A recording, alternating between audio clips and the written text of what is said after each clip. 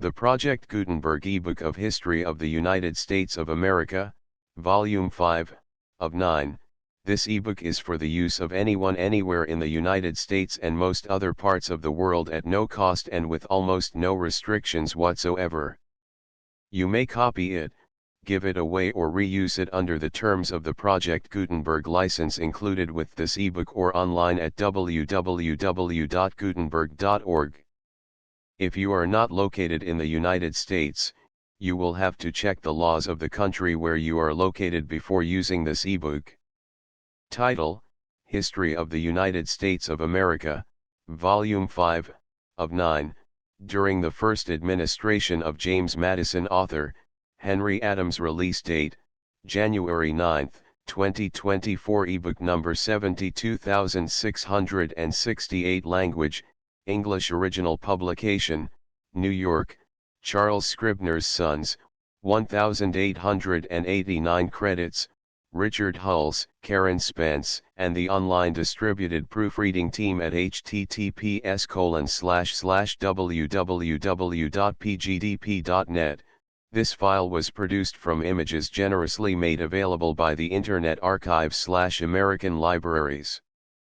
Start of the Project Gutenberg eBook. History of the United States of America, Volume 5, of 9, the First Administration of James Madison 1809 to 1813.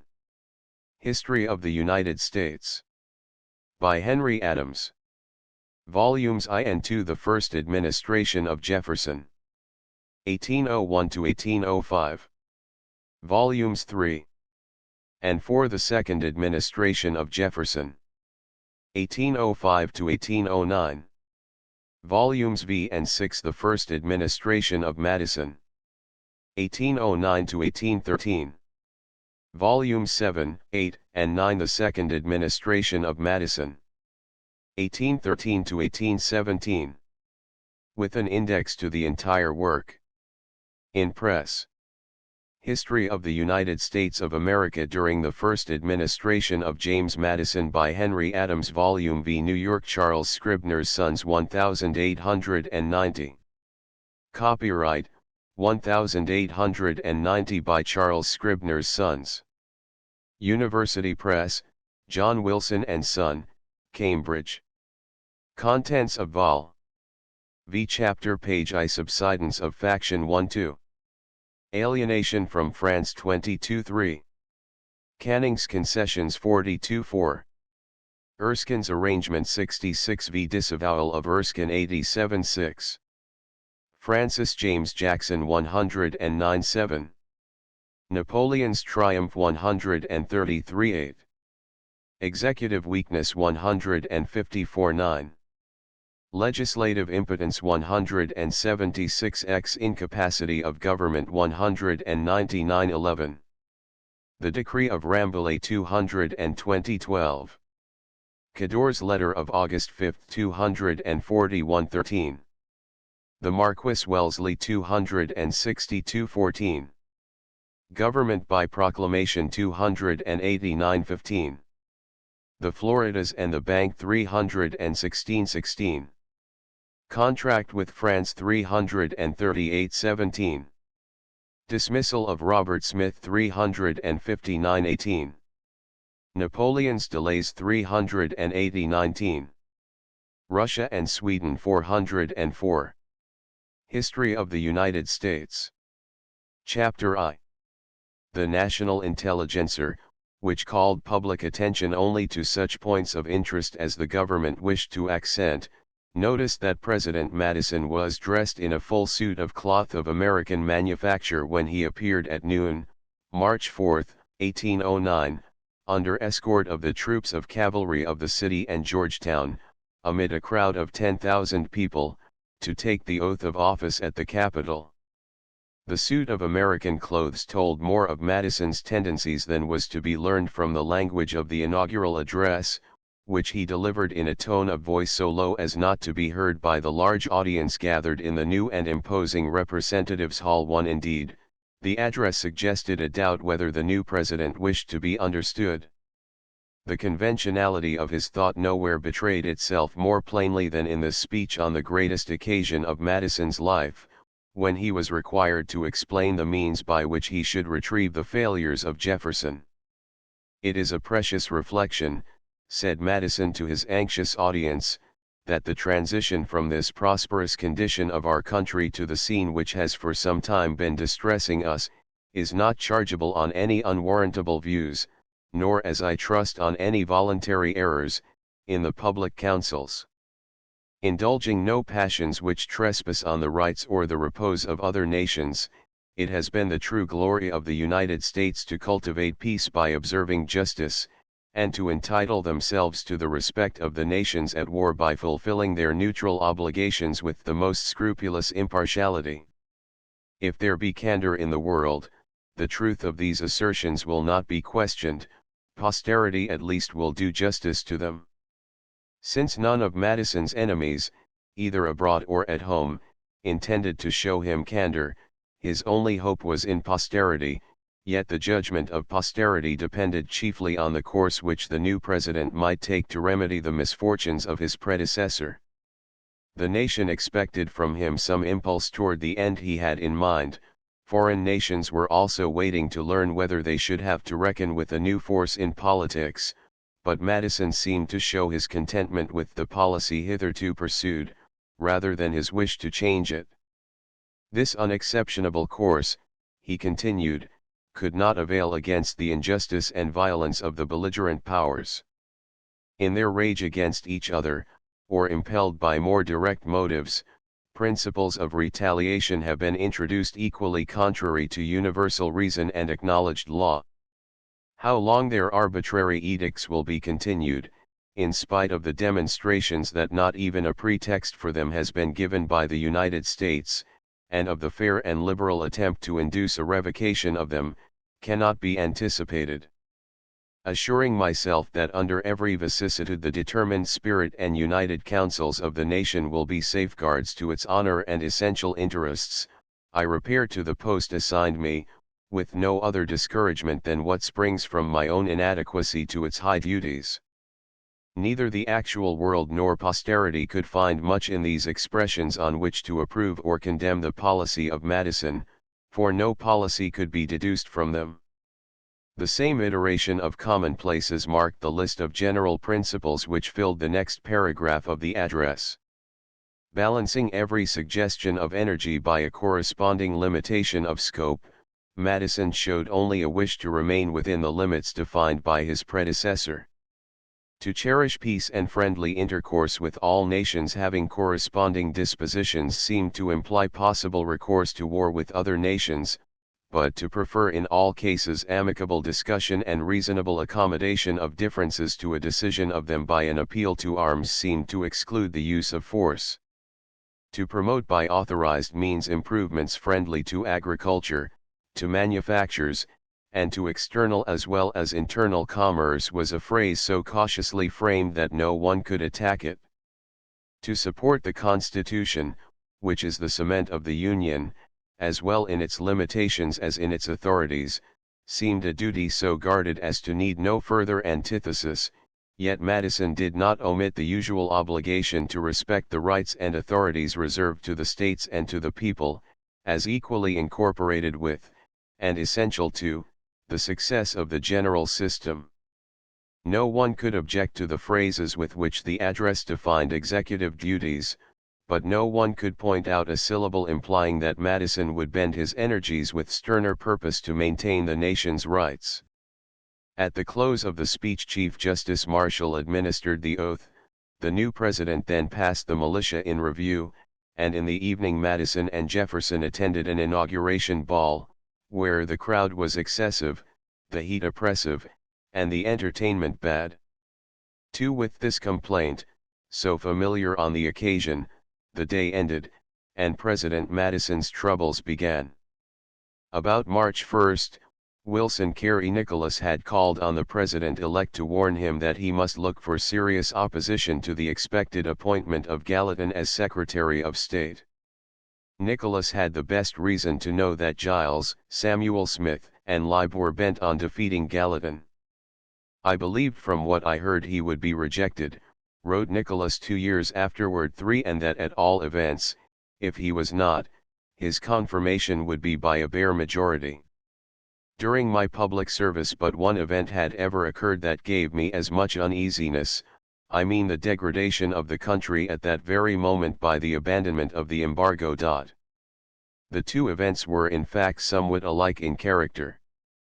That Gallatin should become Secretary of State seemed a point of little consequence, even though it were the only remaining chance for honorable peace, but that another secretary should be forced on the President by a faction in the Senate, for the selfish objects of men like Samuel Smith and Giles, foreboded revolution in the form of government. Nicholas saw chiefly the danger which threatened his friends, but the remoter peril to executive independence promised worse evils than could be caused even by the overthrow of the party in power at a moment of foreign aggression. The effort of Giles and Smith to control Madison had no excuse. Gallatin's foreign birth, the only objection urged against him, warranted doubt, not indeed of his fitness, but of difficulty in obliging European powers to deal with a native of Geneva, who was in their eyes either a subject of their own or an enemy at war, but neither Napoleon nor King George in the year 1809 showed so much regard to American feelings that the United States needed to affect delicacy in respect to theirs, and Gallatin's foreign birth became a signal advantage if it should force England to accept the fact, even though she refused to admit the law, of American naturalization. Gallatin's fitness was undisputed, and the last men who could question it were Giles and Samuel Smith, who had been his friends for 20 years, had trusted their greatest party interests in his hands, had helped to put the Treasury under his control, and were at the moment keeping him at its head when they might remove him to the less responsible post of Minister for Foreign Affairs. Any question of Gallatin's patriotism suggested ideas even more delicate than those raised by doubts of his fitness. A party which had once trusted Burr and which still trusted Wilkinson, not to mention Giles himself, had little right to discuss Gallatin's patriotism, or the honesty of foreign-born citizens. Even the mild-spoken Wilson Carey Nicholas almost lost his temper at this point. "I honestly believe," he wrote in 1811, "if all our native citizens had as well discharged their duty to their country, that we should by our energy have extorted from both England and France a respect for our rights, and that before this day we should have extricated ourselves from all our embarrassments instead of having increased them."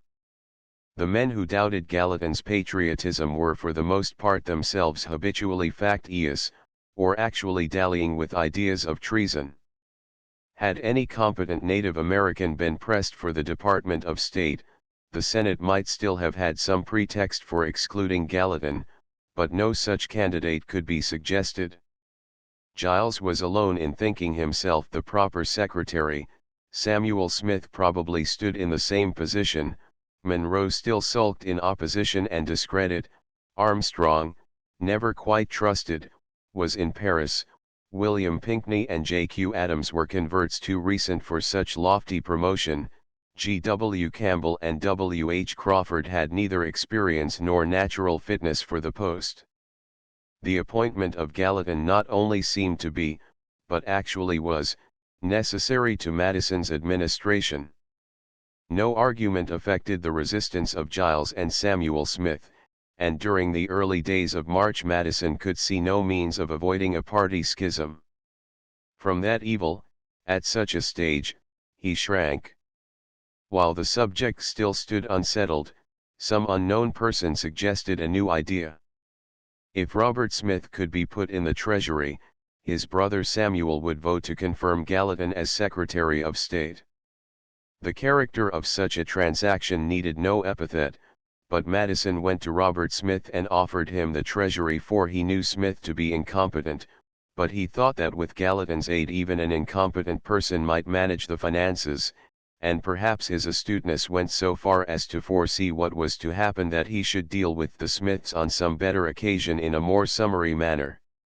Madison's resemblance to a cardinal was not wholly imaginary. While Robert Smith went to inquire into the details of Treasury business before accepting the offered post, the president consulted with Gallatin, who rejected the scheme at once.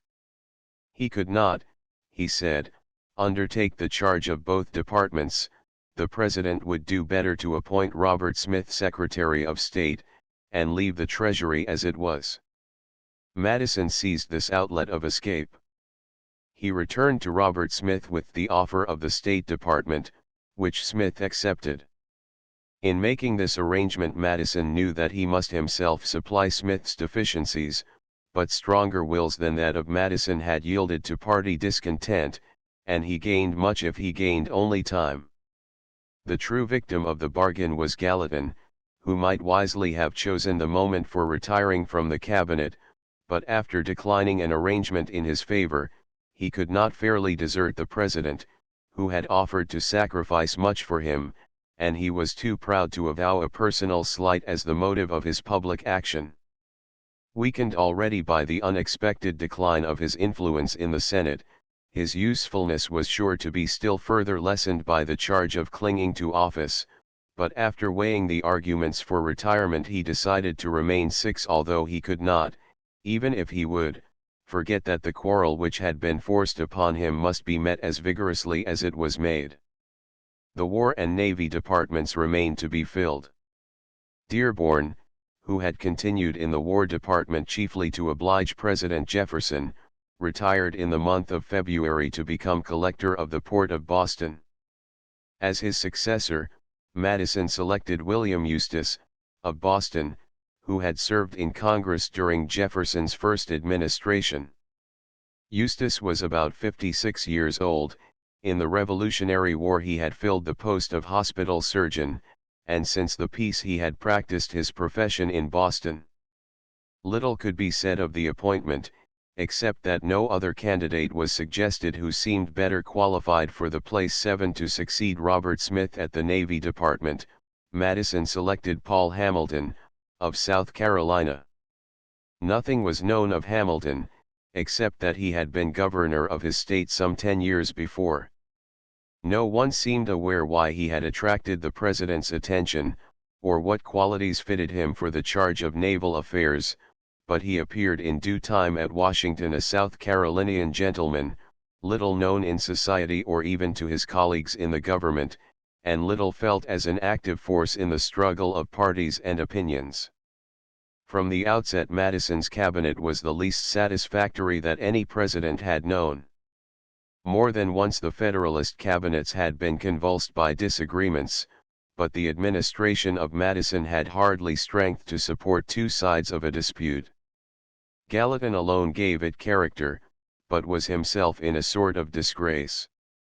The Secretary of State, the Secretary of War, and the Secretary of the Navy, overshadowed in the cabinet by Gallatin, stood in a position of inevitable hostility to his influence, although they represented neither ideas nor constituents. While Gallatin exacted economy, the Army and Navy required expenditures, and the two secretaries necessarily looked to Robert Smith as their friend. Toward Robert Smith Gallatin could feel only antipathy, which was certainly shared by Madison. "We had all been astonished at his appointment," said Joel Barlow 2 years afterward. "We all learned the history of that miserable intrigue by which it was effected." Looking upon Robert Smith's position as the result of a miserable intrigue, Gallatin could make no secret of his contempt. The social relations between them, which had once been intimate, wholly ceased. To embroil matters further, the defalcation of a Navy agent at Leghorn revealed business relations between the Navy Department and Senator Samuel Smith's mercantile firm, which scandalized Gallatin and drew from him a sharp criticism. He told Samuel Smith that the transactions of the firm of Smith and Buchanan were the most extraordinary that had fallen within his knowledge since he had been in the Treasury, and had left very unfavorable impressions on his mind. 9. Smith was then struggling for a re-election to the Senate, and felt the hand of Gallatin as a chief obstacle in his way. The feud became almost mortal under these reciprocal injuries, but Samuel Smith gained all his objects, and for the time held Gallatin and Madison at his mercy. Had he been able to separate them, his influence would have had no bounds, except his want of ability. Yet Madison was always a dangerous enemy, gifted with a quality of persistence singularly sure in its results.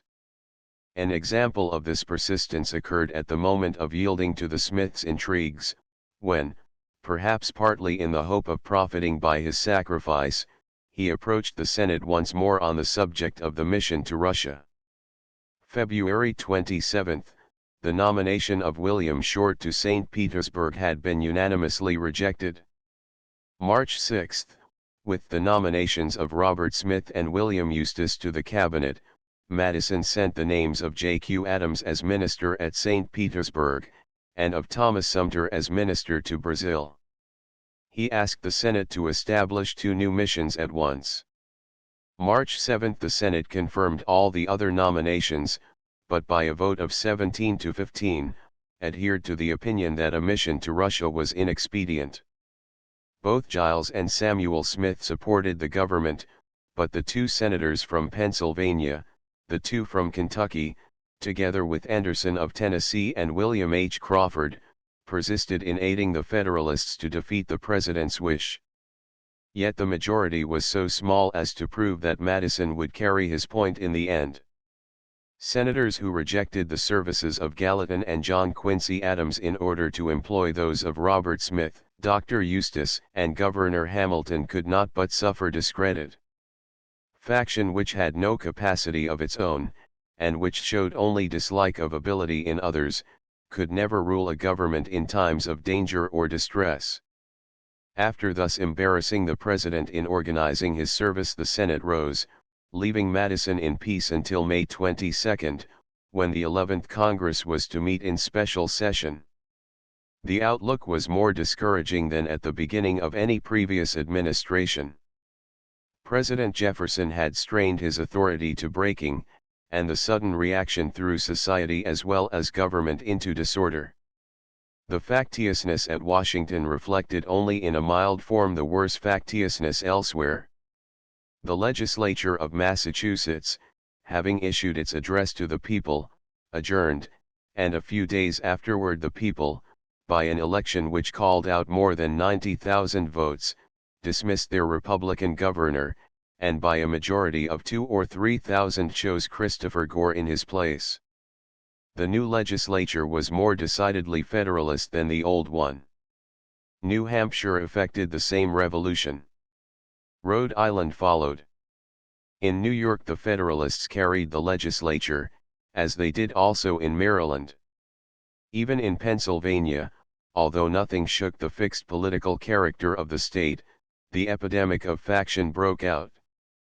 While the legislatures of Massachusetts and Connecticut declared acts of Congress unconstitutional, and refused aid to execute them, the legislature of Pennsylvania authorized Governor Snyder to resist by armed force a mandate of the Supreme Court, and when the United States Marshal attempted to serve process on the person of certain respondents at the suit of Gideon Olmsted, he found himself stopped by state militia acting under orders. In a country where popular temper had easier means of concentrating its violence, government might have been paralyzed by these proofs of low esteem, but America had not by far reached such a stage, and dark as the prospect was both within and without, Madison could safely disregard dangers on which most rulers had habitually to count. His difficulties were only an inheritance from the old administration, and began to disappear as quickly as they had risen. At a word from the President the state of Pennsylvania recovered its natural common sense, and with some little sacrifice of dignity gave way. The popular successes won by the Federalists were hardly more serious than the momentary folly of Pennsylvania. As yet, the Union stood in no danger. The Federalists gained many votes, but these were the votes of moderate men who would desert their new companions on the first sign of a treasonable act, and their presence tended to make the party cautious rather than rash. John Henry, the secret agent of Sir James Craig, reported with truth to the Governor-General that the Federalist leaders at Boston found disunion a very delicate topic, and that an unpopular war can alone produce a sudden separation of any section of this country from the common head. 10. In public, the most violent Federalists curbed their tongues whenever the Union was discussed, and instead of threatening to dissolve it, contented themselves by charging the blame on the Southern states in case it should fall to pieces. Success sobered them. The repeal of the embargo seemed so great a triumph that they were almost tempted into good humor. On the people of New England other motives more directly selfish began to have effect. The chief sources of their wealth were shipping and manufactures. The embargo destroyed the value of the shipping after it had been diminished by the belligerent edicts. The repeal of the embargo restored the value. The Federalist newspapers tried to prove that this was not the case, and that the Non-Intercourse Act, which prohibited commerce with England, France, or their dependencies, was as ruinous as embargo itself.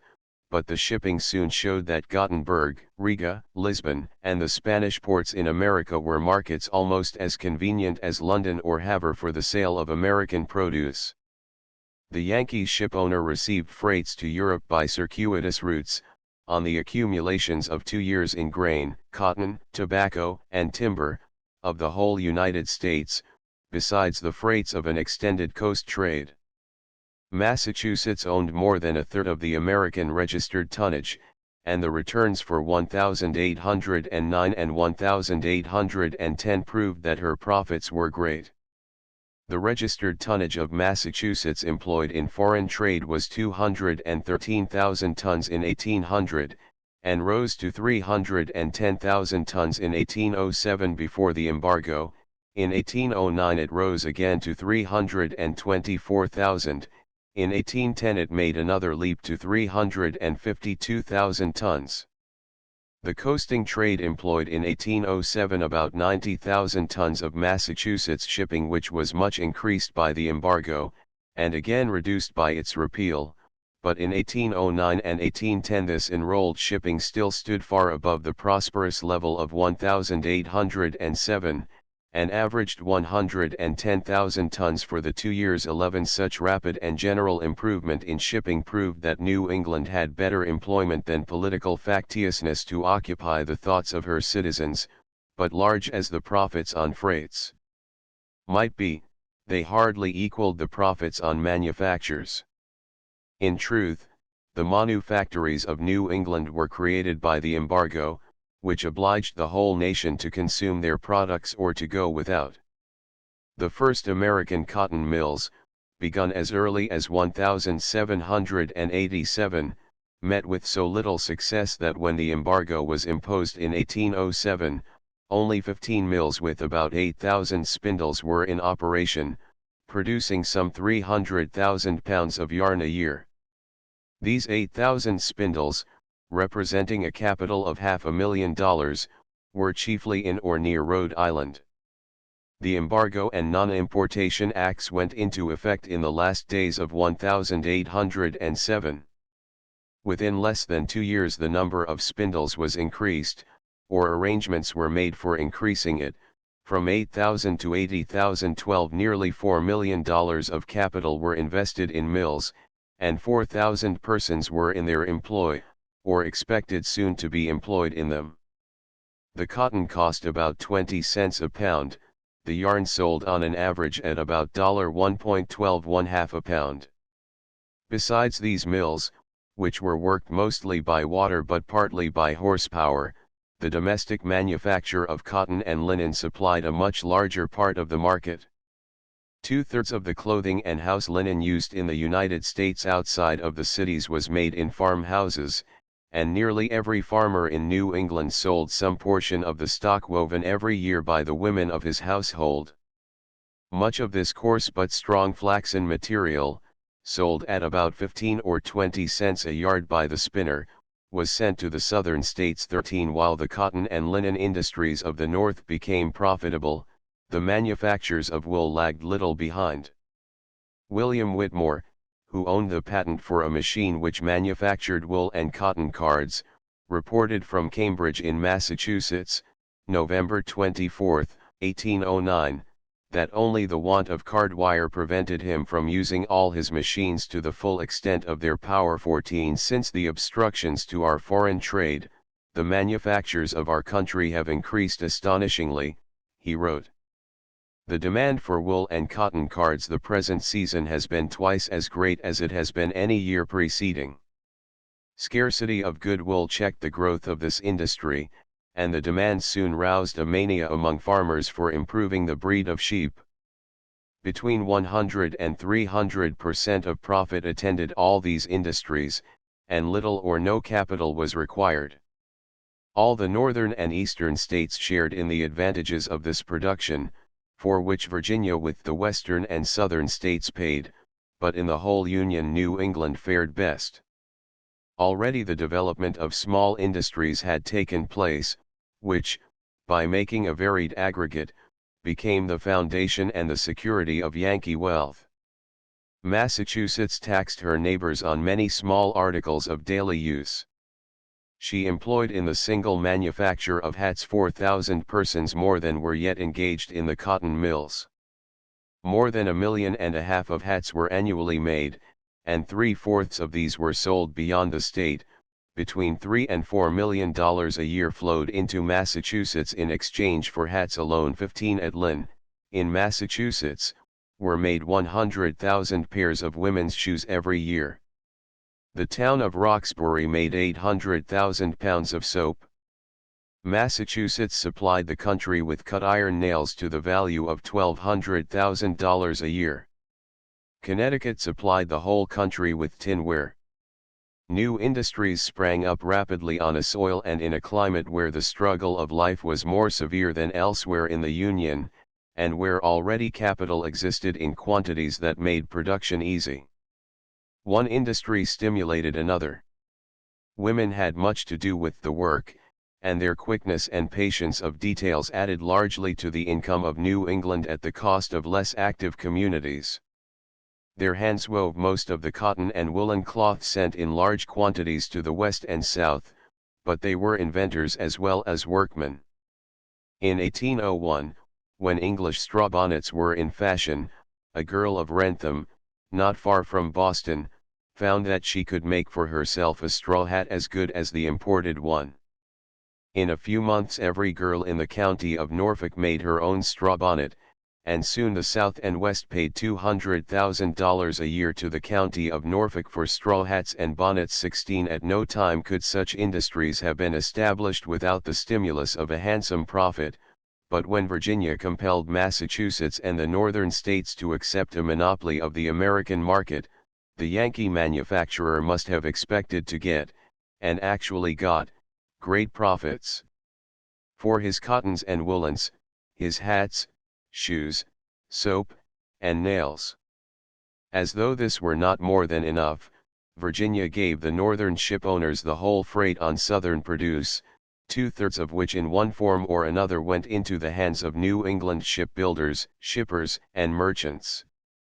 Slowly the specie capital of the Union drifted towards the banks of Boston and New Haven, until, as the story will show, the steady drain of specie eastward bankrupted the other states and the national government.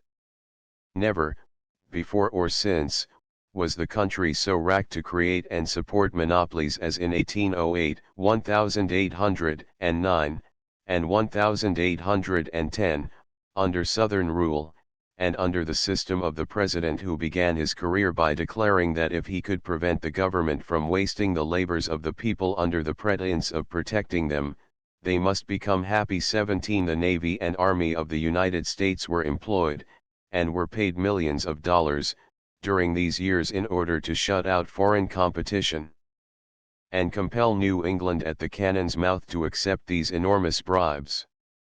The Yankee, however ill-tempered he might be, was shrewd enough to see where his profit lay.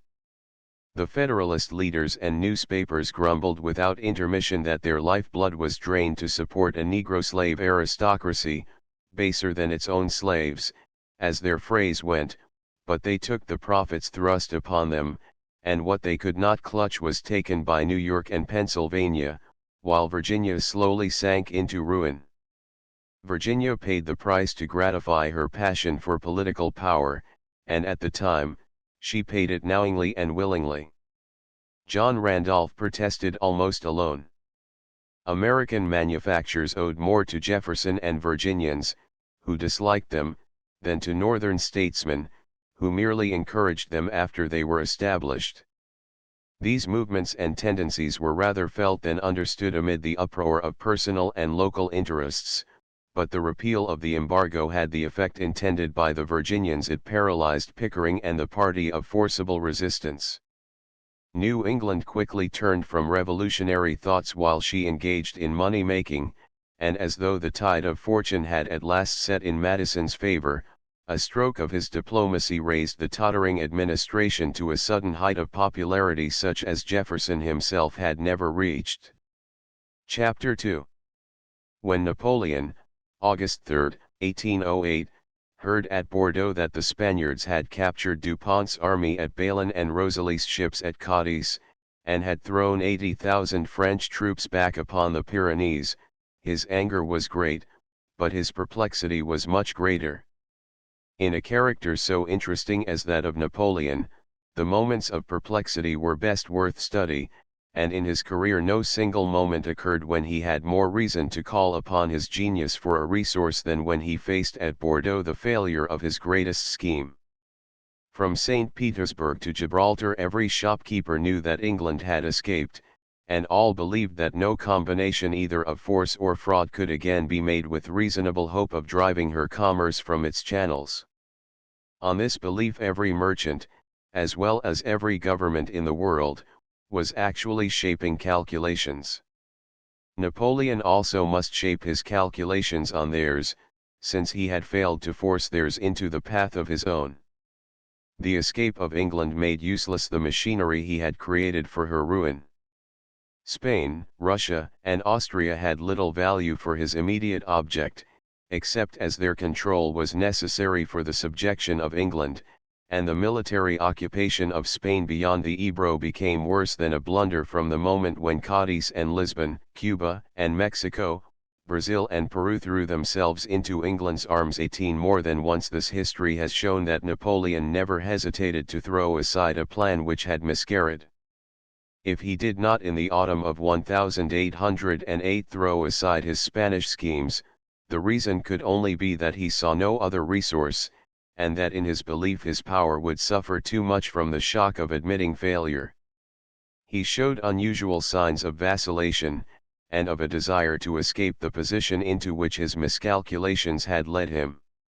Instead of going at once to Spain and restoring order to his armies, he left his brother helpless at Vittoria while he passed 3 months in negotiations looking toward peace with England.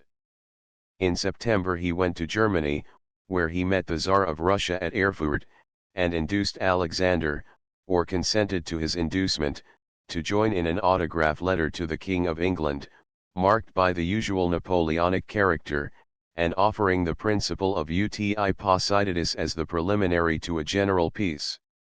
England regarded this advance as deceptive, and George Canning was never more successful than in the gesture of self-restrained contempt with which he tossed back the letter that Napoleon and Alexander had presumed to address to a constitutional king of England, but even Canning could hardly suppose that Napoleon would invite an insult without a motive.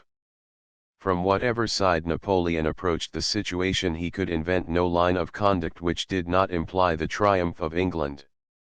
Study the problem as he might, he could not escape from the political and military disadvantages he incurred from the Spanish uprising. Without the consent of England he could neither free his civil government from the system of commercial restriction, nor free his military strength from partial paralysis in Spain, and England refused to help him, or even to hear reason from Alexander. Thenceforward a want of distinct purpose showed itself in Napoleon's acts. Unable either to enforce or to abandon his continental system, he began to use it for momentary objects, sometimes to weaken England, sometimes to obtain money, or as the pretext for conquests. Unable to hold the peninsula or to withdraw from it, he seemed at one time resolved on conquest, at another disposed toward retreat. In the autumn of 1808 both paths ran together, for his credit required him to conquer before he could honorably establish any dynasty on the throne, and during the months of September and October he marched new French armies across the Pyrenees and massed an irresistible force behind the Ebro.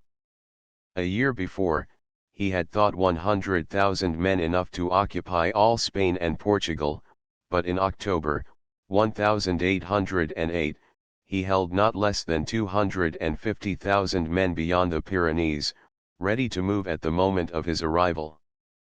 October 25, after his return from Germany, the emperor pronounced a speech at the opening of his legislative chambers, and the embarrassment of his true position was evident under the words in which he covered it. "Russia and Denmark," he said, "have united with me against England. The United States have preferred to renounce commerce and the sea rather than recognize their slavery. A part of my army marches against those that England has formed or disembarked in Spain. It is a special benefit of that providence which has constantly protected our arms, that passion has so blinded English councils as to make them renounce the protection of the sea and at last present their armies on the continent. I depart in a few days to place myself at the head of my army, and with God's aid to crown the King of Spain in Madrid, and plant my eagles on the forts of Lisbon." He left Paris October 29, and 10 days later, November 9, began the campaign which still attracts the admiration of military critics, but which did not result in planting his eagles on the forts of Lisbon. "To my great astonishment," he afterward said, "I had to fight the battles of Tudela, Espinosa, Burgos, and Somosierra, to gain Madrid, which, in spite of my victories, refused me admission during 2 days." After disposing in rapid succession of all the Spanish armies, he occupied Madrid December 4, and found himself at the end of his campaign. The conquest of Lisbon and Cadiz required more time, and led to less military result than suited his objects. At that moment he learned that an English army under Sir John Moore had ventured to march from Portugal into the north of Spain, and had already advanced so far toward Burgos as to make their capture possible. The destruction of an English army, however small, offered Napoleon the triumph he wanted. Rapidly collecting his forces, he hurried across the Guadarrama mountains to cut off Moore's retreat, but for once he was outgeneraled. Sir John Moore not only saved his own army, but also led the French a long and exhausting chase to the extreme northwestern shore of Spain, where the British fleet carried Moore's army out of their reach. Napoleon would not have been the genius he was had he wasted his energies in following Moore to Corunna, or in trying to plant his eagles on the forts of Lisbon or Cadiz. A year earlier, Lisbon and Cadiz had been central points of his scheme, but in December, 1808, they were worth to him little more than any other seaports without fleets or colonies. For Spain and Portugal Napoleon showed that he had no further use. The moment he saw that Moore had escaped, which became clear when the Emperor reached Astorga, January 2, 1809, throwing upon Soult the task of marching 150 miles to Corunna after Moore and the British army, Napoleon stopped short, turned about, and with rapidity unusual even for him, quitted Spain forever. "The affairs of Spain are finished," he wrote January 1620, although Joseph had the best reason to know and much cause to tell how his brother left nothing finished in Spain. "The circumstances of Europe oblige me to go for 3 weeks to Paris," he wrote to Joseph early in the morning of January 15, "if nothing prevents, I shall be back again before the end of February." 21 With characteristic mixture of harshness and tenderness toward his elder brother, he wrote at noon the same day another account, equally deceptive, of his motives and intentions. "You must say everywhere, and make the army believe, that I shall return in 3 or 4 weeks. In fact, my mere presence at Paris will make Austria shrink back to her nullity, and then, before the end of October, I will be back here. I shall be in Paris in 5 days. I shall go at full speed, day and night, as far as Bordeaux. Meanwhile everything will go on quieting itself in Spain. 22 Giving out that the conduct of Austria required his presence at Paris, he succeeded in imposing this fiction upon Europe by the empire of his will. Europe accepted the fable, which became history, but although the emperor soon disposed of Austria, and although Spain was a more difficult problem than Austria ever was, Napoleon never kept his word to Joseph, and never again ventured within sight of the mistakes he could no longer correct. Meanwhile Armstrong, disgusted with the disappointments and annoyances of his residence at Paris, had become anxious to escape without further loss of credit.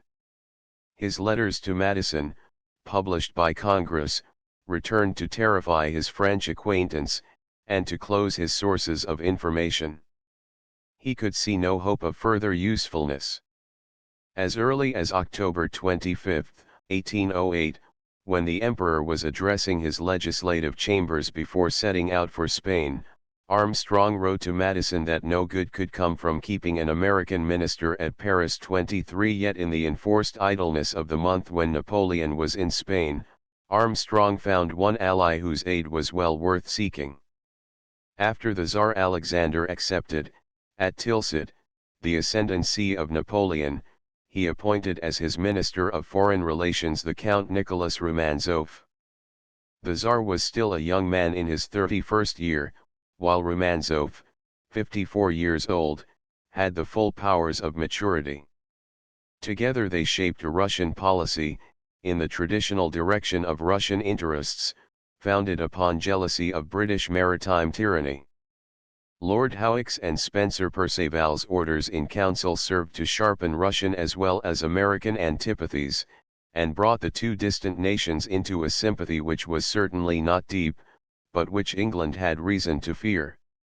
In the autumn of 1808 Count Romanzoff came to Paris to arrange with Champagny the details of their joint diplomacy, and at the same time, in the month of November, William Short arrived in Paris secretly accredited as Minister Plenipotentiary at St. Petersburg, but waiting confirmation by the Senate before going to his post. When Armstrong told Romanzoff that an American minister would soon be on his way to St. Petersburg, the Count was highly pleased, and promised at once to send a full minister to replace Andrei Dashkov, the charge at Washington. Ever since I came into office, he said to Armstrong 24, I have been desirous of producing this effect, for in dissolving our commercial connections with Great Britain it became necessary to seek some other power in whom we might find a substitute, and on looking round I could see none but the United States who were at all competent to this object. So far as concerned England, the alliance promised great advantages, but Armstrong's chief anxiety affected France, and when he attempted to enlist Romanzoff in resistance to Napoleon's robberies, he found no encouragement. Romanzoff had already tried his influence with Napoleon on behalf of the Danes, who wanted compensation for their plundered commerce. Give them a civil answer, replied Napoleon 25, but of course one never pays for this sort of thing on NEPAYE Jumaï Choses law, NSCE PA. From Romanzoff's refusal, Armstrong inferred that no change need be hoped in Napoleon's conduct. On the contrary, he wrote to Madison, the day when Napoleon abandoned the pursuit of Sir John Moore 26, their anti-neutral system is more rigidly observed, the embargo on ships of the United States found here before the imperial decrees were issued is continued, every ship of ours coming into a port of France or of her allies is immediately seized and sequestered, cargoes regularly admitted to entry by the custom houses are withheld from their owners, ships most obviously exceptions to the operation of the decrees have been recently condemned, and what in my view of the subject does not admit of aggravation, the burning of the ship Brutus on the high seas, so far from being disavowed, is substantially justified. Had this been all, perhaps President Madison and Congress might have waited with courtesy, if not with hope, for Napoleon's pleasure, but grievances equally serious ran back to the year 1803, and not one of them had been redressed by France. It is now 3 years since one of her admirals, on the principle of self-preservation, burnt 4 of our ships at sea, and the Emperor immediately acknowledged the debt and repeatedly promised to discharge it, but not a shilling has yet been paid, nor is it probable that a shilling ever will be paid. Besides this breach of justice in the first instance and of promise in the last, we have to complain that bills of exchange drawn to the order of citizens of the United States by the public functionaries of France, to the amount of many millions of dollars, and for articles of the first necessity, and drawn many years ago, are not only not paid, but are officially denounced as not payable. Armstrong's temper, bad in the winter, became worse in the spring, until his letters to the Department of State seemed to leave no remedy but war for the grievances he described. The angry tone of his dispatches was not counteracted by fair words in the instructions sent by Champagny to Turreau, which were calculated to irritate President Madison beyond patience. You cannot too much call attention to the grievances of the Americans against England in order to make them more sensibly felt, wrote Champagny to Turreau. After the Emperor went to Spain 27, the Americans would like France to grant them commercial privileges which no nation at present enjoys. But, hitherto it has not seemed proper, in the execution of general measures, to introduce exceptions which would have really destroyed their effect. If the rules adopted against English commerce had not been made common, that commerce would continue through every opening left to it, England would preserve the same resources as before for supporting the war. A system of exception for one people would turn the rule into an injustice toward all others. All would have right to complain of a privilege granted to the federal government which themselves would not enjoy. Unanswerable as this reasoning was from the Napoleonic standpoint, it was open to the objection of placing Madison among the belligerents at war with England, and of obliging him not only to accept the rules imposed by Napoleon on the allies of France, but also to admit the corresponding right of British retaliation, even to the point of war. Until President Madison made up his mind to war with England, he could hardly be induced by Napoleon's diplomacy to overlook his causes of war with France. Had Napoleon acted according to rules of ordinary civilization, he would at least have softened the harshness of his commercial policy toward America by opening to the American president some vista of compensation elsewhere. Florida seemed peculiarly suited for this object, and no one so well as Napoleon knew the anxiety of the late administration to obtain that territory, which, for any legitimate purpose, was useless and worthless to France. In December, 1808, Napoleon could have retained little or no hope of controlling the Spanish colonies by force, yet he ordered the American government to leave them alone, as he ordered it to adopt the French system of commercial restraint. I venture to presume, continued Champagny to Turreau, that if His Majesty has no reason to complain of the disposition shown by the United States toward him, he will show himself more and more inclined to treat them favorably. What will most influence his course will be the conduct pursued by the United States toward the Spanish colonies, and the care that shall be taken to do nothing in regard to them which can contravene the rights of the mother country. Thus from Turreau's attitude as well as from Armstrong's letters, the government at Washington was advised that neither favor nor justice need be expected from Napoleon. This impression, strengthened by all the private advices which arrived from France during the winter of 1808 to 1809, even though partly balanced by the bulletins of the Emperor's splendid Spanish campaign, had much to do with the refusal of Congress to declare a double war, which, however general in terms, must in effect be waged against England alone. Anger with France affected Republicans almost as strongly as fear of Napoleon excited Federalists. When the final struggle took place in Congress over the embargo, No small share of the weakness shown by the administration and its followers was due to their consciousness that the repeal of the embargo would relieve them from appearing to obey an imperial mandate. Turreau understood the repeal in no other light, and was extremely irritated to see the decline of his influence.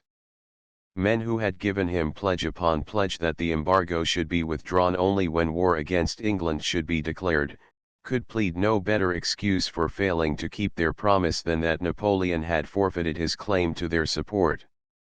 March 19, 2 weeks after Congress rose, Turreau wrote from Baltimore to Champagny 28. You will have judged from my last dispatches that the embargo law would be repealed. It has been so, in fact, despite my efforts to maintain it, and notwithstanding the promise of quite a large number of influential representatives, especially among the senators, who had guaranteed to me its continuance till the next Congress, and who have voted against their political conscience. I had informed Your Excellency of the disunion projects shown by some of the northern states. Their avowed opposition to the continuance of the embargo, and their threats to resist its execution, terrified Congress to such a degree that the dominant party became divided, and the foibles, of Mr. Jefferson sanctioned the last and the most shameful act of his administration. I say it with regret, and perhaps I have said it too late. I am convinced there is nothing to hope from these people. Erskine, whose persistent efforts to conciliate had also something to do with the action of Congress, made Turreau's anger the subject of a dispatch, doubtless hoping it might guide Canning's thoughts toward the wisdom of conciliation. 29. The French minister, it seems, is so much offended at the non-intercourse law which has been lately passed, and is so little pleased with the general disposition, as he conceives it, of the new administration of the United States toward France, that he has quitted the city, having previously given up his house and removed all his furniture, without calling either upon the new president or any of the members of the administration, as was his uniform custom in former years, and as is always done by foreign ministers. Robert Smith informed Erskine that the government would consider it to be their duty, which he was sure they would feel no disposition to shrink from, to recommend to the new Congress to enter upon immediate measures of hostility against France in the event of Great Britain giving way as to her orders so far as to afford an opportunity to the United States to assert their rights against France. During the month of March, Turreau watched the workings of the Non-Intercourse Act, but found little encouragement.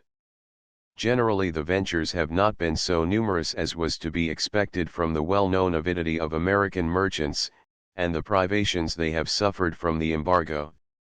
Most of the outgoing vessels had cleared for the West Indies or the Azores, but the French government may rest assured that among 100 ships leaving the ports of the Union for the high seas, 90 of them will have the real object of satisfying the wants and demands of England. Such a commerce was in his opinion fair prey. England had gained the upper hand in America, English superiority could no longer be contested, and to France remained only the desperate chances of the political gambler. Today not only is the separation of New England openly talked about, but the people of those 5 states wish for the separation, pronounce it, openly prepare it, will carry it out under British protection, and probably will meet with no resistance on the part of the other states. Yet this project, which is known and avowed, the last proceedings of Congress, which are blamed, the progress of the Federalists, the alarms of commerce, the feebleness of the highest authorities, de premiers pouvoirs, and the doubts regarding the capacity and the party views of the new president cause a ferment of public opinion, and perhaps the moment has come for forming a party in favor of France in the central and southern states, whenever those of the north, having given themselves a separate government under the support of Great Britain, may threaten the independence of the rest. 31. Turreau's speculations might show no great sagacity, but they opened a glimpse into his mind, and they were the chief information possessed by Napoleon to form his estimate of American character. Nothing could more irritate the emperor than these laments from his minister at Washington over the victory of English interests in the United States. The effect of such reports on Napoleon was likely to be the more decided because Turgot saw everything in darker colors than the facts warranted. Deceived and defeated in the case of the embargo, he imagined himself also in danger on the other main point of his diplomacy, the Spanish colonies. The old Spanish agents, consular and diplomatic, mostly patriots, were still officially recognized or privately received at Washington. Rumor said that troops were collecting at New Orleans to support a movement of independence in Florida, that General Wilkinson, on his way to take command in Louisiana, had stopped at Havana and Pensacola, that President Jefferson, on the eve of quitting the presidency, had been heard to say, "We must have the Floridas and Cuba." Anonymous letters, believed by Turgot to be written by one of the clerks in the State Department, warned him against the intrigues of the federal government in the Spanish colonies.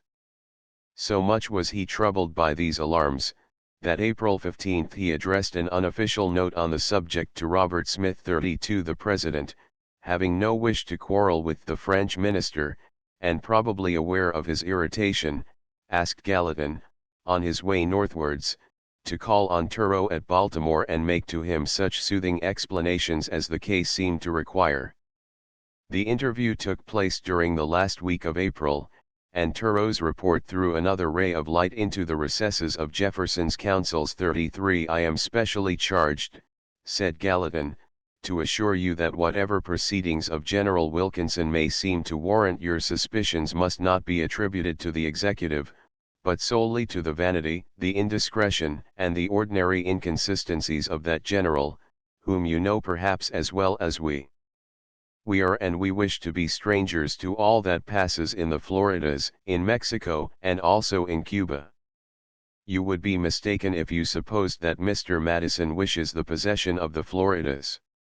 That was Mr. Jefferson's hobby, Murat, it has never been the wish of his cabinet, and Mr. Madison values today the possession of the Floridas only so far as they may be thought indispensable to prevent every kind of misunderstanding with Spain, and to secure an outlet for the produce of our southern states. We have had no part in the meetings which have taken place in the Floridas, and we could not know that General Wilkinson has been ill received there. This is true. As for the possession of Cuba, this was also a new idea of Mr. Jefferson which has not been approved by the Executive Council, and I am authorized to protest to you that even if Cuba were offered us as a gift, we would not accept it. We are also opposed to every step which would tend, under the pretext of commerce, to involve us in the politics of France and Spain, and we shall see to it that any persons undertaking such enterprises are properly dealt with. I flatter myself therefore that you will believe the Cabinet to be firmly resolved carefully to avoid every disturbance of the good understanding between the United States and France.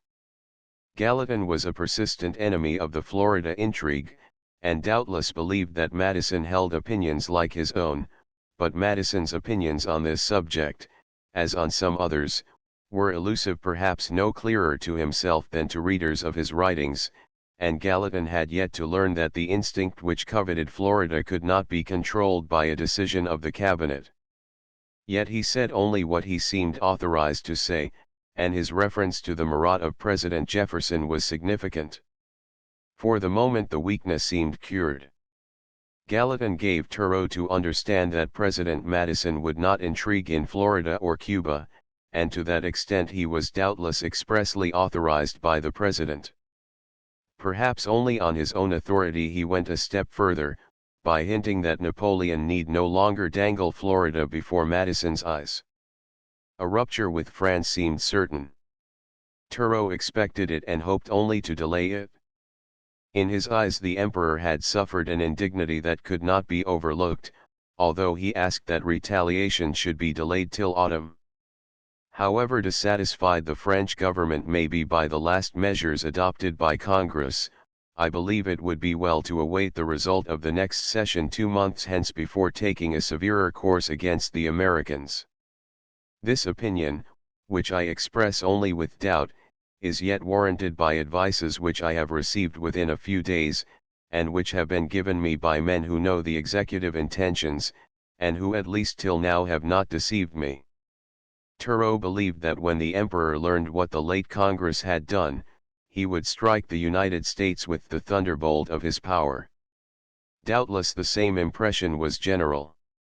Even after Napoleon's character has been the favorite study of biographers and historians for nearly 100 years, the shrewdest criticism might fail in the effort to conjecture what shape the emperor's resentment took. This story has shown many of his processes from the time when he met the resistance of the Haitian Negroes in 1803 to the time when he met the uprising of the Spanish patriots in 1809. But even with the advantage of his own writings as a guide, neither friend nor enemy could test theories of his character better than by attempting to divine the conduct he was to pursue toward the United States after their defiance of his wishes in the repeal of the embargo. As though to remove the last doubt of rupture with Napoleon, the president startled the country by suddenly announcing a settlement of his disputes with England. April 7 Erskine received new instructions from London, and during the next 2 weeks he was closeted with the President and the Cabinet. April 21 the National Intelligencer announced the result of their labors. Chapter 3.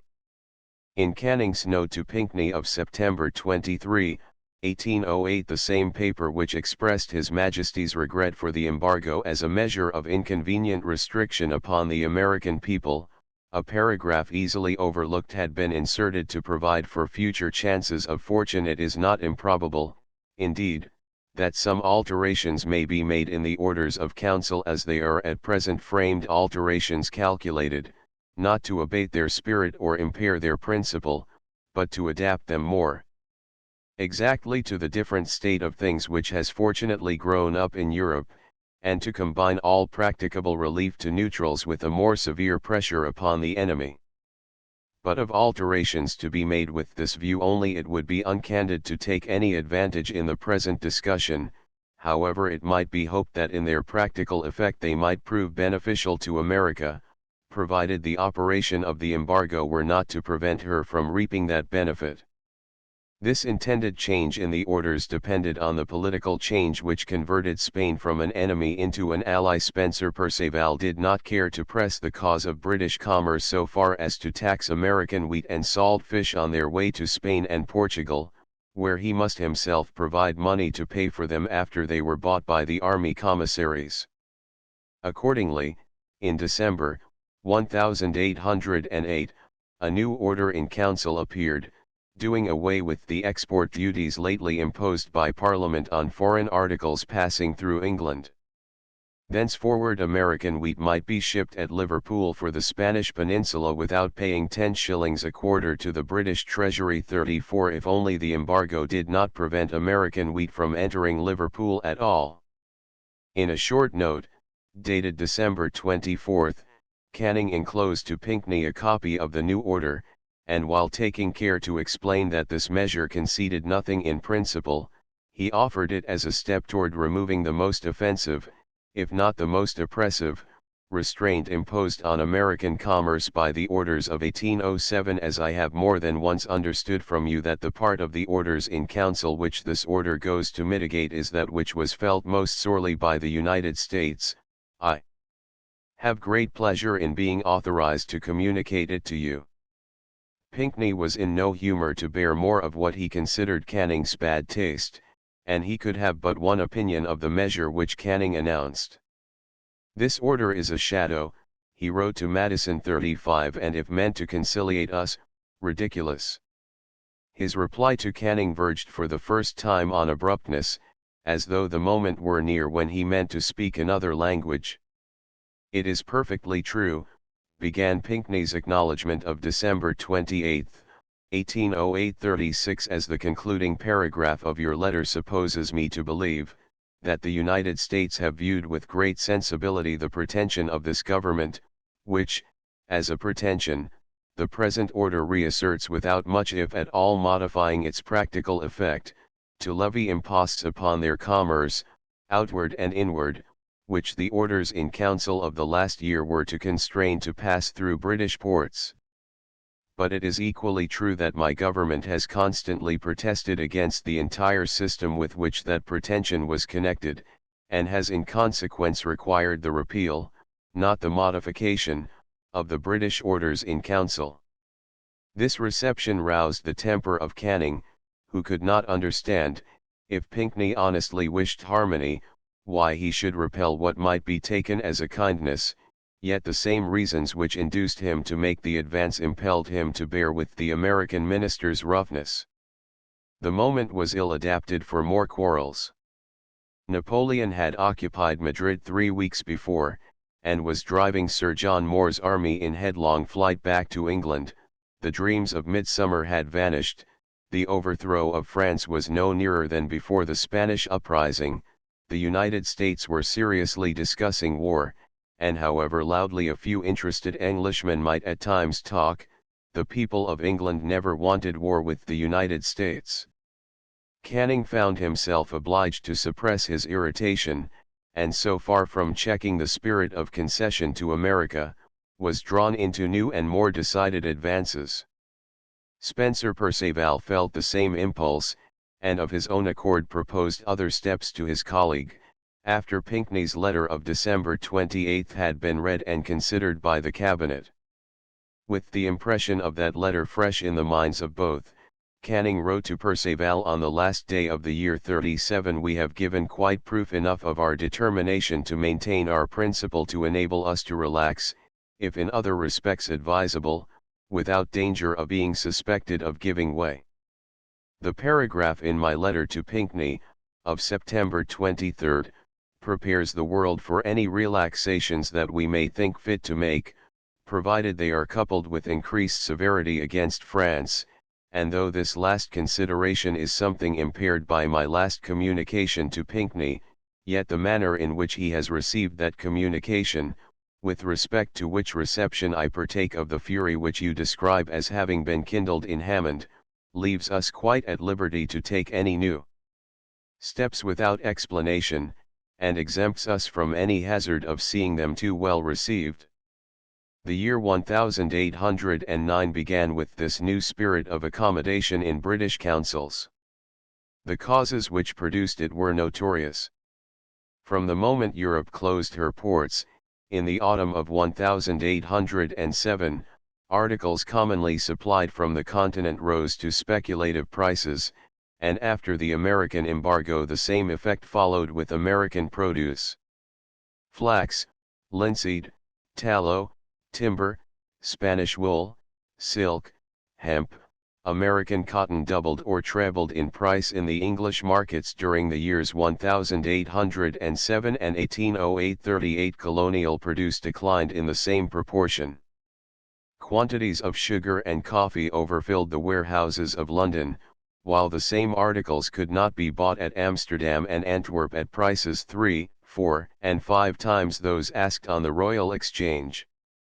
Under the orders in council, the whole produce of the West Indies, shut from Europe by Napoleon and from the United States by the embargo, was brought to England, until mere plethoras stopped accumulation.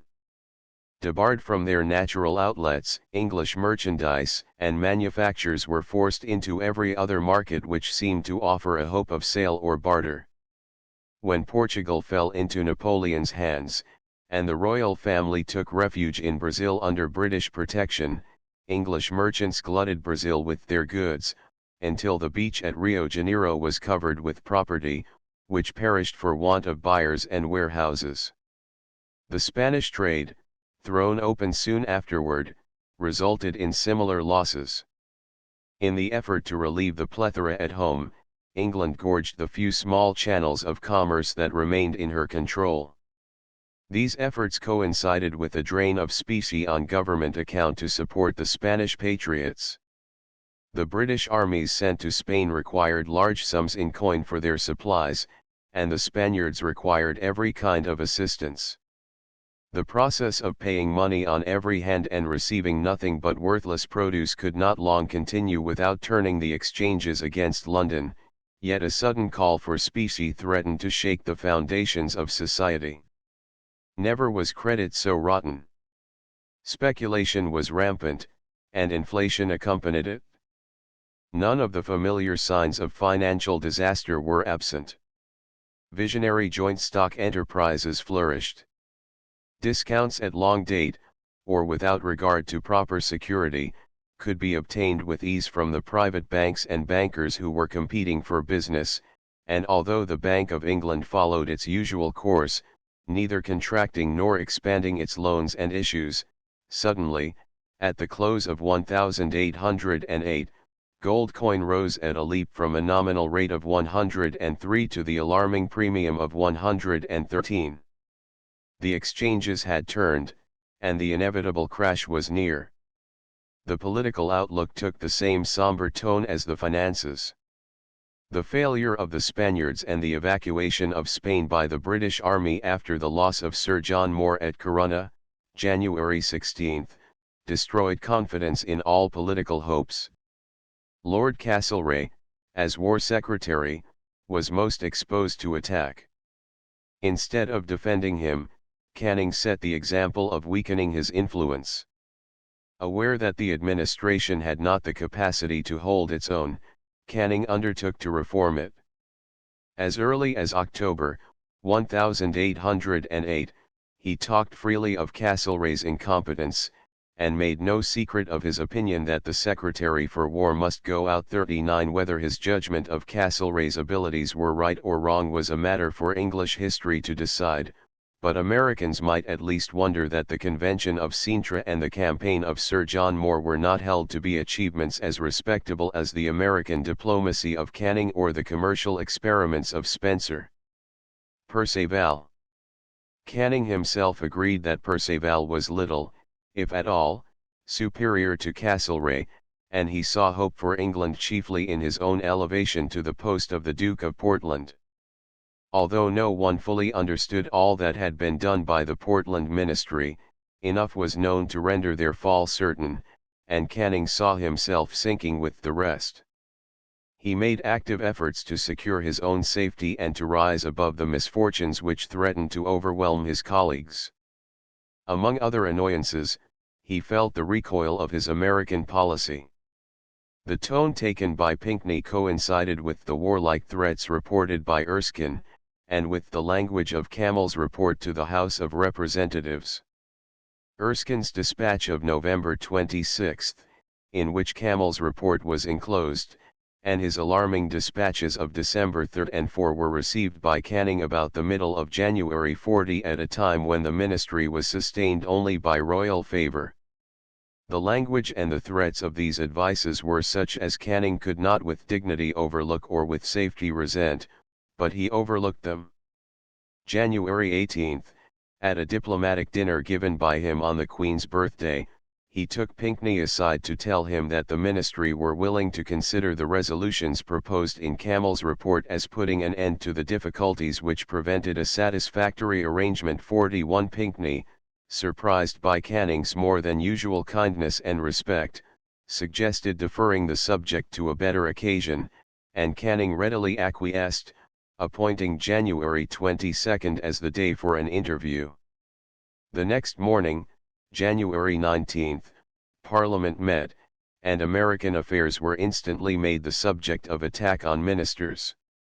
In the Lords, Grenville declared that the insulting and sophistical answer returned by Canning to the American offer, persuaded him that the intention of the King's government is to drive things to extremity with America.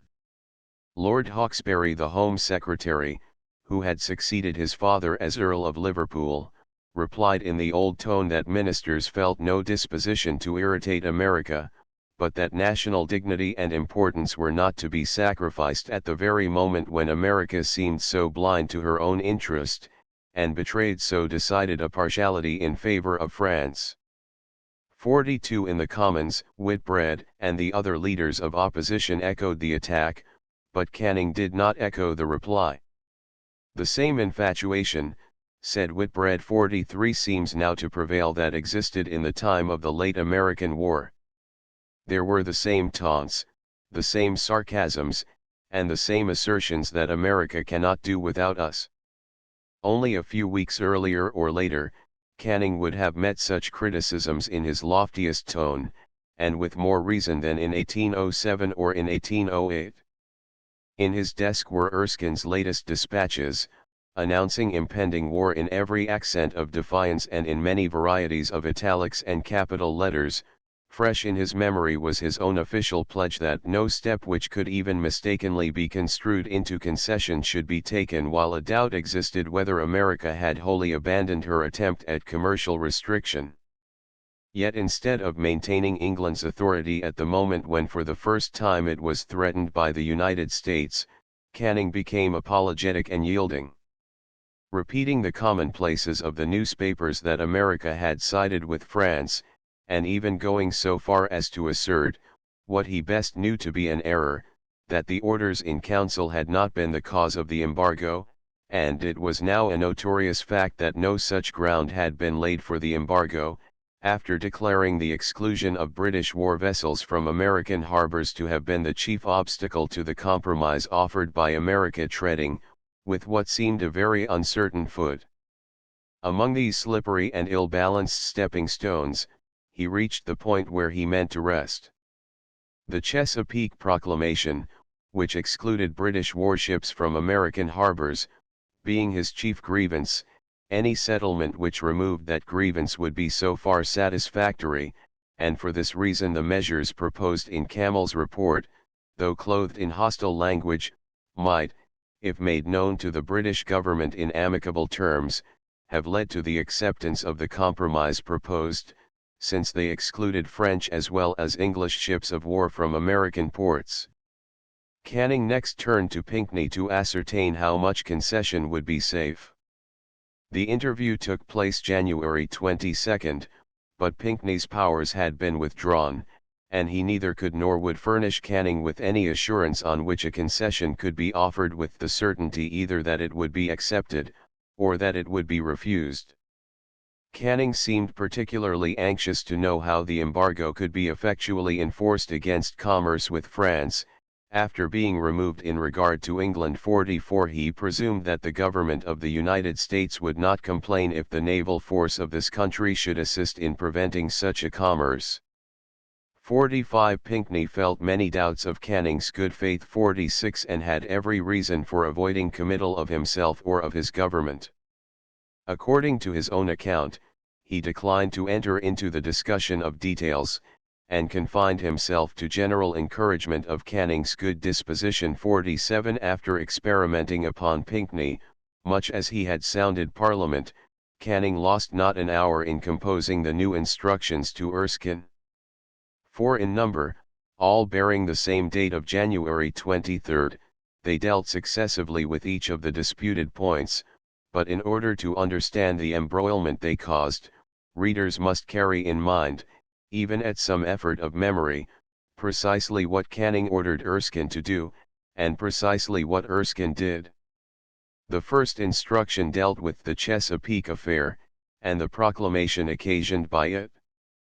Accepting Gallatin's idea that the proclamation being merged in the general non-intercourse would cease to exist as a special and separate provision of law, Canning instructed Erskine that if French ships of war should be excluded from American ports, and if the proclamation should be tacitly withdrawn, he need no longer insist upon the formal recall.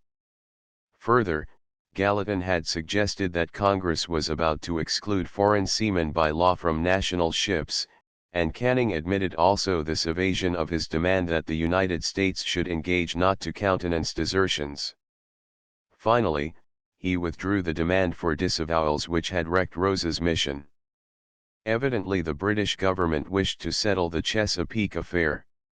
Had Canning in like manner swept away his old conditions precedent to withdrawal of the orders in council, his good faith would have been above suspicion, but he approached that subject in a different spirit, and imposed one condition after another while he adopted the unusual course of putting each new condition into the mouth of some American official. He drew from Erskine's dispatches the inference that Madison, Smith, and Gallatin were willing to recognize in express terms the validity of the British rule of 1756. 48 For this misunderstanding Erskine was to blame. 49 But Canning was alone responsible for the next remark, that Mr. Pinckney has recently, but for the first time, expressed to me his opinion that there will be no indisposition on the part of his government to the enforcement, by the naval power of Great Britain, of the Act of Congress declaring non-intercourse with France. On the strength of these supposed expressions of William Pinckney, Madison, Smith, and Gallatin, none of which was official or in writing, Canning concluded, I flatter myself that there will be no difficulty in obtaining a distinct and official recognition of these conditions from the American government. For this purpose you are at liberty to communicate this dispatch in extenso to the American government. The chief interest of these instructions lay in the question whether Canning meant in good faith to offer on any conditions a withdrawal of the orders in council. The course of his own acts and of Perceval's measures, suggested that he did not intend to offer any terms which the United States could accept. His remark to Perceval 3 weeks before, that they were quite at liberty to take new steps without any hazard of seeing them too well received, pointed in the same direction. Yet motives were enigmas too obscure for search, and the motives of Canning in this instance were more perplexing than usual. If he was serious in hoping an agreement, how could he insist on requiring official recognition of the right of Great Britain to enforce the municipal laws of the United States when he afterward admitted that such a claim could not well find its way into a stipulation, that he had nevertheless believed it proper to propose the condition to the United States, that he should have been satisfied with the rejection of it, and that the consequence would have been that they should have intercepted the commerce to which it referred, if any such commerce should be attempted. 50 In the instructions to Erskine he imposed the condition as essential to the agreement, the same condition which he thought could not well find its way into a stipulation, and which he should have been satisfied to see rejected. For 2 years Canning had lost no opportunity of charging the American government with subservience to Napoleon. Even in these instructions he alleged Jefferson's manifest partiality to France as a reason why England could entertain no propositions coming from him. He had in his hands Madison's emphatic threats of war. How then could he conceive of obtaining from Madison an express recognition of the British rule of 1756, which Madison had most deeply pledged himself to resist? On the other hand, Canning showed forbearance and a wish for peace, by leaving Erskine minister at Washington as well as by passing unnoticed Madison's threats of war, and he betrayed a singular incapacity to understand the bearing of his own demands when he directed Erskine to communicate his instructions in extenso to the American government. Had he intelligently acted in bad faith, he would not have given the President, whose attachment to France he suspected, the advantage of seeing these instructions, which required that America should become a subject state of England. Perhaps a partial clue to these seeming contradictions might be found in the peculiar traits of Canning's character. He belonged to a class of men denied the faculty of realizing the sensibilities of others. At the moment when he took this tone of authority toward America, he gave mortal offense to his own colleague Lord Castlereagh, by assuming a like attitude toward him. He could not understand, and he could never train himself to regard, the rule that such an attitude between states as between gentlemen was not admitted among equals. Whatever was the reason of Canning's conduct, its effect was that of creating the impression of bad faith by offering terms intended to be refused. The effect of bad faith was the more certain because the instructions closed by giving Erskine some latitude, not as to the conditions which were to be distinctly and officially recognized, but as to the form in which the recognition might be required upon the receipt here of an official note containing an engagement for the adoption of the 3 conditions above specified. His Majesty will be prepared on the faith of such engagement either immediately, if the repeal shall have been immediate in America, or on any day specified by the American government for that repeal reciprocally to recall the orders in council. The form of the required engagement was left to Erskine's discretion, and in case Erskine failed, Canning would be still at liberty to claim, as he afterward did, that his conditions were not so rigorously meant as Erskine should have supposed them to be. Meanwhile the government of England was falling to pieces. Day by day the situation became more alarming. For months after these dispatches were sent, the Commons passed their time in taking testimony and listening to speeches intended to prove or disprove that the Duke of York, Commander-in-Chief of the Army, was in the habit of selling officers' commissions through the agency of his mistress, a certain Mrs. Clark, and although the Duke protested his innocence, the scandal drove him from his office. The old king, blind and infirm, was quite unfit to bear the shame of his son's disgrace, while the Prince of Wales stood no better than the Duke of York either in his father's esteem or in public opinion. The ministry was rent by faction. Perceval, Castlereagh, and Canning were at cross purposes, while the Whigs were so weak that they rather feared than hoped their rivals' fall. Whatever might be the factiousness of Congress or the weakness of government at Washington, the confusion in Parliament was worse, and threatened worse dangers. "All power and influence of Perceval in the House is quite gone by," wrote a Whig member, February 1651. "He speaks without authority and without attention paid to him, and Canning has made 2 or 3 such rash declarations that he is little attended to. You may judge the situation of the House, when I tell you we were last night nearly 3/4 of an hour debating about the evidence of a drunken footman by Perceval suggesting modes of ascertaining how to convict him of his drunkenness. Charles Long, one of the administration, near whom I was sitting, telling me at the time what a lamentable proof it was of the want of some man of sense and judgment to lead the House. There is no government in the House of Commons. You may be assured the thing does not exist, and whether they can ever recover their tone of power remains to be proved. At present Mr. Croker, Mr. D. Brown, and Mr. Beresford are the leaders. The Sintra Convention, or the General Campaign, or the American Question, are minor considerations, and indeed do not enter into the consideration of anyone. The House of Lords maintained more appearance of dignity, and there, February 17, 4:20 hours after Colonel Fremantle wrote this letter, Lord Grenville began a debate on American affairs. As a test of Tory sincerity in view of what Erskine was soon to do at Washington, the debate as well as all else that was said of American affairs during the session deserved more than ordinary notice, if only in justice to the British ministry, whose language was to receive a commentary they did not expect. 52 The most significant speech came from Lord Sidmouth. The conservatism of this peer stood above reproach, and compared closely with that of Spencer Perceval.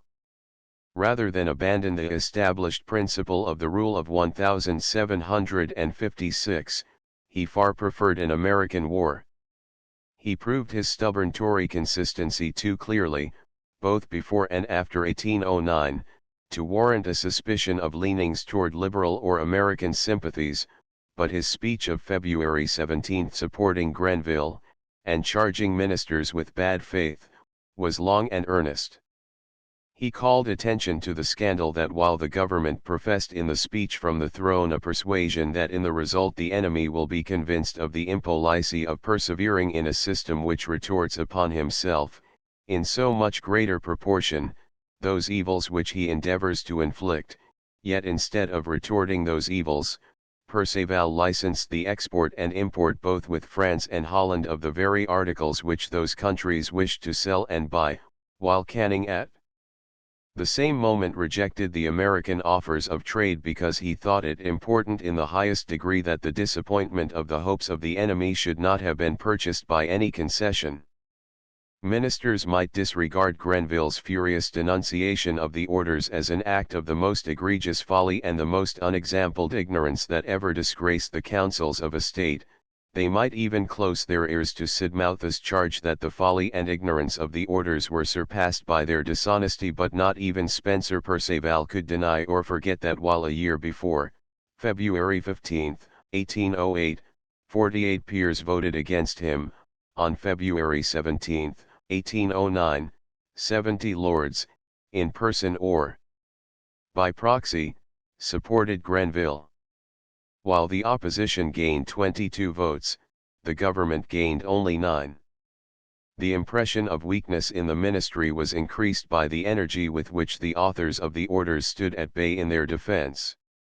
When Whitbread in the House of Commons renewed the attack, and the House, March 6, entered on the debate, James Stephen came forward as the champion of his own cause. Stephen's speech 53, published afterward as a pamphlet, was intended to be an official as well as a final answer to attacks against the orders, and was conclusive in regard to the scope and motives of Perceval's scheme. Neither Canning nor Liverpool spoke with personal knowledge to be compared with that of Stephen.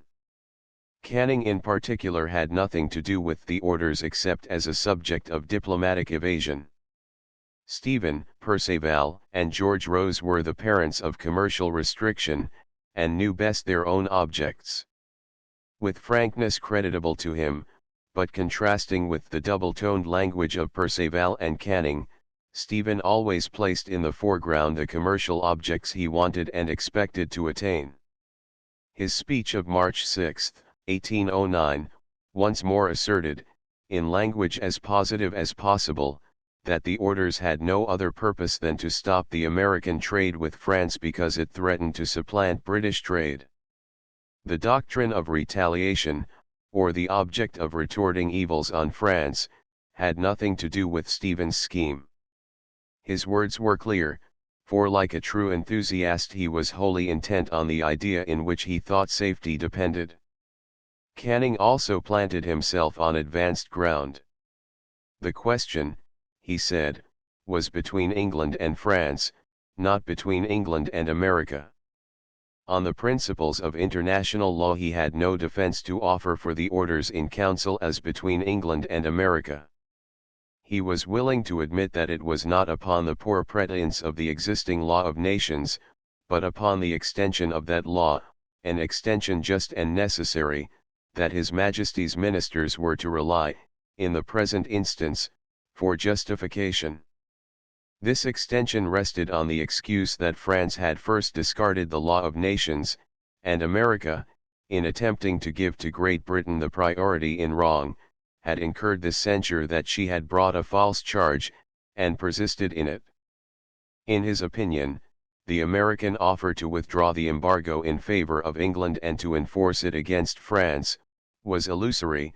He might add, in the language of Mr. Madison, it was insulting. Those who accused ministers of a disinclination to adopt pacific measures respecting America had lost sight of the facts. We had rather gone too far than done too little. We twice offered to negotiate, yet the Non-Importation Act was not revoked. If this was Canning's true state of mind, his instructions to Erskine less than a month before, offering to abandon the orders in council, seemed to admit no defense.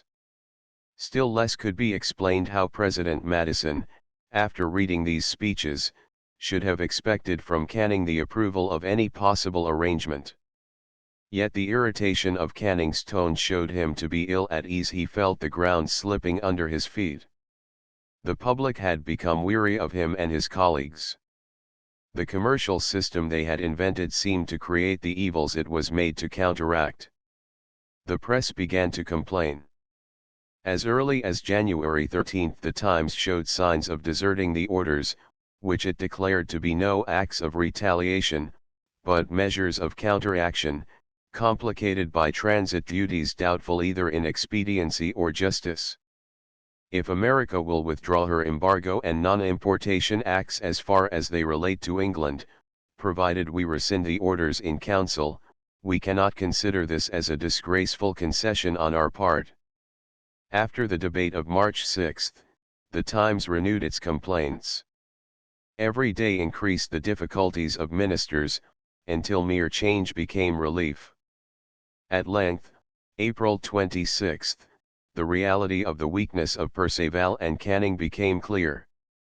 On that day a new order in Council 54 appeared, which roused great interest because it seemed to abandon the whole ground taken in the orders of November, 1807, and to return within the admitted principles of international law. The machinery of the old orders was apparently discarded, the machinery of blockade was restored in its place. The order of April 26, 1809, declared that the old orders were revoked and annulled except so far as their objects were to be attained by a general blockade of all ports and places under the government of France. The blockade thus declared was to extend northward as far as Ems, and was to include on the south the ports of northern Italy. Of course, the new blockade was not even claimed to be effective. No squadrons were to enforce its provisions by their actual presence before the blockaded ports. In that respect, the order of April 26, 1809, was as illegal as that of November 11, 1807, but the new arrangement opened to neutral commerce all ports not actually ports of France, even though the British flag should be excluded from them, retaliating upon France only the injury which the French decrees attempted to inflict on England. Pinckney was greatly pleased, and wrote to Madison in excellent spirits 55 that the change gave all the immediate benefits which could have arisen from the arrangement proposed by him in the previous August, except the right to demand from France the recall of her edicts. Our triumph is already considered as a signal won by everybody. The pretexts with which ministers would conceal their motives for a relinquishment of all which they prized in their system are seen through, and it is universally viewed as a concession to America. Our honor is now safe, and by management we may probably gain everything we have in view. Canning said to Pinckney, if these alterations did not do all that was expected, they at least narrowed extremely the field of discussion, and gave great facilities and encouragement to reviving cordiality. 56 Government took pains to impress the idea that it had done much, and wished to do more for conciliation, yet the doubt remained whether government was acting in good faith. Pinckney overestimated its concessions. If the British Navy was to blockade Holland, France, and northern Italy only in order that British commerce might be forced, through the blockade and license system, into the place of neutral commerce, the new system was only the old one in disguise. Under a blockade, in good faith, licenses seemed to have no place. In that case, the order in Council of April 26 might lead to a real settlement, but how was it possible that Perceval, George Rose, and James Stephen should have given up what they believed to be the only hope for England's safety?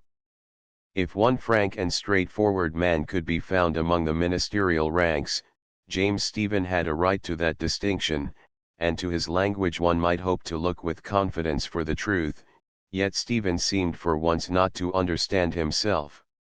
In publishing his speech of March 6, he added an appendix on the new order, and closed his remarks by a prayer that seemed meant to open the way for the full admission of American offers. It is not strange that a measure so indulgent as the new order should be generally approved by the American merchants and agents resident in England. The most eminent of the gentlemen of that description who opposed the orders of November have openly professed their satisfaction at this important change.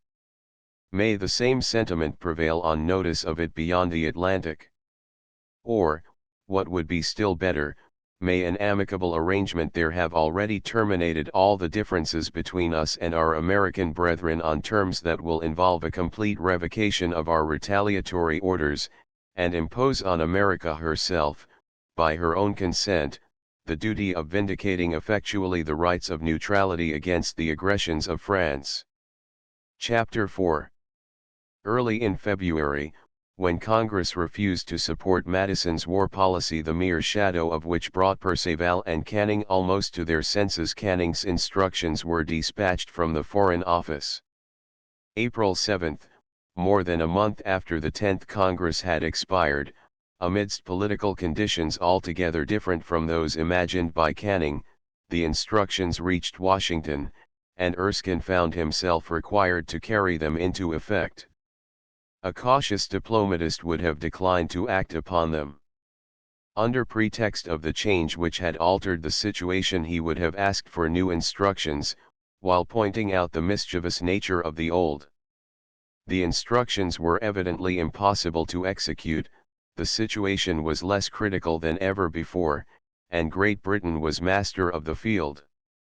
On the other hand, the instructions offered some appearance of an advance toward friendship.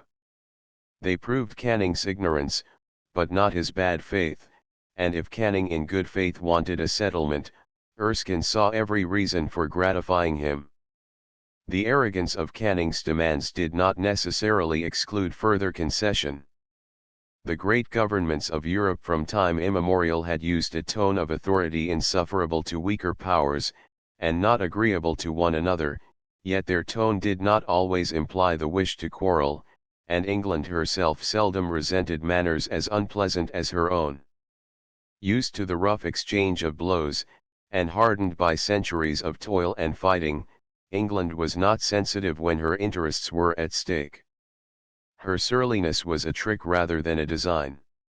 Her diplomatic agents expected to enjoy reasonable liberty in softening the harshness and in supplying the ignorance of their chiefs of the Foreign Office, and if such latitude was ever allowed to a diplomatist, Erskine had the best right to use it in the case of instructions the motives of which he could not comprehend. Finally, Erskine was the son of Lord Erskine, and owed his appointment to Charles James Fox.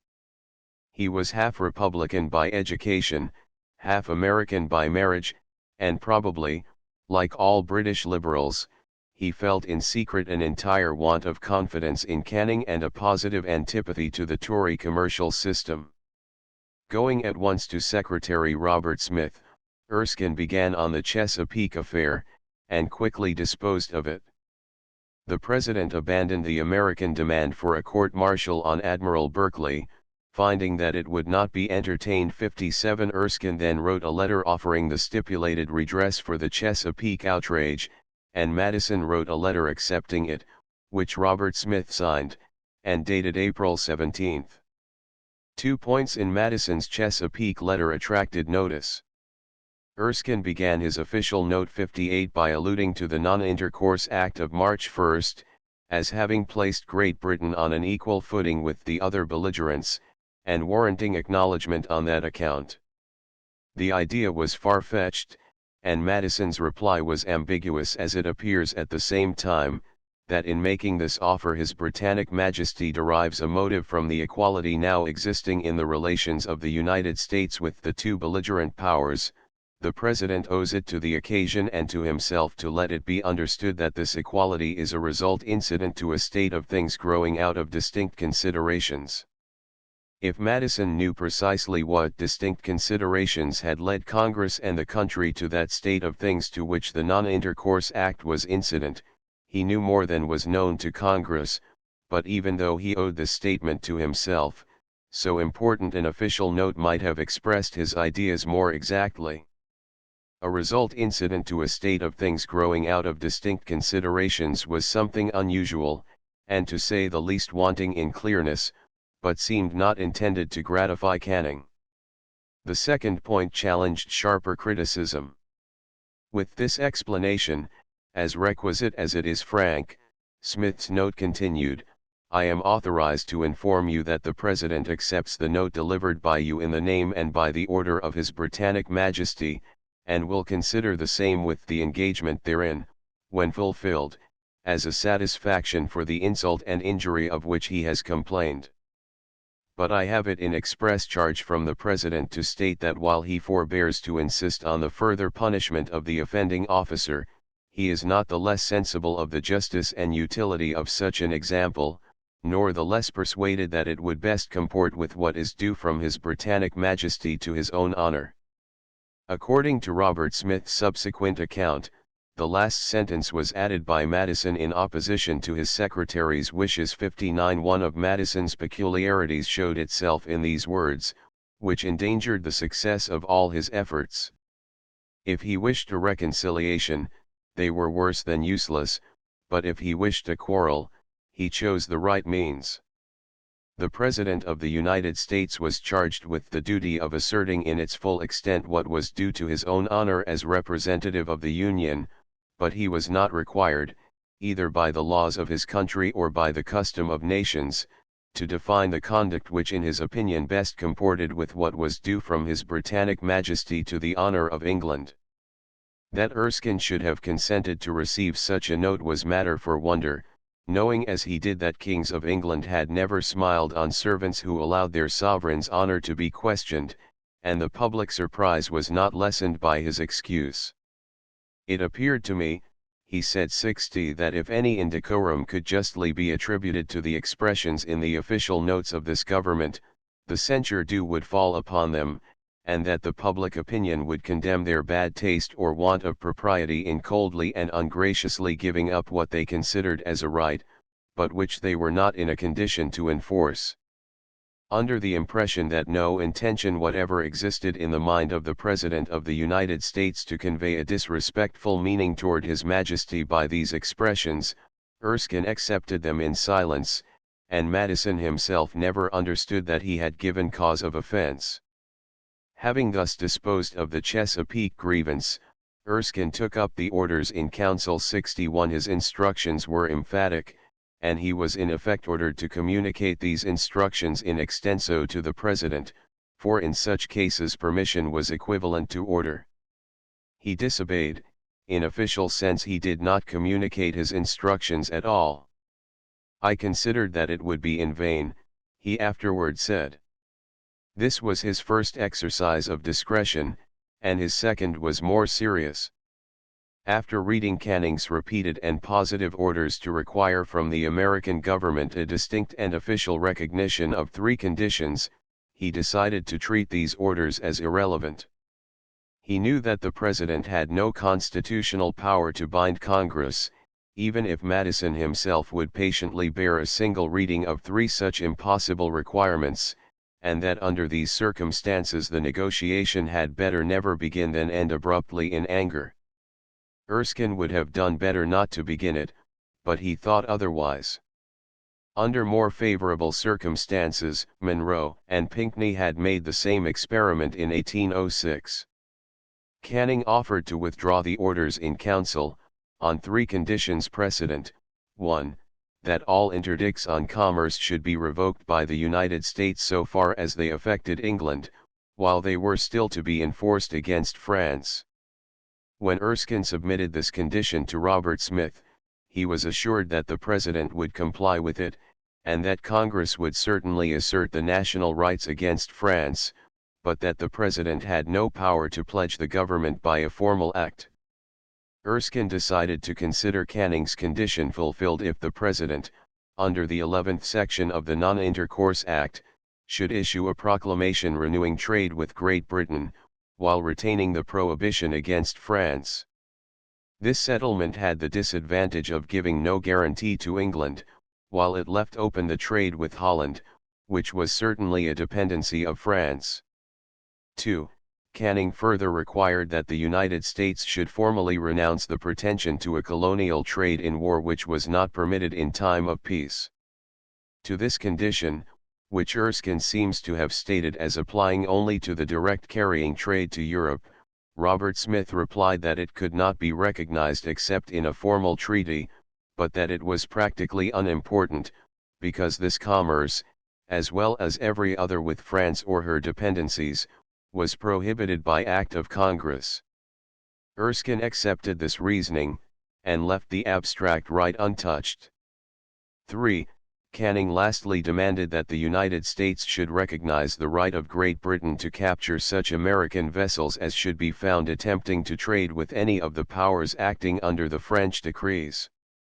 To this suggestion Secretary Smith replied that the President could not so far degrade the national authority as to authorize Great Britain to execute American laws, but that the point seemed to him immaterial, since no citizen could present to the United States government a claim founded on a violation of its own laws. Erskine once more acquiesced, although the trade with Holland was not a violation of law, and would probably give rise to the very claims which Canning meant to preclude. Having thus disposed of the 3 conditions which were to be distinctly and officially recognized, Erskine exchanged notes with Robert Smith, bearing date April 18 and 19, 1809, chiefly admirable for their brevity, since they touched no principle. In his note of April 18, Erskine said that the favorable change produced by anticipation of the Non-Intercourse Act had encouraged his government to send out a new envoy with full powers, and that meanwhile His Majesty would recall his orders in council if the President would issue a proclamation renewing intercourse with Great Britain. Secretary Smith replied on the same day that the President would not fail in doing so. April 19, Erskine in a few lines announced himself authorized to declare that His Majesty's orders in Council of January and November, 1807, will have been withdrawn as respects the United States on the 10th of June next. Secretary Smith answered that the President would immediately issue his proclamation. 2 days afterward the 4 notes and the proclamation itself were published in the National Intelligencer. The United States heard with delight that friendship with England had been restored. Amid an outburst of joy commerce resumed its old paths, and without waiting for June 10 hurried ships and merchandise to British ports. No complaints were heard, not a voice was raised about impressments, no regret was expressed that war with France must follow reconciliation with England. No one found fault with Madison for following in 1809 the policy which had raised almost a resolution against President Washington only 14 years before. Yet Madison strained the law, besides showing headlong haste, in acting upon Erskine's promises without waiting for their ratification, and without even asking to see the British negotiators' special powers or instructions. The haste was no accident or oversight.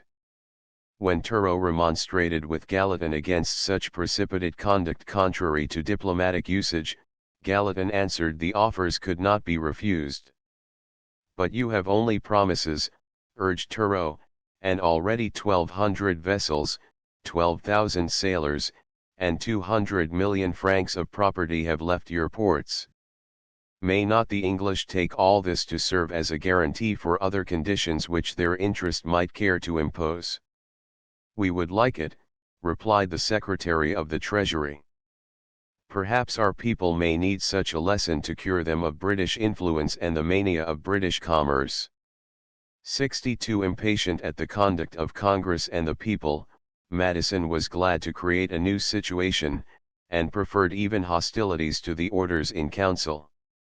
Erskine's conduct was unusual, yet Great Britain had shown no such regard for Madison's feelings that Madison should hesitate before the eccentricities of British diplomacy. Perplexed to account for Canning's sudden change, the President and his friends quieted their uneasiness by attributing their triumph to their own statesmanship. The Republican newspapers, the National Intelligencer at their head, announced that England had been conquered by the embargo, and taunted not only the Federalists but also the Northern Republicans with the triumph. While nothing could be more positive than the language thus encouraged by the government, the error was partly redeemed by the tenderness with which it was used to soothe the wounded feelings of Jefferson.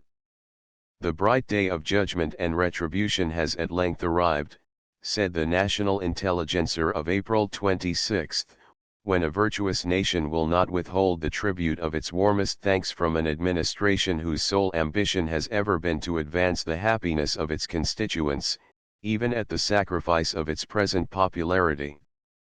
Thanks to the sage who now so gloriously reposes in the shades of Monticello, and to those who shared his confidence.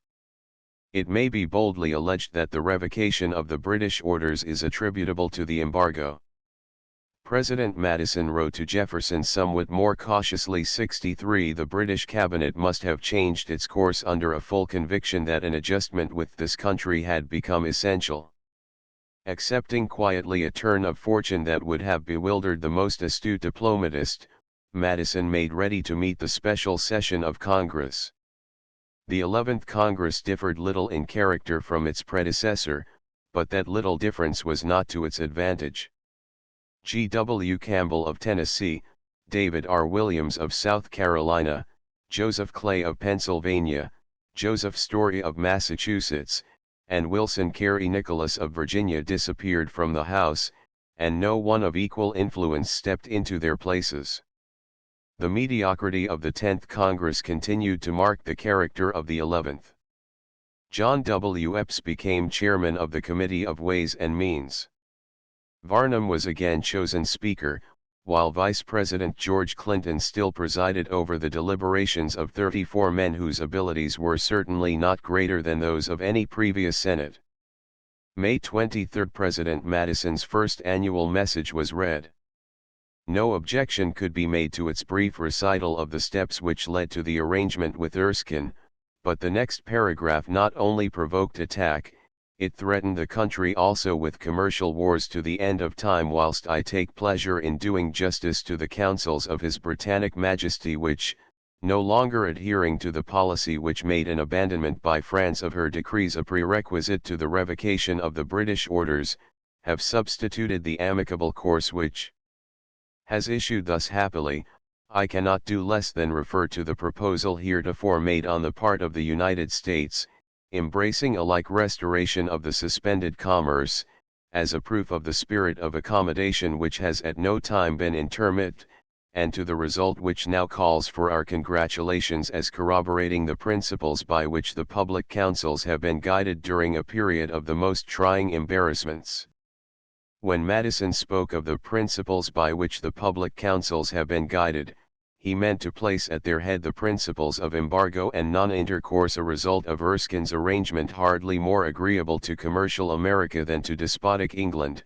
But however England might resent what Canning would certainly think an offense, Americans were in no humor for fault-finding, and they received Madison's allusions with little protest. The remainder of the message contained nothing that called for dispute. The Federalist minority, strong in numbers, flushed by victory over Jefferson, and full of contempt for the abilities of their opponents, found themselves suddenly deprived by Erskine and Madison of every grievance to stand upon. For once, no one charged that Madison's act was dictated from the Tuileries. The Federalist newspapers, like their Republican rivals, advanced the idea that their success was the natural result of their own statesmanship. Their efforts against the embargo had opened the path for Canning's goodwill to show itself, and the removal of Jefferson's sinister influence accounted for the brilliancy of Madison's success. The attempt to approve Erskine's arrangement without approving Jefferson's system, required ingenuity as great as was shown in the similar attempt of Madison to weigh down Erskine's arrangement by coupling it with the embargo. These party tactics would hardly deserve notice had not John Randolph, in drawing a sharp line between Jefferson and Madison, enlivened the monotony of debate by comments not without interest. Without the slightest disposition to create unpleasant sensations, said he, to go back upon the footsteps of the last 4 years, I do unequivocally say that I believe the country will never see such another administration as the last. It had my hearty approbation for one half of its career, as for my opinion of the remainder of it, it has been no secret. The lean kine of Pharaoh devoured the fat kine, the last 4 years, with the embargo in their train, ate up the rich harvest of the first 4, and if we had not had some Joseph to have stepped in and changed the state of things, what would have been now the condition of the country? I repeat it, never has there been any administration which went out of office and left the country in a state so deplorable and calamitous as the last. Not satisfied with criticizing Jefferson, Randolph committed himself to the opinion that Canning had been influenced by the same antipathy, and had been withheld from earlier concessions only by Jefferson's conduct. Mr. Canning obtained as good a bargain from us as he could have expected to obtain, and those gentlemen who speak of his having heretofore had it in his power to have done the same, did not take into calculation the material difference between the situation in which we now stand, and the situation in which we before stood. In the virulence of temper with which Randolph blackened the administration of Jefferson, he could not help committing himself to unqualified support of Madison, and even Barrett Gardenia, whose temper was at least as indiscreet as Randolph's, seemed to revel in the pleasure of depressing the departed president in order to elevate the actual executive, whose 8 years of coming power were more dangerous to the opposition than the 8 years of Jefferson had ever been. I am pretty well satisfied, said Berend Gardenia 64, that when the secret history of the 2 last years is divulged, it will be found that while the former president was endeavoring to fan the flames of war, the Secretary of State was smoothing the way for the happy discharge of his presidential duties when he should come to the chair. I think it did him honor. It is for the promptitude and frankness with which the President met the late overture that I thank him most cordially for my country. I approve it most heartily. And it is now in proof before us, as I have said and contended, that nothing was wanting but a proper spirit of conciliation, and fair and honorable dealing on the part of this country, to bring to a happy issue all the fictitious differences between this country and Great Britain. Political indiscretion could go no further. The rule that in public life one could never safely speak well of an opponent, was illustrated by the mistake of the Federalists in praising Madison merely to gratify their antipathy to Jefferson. Had they been silent, or had they shown suspicion, they would have been safe, but all admitted that French influence and hostility to England had vanished with Jefferson. All were positive that England had gained what she had sought, and that Canning had every reason to be satisfied. For the moment Madison was the most popular president that ever had met Congress. At no session since 1789 had such harmony prevailed as during the 5 weeks of this political paradise, although not one element had changed its character or position, and the harmony, like the discord, was a play of imagination. Congress passed its bills with unanimity altogether new. That which restored relations of commerce with England passed without discussion, except on the point whether French ships of war should be admitted to American ports. Somewhat to the alarm of the Eastern men, Congress decided not to exclude French national vessels, a decision which threw some doubt on Madison's wish to push matters to a head with Napoleon. Yet care was taken to avoid offense to Great Britain. Little was said and nothing was done about impressments. An attempt to increase the protective duties was defeated. Not a voice was raised on behalf of France, not a fear of Napoleon's revenge found tongue.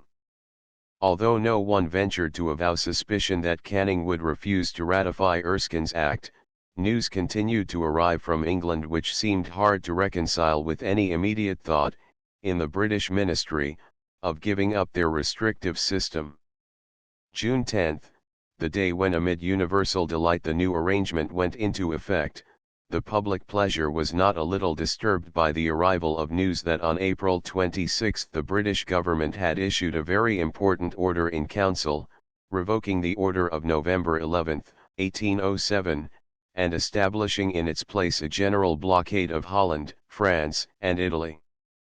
This step, though evidently a considerable concession which would have produced its intended effect in checking hostile feeling if Erskine had not intervened, roused anxiety because of its remote resemblance to Erskine's arrangement, which it seemed to adopt by means that the United States could not admit as legal or consistent with the terms of Erskine's letters. The new orders, wrote Madison to Jefferson 65, present a curious feature in the conduct of the British cabinet. It is explained by some at the expense of its sincerity.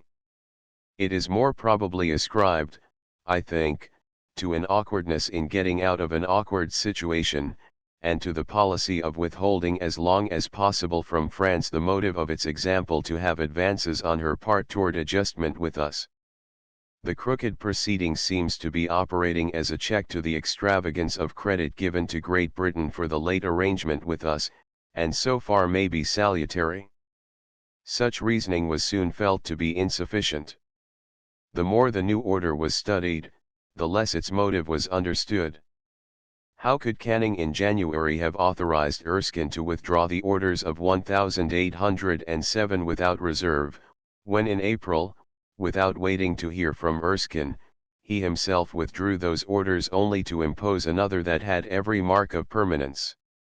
How could Erskine, April 18, have been authorized to throw open the ports of Holland, when his government, April 26, was engaged in imposing a new blockade upon them? So rapidly did the uneasiness of Congress increase that Erskine was obliged to interpose. June 15 he wrote an official note to the Secretary of State, which the President sent the same day to Congress. 66 I have the honor, said Erskine, to enclose a copy of an order of His Majesty in Council issued on the 26th of April last. In consequence of official communications sent to me from His Majesty's government since the adoption of that measure, I am enabled to assure you that it has no connection whatever with the overtures which I have been authorized to make to the government of the United States, and that I am persuaded that the terms of the agreement so happily concluded by the recent negotiation will be strictly fulfilled on the part of His Majesty. The expressions of this letter, if carefully read, still left cause for doubt, and Madison saw it, although he clung to what he thought he had gained.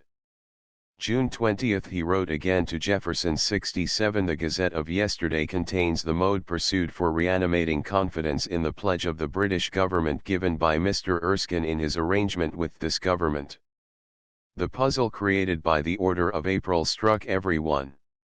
Erskine assures us that his government was under such impressions as to the views of this, that not the slightest expectation existed of our fairly meeting its overtures, and that the last order was considered as a seasonable mitigation of the tendency of a failure of the experiment.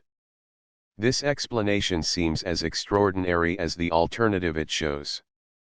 The fresh declarations of Mr. Erskine seem to have quieted the distrust which was becoming very strong, but has not destroyed the effect of the ill grace stamped on the British retreat, and of the commercial rigor evinced by the new and insidious duties stated in the newspapers. It may be expected, I think, that the British government will fulfill what its minister has stipulated, and that if it means to be trickish, it will frustrate the proposed negotiation, and then say their orders were not permanently repealed but only withdrawn in the meantime. Madison had chosen to precipitate a decision, with a view to profiting in either case, whether England consented or refused to have her hands thus forced. Indeed, if he had not himself been old in the ways of diplomacy, Turreau was on the spot to warn him, and lost no chance of lecturing the administration on the folly of trusting Erskine's word. Meanwhile Turreau so far lost his temper as to address to Secretary Smith a long letter complaining of the persistently unfriendly attitude of the United States government toward France. So strong was the language of the letter that Turreau was obliged to withdraw it. 68 Robert Smith attempted to pacify him by assurances that the new administration would respect the Spanish possessions more strictly than the old one had done. The Secretary of State did not deny that there might have been some attempt in that direction, reported Turreau, June 14, 69, but at the same time, while himself alluding to the affair of Miranda, he attributed these events to causes independent of the actual administration and anterior to its existence, and especially to the weakness and the indiscretions of Mr. Jefferson, that he Smith was then in the cabinet, and knew better than anyone how much the want of vigor, mal esse, the uncertainty, and absence of plan in the executive head had contributed to the false steps of the federal government. The new administration meant to show vigor. Every act and expression implied that its path was to be direct to its ends. The President and Congress waited with composure for the outcome of Erskine's strange conduct. No new measure was suggested, after June 10, to provide for the chance that Erskine's arrangement might fail, and that the order in Council of April 26, 1809, might prove to be a permanent system. Congress seemed disposed to indulge the merchants to the utmost in their eagerness for trade. The nearest approach to suspicion was shown in the House by appropriating $750,000 for fortifications. Randolph, Macon, Epps, and Richard M. Johnson tried to reduce the amount to $150,000. The larger appropriation was understood to mean an intention of preparing for attack, and 84 members sustained the policy against a minority of 47, but notwithstanding this vote and the anxiety caused by the new order in council, Congress decided to stop enlistments for the Army, and by an act approved June 28 the President was authorized, in the event of a favorable change in our foreign relations, to reduce the naval force, although the words of the act implied doubt whether the favorable change would take place. Nothing could be happier for Madison than this situation, where all parties were held in check not only by his success but by his danger. So completely was discipline restored, that June 27 he ventured to send the name of J.Q. Adams a second time to the Senate as minister to Russia, and 19 Republicans confirmed the nomination, while but one adhered to the opinion that the mission was unnecessary. The power of England over America was never more strikingly shown than by the sudden calm which fell on the country, in full prospect of war with France, at a word from a British minister. As Canning frowned or smiled, faction rose to frenzy or lay down to slumber throughout the United States. No sooner did the news of Erskine's arrangement reach Quebec May 1, than Sir James Craig recalled his secret agent, John Henry, from Boston, where he still lingered. "I am cruelly out of spirits," wrote Secretary Ryland to Henry 70 at the idea of Old England truckling to such a debased and accursed government as that of the United States, but since this was the case, Henry's services could no longer be useful. He returned to Montreal early in June. June 28 Congress adjourned, leaving the executive, for the first time in many years, almost without care, until the fourth Monday in November. Chapter V. Erskine's dispatches were received by Canning May 22, and the Morning Post of the next day printed the news with approval. Upon this pleasing event we sincerely congratulate the public. The Times of May 24 accepted the arrangement. We shall not urge anything against the concessions. May 25, with considerable pain though but little surprise, the same newspaper announced that Erskine was disavowed by the government. Canning's abrupt rejection of Erskine's arrangement without explanation must have seemed even to himself a high-handed course, at variance with some of his late professions, certain to injure or even to destroy British influence in America, and likely to end in war. To the settlement as a practical measure no objection could be alleged. No charge of bad faith could be supported. No shadow of law or reason could be devised for enforcing against America rights derived from retaliation upon France, when America enforced stronger measures of retaliation upon France than those imposed by the Orders in Council. Neither the Non-Importation Act of 1806, nor the Chesapeake Proclamation of 1807, nor the Embargo, nor the Non-Intercourse Act of March, 1809, could be used to justify the rejection of an arrangement which evaded or removed every British grievance. Even the subject of impressments had been suppressed by the American government. Madison flung himself into Canning's arms, and to fling him back was an effort of sheer violence. Perhaps the effort gave to Canning's conduct an air that he would not naturally have cared to betray, for his manner was that of a man irritated by finding himself obliged to be brutal. In the want of a reason for rejecting the American arrangement, he was reduced to rejecting it without giving a reason. The process of disciplining Erskine was simple, for Erskine had disregarded instructions to an extent that no government could afford to overlook, but President Madison was not in the employ of the British King, and had a right to such consideration at least as one gentleman commonly owes to another. Canning addressed himself first to the simpler task. May 22, a few hours after receiving the dispatches from Washington, he wrote a dispatch to Erskine in regard to the Chesapeake Arrangement 71. He reminded Erskine that his instructions had required the formal exclusion of French war vessels and the formal withdrawal of the Chesapeake Proclamation before any arrangement should be concluded. Not only had these conditions been neglected, but two other less serious errors had been made.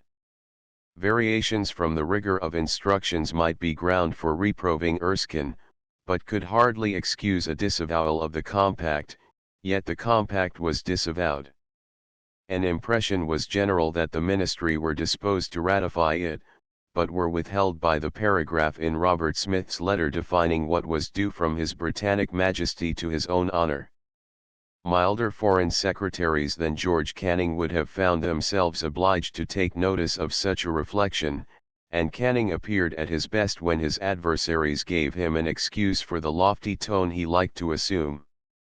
"It remains for me," he continued, "to notice the expressions, so full of disrespect to His Majesty, with which that note concludes, and I am to signify to you the displeasure which His Majesty feels that any minister of His Majesty should have shown himself so far insensible of what is due to the dignity of his sovereign as to have consented to receive and transmit a note in which such expressions were contained."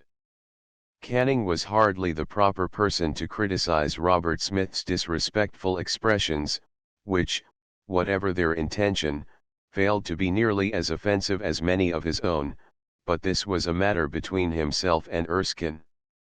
Even after granting the propriety of his comment, diplomatic usage seemed to require that some demand of explanation or apology from the American government should precede the rejection of an engagement otherwise satisfactory, but no such step was in this case taken through Erskine.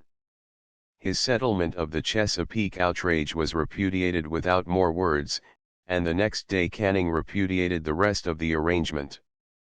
Nothing could be easier than to show that Erskine had violated his instructions more plainly in regard to the orders in council than in regard to the Chesapeake affair. Of the three conditions imposed by Canning, not one had been fulfilled.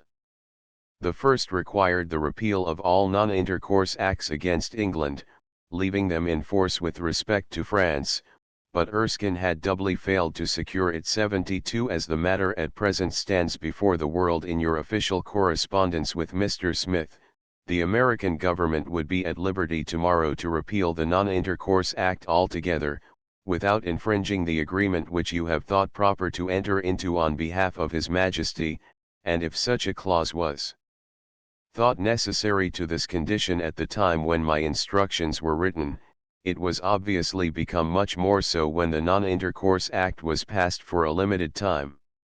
You must also have been aware at the time of making the agreement that the American government had in fact formally exempted Holland, a power which has unquestionably adopted and acted under the decrees of France, from the operation of the Non-Intercourse Act, an exemption in direct contravention of the condition prescribed to you, and which of itself ought to have prevented you from coming to any agreement whatever.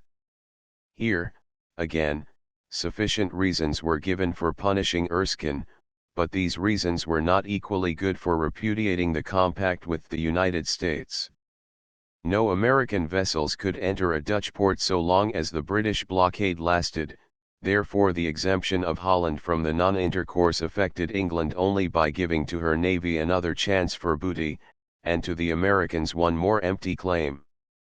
Canning himself explained to Pinckney 73 that the exemption of Holland from the effect of our embargo and non-intercourse would not have been much objected to by the British government if the President had been willing to pledge himself to enforce the non-intercourse against France, but for aught that appeared to the contrary, the embargo and non-intercourse laws might be suffered without any breach of faith to expire, or might even be repealed immediately, notwithstanding the perseverance of France in her Berlin and other edicts, and that Mr. Erskine had in truth secured nothing more, as the consideration of the recall of the orders in council, than the renewal of American intercourse with Great Britain.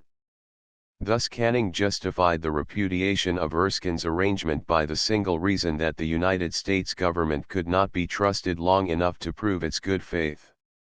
The explanation was difficult to express in courteous or diplomatic forms, but perhaps its most striking quality, next to its want of courtesy, was its evident want of candor. Had the American government evaded its obligation, the British government held the power of redress in its own hands. Clearly the true explanation was to be sought elsewhere, in some object which Canning could not put in diplomatic words, but which lay in the nature of Perceval's system.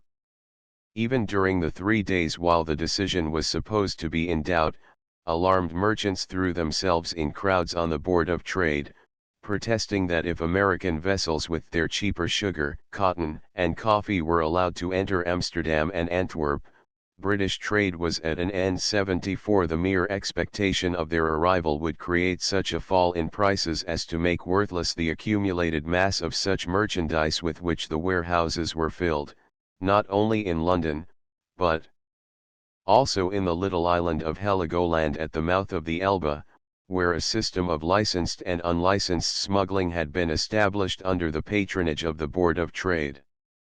Deputations of these merchants waited on Earl Bathurst to represent the danger of allowing even those American ships to enter Holland which might have already sailed from the United States on the faith of Erskine's arrangement. Somewhat unexpectedly, ministers refused to gratify this prayer.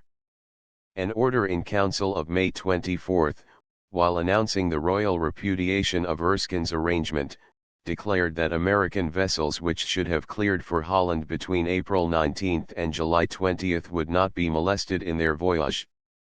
The chief objection to Erskine's arrangement, apart from its effect on British merchants, consisted in the danger that by its means America might compel France to withdraw her decrees affecting neutrals. The chance that Erskine's arrangement might involve America in war with Napoleon was not worth the equal chance of its producing in the end an amicable arrangement with Napoleon which would sacrifice the last defense of British commerce and manufactures. Had the British government given way, Napoleon, to whom the most solemn pledges cost nothing, would certainly persuade President Madison to lean once more toward France. The habit of balancing the belligerents, the first rule of American diplomacy, required the incessant seesaw of interest. So many unsettled questions remained open that British ministers could not flatter themselves with winning permanent American favor by partial concession. To Canning's dispatch repudiating the commercial arrangement, Erskine made a reply showing more keenness and skill than was to be found in Canning's criticism. "It appears from the general tenor of your dispatches," wrote Erskine 75 on receiving these letters of May 22 and 23, "that His Majesty's government were not willing to trust to assurances from the American government, but that official pledges were to have been required which could not be given for want of power, some of them also being of a nature which would prevent a formal recognition. Had I believed that His Majesty's government were determined to insist upon these conditions being complied with in one particular manner only, I should have adhered implicitly to my instructions, but as I collected from them that His Majesty was desirous of accomplishing his retaliatory system by such means as were most compatible with a good understanding with friendly and neutral powers, I felt confident that His Majesty would approve of the arrangement I had concluded as one likely to lead to a cordial and complete understanding and cooperation on the part of the United States, which cooperation never could be obtained by previous stipulations either from the government of the United States, who have no power to accede to them, or from Congress, which would never acknowledge them as recognitions to guide their conduct." This reply, respectful in form, placed Secretary Canning in the dilemma between the guilt of ignorance or that of bad faith, but the rejoinder of a dismissed diplomatist weighed little except in history, and long before it was made public Erskine and his arrangement had ceased to interest the world. Canning disposed of both forever by a third dispatch, dated May 30, enclosing to Erskine an order in council disavowing his arrangement and ordering him back to England. When the official disavowal appeared in the newspapers of May 25, Canning had an interview with Pinckney 76 at great length, and with much detail he read the instructions he had given to Erskine, and commented on the points in which Erskine had violated them.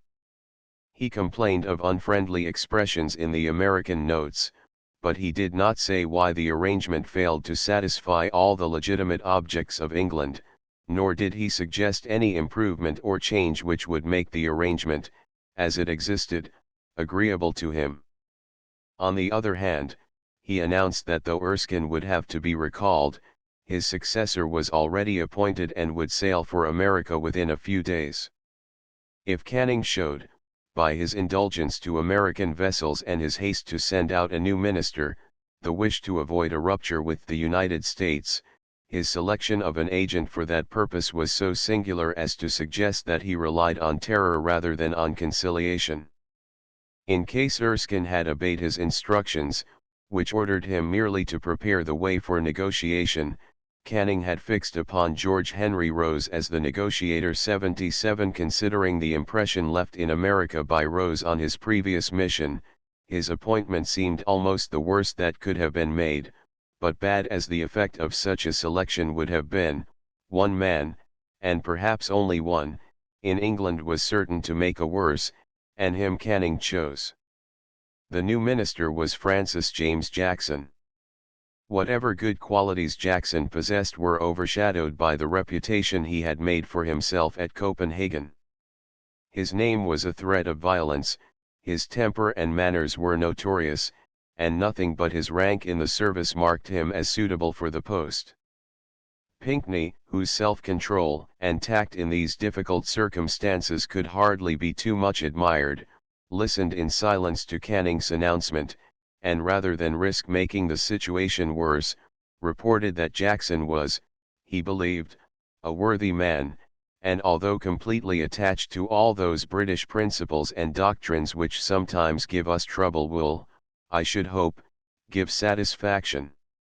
The English press was not so forbearing.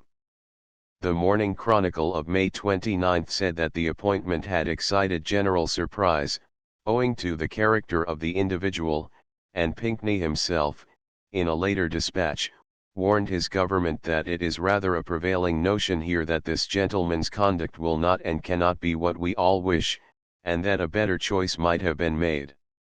78. Jackson himself sought the position, knowing its difficulties. May 23, the day of his appointment, he wrote privately to his brother in Spain, "I am about to enter upon a most delicate, I hope not desperate enterprise." 79. At a later time, embittered by want of support from home, he complained that Canning had sent him on an errand which he knew to be impossible to perform. 80. So well understood between Canning and Jackson was the nature of the service, that Jackson asked and received as a condition of his acceptance the promise that his employment should last not less than 12 months. 81. The delicate enterprise of which he spoke could have been nothing more than that of preventing a rupture between England and America, but until he studied his instructions, he could hardly have known in its full extent how desperate this undertaking would be. Canning made no haste. Nearly 2 months elapsed before Jackson sailed. After correcting Erskine's mistake and replacing the United States in their position under the orders in Council of April 26, Canning, June 13, made a statement to the House of Commons.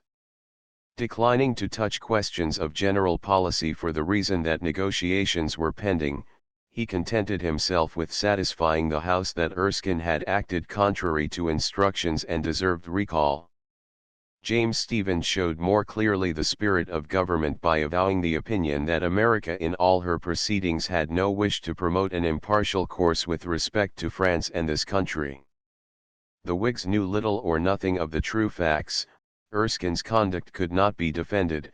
No one cared to point out that Canning left to America no dignified course but war, and public interest was once more concentrated with painful anxiety on the continent of Europe. America dropped from sight, and Canning's last and worst acts toward the United States escaped notice or knowledge. The session of Parliament ended June 21, a week before the special session of Congress came to an end, and while England waited impatiently for news from Vienna, where Napoleon was making ready for the Battle of Wagram, Canning drew up the instructions to Jackson, the last of the series of papers by which, through the peculiar qualities of his style even more than by the violence of his acts, he embittered to a point that seemed altogether contrary to their nature a whole nation of Americans against the nation that gave them birth. If the famous phrase of Canning was ever in any sense true that he called a new world into existence to redress the balance of the old, it was most nearly true in the sense that his instructions and letters forced the United States into a nationality of character which the War of the Revolution itself had failed to give them. The instructions to Jackson 82-5 in number were dated July 1, and require careful attention if the train of events which brought the United States to the level of war with England is to be understood. The first instruction began by complaint of Erskine's conduct, passing quickly to a charge of bad faith against the American government, founded on the publicity so unwarrantably given to Erskine's arrangement. The premature publication of the correspondence by the American government so effectually precluded any middle course of explanation and accommodation that it is hardly possible to suppose that it must not have been resorted to in a great measure with that view. The American government cannot have believed that such an arrangement as Mr. Erskine consented to accept was conformable to his instructions. If Mr. Erskine availed himself of the liberty allowed to him of communicating those instructions on the affair of the orders in council, they must have known that it was not so, but even without such communication they cannot by possibility have believed that without any new motive, and without any apparent change in the dispositions of the enemy, the British government could have been disposed at once and unconditionally to give up the system on which they have been acting, and which they had so recently refused to relinquish, even in return for considerations which, though far from being satisfactory, were yet infinitely more so than anything which can be supposed to have been gained by Mr. Erskine's arrangement. Canning attributed this conduct to a hope held by President Madison that the British government would feel itself compelled, however reluctantly, to sanction an agreement which it had not authorized. In this case the American government had only itself to blame for the consequences so far, therefore, from the American government having any reason to complain of the non-ratification of Mr. Erskine's unauthorized agreement, His Majesty has on his part just ground of complaint for that share of the inconvenience from the publication which may have fallen upon His Majesty's subjects, so far as their interests may have been involved in the renewed speculations of their American correspondents. And His Majesty cannot but think any complaint, if any should be made on this occasion in America, the more unreasonable, as the government of the United States is that government which perhaps of all others has most freely exercised the right of withholding its ratification from even the authorized acts of its own diplomatic agents. In this spirit Jackson was to meet any preliminary discussion which might arise before he could proceed to negotiation. Canning did not touch on the probability that if Jackson met preliminary discussion in such a spirit as this, he would run something more than a risk of never reaching negotiation at all, or if Canning considered this point, he treated it orally. The other written instructions given to Jackson dealt at once with negotiation. The Chesapeake affair came first in order, and was quickly dismissed. Jackson was to require from the President a written acknowledgement that the interdict on British ships was annulled before any settlement could be made. The orders in council came next, and were the subject of a long instruction, full of interest and marked by many of Canning's peculiarities. Once more he explained that Erskine had inverted the relation of things by appearing to recall the orders as an inducement to the renewal of trade, as if in any arrangement, whether commercial or political, His Majesty could condescend to barter objects of national policy and dignity for permission to trade with another country. The character even more than the stipulations of such a compact must under any circumstances have put out of question the possibility of His Majesty's consenting to confirm it. He related the history of the orders, which he called defensive retaliation, and explained why Erskine's arrangement failed to effect the object of that system in the arrangement agreed to by Mr. Erskine. The incidental consequence is mistaken for the object of the negotiation. His Majesty is made by his minister to concede the whole point in dispute by the total and unconditional recall of the orders in council, and nothing is done by the United States in return except to permit their citizens to renew their commercial intercourse with Great Britain.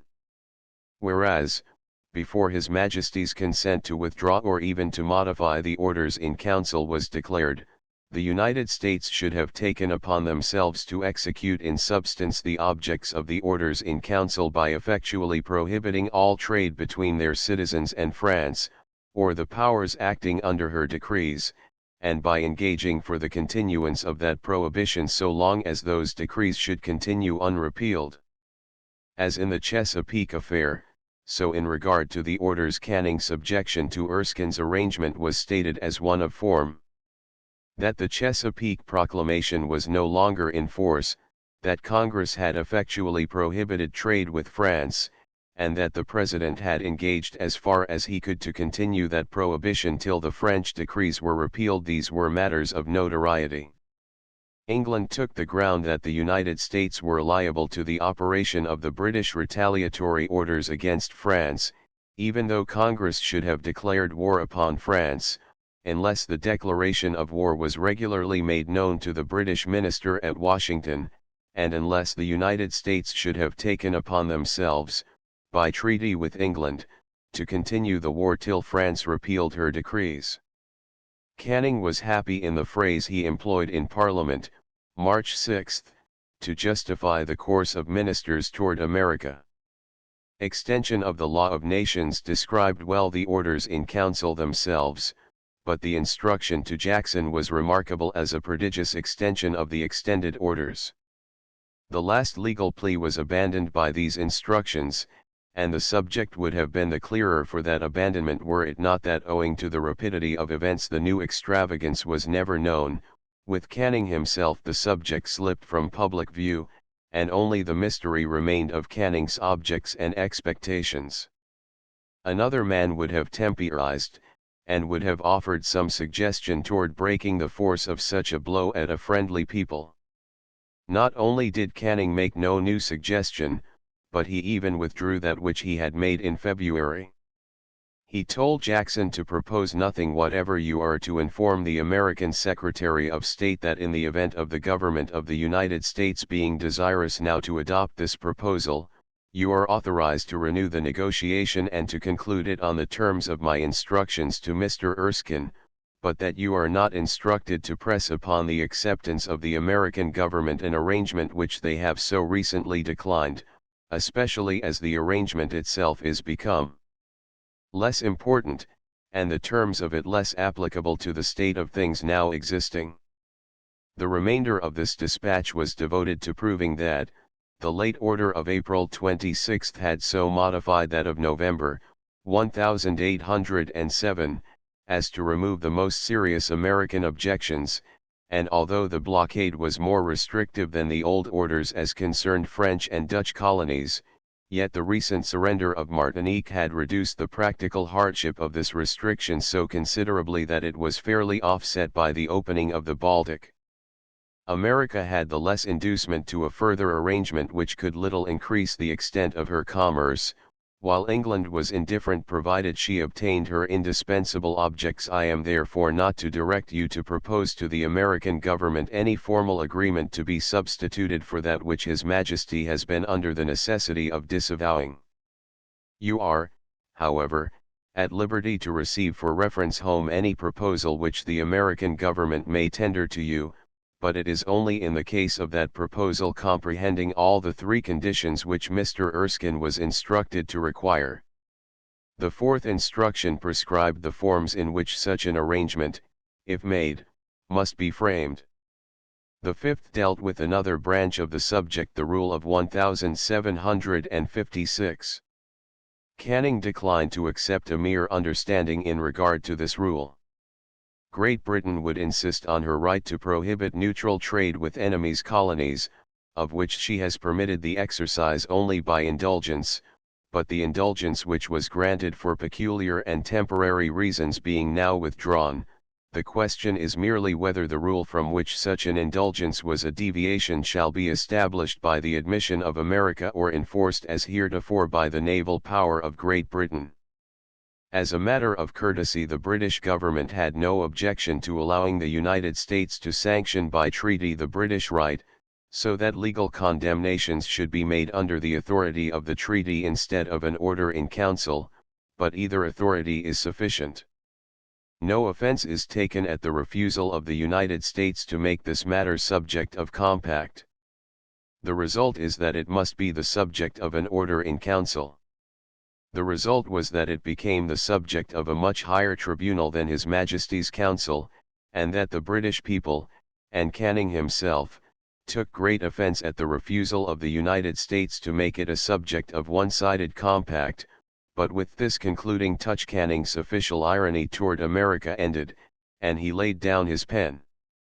About the middle of June, Jackson, with 3 well-defined casus belli in his portfolio, and another that of impressments awaiting his arrival, set sail for America on the errand which he strangely hoped might not be desperate. With his departure Canning's control of American relations ceased. At the moment when he challenged for the last time an instant declaration of war from a people who had no warmer wish than to be permitted to remain his friends, the career of the administration to which he belonged came to an end in scandalous disaster. Hardly had the Duke of York stopped one source of libel, by resigning May 16 his office of Commander-in-Chief, when fresh troubles from many directions assailed ministers. As early as April 4, Canning had satisfied the Duke of Portland that he must dismiss Castlereagh for incompetence, and every cabinet minister except Castlereagh himself was acquainted with this decision, but contrary to Canning's wishes no action was taken, and the conduct of the war was left at a critical moment in the hands of a man whose removal for incompetence had been decreed by his own colleagues. The summer campaign was then fought. April 9 Austria had begun another war with Napoleon. At Essling, May 21, she nearly won a great victory. At Wagram, July 6, she lost a battle, and soon afterward entered on negotiations which ended, October 20, in the Treaty of Vienna. While this great campaign went on, Sir Arthur Wellesley drove Soult out of Portugal much as Napoleon had driven Sir John Moore out of Spain, and then marching up the valley of the Tagus scared Joseph a second time from Madrid, and fought, July 28, the desperate Battle of Talavera. In any case the result of the Austrian war would have obliged him to retreat, but the concentration of the French forces in his front quickly drove the British army back toward Lisbon, and ended all hope of immediate success in the peninsula. A third great effort against Napoleon was directed from London toward the Scheldt and Meuse. The cabinet, June 14, decided that Castlereagh should attempt this experiment, for raids of the kind had charms for a naval power, and although success could affect the war but little, it might assist smuggling and destroy a naval depot of Napoleon. Castlereagh sent to the Scheldt 40,000 soldiers who were grievously wanted on the Tagus. July 28, while Wellington fought the Battle of Talavera, Lord Chatham's expedition started from the Downs, and reaching the mouth of the Scheldt occupied itself until August 15 with the capture of Flushing. In gaining this success the army was worn out, nearly half its number were suffering from typhoid, and September 2 the cabinet unanimously voted to recall the expedition.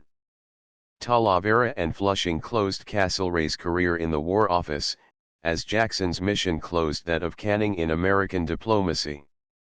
Defeat abroad, ruin at home, disgrace and disaster everywhere were the results of 2 years of Tory administration.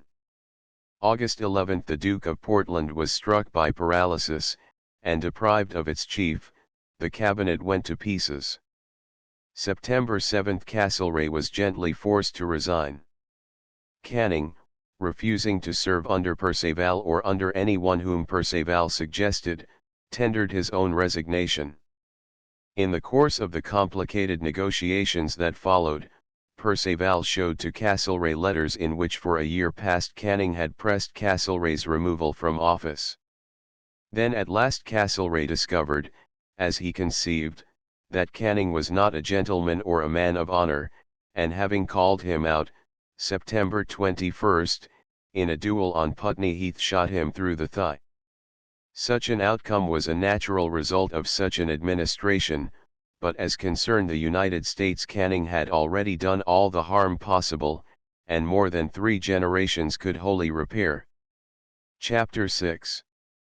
The news of Erskine's disavowal reached America so slowly that merchants enjoyed 3 months of unrestricted trade, and shipped to England or elsewhere the accumulations of nearly 2 years' produce.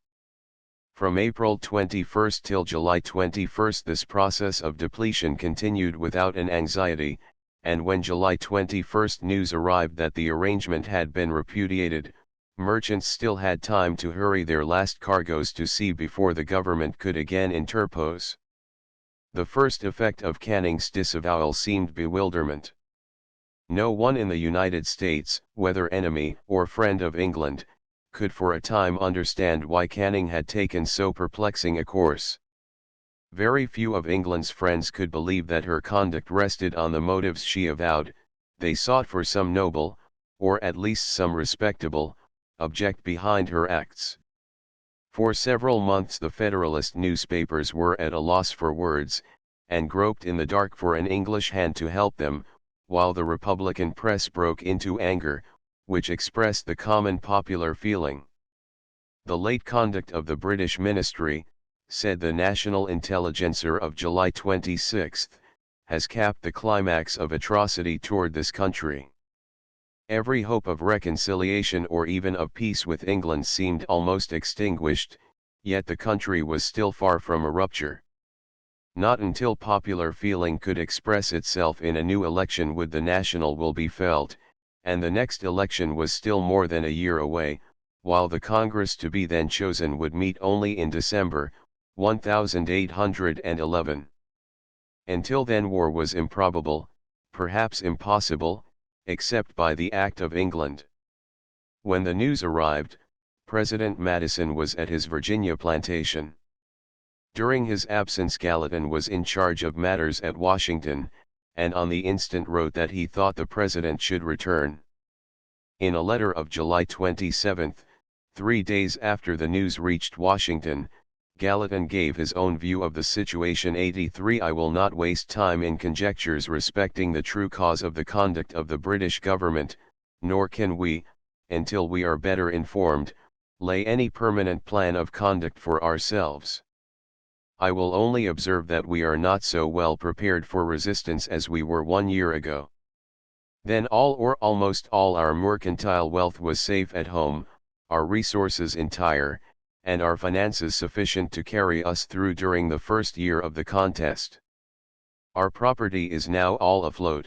England relieved by our relaxations might stand 2 years of privations with ease. We have wasted our resources without any national utility, and our treasury being exhausted, we must begin our plan of resistance with considerable and therefore unpopular loans. The immediate crisis called first for attention. Gallatin held that the Non-Intercourse Act necessarily revived from the moment the supposed fact on which alone its suspension rested was shown not to have taken place. The remoter problem of Jackson's mission seemed to the Secretary simpler than the question of Law 84. If we are too weak or too prudent to resist England in the direct and proper manner, I hope at least that we shall not make a single voluntary concession inconsistent with our rights and interest. If Mr. Jackson has any compromise to offer which would not be burdened with such, I shall be very agreeably disappointed. But judging by what is said to have been the substance of Mr. Erskine's instructions, what can we expect but dishonorable and inadmissible proposals? He is probably sent out like Mr. Rose to amuse and to divide, and we shall, I trust, by coming at once to the point, bring his negotiation to an immediate close. The President heard the news with as much perplexity as anger, and even tried to persuade himself that Canning would be less severe than he threatened. Madison still clung to hope when he first replied to Gallatin's summons. 85 The conduct of the British government in protesting the arrangement of its ministers surprises one in spite of all their examples of folly. If it be not their plan, now that they have filled their magazines with our supplies and ascertained our want of firmness in withholding them, to adopt openly a system of monopoly and piracy, it may be hoped that they will not persist in the scandalous course in which they have set out. Supposing Erskine to have misunderstood or overstrained his instructions, can the difference between our trading directly and indirectly with Holland account for the violent remedy applied to the case? Is it not more probable that they have yielded to the clamors of the London smugglers in sugar and coffee, whose numbers and impudence are displayed in the scandalous and successful demand from their government that it should strangle the lawful trade of a friendly nation lest it should interfere with their avowed purpose of carrying on a smuggling trade with their enemies? Such an outrage on all decency was never before heard of even on the shores of Africa. Madison exaggerated. The outrage on decency committed by the British government in May, 1809, was on the whole not so great as that of Sir William Scott's decision in the case of the Essex in July, 1805, or that of the blockade of New York and the killing of Pierce in April, 1806, or that of Lord Howick's order in Council of January, 1807, when the signatures to Monroe's treaty were hardly dry, or that of Spencer Perceval's orders in November, 1807, and the speeches made in their defense, or the mission of George Henry Rose in the winter of 1807 to 1808, or Erskine's letter of February 23, or Canning's letters of September 23, 1808. For all these left the United States in a worse position than that created by the disavowal of Erskine. Indeed, except for the disgrace of submitting to acts of illegal force, the United States stood in a comparatively easy attitude after the orders of April 26, 1809, so long as Napoleon himself enforced within his empire a more rigid exclusion of neutral commerce than any that could be effected by a British blockade.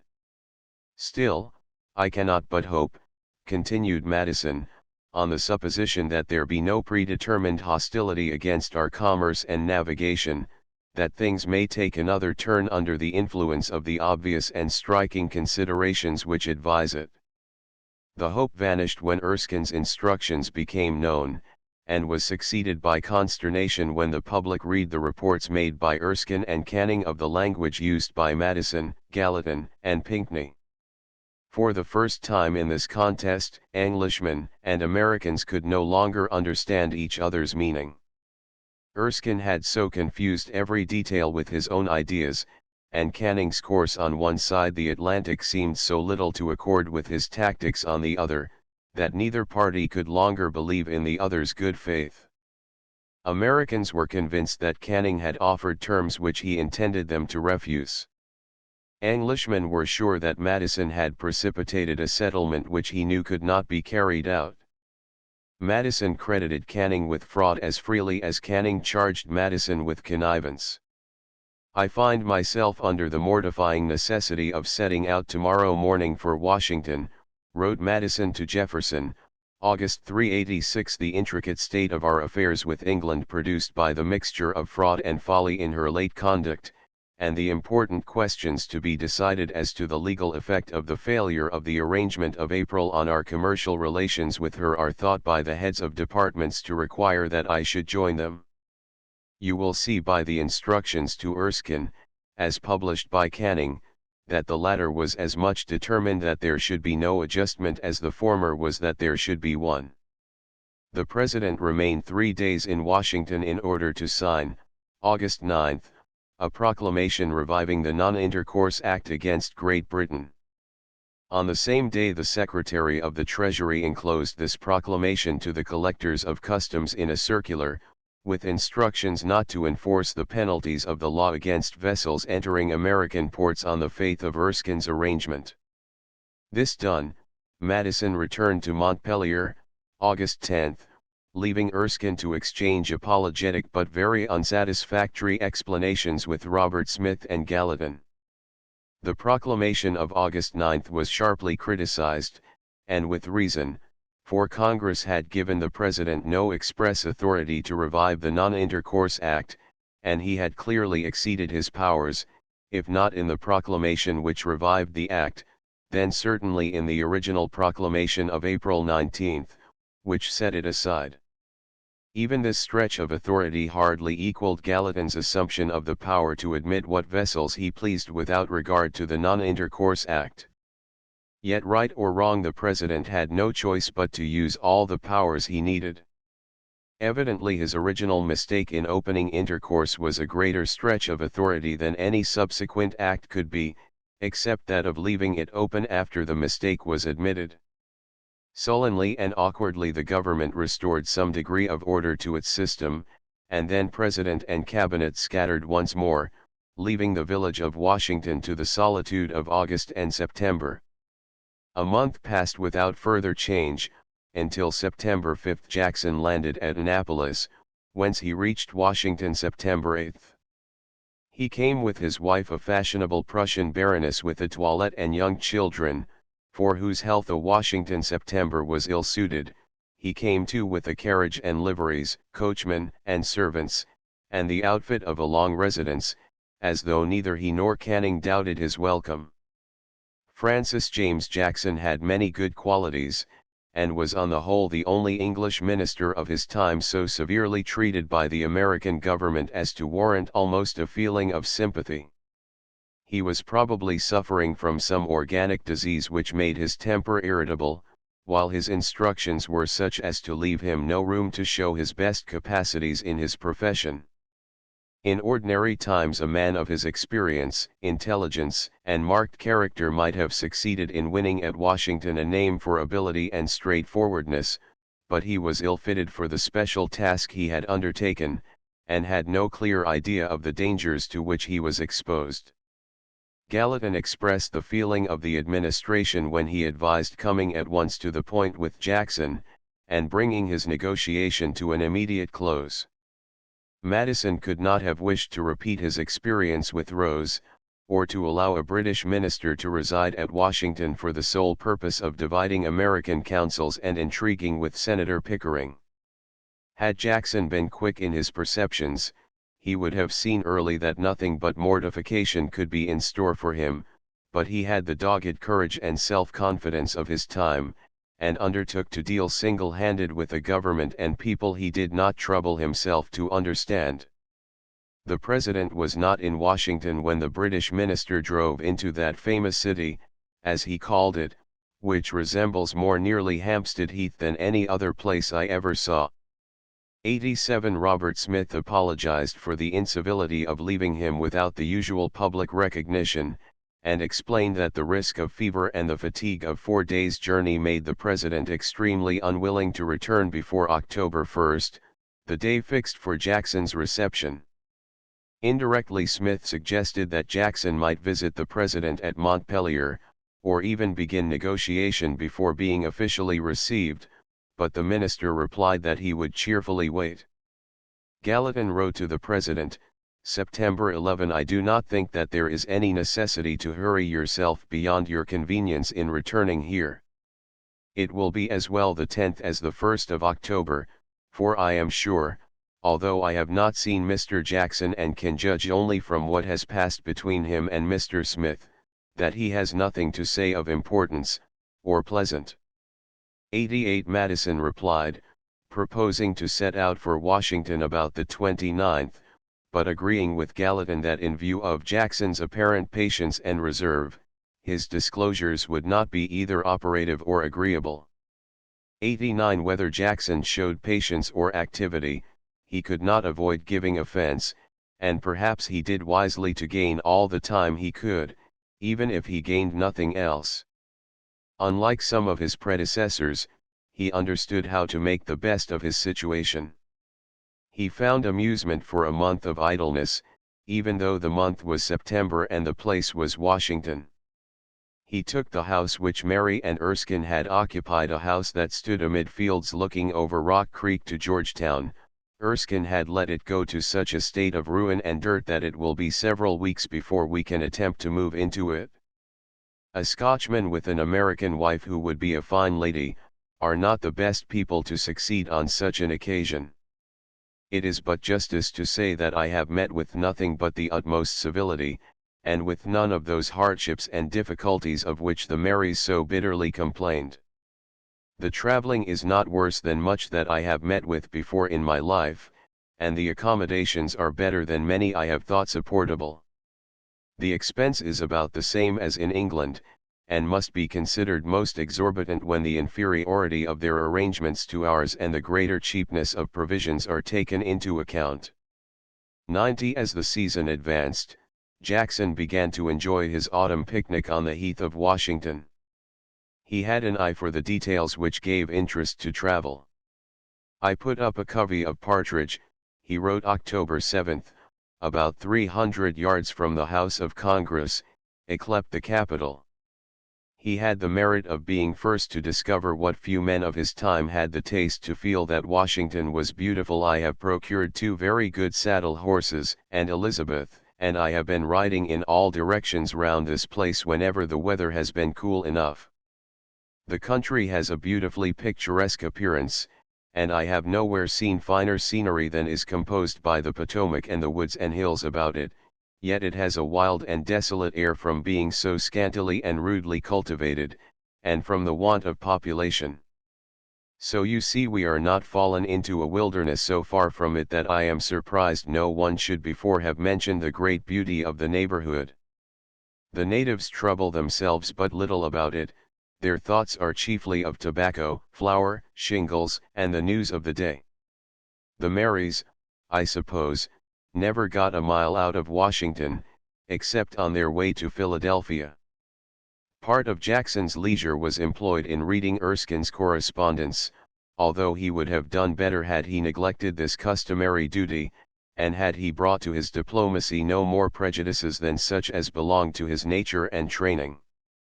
His disgust with Erskine only added to his antipathy for Erskine's objects, methods, and friends. "My visitors," he wrote, "are a different set from Erskine's, I perceive. Many of them he says he never saw. Per contra, many of the Democrats who were his intimates never come to me, and I am well pleased and somewhat flattered by the distinction. Erskine is really a greater fool than I could have thought it possible to be, and it is charity to give him that name. Now that I have gone through all his correspondence, more than ever am I at a loss to comprehend how he could have been allowed to remain here for the last 2 years. To be obliged to wade through such a mass of folly and stupidity, and to observe how our country has been made, through Erskine's means, the instrument of these people's cunning, is not the least part of my annoyance. Between them our cause is vilified indeed." The tone which Erskine had accustomed them to use with him, and to use without any notion whatever being taken of it, is another great difficulty I have had to overcome. Every third word was a declaration of war. The month passed only too soon for Jackson's comfort, and October 1, punctual to his word, the President arrived. The next day Erskine had his farewell audience, and October 3 Jackson was officially received. Mary's experience had not been without advantage to both sides, and Jackson, who seemed to feel more contempt for his own predecessors Mary and Erskine than for his American antagonists, accepted everything in good part. Madison, the President, is a plain and rather mean-looking little man, of great simplicity of manners, and an inveterate enemy to form and ceremony, so much so that I was officially informed that my introduction to him was to be considered as nothing more than the reception of one gentleman by another, and that no particular dress was to be worn on the occasion, all which I was very willing to acquiesce in. Accordingly I went in an afternoon frock, and found the President in similar attire. Smith, the Secretary of State, who had walked from his office to join me, had on a pair of dusty boots, and his round hat in his hand. When he had introduced us he retired, and the President then asked me to take a chair. While we were talking, a Negro servant brought in some glasses of punch and a seed cake. The former, as I had been in conference the whole morning, served very agreeably to wet my whistle, and still more strongly to contrast this audience with others I had had with most of the sovereigns of Europe. Perhaps this passing allusion to previous acquaintance with most of the sovereigns of Europe threw a light, somewhat too searching, into the recesses of Jackson's character. The weakness was pardonable, and not specially unsuited to success in his career, but showed itself in private as a form of self-deception which promised ill for his coming struggle. Madison's civility quite misled him. "I do not know," he wrote October 24, "that I had ever more civility and attention shown me than at a dinner at the President's yesterday, where I was treated with a distinction not lately accorded to a British minister in this country." A foolish question of precedence, which ever since Mary's time has been unsettled, and has occasioned some heart-burnings among the ladies, was also decided then by the President departing from his customary indifference to ceremony and etiquette, and taking Elizabeth in to dinner, while I conducted Mrs. Madison. Evidently this deference pleased the British minister, who saw nothing behind it but a social triumph for himself and his wife, yet he had already been forced to protest against the ceremonial forms with which Madison studiously surrounded him, and had he read Shakespeare rather than Erskine's writings, he might have learned from Julius Caesar the general diplomatic law that when love begins to sicken and decay, it useth ever an enforced ceremony. A man of tact would have seen that from the moment Madison became formal he was dangerous. The dinner of October 23 at the White House came at a moment when Jackson had been so carefully handled and so effectually disarmed as to stand at Madison's mercy, and although he was allowed to please himself by taking Mrs. Madison to dinner, the mean-looking little man at the head of the table was engaged only in thinking by what stroke the British minister's official life should be most quickly and quietly ended. Jackson's interviews with Robert Smith began immediately after the President's arrival in Washington. The first conversation was reported by the British minister to his government in language so lifelike, but showing such astonishment on both sides at the attitude of each, as to give it place among the most natural sketches in American diplomatic history. After some fencing on the subject of Erskine's responsibility, Jackson passed to the subject of his own instructions, and remarked that he was ordered to wait for propositions from the President. Here the American minister, reported Jackson 91, exhibited signs of the utmost surprise and disappointment. He seemed to be so little prepared for this close of my conversation that he was some time before he could recollect himself sufficiently to give me any answer at all.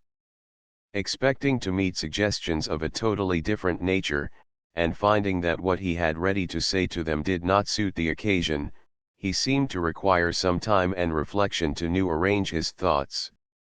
Accordingly a considerable pause in our conversation took place, which at length he broke in upon by saying, "Then, sir, you have no proposal to make to us, no explanation to give. How shall we be able to get rid of the Non-Intercourse Act?" Robert Smith was a wearisome burden to Madison, and his incompetence made no agreeable object of study, but his apparent bewilderment at Jackson's audacity was almost as instructive as the sincere astonishment of the Englishman at the effect of his own words. The game of cross purposes could not be more naturally played. Robert Smith had been requested by Madison to ascertain precisely what Jackson's instructions were, and both at the first and at a second interview he pressed this point, always trying to discover what Jackson had to offer, while the Englishman always declined to offer anything whatever. Two conversations satisfied the President that Jackson's hands were fast tied, and that he could open no door of escape. Then Madison gently set the Secretary of State aside, and, as openly as the office of Chief Magistrate permitted, undertook to deal with the British minister. October 9 the Secretary of State sent to the British legation a formal letter, written, like all Robert Smith's important papers, by the President 92 after recapitulating the negative results reached in the two interviews. Jackson was asked whether he had been rightly understood, and the letter ended by saying, that, to avoid the misconceptions incident to oral proceeding, I have also the honor to intimate that it is thought expedient that our further discussions on the present occasion be in the written form. 93 Jackson saw a challenge in this change of attitude, and undertook to meet it by vigorous resistance. He had no mind to be thrown on the defensive, as he wrote to Canning. he wished to teach the American government not to presume on his patience. On connecting all these circumstances, he reported 94 the manner in which Mr. Smith had conducted our conferences, the abruptness, especially, with which he had put an end to them, and the style in which he announces to me, without leaving any choice or alternative, but as the absolute decision of his government, that it is thought expedient that our future discussions on the present occasion, i.e., the only occasion of doing away existing differences, should be in the written form. It occurred to me to be necessary to put the matter on such a footing as to preclude, in limine, the idea that every species of indirect obloquy was to be patiently submitted to by His Majesty's minister in this country. In this temper Jackson wrote a long letter, dated October 11, for the purpose, as he reported to Canning 95, of checking that spirit which can never lead to conciliation, by which America thinks herself entitled to make her will and her view of things the criterion by which they are to be generally approved or condemned. Beginning with the assertion that there does not exist in the annals of diplomacy a precedent for stopping verbal communication within so few days after the delivery of credentials, he rehearsed the story of Erskine's arrangement, and justified his refusal of apology or explanation. In doing so, he allowed himself to insinuate what Canning expressly asserted in his instructions, that Robert Smith had connived at Erskine's misconduct. It was not known when I left England whether Mr. Erskine had, according to the liberty allowed him, communicated to you in extenso his original instructions. It now appears that he did not. But I find that he has submitted to your consideration the 3 conditions specified in those instructions as the groundwork of an arrangement. Mr. Erskine reports, verbatim et seriatim, your observations upon each of the 3 conditions, and the reasons which induced you to think that others might be substituted in lieu of them. It may have been concluded between you that these latter were an equivalent for the original conditions, but the very act of substitution evidently shows that those original conditions were in fact very explicitly communicated to you, and by you, of course, laid before the President for his consideration. After justifying the disavowal of Erskine on the admitted ground that he had disobeyed instructions, Jackson came to the point of his own powers. His Majesty has authorized me, he said, notwithstanding the ungracious manner in which his former offer of satisfaction for the affair of the Chesapeake was received, to renew that which Mr. Erskine was instructed to make. As for the orders in council, these had been so far modified by the blockade of April 26 as to make any formal agreement on that subject seem unnecessary, and he reserved his proposals until he should hear those of the President. 2 days after this letter was dispatched, Robert Smith sent a civil message that there had been no intention to stop personal intercourse, he should be most happy to see me whenever I would call upon him, we might converse upon indifferent subjects, but that his memory was so incorrect that it was on his account necessary that in making his reports to the President he should have some written document to assist him. 96 With this excuse for the Secretary's sudden withdrawal from the field, the British minister contented himself until October 19, when he received an official letter, signed as usual by Robert Smith, but written with ability such as that good-natured but illiterate Secretary of State never imagined himself to possess. The American note of October 19, far too long to quote or even to abridge, was perhaps the best and keenest paper Madison ever wrote. His faults of style and vagueness of thought almost wholly disappeared in the heat of controversy, his defense was cool, his attack keen, as though his 60 years weighed lightly the day when he first got his young antagonist at his mercy. He dealt Jackson a fatal blow at the outset, by reminding him that in July, 1808, only the previous year, Canning had put an end to oral communication after 2 interviews with Pinckney on the subjects under negotiation. He then made 3 points, well stated and easily remembered. 1.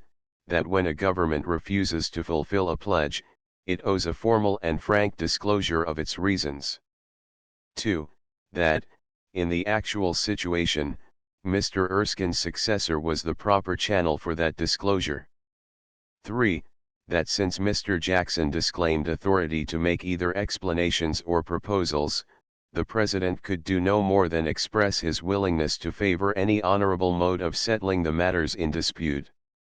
In enlarging on the subjects touched by Jackson's letter, the President made more than one remark of the kind that most exasperated the British minister. Since no settlement of the dispute was possible or even desired by Jackson, such flashes of Madison's temper were neither harmful nor inappropriate, yet they were certainly on the verge of insult. He told Jackson plainly that Great Britain, by retaining her so-called retaliation after admitting that it no longer retaliated, was guilty of deception. You cannot but be sensible that a perseverance under such circumstances in a system which cannot longer be explained by its avowed object would force an explanation by some object not avowed. What object might be considered as best explaining it is an inquiry into which I do not permit myself to enter, further than to remark that in relation to the United States it must be an illegitimate object. On the other hand, Madison seemed not to resent, as warmly as he might have done, the intimation that he had induced Erskine to violate instructions. The President either affected not to see, or failed fully to grasp at first, the serious scope of this charge.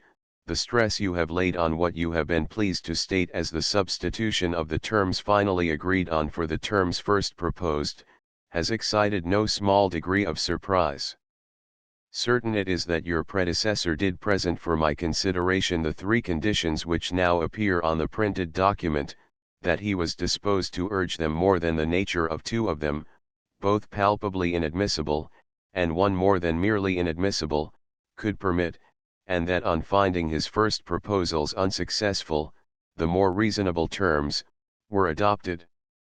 And what, sir, is there in this to countenance the conclusion you have drawn in favor of the right of His Britannic Majesty to disavow the proceeding?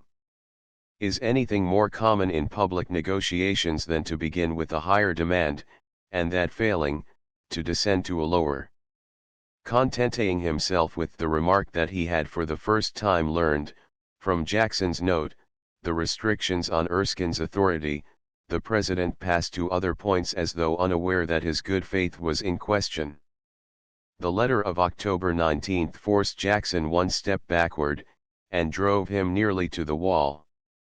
Obliged to choose between the avowal that he had no proposal to make, or the assertion that he had both explanations and proposals, he yielded, somewhat surlily, to the weakness of offering explanations, such as they were, and of inviting proposals eventually to be embodied in a convention. In a note dated October 23 he answered the American note of October 1997. If Madison had doubted his own advantage, his doubts must have vanished in reading Jackson's second note, which shuffled and evaded the issues in a manner peculiar to disconcerted men, but the most convincing proof of Jackson's weakness appeared in the want of judgment he showed in exposing himself to attack at the moment when he was seeking safety. He committed the blunder of repeating the charge that Madison was responsible for Erskine's violation of instructions. These instructions were at the time, in substance, made known to you. So far from the terms which he was actually induced to accept having been contemplated in that instruction, he himself states that they were substituted by you in lieu of those originally proposed. Jackson's folly in thus tempting his fate was the more flagrant because his private letters proved that he knew something of his true position. Madison is now as obstinate as a mule, he wrote October 26, 98. Until he gets the absolute surrender of the orders in council he will not even accept any satisfaction for the affair of the Chesapeake, which has been now for the third time offered to him in vain, and he added, there is already a great and growing fermentation in the United States, which shows itself in a manner highly prejudicial to the amity and good understanding which doubtless our ministers wish to see established between the two countries. A few days after writing this evidence of his own uneasiness, the British minister received from the Department of State a third note, dated November 1, which left no doubt that the president meant to push his antagonist to extremes. After accepting the explanations at last made in regard to the orders in council, and pointing out that they did not apply to the case of the Chesapeake, Madison requested Jackson to show his full powers, as an indispensable preliminary to further negotiation. The letter was short, and ended with a stern warning: "I abstain, sir, from making any particular animadversions on several irrelevant and improper allusions in your letter, not at all comporting with the professed disposition to adjust, in an amicable manner, the differences unhappily subsisting between the two countries, but it would be improper to conclude the few observations to which I purposely limit myself, without adverting to your repetition of a language implying a knowledge on the part of this government that the instructions of your predecessor did not authorize the arrangement formed by him. After the explicit and peremptory asseveration that this government had no such knowledge, and that with such a knowledge no such arrangement would have been entered into, the view which you have again presented of the subject makes it my duty to apprise you that such insinuations are inadmissible in the intercourse of a foreign minister with a government that understands what it owes to itself." This letter placed Jackson in a position which he could not defend, and from which he thought, perhaps with reason, that he could not without disgrace retreat. The insinuations he had made were but a cautious expression of the views he was expressly ordered to take. November 4 he replied, with more ability than he had hitherto shown, to the letter of November 1, but he gave himself, for a mere point of temper, into Madison's hands. "I am concerned, sir, to be obliged, a second time, to appeal to those principles of public law, under the sanction and protection of which I was sent to this country. You will find that in my correspondence with you I have carefully avoided drawing conclusions that did not necessarily follow from the premises advanced by me, and least of all should I think of uttering an insinuation where I was unable to substantiate a fact. To facts, such as I have become acquainted with them, I have scrupulously adhered, and in so doing I must continue, whenever the good faith of His Majesty's government is called in question, to vindicate its honor and dignity in the manner that appears to me best calculated for that purpose."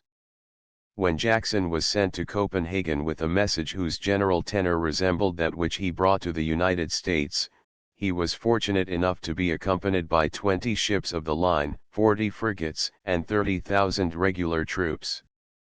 Even with this support, if court gossip could be believed, King George expressed to him surprise that he had escaped being kicked downstairs. At Washington he had no other force on his side than such as his footman or his groom could render, and the destiny that King George predicted for him could not, by any diplomatic weapons, be longer escaped. November 8, Secretary Smith sent to the legation one more note, which closed Jackson's diplomatic career: "Sir, finding that in your reply of the 4th instant you have used a language which cannot be understood but as reiterating and even aggravating the same gross insinuation, it only remains, in order to preclude opportunities which are thus abused, to inform you that no further communications will be received from you." Chapter 7. The effect of American conciliation upon Canning was immediate and simple, but the effect of American defiance upon Napoleon will be understood only by those who forget the fatigue of details in their interest for Napoleon's character. The Emperor's steps in 1809 are not easily followed. He was overburdened with labor, his motives and policy shifted as circumstances changed, and among second-rate interests he lost more habitually than ever the thread of his own labyrinth. Traveling day and night from Spain in January, 1809, with the same haste and with something of the same motive as when 4 years afterward he posted back to Paris from his Russian disaster, Napoleon appeared unexpectedly at his capital January 24. The moment was one of crisis, but a crisis of his own making. He had suffered a political check in Spain, which he had but partially disguised by a useless campaign. The same spirit of universal dominion which grasped at Spain and required the conquest of England, roused resistance elsewhere almost as desperate as that of the Spaniards and English. Even the American Congress repealed its embargo and poured its commerce through so-called neutral ports into the lap of England, while at the same moment Austria, driven to desperation, prepared to fight for a fourth time. Napoleon had strong reasons for choosing that moment to force Austria wholly into his system. Germany stood at his control. Russia alone could have made the result doubtful, but the Tsar was wholly French. M. Romanzoff, wrote Armstrong to the State Department 99 with the fatalism of the Turk, shakes his head at Austria, and asks what has hitherto been got by opposition, calls to mind the fate of Prussia, and closes by a pious admonition not to resist the will of God. Toward Austria the Emperor directed all his attention, and rapidly drove her government into an attitude of resistance the most spirited and the most desperate taken by any people of Europe except Spain. Although Austria never wearied of fighting Napoleon, and rarely fought without credit, her effort to face, in 1809, a power controlling the military resources of France, Italy, and Germany, with the moral support of Russia behind them, had an heroic quality higher than was shown at any time by any other government in Europe. April 9 the Austrian army crossed the Inn, and began the war. April 13 Napoleon left Paris for the Danube, and during the next 3 months his hands were full. Austria fought with an energy which put Germany and Russia to shame. Such a moment was ill-suited for inviting negotiation on American affairs, but Armstrong received instructions a few days after Napoleon left Paris, and with these instructions came a copy of the Non-Intercourse Act of March 1, which, while apparently forbidding intercourse with England and France, notified Napoleon that the United States would no longer obey his wishes, or keep their industries from seeking a British market through indirect channels.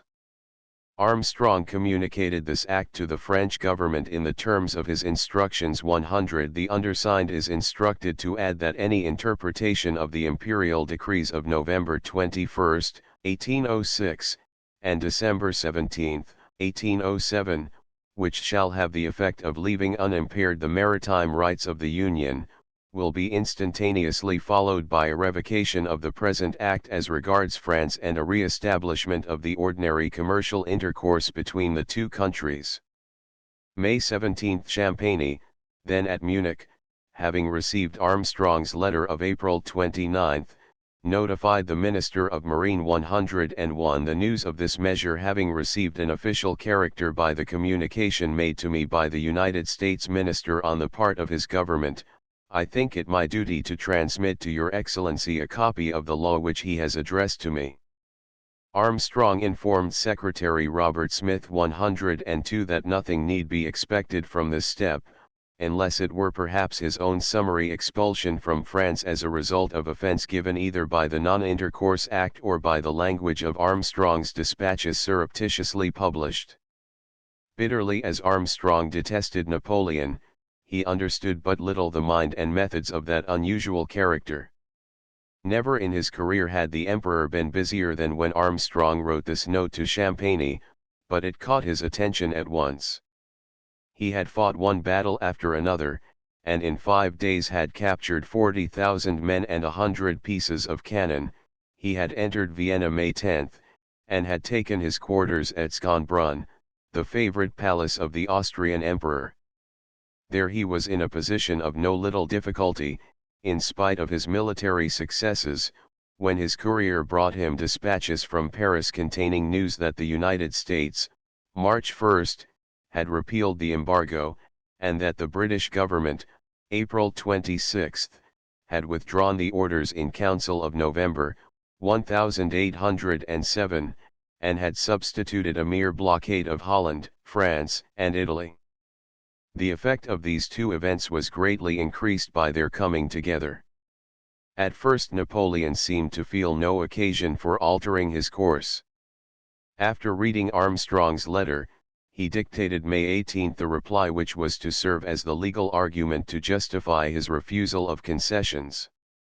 His decrees were founded on eternal principles, and could not be revoked. The seas belong to all nations.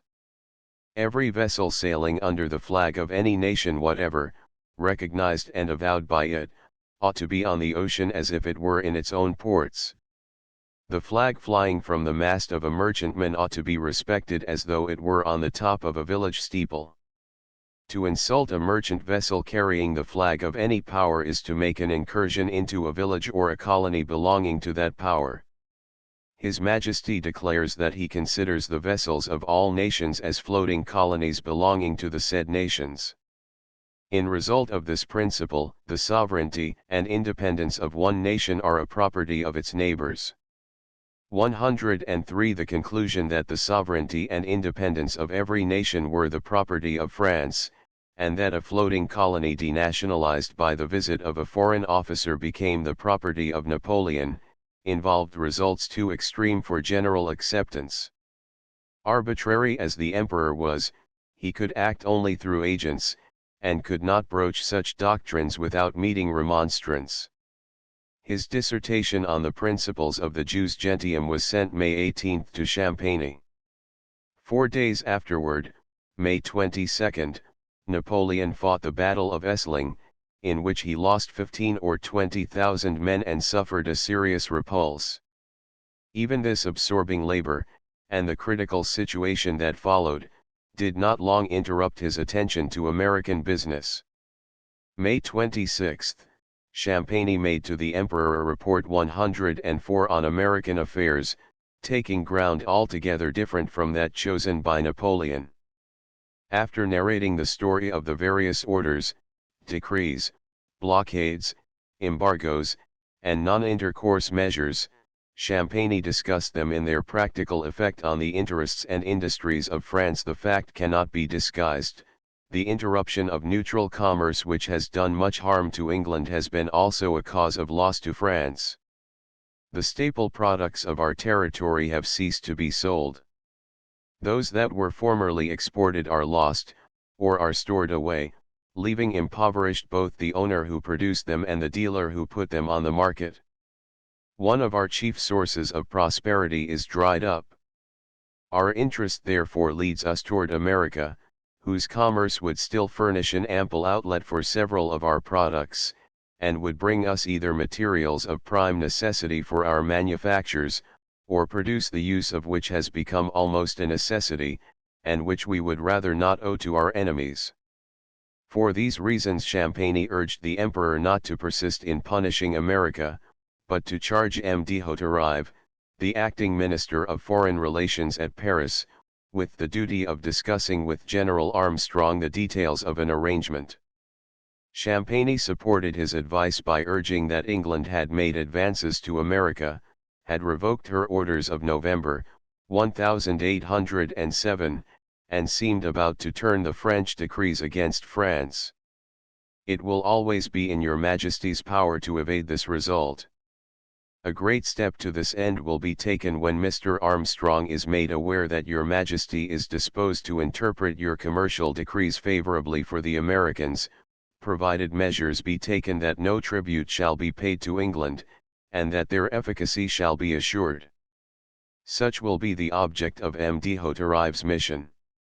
Napoleon, impressed by Champagny's reasoning, fortified by the news that Erskine had settled the commercial disputes between England and America, sent to Champagny the draft of a new Decree 105 which declared that inasmuch as the United States by their firm resistance to the arbitrary measures of England had obtained the revocation of the British orders of November, 1807, and were no longer obliged to pay imposts to the British government, therefore the Milan Decree of December 17, 1807, should be withdrawn, and neutral commerce should be replaced where it stood under the Berlin Decree of November 21, 1806. This curious paper was sent June 10 to Paris for a report from the Treasury as to its probable effects. June 13, Champagny sent instructions to Haute-Rive 106 directing him to begin negotiation with Armstrong. Far from overlooking either the intention or the effect of the Non-Intercourse Act, Champagny complained that it was unfair to France and almost an act of violence, but he did not resent it. The Emperor is not checked by this consideration, he feels neither prejudice nor resentment against the Americans, but he remains firm in his projects of resisting British pretensions. The measures taken by England will chiefly decide his measures. Champagny explained that the Emperor hesitated to issue the new decree already forwarded for the inspection of the customs authorities, not because any change had taken place in the reasons given for its policy, but because the arrangement of Erskine was said to be disavowed. What has prevented the Emperor till now from coming to a decision in this respect is the news contained in the English journals of an arrangement between England and America, and announced by a proclamation of the President of the United States, April 19, 1806. If from this act should result the certainty that the English renounce their principle of blockade, then the Emperor would revoke the whole of his measures relative to neutral commerce. But the Gazette de France of June 5, for I have no other authority, pretends that the British ministry refused to sanction the arrangement concluded in America, and the result of all this is an extreme uncertainty, which prevents a decision as to the course proper to be taken. This was the situation of the American dispute June 13, 1809, at Vienna, at the moment Canning's disavowal of Erskine became certain. Thus far Napoleon's mind had passed through two changes: the first, in consequence of the British order in Council of April 26, which led him to decide on withdrawing the Milan Decree; the second, in consequence of Erskine's arrangement, which led him to promise America everything she asked. The news of Canning's refusal to carry out the arrangement stopped Napoleon short in his career of concession. He left the American affair untouched until after the Battle of Wagram, July 6, which was followed by the submission of Austria, July 12. The Battle of Wagram placed him in a position to defy resistance. Immediately afterward he sent orders to Paris to stop Haute-Rive's negotiation. About the middle of July Haute-Rive told the American minister that a change had taken place in the views of the Emperor, and in particular that a decree prepared by his orders as a substitute for those of November, 1806, and December, 1807, and which would have been a very material step toward accommodation, had been laid aside. 107 In the heat and fury of the Battle of Wagram this order must have been given, for it was known at Paris only 1 week afterward, and Armstrong reported the message, July 24, as a notice that unless America resisted the British doctrines of search and blockade she need expect no relaxation on the part of Napoleon, while this notice was supported by a menace that until the Emperor knew the President's decision he would take no step to make matters worse than they already were. 108 If Armstrong put trust in this last promise or menace, he showed once more his want of sympathy with the Emperor's character. Quick to yield before an evident disaster, Napoleon was equally quick to exhaust the fruits of an evident victory, and the advantage he had obtained over the United States was as decided, if not as extensive, as that which he had gained over Austria. In one way or another America must pay for rebellion, and she could be made to pay only by the usual process of seizing her commerce.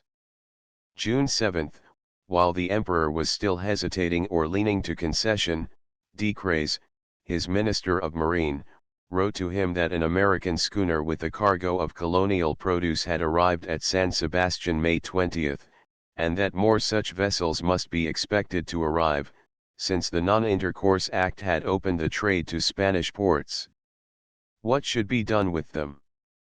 The French decrees denationalized every vessel which went to England, or wished to go there, or had been visited by an English cruiser, or had violated the laws of the United States, or had incurred suspicion of fraud, but the schooner in question was under no suspicion of fraud. She had not been to England, nor had she ever thought of going there. She had not been stopped by any cruiser, she was in a Spanish port, nominally outside of French jurisdiction, and she was authorized in going there by the law of the United States.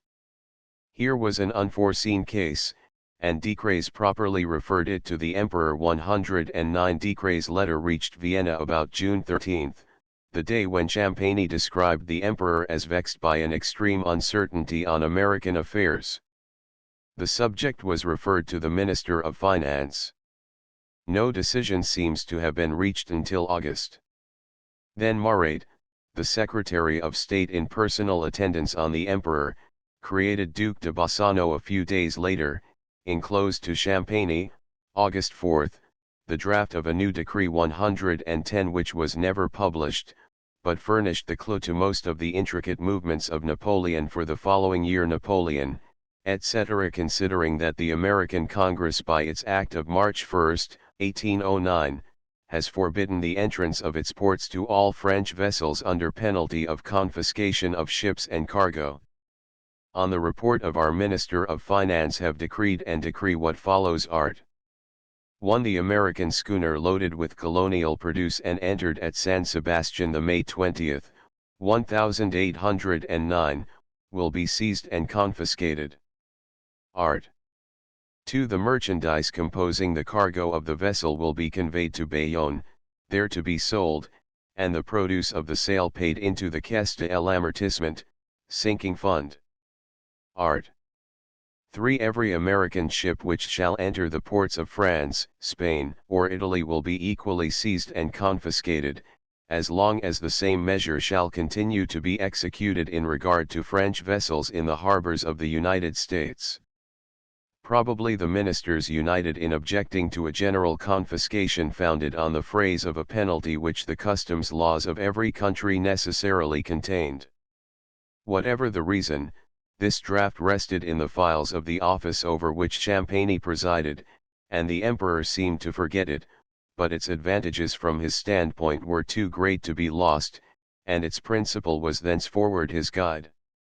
Not even Armstrong, suspicious as he was of Napoleon's intentions, penetrated the projected policy, yet Armstrong was by no means an ordinary minister, and his information was usually good. At the moment when he received what he supposed to be the promise that Napoleon would not make matters worse until he heard what the president had to say, Armstrong warned his government that this assurance was intended as a menace rather than as a pledge. 111 What will satisfy him on even these points, particularly the former, is not distinctly explained. Our creed on this subject is one thing, that of the British government another, and the French doctrine of visit, a third. When we speak of illegal search, we mean that which claims the right of impressment also, but according to the imperial decrees and their commentators, the offense is equally great whatever may be the object of the visit, whether it be to demand half your crew, or to ascertain only the port from which you sailed, the nature of your cargo, or the character of your flag. This is pushing things to a point whither we cannot follow them, and which, if I do not mistake, is selected because it is a point of that description. Before the month of August, Napoleon reverted more energetically than ever to his old practice and policy. Within Armstrong's reach remained only one influence strong enough to offer a momentary resistance to imperial orders, and thither he turned. The Kingdom of Holland was still nominally independent, and its trade an object of interest. While England shaped her policy to favor the licensed or smuggling trade with Dutch ports, the United States risked their relations with England and France by treating Holland as an independent neutral. Yet the nominal independence of Holland was due only to the accident that had made Louis its king, as it had made his brother Joseph king of Spain, not wholly with a view to please them, but also to secure obedience to Napoleon's orders and energy to his system. No one would willingly deprive any member of Napoleon's family of virtues which the world allowed them, yet none but a Bonaparte thoroughly understood a Bonaparte, and Napoleon's opinion of his brothers, as their opinions of him, stand highest in authority. Napoleon was often generous and sometimes forbearing with his brothers, and left them no small freedom to seek popularity at his expense, but they were nothing except as they represented him, and their ideas of independence or of philanthropy showed entire misunderstanding of their situation. Of all Napoleon's brothers, Louis was the one with whom he was most reasonably offended. Lucien at least did not wait to be made a king before he rebelled, but Louis accepted the throne, and then intrigued persistently against the emperor's orders. From the moment he went to Holland he assumed to be an independent monarch, devoted to winning popularity. He would not execute the Berlin Decree until Napoleon threatened to march an army upon him. He connived at its evasion, he issued licenses and admitted cargoes as he pleased, and he did this with such systematic disregard of remonstrance that Napoleon became at last angry. July 17, some days after the Battle of Wagram, the Emperor wrote from Vienna to Louis 112. You complain of a newspaper article, it is France that has a right to complain of the bad spirit which reigns with you. It may not be your fault, but it is none the less true that Holland is an English province. At the same time he ordered Champagne to notify the Dutch government officially that if it did not of its own accord place itself on the same footing with France, it would be in danger of war. 113. While this correspondence was still going on, Armstrong imagined that he might obtain some advantage by visiting Holland. He amused himself during the idle August by a journey to Amsterdam, where he obtained, August 19, a private interview with King Louis. 3 days before, Flushing had capitulated to the English expedition which was supposed to be threatening Antwerp. At Vienna Napoleon was negotiating for peace, and between the obstinacy of Austria and the British attacks on Madrid and Antwerp he found himself ill at ease. President Madison had just issued his proclamation of August 9 reviving the Non-Intercourse Act, which kept open the American trade with Holland. Everywhere the situation was confused, irritable, and hard to understand. A general system of cross-purposes seemed to govern the political movements of the world. King Louis told Armstrong that he was quarreling seriously with the emperor on account of the American trade, but was bent on protecting it at all hazards. This declaration to a foreign minister accredited not to himself but to his brother, showed Louis attempting with the aid of foreign nations a systematic opposition to Napoleon's will. He denounced his brother's system as the triumph of immorality over justice. The system is bad, so bad that it cannot last, but in the meantime we are the sufferers. Even the British expedition to Walcheren troubled Louis chiefly because it forced him under his brother's despotism. It is an erring policy, and will have no solid or lasting effect but that of drawing upon us a French army which will extinguish all that is left of ancient Holland.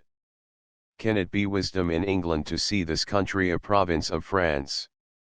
With such comfort as Armstrong could draw from the knowledge that Napoleon's brothers were as hostile as President Madison to the imperial system, he returned to Paris, September 6, to wait the further development of the emperor's plans.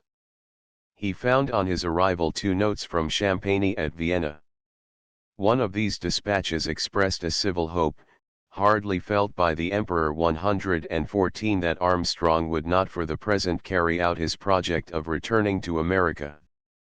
The other, dated August 22, was nothing less than a revised and permanent form of the Emperor's essay on the Jus Gentium, which Champagne since May 18 had kept in his portfolio. 115 In Champagne's hands Napoleon's views lost freshness without gaining legality.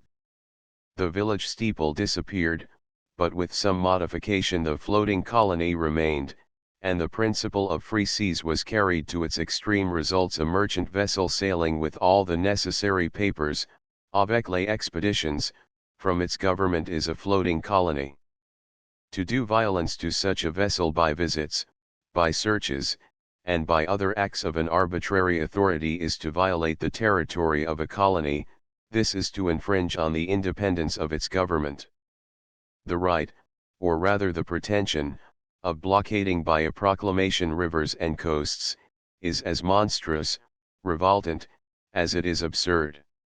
A right cannot be derived from the will or the caprice of one of the interested parties, but ought to be derived from the nature of things themselves. A place is not truly blockaded until it is invested by land and sea. Every one could understand that to assert such principles was an impossibility for neutrals, and was so meant by Napoleon. He had no thought of making demands which England could accept. The destruction of her naval power was his favorite object after the year 1805. The Battle of Wagram confirmed him in his plan, and Louis' opposition counted for even less than Armstrong's diplomacy in checking the energy of his will. As he ordered Louis, so he ordered Madison, to obey, and thanks to the obstinacy of Spencer-Perceval, both had no choice but to assist his scheme. As an answer to the American offer expressed in the Non-Intercourse Act, Champagny's dispatch of August 22 was final, but to preclude a doubt, it closed by saying that the ports of Holland, of the Elbe and the Weser, of Italy and of Spain, would not be allowed to enjoy privileges of which French ports were deprived, and that whenever England should revoke her blockades and orders in council, France would revoke her retaliatory decrees. Without suicide, England could hardly accept the principles required by this note, nor had she reason to suppose that her acceptance would satisfy Napoleon's demands. As though to encourage her in obstinacy, the note was printed in the Moniteur of October 6, by the Emperor's order, before it could have reached America. This unusual step served no purpose except to give public notice that France would support England in restricting American rights. It strengthened the hands of Spencer-Perceval and took away the last chance of American diplomacy, if a chance still existed. Yet neither this stroke nor the severity foreshadowed by the secret decree of Vienna was the only punishment inflicted by Napoleon on the United States for the Non-Intercourse Act and Erskine's arrangement. The principle of the Vienna Decree required confiscation of American commerce in retaliation for penalties imposed on French ships that should knowingly violate the Non-Intercourse Act. Although this rule and the Bayonne Decree seemed to cover all ordinary objects of confiscation, the Emperor adopted the supplementary rule that American merchandise was English property in disguise. In the month of November, a cotton spinner near Paris, the head of a very large establishment, petitioned for leave to import about 600 bales of American cotton. His petition was returned to him with the endorsement, "Rejected, as the cotton belongs to American commerce." The severity of the refusal surprised everyone the more because the alternative was to use Portuguese, that is to say English cotton, or to encourage the consumption of fabrics made wholly in England, of English materials. 116 having decided to seize all American merchandise that should arrive in France on private account, and having taken into his own hands the business of selling this property as well as of admitting other merchandise by license, Napoleon protected what became henceforward his personal interests, by shutting the door to competition. 117 Armstrong caught glimpses of this stratagem even before it had taken its finished shape. "I am privately informed," wrote Armstrong December 10, "that General Loyson has left Paris charged to take hold of all British property, or property suspected of being such in the ports of Bilbao, San Sebastian, Passages, etc. The latter part of the rule is no doubt expressly intended to reach American property. With the general goes a mercantile man who will be known in the market as his friend and protege, and who of course will be the exclusive purchaser of the merchandise which shall be seized and sold as British.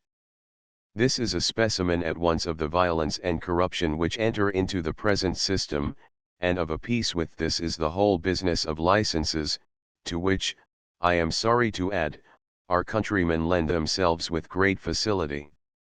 Under such conditions commerce between the United States and France seemed impossible. One prohibition crowded upon another.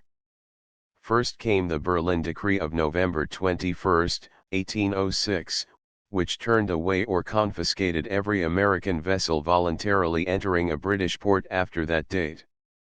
Second, followed the Milan Decree of November 11, 1807, which denationalized and converted into English property every American ship visited by a British cruiser or sent into a British port, or which had paid any tax to the British government. Third, the Bayonne Decree of April 5, 1808, sequestered all American vessels arriving in France subsequent to the embargo, as being presumably British property. Fourth, the American Non-Intercourse Act of March 1, 1809, prohibited all commerce with France or her dependencies. Fifth, the British Orders in Council of April 26, 1809, established a blockade of the whole coast of France.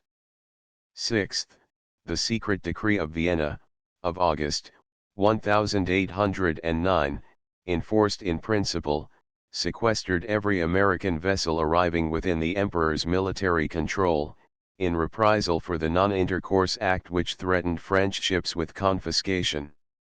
Yet with all this, and greatly to General Armstrong's displeasure, American ships in considerable numbers entered the ports of France, and, what was still more incomprehensible, were even allowed to leave them. Chapter 8. Under these circumstances President Madison was to meet Congress, but bad as his situation was in foreign affairs, his real troubles lay not abroad but at home. France never counted with him as more than an instrument to act on England. Erskine and Canning, by their united efforts, had so mismanaged English affairs that Madison derived from their mismanagement all the strength he possessed. The mission of Jackson to Washington retrieved a situation that offered no other advantage.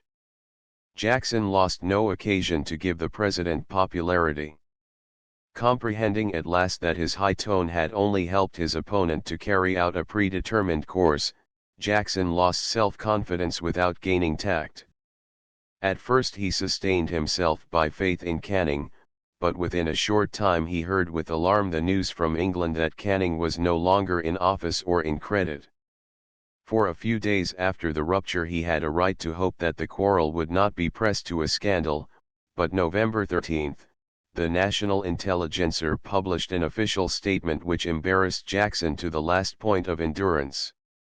"I came prepared to treat with the regular government," he wrote to his brother 118, "and have had to do with a mob, and mob leaders. That I did not show an equal facility with Erskine to be duped by them has been my great crime. That Jackson should be angry was natural, and if he was abusive, he received an ample equivalent in abuse, but his merits as a diplomatist were supposed to be his courage and his truth, and these he could not afford to compromise. He had neither said nor done more than stood in his express orders."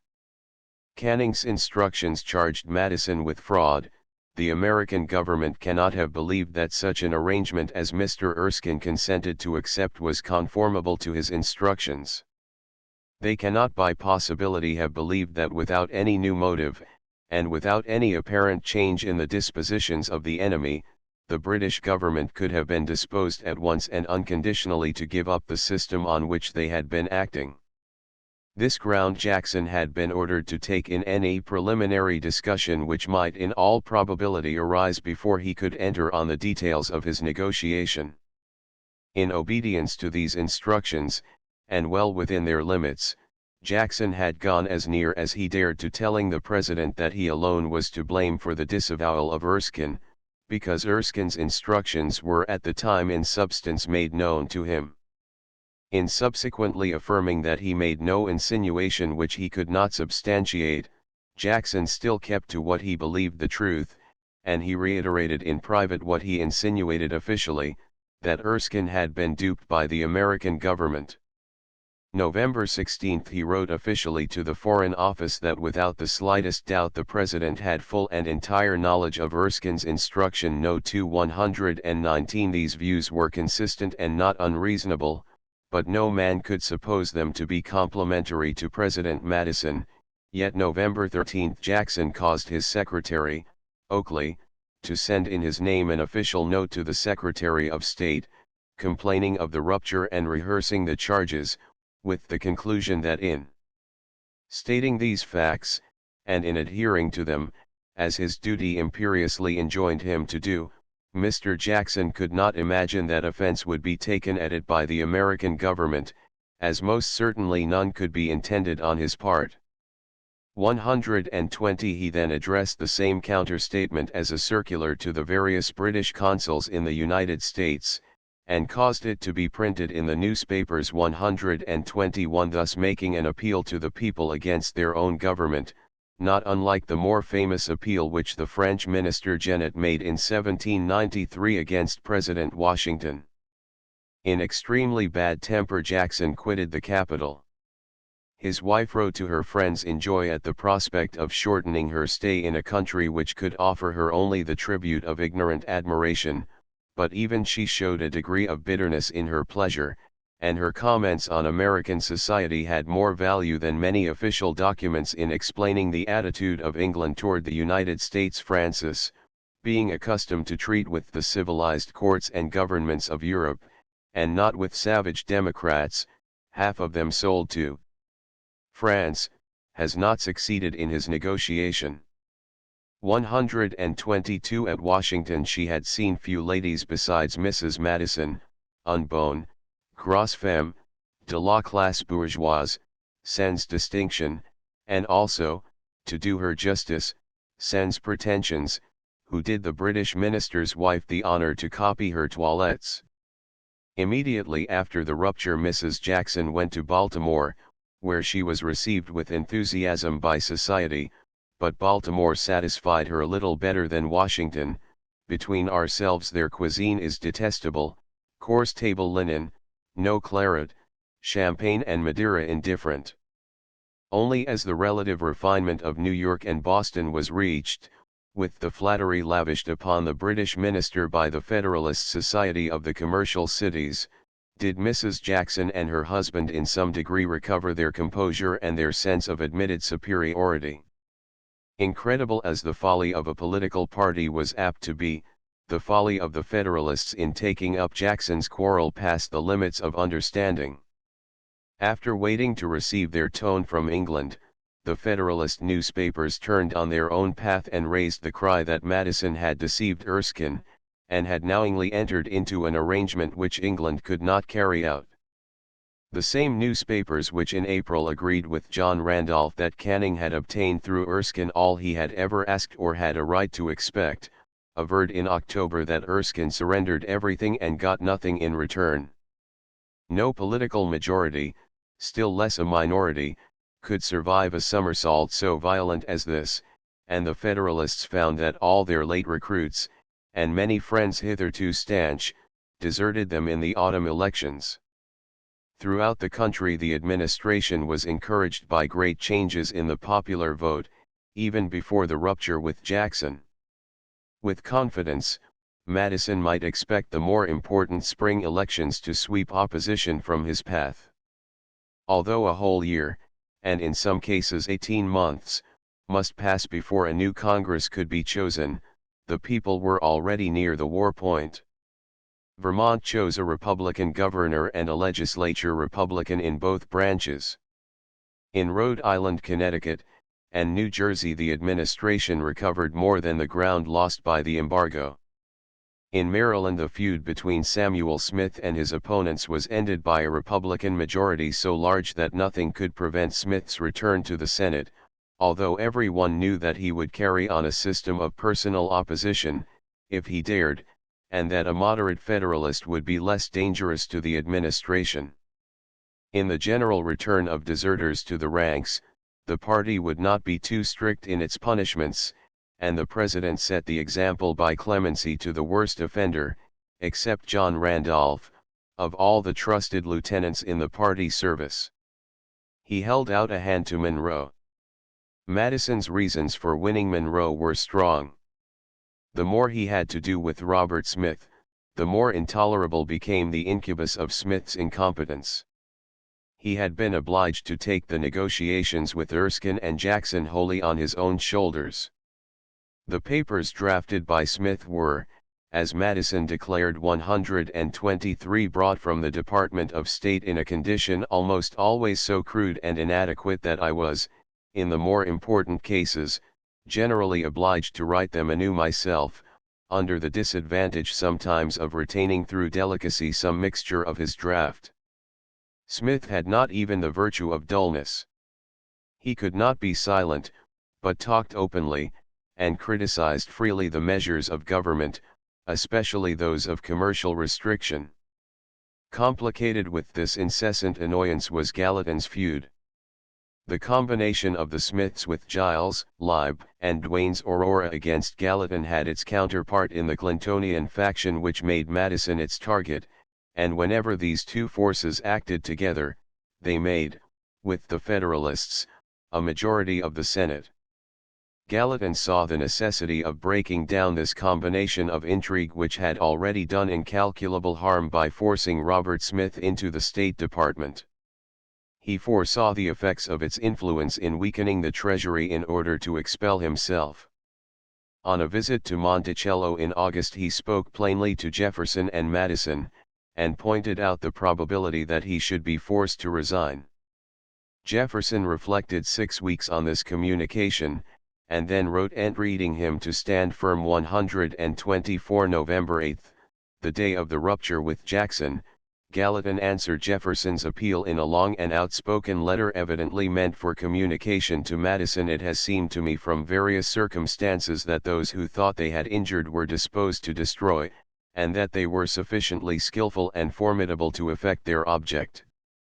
As I may not, however, perhaps, see their actions with an unprejudiced eye, nothing but irresistible evidence both of the intention and success will make me yield to that consideration.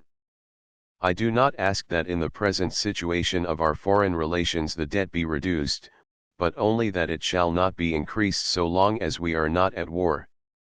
I do not pretend to step out of my own sphere and to control the internal management of other departments, but it seems to me that as Secretary of the Treasury I may ask, that, while peace continues, the aggregate of the expenditure of those departments be kept within bounds such as will preserve the equilibrium between the national revenue and expenditure without recurrence to loans. I cannot consent to act the part of a mere financier, to become a contriver of taxes, a dealer of loans, a seeker of resources for the purpose of supporting useless baubles, of increasing the number of idle and dissipated members of the community, of fattening contractors, pursers, and agents, and of introducing in all its ramifications that system of patronage, corruption, and rottenness which you so justly execrate. From this avowal Madison's difficulties could be understood and his course foreseen. Very slow to move, he was certain at last to quarrel with the senatorial faction that annoyed him. He could not but protect Gallatin, and dismiss Smith. At the end of the vista, however far the distance, stood the inevitable figure of Monroe. Scarcely another man in public life could fill precisely the gap, and none except Armstrong could give strength to the President by joining him. Perhaps Littleton Tazewell, another distinguished Virginian of the same school, would have answered the President's purpose as well as Monroe, but probably Tazewell would have declined to accept a seat in the cabinet of a president whose election he had opposed. 125 Madison decided to take the first step. He had reason to think that Monroe repeated his course, at least to the extent of wishing reconciliation. He authorized Jefferson to act as mediator, and the ex-president, who spared no effort for harmony, hastened to tell Monroe that the government of Louisiana was still at his disposal. 126 Monroe declined the office as being beneath his previous positions, but said that he would have accepted the first place in Madison's cabinet, and was sincere in his desire for the success of the administration. He even pledged his support, and intimated that he had lost favor with John Randolph owing to his exertions for Madison.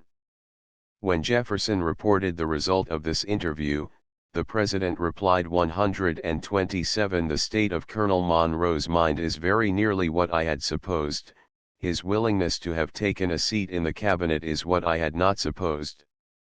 Considering the state of Monroe's mind in 1808, Madison might be excused for failing to see that Monroe would accept the State Department in February, 1809.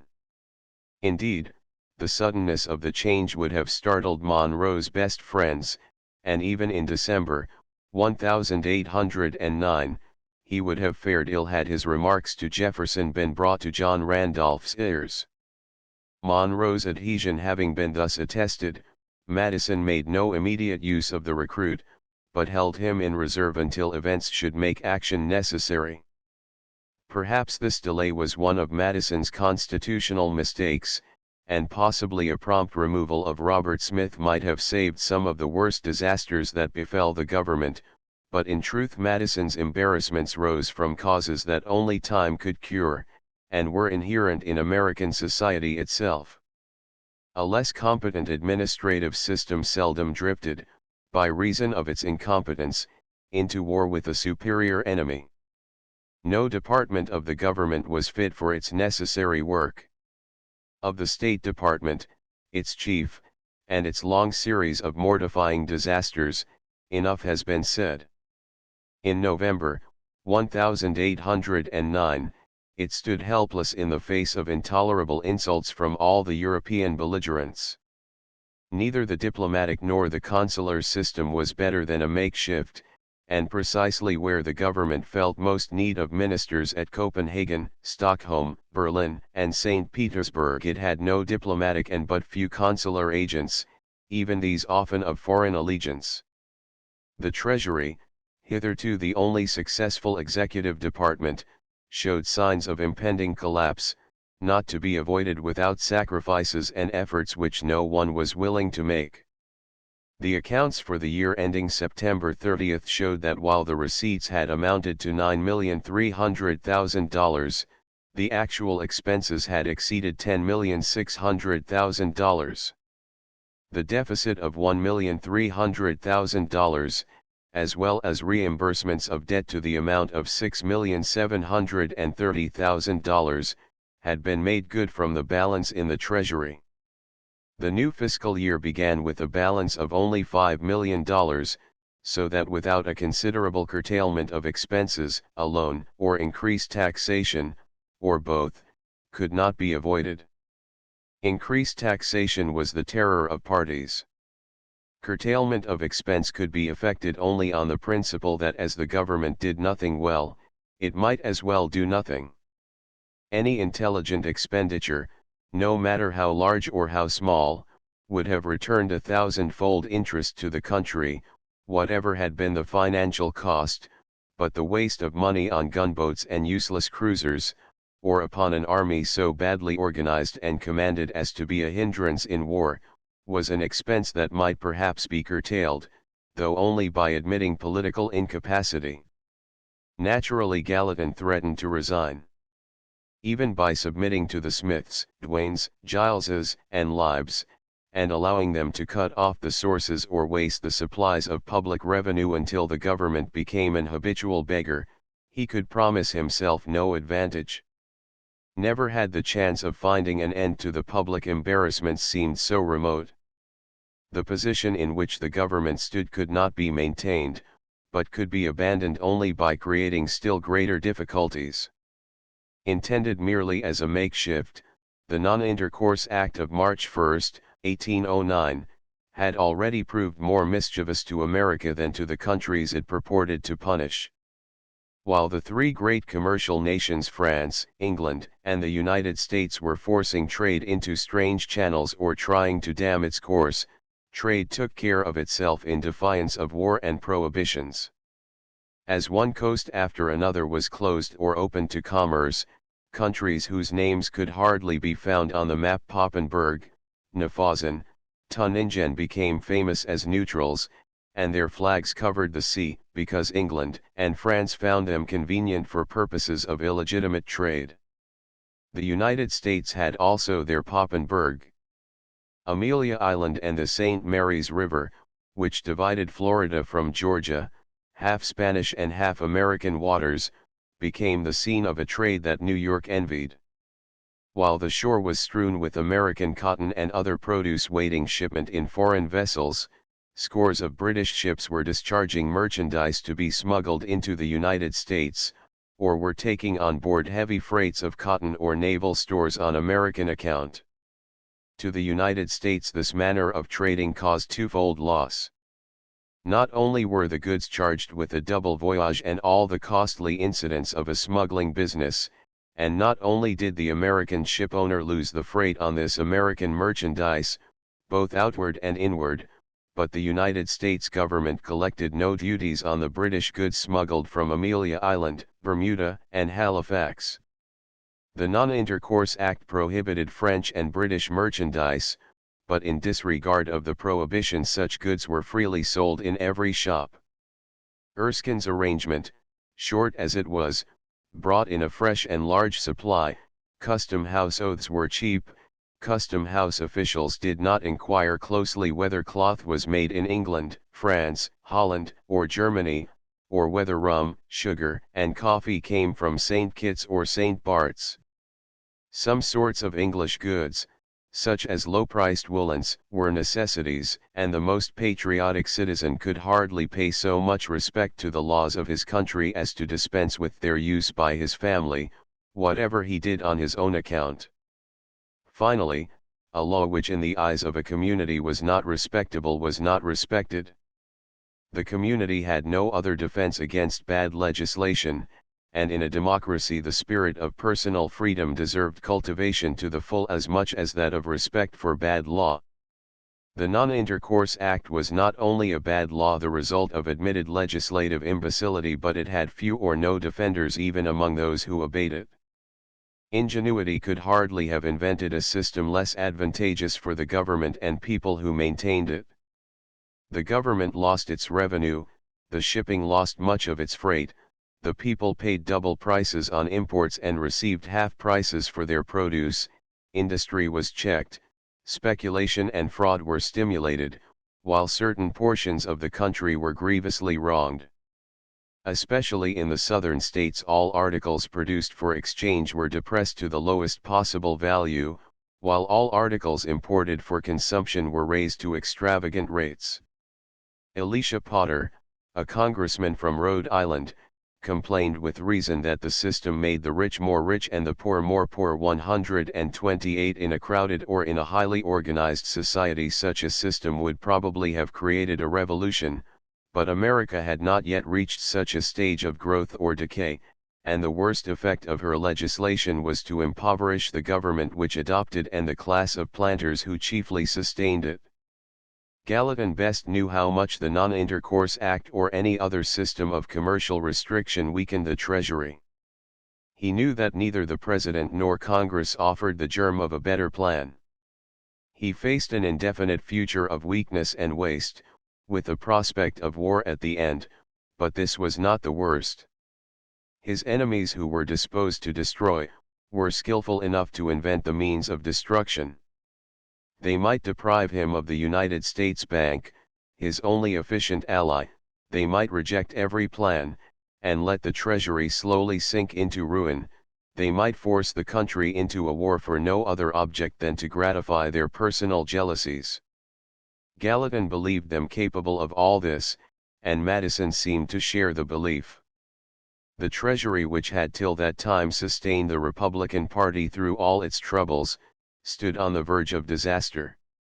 From the military and naval departments nothing had ever been expected, but their condition was worse than their own chiefs understood. The machinery of both broke down as Madison took control. The Navy consisted of a few cruisers and a large force of gunboats. Neither were of immediate use, but a considerable proportion of both were in active service, if service could be called active, which chiefly consisted in lying in harbor or fitting for harbor defense when no enemy was expected. No sooner had Paul Hamilton succeeded Robert Smith at the Navy Department than the new secretary became aware that his predecessor had wasted a very large sum of money. 129 Hamilton made no concealment of his opinion that gunboats were expensive beyond relation to their value. 130 He intimated that the life of gunboats hardly exceeded 1 year, and that their value depended on the correct answer to the inquiry whether war was a defensive or aggressive operation. This hint that gunboats could do no harm to their enemies seemed to gain force from the suggestion that they had yet to prove their uses for their friends, but if Jefferson's gunboat system should prove to be a failure, nothing would be left of the Navy except a few frigates and sloops which could hardly keep the sea in the event of war with England. The Navy was a sink of money. The Army was something worse. At least the Navy contained as good officers and seamen as the world could show, and no cruisers of their class were likely to be more efficient than the frigates commanded by Rogers, Bainbridge, and Decatur, provided they could escape a more numerous enemy, but the Army was worthless throughout, and its deficiency in equipment was a trifling evil compared with the effects of political influence on its organization. The first attempt to raise the Army to efficiency ended in scandalous failure within a few months. Among 1,000 obstacles to any satisfactory reform in the military service, the most conspicuous if not the most fatal was General Wilkinson, whom President Jefferson could not and would not sacrifice, but whose character and temper divided the Army into two hostile camps. Wade Hampton, the next general officer in rank, regarded Wilkinson with extreme contempt, and most of the younger officers who were not partisans of Jefferson shared Hampton's prejudice, but July 4, 1808, a military court of inquiry formally acquitted Wilkinson of being a Spanish pensioner. President Jefferson had already saved him from court-martial on account of his relations with Burr, and Secretary Dearborn restored him to command over an army whose interests required an officer of other qualities. When Madison and Gallatin in December, 1808, looked to a declaration of war, their first anxiety concerned New Orleans and West Florida. December 2, 1808, Secretary Dearborn gave Wilkinson, then at Washington, orders to direct the new levies of troops toward New Orleans, and to be ready to take command there in person as soon as practicable. In pursuance of these orders, 2,000 raw soldiers were directed upon New Orleans from different quarters, and in the midst of war preparations, January 24, 1809, Wilkinson himself embarked from Baltimore. 131 Stopping at Annapolis, Norfolk, and Charleston, he passed 6 weeks on the Atlantic coast. After the overthrow of the war policy and the close of the session, he sailed March 12 from Charleston, and in his mysterious way stopped at Havana and then at Pensacola, under a special mission from the Executive of the United States. April 19 he re-entered New Orleans, the scene of his exploits 3 years before, and he returned as a victor, triumphant over Daniel Clark and the Burr conspirators, as well as over Governor Claiborne, Wade Hampton, and all ill-wishers in the subordinate ranks of the Army, of whom Captain Winfield Scott was one.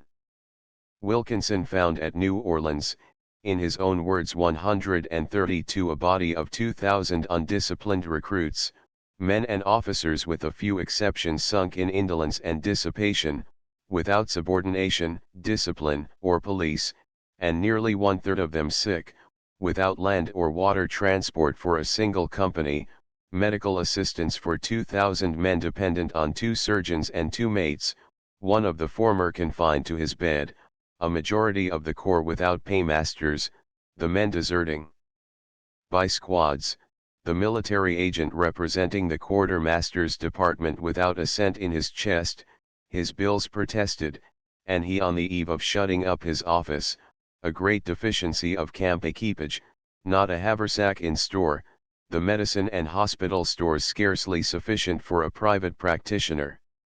The general decided that, first of all, the troops must be removed from the city and sent into camp, but rains made encampment impossible until the river should fall, and May 12 nothing had been done excepting to notify the Secretary of War that in the course of the following week the general meant to select an encampment which would be so placed as to meet an attack from every hostile quarter. 133 His decision was made known to the Secretary of War in a letter dated May 29 with the general voice of American and Creole in favor of it.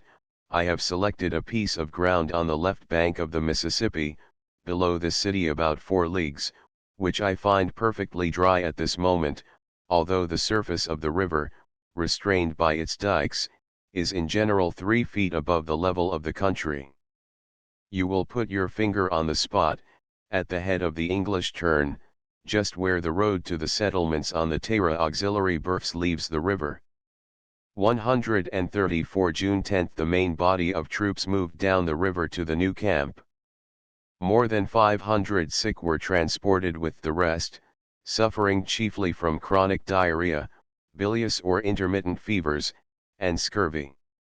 Secretary Eustis, who in March succeeded Dearborn at the War Department, being an army surgeon by profession, noticed, before Wilkinson's arrival at New Orleans, the excessive proportion of troops on the sick list. Quickly taking alarm, he wrote April 30 directing Wilkinson to disregard Dearborn's previous instructions, and after leaving a garrison of old troops at New Orleans, to transport the rest up the river to the high ground in the rear of Fort Adams, or Natchez. The orders were peremptory and pressing. 135 This letter, dated April 30, should have gone, and was believed to have gone, by the post which left Washington May 6, and reached New Orleans May 25. Another post followed a week later, and still another arrived June 8, 2 days before the troops moved to Tara Auxiliary Berths. According to Wilkinson, the letter did not arrive by any of these mails, but came only by the 4th post, which reached New Orleans June 14, after he and his troops were fixed in camp. The cost of a bad character was felt at such moments. No one believed Wilkinson. His reputation for falsehood warranted suspicion that he had suppressed the orders in the belief that he knew best what the troops required. Such insubordination was no new thing on his part. Instead of expressing regret, he wrote to Eustis that even had he received the orders of April 30 in time, he should still have not sought the position you recommended, because the labor of ascending the river would have diseased 9/10 of the men, the expense would have exceeded $12,000, and the position of Fort Adams was ill-suited for the protection of New Orleans. 136 On the troops, the first effect of their encampment was good, but after the middle of June rains began, generally several showers on the same day, and the camp was deep in mud. The number of sick made proper sanitary care impossible. The police officer's report of July 12, 137 gave a revolting picture of the sanitary conditions. The whole camp abounds with filth and nastiness of almost every kind. The sick list rose to 660 in a force of 1,689 non-commissioned officers and men. In August it rose to 963 in a total force of 1,574. The camp was a fever hospital, the suffering beyond experience.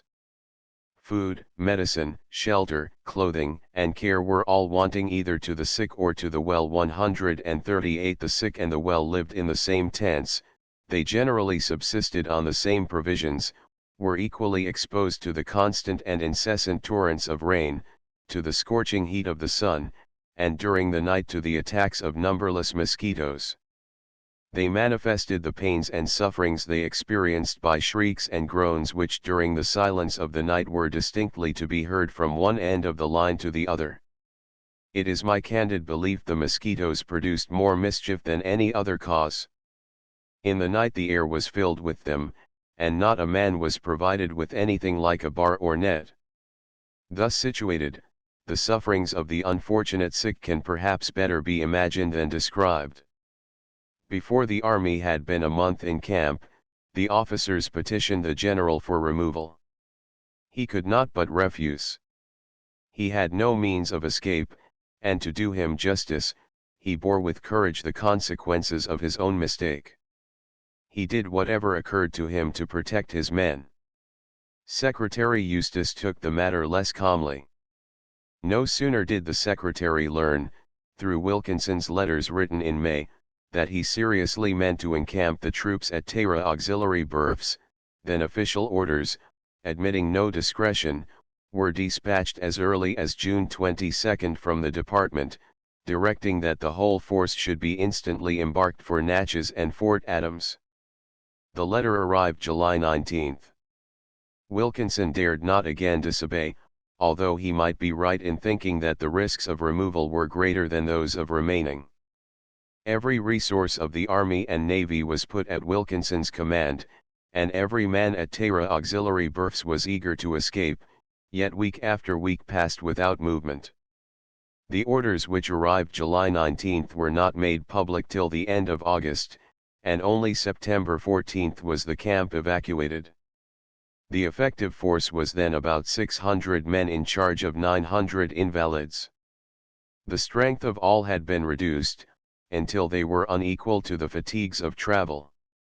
Only 127 men died at Tara Auxiliary Berths between June 10 and September 14, but 250 died on their way up the river, before October 31, and altogether 764, out of 2,000 soldiers sent to New Orleans, died within their first year of service. The total loss by death and desertion was 931. Wilkinson himself was attacked by fever in passing New Orleans, September 19, and on proceeding to Natchez soon received a summons to Washington to answer for his conduct. Brigadier General Wade Hampton succeeded him in command of what troops were still alive at New Orleans. The misfortune was compensated only by the advantage of affording one more chance to relieve the army and the government of a general who brought nothing but disaster. With the four departments of executive government in the state of helplessness, President Madison met Congress, the least efficient body of all. Chapter 9. The President's annual message, read November 29 before Congress, threw no light on the situation. If Madison's fame as a statesman rested on what he wrote as president, he would be thought not only among the weakest of executives, but also among the dullest of men, whose liveliest sally of feeling exhausted itself in an epithet, and whose keenest sympathy centered in the tobacco crop, but no statesman suffered more than Madison from the constraints of official dress. The message of 1809 hinted that England had no right to disavow her minister's engagement, and that Jackson's instructions as well as his conduct betrayed a settled intent to prevent an understanding, but these complaints led to no corrective measures. The President professed himself still willing to listen with ready attention to communications from the British government through any new channel, and he seemed to fall back on Jefferson's painful alternatives of the year before, rather than on any settled plan of his own in the state which has been presented of our affairs with the parties to a disastrous and protracted war, carried on in a mode equally injurious and unjust to the United States as a neutral nation. The wisdom of the national legislature will be again summoned to the important decision on the alternatives before them. That these will be met in a spirit worthy of the councils of a nation conscious both of its rectitude and of its rights, and careful as well of its honor as of its peace, I have an entire confidence. And that the result will be stamped by a unanimity becoming the occasion, and be supported by every portion of our citizens with a patriotism enlightened and invigorated by experience, ought as little to be doubted. Such political formulas, conventional as a Chinese compliment, probably had value, since they were current in every government known to man, but that President Madison felt entire confidence in the spirit of the 11th Congress could not be wholly believed. John Randolph best described Madison's paper in a letter to Judge Nicholson. A few days afterward, 139, I have glanced over the President's message, and to say the truth, it is more to my taste than Jefferson's productions on the same occasions. There is some cant, to be sure, but politicians, priests, and even judges, saving your honor's presence, can't, more or less. Probably the colorless character of the message was intended to disarm criticism, and to prevent Randolph and the Federalists from rousing again the passions of 1808, but sooner or later some policy must be adopted, and although the message suggested no opinion as to the proper course, it warned Congress that the crisis was at hand. The insecurity of our commerce and the consequent diminution of the public revenue will probably produce a deficiency in the receipts of the ensuing year. The moment when a Republican administration should begin to borrow money for ordinary expenses in time of peace would mark a revolution in the public mind. Upon Gallatin, as usual, the brunt of unpopular responsibility fell. His annual report, sent to the House December 8, announced that a loan, probably of $4 million, would be required for the service of 1810, that the non-intercourse law, as it stood, was inefficient and altogether inapplicable to existing circumstances, and finally that either the system of restriction, partially abandoned, must be reinstated in all its parts, and with all the provisions necessary for its strict and complete execution, or all the restrictions, so far at least as they affect the commerce and navigation of citizens of the United States, ought to be removed. This subject, said Gallatin, required immediate attention, but in regard to the wider question of war or peace he contented himself with a reference to his two preceding reports. Congress showed more than usual unwillingness to face its difficulties. The episodes of Erskine and Jackson supplied excuse for long and purposeless debates. In the Senate, December 5, Giles reported from a special committee the draft of a resolution denouncing Jackson's conduct as indecorous, insolent, affronting, insidious, false, outrageous, and premeditated epithets which seemed to make superfluous the approval of Madison's course or the pledge of support with which the resolution ended. Giles reviewed the conduct of Jackson and Canning, entreating the Senate to banish irritation and to restore harmony and mutual goodwill, the most fervent prayer of one who in the present delicate, interesting crisis of the nation feels a devotion for his country beyond everything else on this side of heaven. 140 The experience of many years warranted Giles's hearers in suspecting that when he professed a wish for harmony, the hope of harmony must be desperate, for his genius lay in quite another direction, and when he laid aside partisanship, his party had reason to look for some motive still narrower. His course quickly proved the sense in which he understood these phrases. January 3, 1810, the President recommended by message the enlistment for a short period of a volunteer force of 20,000 men, and a reorganization of the militia, adding that it would rest with Congress also to determine how far further provision may be expedient for putting into actual service, if necessary, any part of the naval armament not now employed. No one knew what this language meant. Crawford of Georgia, with his usual bluntness, said 141 This message, in point of obscurity, comes nearer my ideas of a Delphic oracle than any state paper which has come under my inspection. It is so cautiously expressed that every man puts what construction on it he pleases. Giles pleased to put upon it a warlike construction. January 10 he reported a bill for fitting out the frigates. January 13 he supported this bill in a speech which surprised Federalists and Republicans alike, if they could be still surprised at the varieties of Giles's political philosophy. The visionary theory of energy, said he, was the fatal error of the Federal party, and that error deprived it of the power of the nation. The government being thus placed in the hands of the Republicans, while heated by the zeal of opposition to the federal doctrines and flushed with their recent triumph, it was natural for them, with the best intentions, to run into the opposite extreme, to go too far in the relaxations of the powers of the government, and to indulge themselves in the delightful visions of extending the range of individual liberty.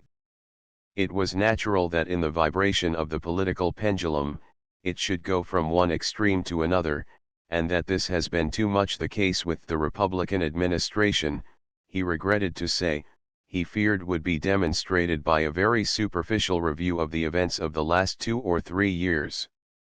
Energy was a fatal mistake in the Federalists, relaxation was an equally fatal mistake in the Republicans, and the remedy was a show of energy where energy did not exist. Giles won no confidence by thus trimming between party principles, but when Samuel Smith argued for Giles's bill on grounds of economy, friends of the administration felt little doubt of the motives that guided both senators. Had they declared for war, or for peace, had they proposed to build more frigates or ships of the line, or to lay up those in active service, had they committed themselves to a decided policy of any kind, their motives would have offered some explanation consistent with the public interest, but they proposed merely to fit out the frigates while giving them nothing to do, and the Republican Party, as a whole, drew the inference that they wished to waste the public money, either for the personal motive of driving Madison and Gallatin from office, or for the public advantage of aiding the Federalists to weaken the Treasury and paralyze the nation. Crawford replied to Giles with some asperity, but although Crawford was known to represent the Treasury, so completely had the Senate fallen under the control of the various cabals represented by Vice President Clinton, Giles, Smith, and Michael Leib of Pennsylvania, with their Federalist associates, that Crawford found himself almost alone. 25 senators supported the bill, only 6 voted against it. Giles impressed the least agreeable qualities of his peculiar character on the Senate, a body of men easily impressed by such traits. By a vote of 24-4, they passed the resolution in which Giles showed energy in throwing epithets at the British government, as they passed the bill for employing frigates to pretend energy that was not in their intentions. No episode in the national history was less encouraging than the conduct of Congress in regard to Giles's resolution. From December 18 to January 4, the House wasted its time and strength in proving the helplessness of executive, Congress, parties, and people in the grasp of Europe. With painful iteration, every Republican proved that the nation had been insulted by the British minister, while every Federalist protested his inability to discern the insult, and his conviction that no insult was intended. Except as preliminary to measures of force, Giles's resolution showed neither dignity nor object, yet the Republicans embarrassed themselves with denials of the Federalist charge that such language toward a foreign government must have a warlike motive, while the Federalists insisted that their interests required peace.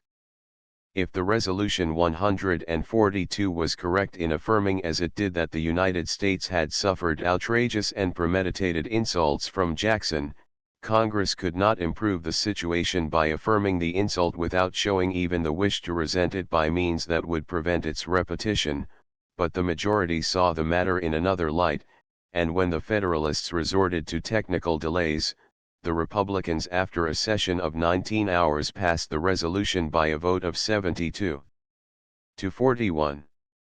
Macon, Stanford, and the old Republicans voted with the Federalists in the minority, while Randolph was ill and absent throughout the debate. The resolution marked the highest energy reached by the 11th Congress. Giles's bill for fitting out the frigates was allowed to slumber in committee, and a bill for taking 40,000 volunteers for 1 year into government service never came to a vote in the Senate. Congress was influenced by news from England to lay aside measures mischievous except as a prelude to hostilities. The change of administration in London opened the way to new negotiations, and every fresh negotiation consumed a fresh year.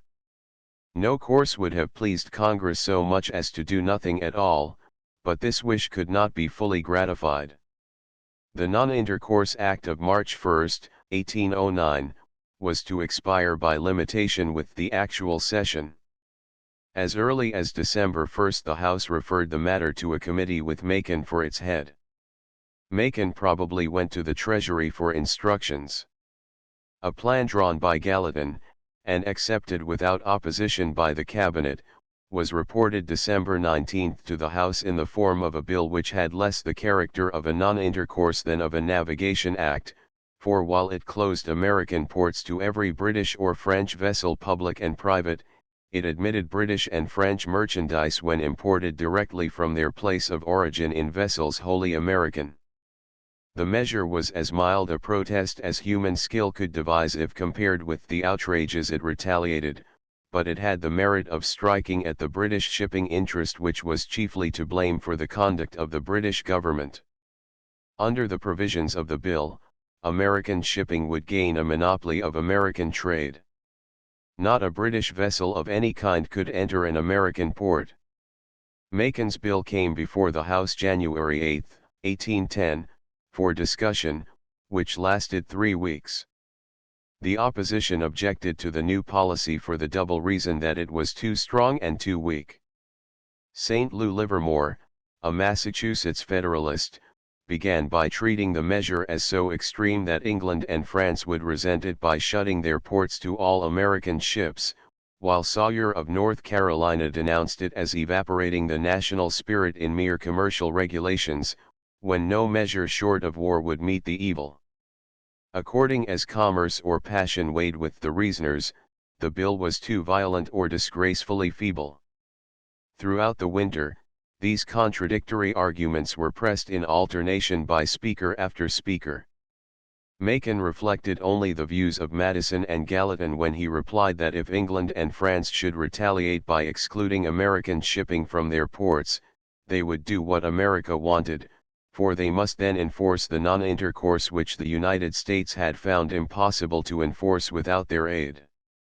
He agreed with the war members that the bill showed none too much energy, but he argued that the nation was less prepared for war than in 1808 and 1809, while as for Jackson's quarrels, he declined to admit that they changed the affair one iota.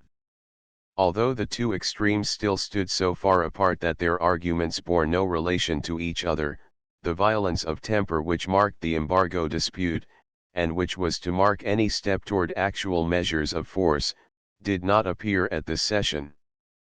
Indeed, the Federalists themselves were not unanimous.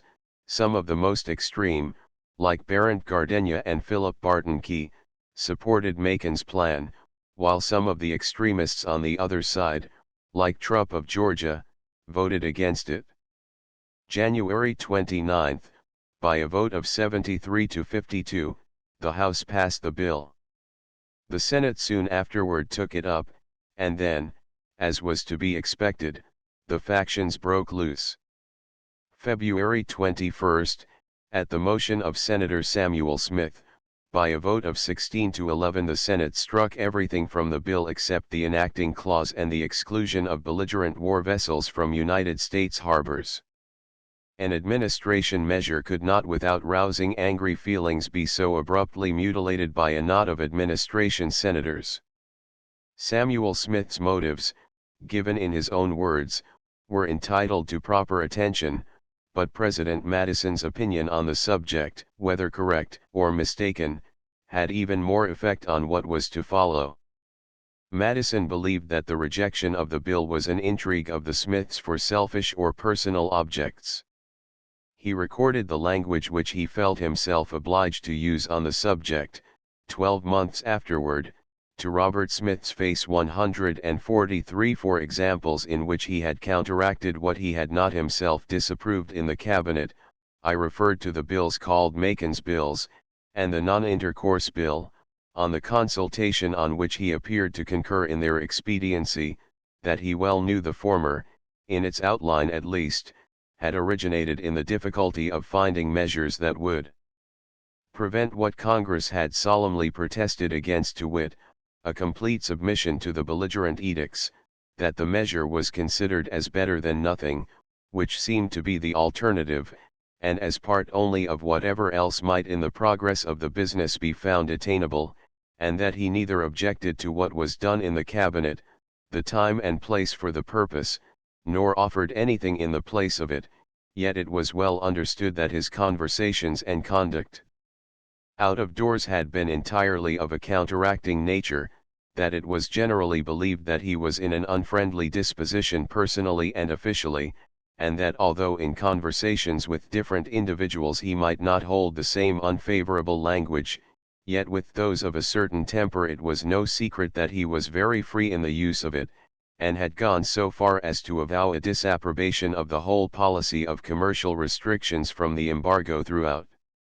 Robert Smith, doubtless believing that all his actions had been above question or reproach, protested warmly against these charges of unfriendliness and intrigue, but Madison, with a feminine faculty for pressing a sensitive point, insinuated that in his opinion both the Smiths were little better than they should be.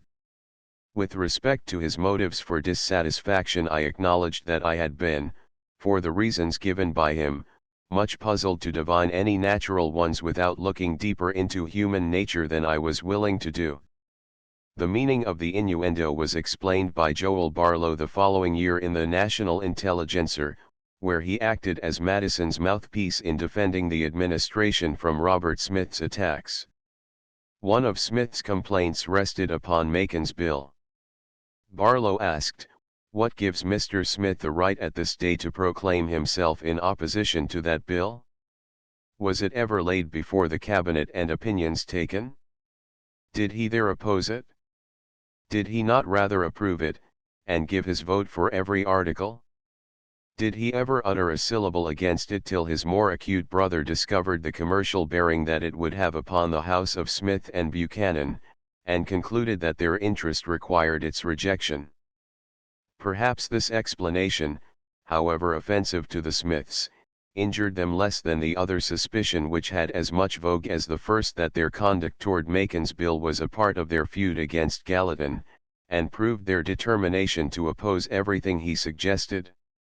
At the moment when Samuel Smith revolted against Macon's measure, Washington was filled with tales of quarrels in the cabinet. In truth, these reports were greatly exaggerated.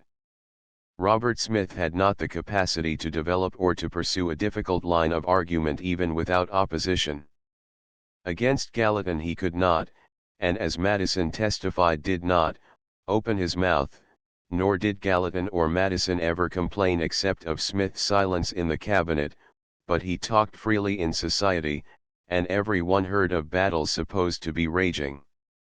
Walter Jones, one of the most respectable Virginia members, wrote to Jefferson, February 19, imploring him to intervene. 144 Before you quitted this place you knew that causes of dissension subsisted in the executive departments.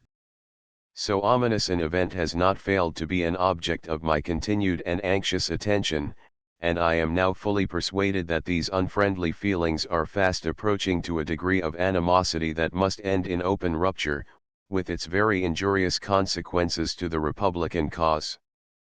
This break of harmony in the executive departments, added to the extreme points of difference in opinion among the majority in Congress in relation to the great questions of peace and war, renders the apathy and inaction of the Republicans here extremely mortifying.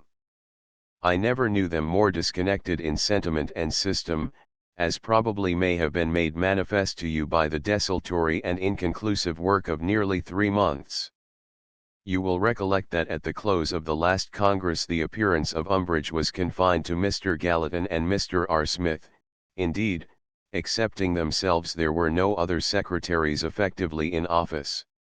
It is now supposed, and I believe with truth, that the former stands alone against the more or less unfriendly dispositions of all the rest. Their main abettors of last spring have abetted nothing of their strong and indecent zeal. Upon feelings so irritable and at a moment when schism was imminent, as Walter Jones described, the action of Samuel Smith and Michael Leib with 6 or 8 more Republican senators, in emasculating Macon's bill, left small chance of reconciliation. Giles, having declared himself in favor of energy, did not vote at all. The debate being for the most part not reported, the arguments of the dissenting senators have been lost. One speaker alone broke the monotony of the discussion by an address that marked the beginning of an epoch. Henry Clay had been barely 2 weeks a senator, when, February 22, he rose to move that the bill as amended by Samuel Smith be recommitted, and this motion he supported by a war speech of no great length, but full of Western patriotism. "The conquest of Canada is in your power," he said. "I trust one shall not be deemed presumptuous when I state that I verily believe that the militia of Kentucky are alone competent to place Montreal and Upper Canada at your feet. The withered arm and wrinkled brow of the illustrious founders of our freedom are melancholy indications that they will shortly be removed from us. Their deeds of glory and renown will then be felt only through the cold medium of the historic page. We shall want the presence and living example of a new race of heroes to supply their places, and to animate us to preserve inviolate what they achieved. I call upon the members of this House to maintain its character for vigor. I beseech them not to forfeit the esteem of the country. Will you set the base example to the other House of an ignominious surrender of our rights after they have been reproached for imbecility and you extolled for your energy? But, sir, if we could be so forgetful of ourselves, I trust we shall spare you Vice President George Clinton the disgrace of signing, with those hands so instrumental in the Revolution, a bill abandoning some of the most precious rights which it then secured." Other members both of the House and of the Senate had made war speeches, and in Clay's harangue no idea could be called original, yet apart from the energy and courage which showed a new and needed habit of command, these sentences of Clay's maiden speech marked the appearance of a school which was for 50 years to express the national ideals of statesmanship, drawing elevation of character from confidence in itself, and from devotion to ideas of nationality and union, which redeemed every mistake committed in their names.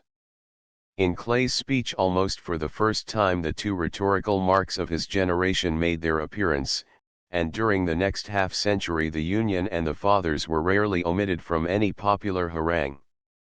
The ideas became in the end fetishes and phrases, but they were at least more easily understood than the fetishes and phrases of Jeffersonian republicanism which preceded them. Federalists used the name of Washington in the same rhetorical manner, but they used it for party purposes to rebuke Washington's successors. The Union and the Fathers belonged to no party, and might be used with equal advantage by orators of every section. Clay enjoyed almost alone for years the advantage of winning popularity by this simple means, but in 1810, at least along the Atlantic coast, such appeals had little popular success. Least of all had they weight in the Senate, which listened unmoved to Clay's oratory, and replied to it immediately on the same day by passing the ignominious surrender of national rights by a vote of 26-7. Giles did not vote. Samuel Smith, Lieb, and even Crawford were in the majority.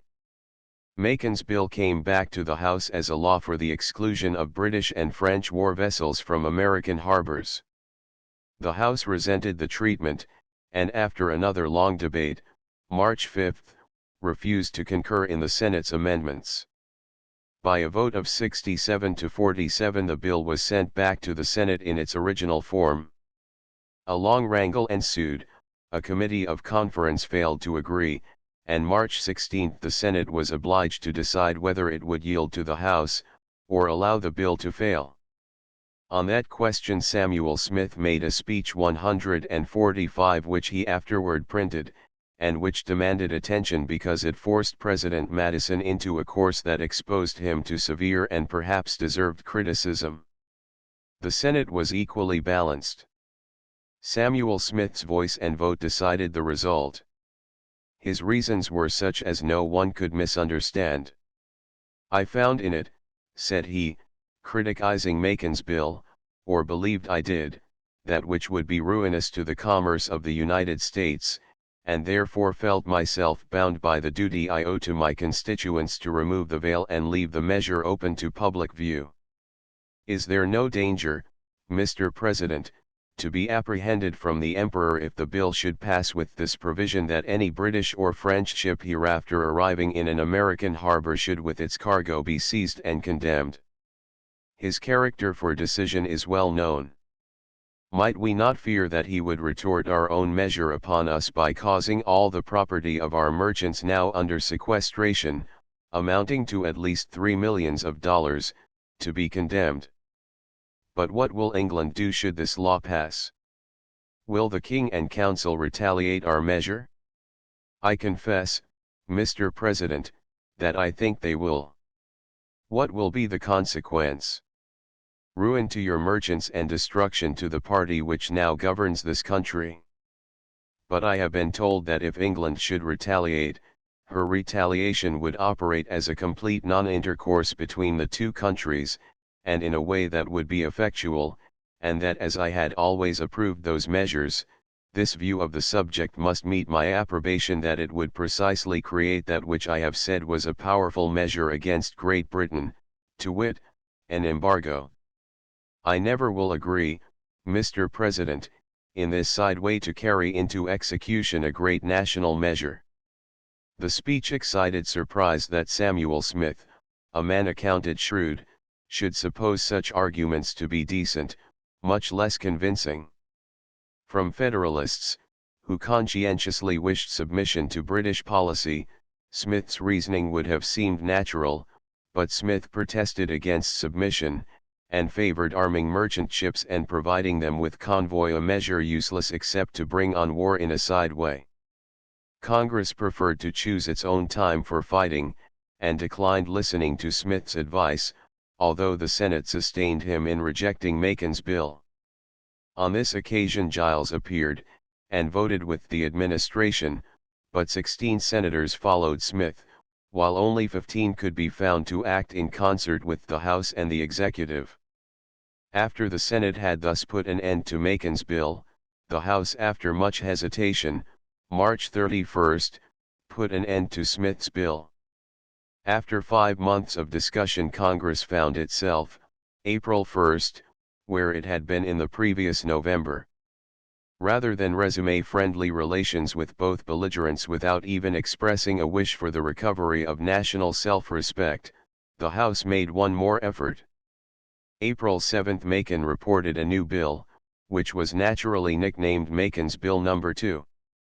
This measure also seems to have had the assent of the cabinet, but Macon himself neither framed nor favored it. I am at a loss to guess what we shall do on the subject of foreign relations, he wrote to his friend Judge Nicholson. 3 days later, 146. The bill in the enclosed paper, called Macon's No. 2, is not really Macon's, though he reports it as chairman. It is in truth Taylor's. This I only mention to you, because when it comes to be debated I shall not act the part of a father, but of a stepfather. The Taylor who took this responsibility was a member from South Carolina, whose career offered no other great distinction than the measure which produced a war with England.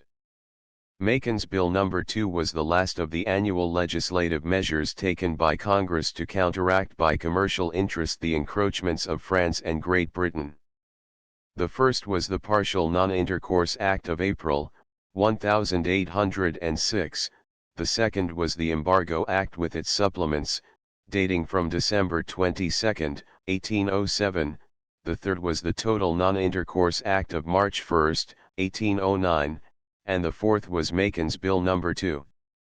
Each year produced a new experiment, but the difference could be easily remembered, for after the climax of the embargo each successive annual enactment showed weakening faith in the policy, until Macon's Bill No. 2 marked the last stage toward the admitted failure of commercial restrictions as a substitute for war. Abandoning the pretense of direct resistance to France and England, this measure repealed the Non-Intercourse Act of March 1, 1809, leaving commercial relations with all the world as free as ever before, but authorizing the President, in case either Great Britain or France shall, before the 3d day of March next, so revoke or modify her edicts as that they shall cease to violate the neutral commerce of the United States, to prohibit intercourse with the nation which had not revoked its edicts. The objections to the bill were overpowering, for its effect was equivalent to alliance with England. Had the United States taken active part in the war against France, they could have done Napoleon no greater injury than by the passage of this act, which invited Great Britain to control American commerce for her military purposes.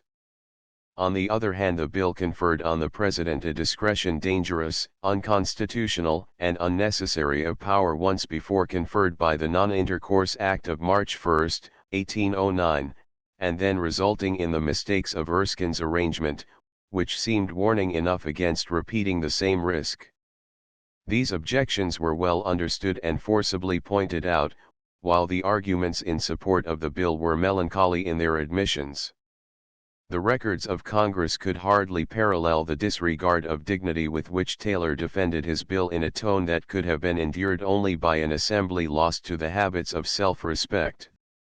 His denunciation of war expressed party doctrine, and he harmed no one by repeating the time-worn moral drawn from Greece and Rome, the Persian millions, Philip of Macedon, Syracuse, and Carthage, as though the fate of warlike nations proved that they should have submitted to foreign outrage, or as though the world could show either arts or liberty except such as had sprung from the cradle of war, but feeling perhaps that classical authority proved too little or too much, he told the House frankly why those members who like himself opposed war found themselves unable to maintain the pledge of resistance they had given in imposing the embargo, but concerning the breaking down of the embargo. Let the truth come out.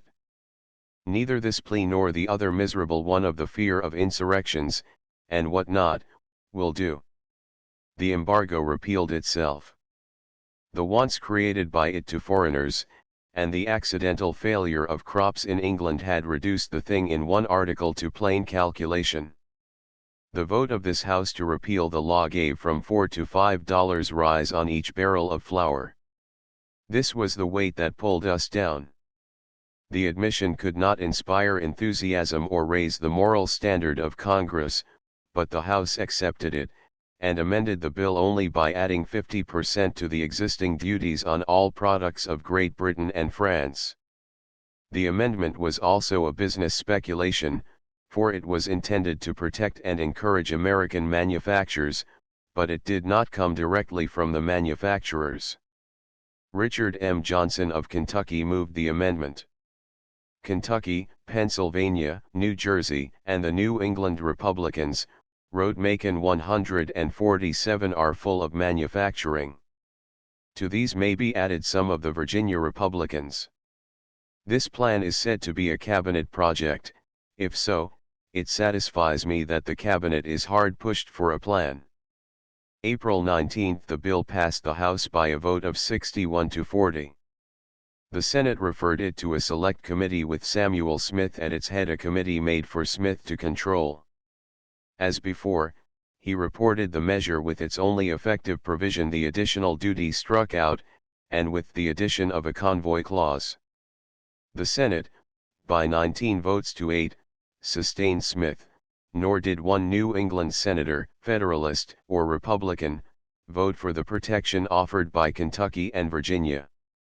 The bill went to a third reading by a vote of 21 to 7, and April 28, having passed the Senate as Smith reported it without a division, was sent back to the House for concurrence.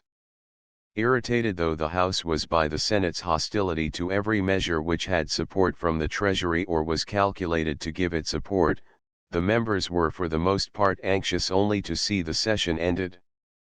No one cared greatly for Macon's Bill No. 2 in any shape. The House refused to accept the Senate's amendments, and found itself May 1 within a few hours of adjournment, and within the same time of seeing the Non-Intercourse Act expire, without having made provision for the commercial relations that were to follow. Perhaps Congress might have shown wisdom by doing nothing, but the instinct to do something was strong, and party feeling mixed with the sense of responsibility. At 5 o'clock in the afternoon committees of conference were appointed, and at the evening session, Samuel Smith having abandoned his convoy clause, the House gave up its extra duties and the bill came to its passage. All the Federalists voted against it, with Macon, Randolph, and Matthew Lyon a minority of 27. 64 Republicans recorded themselves in its favor, and made the bill a law. Chapter X Randolph, who had been ill at home during the winter of 1809 to 1810, appeared in public affairs only after the debates were mostly ended. March 22 he moved a resolution that the military and naval establishments ought to be reduced. He wished to bring Madison's administration back to the point where Jefferson's administration 8 years before had begun, and in truth the country could choose only between the practices of 1801 and those of 1798. Randolph, who shunned no assumption of fact which suited his object, asked the House whether anyone seriously thought of war, or believed it a relation in which we could be placed. With respect to war, we have, thank God, in the Atlantic a fosse wide and deep enough to keep off any immediate danger to our territory. The belligerents of Europe know as well as we feel that war is out of the question. No, sir. If our preparation was for battle, the state physicians have mistaken the state of the patient. We have been embargoed and non-intercoursed almost into a consumption, and this is not the time for battle. Randolph easily proved the need of retrenchment. His statements were not to be denied. President Washington, with a gross income of $58 million in 8 years, spent $11 millions and a quarter on the Army and Navy. John Adams in 4 years spent $18 millions, and was supposed to have been driven from office for extravagance. President Jefferson in his first 4 years cut down these expenses to $8,600,000, in his second term he raised them again to $16 millions, or nearly to the point reached by John Adams at a time of actual hostilities with France, although President Jefferson relied not on armaments, but on peaceable coercion, which cost very large sums besides. At last the country had reached a point where, after refusing either to fight its enemies or resent its injuries, it had begun to run in debt for armaments it would not use. This waste needed to be stopped. 3/4 of the Republican Party and all the Federalists were of the same mind with Randolph that an army led by Wilkinson and a navy of gunboats, when the country refused to fight under any provocation, were not worth maintaining. And when Epps of Virginia, April 14, brought forward the budget for the coming year, he started by assuming that the military and naval expenditure might be reduced $3 million, which would still leave a deficiency of $2.5 millions, and would require an increase of customs duties. If $3.5 millions could be saved, members wanted to know why the whole military and naval expenditure, which had required only $6 millions in 1809, might not be cut off. Macon, who supported Randolph with the ardor of 1798, urged nothing less than this sweeping reform. If the army were disbanded and the navy sold, he argued 148, we should not perhaps want $500,000, not $1.5 million, on the outside. That might be obtained by loans payable at short date. You must get clear of the navy yards. If you do not put them down, unquestionably they will put you down. How is it with the army? Has it been employed to more advantage? Its situation is too melancholy to be spoken of, and if anything could disgust the people of the territory we acquired some years since, it must be the management of that army, for however much they hear of our good government, after such a specimen they must have a despicable opinion of it indeed. I will not raise a tax of a cent to support the present plan. I have no hesitation in saying that I shall feel bound to vote down the additional force of 6,000 men whenever the subject shall come before us. I voted for it, but found that then, as now, we talk a great deal about war, and do nothing. Not a member supported Epps's motion for increased taxes. Democrats and Federalists, one after another, rose to oppose an increase, and to favor disbanding the additional army. I shall certainly vote to reduce the Army of the United States, said Burwell of Virginia 149, and if the House should decide that it will not employ the Navy of the United States in the protection of commerce, I shall certainly vote also to reduce the naval establishment. I am perfectly convinced that the circumstances under which I voted for the increase of the Army and Navy have passed away, and as our revenue has diminished, I shall vote for a reduction of our expenses.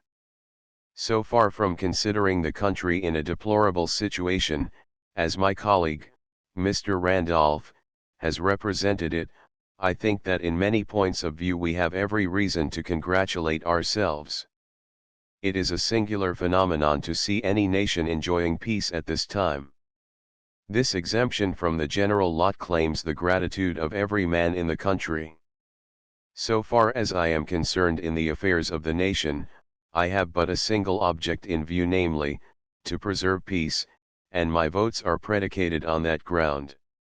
The war men voted with the peace men for reasons given by Trupp of Georgia 150. I am as well convinced of the fact as that I am now addressing you, that the people will not consent to pay an additional tax for the support of armies and navies raised to oppose the injurious acts of the belligerents against our rights, after we have abandoned those rights and dishonorably withdrawn from the contest.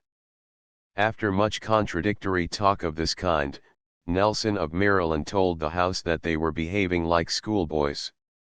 "It is a perfect child's game," said he. 151. At one session we pass a law for raising an army, and go to expense, in another year, instead of raising money to pay the expense by the means in our power, we are to disband the army we have been at so much pains to raise.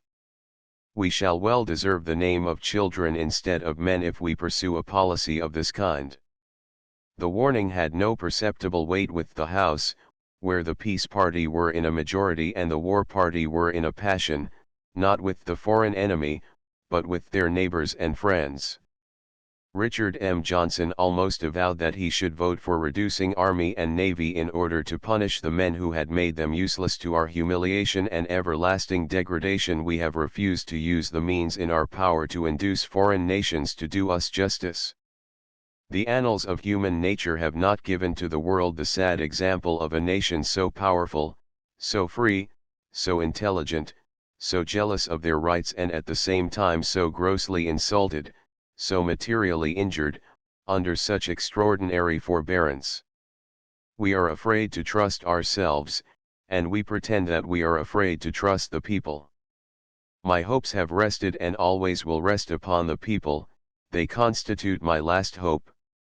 We may disgrace ourselves, but the people will rise in the majesty of their strength, and the world will be interested in the spectacle. With the advocates of war in a temper so unmanageable, and the advocates of peace in a majority so decisive, the House showed unanimity by passing in committee, without a dissenting voice, a resolution that the military and naval establishments ought to be reduced. April 16 this vote was reached in committee, and the next day, by a vote of 60 to 31, the resolution was formally adopted by the House. Of the minority, 2/3 were Northern men and all were Republicans.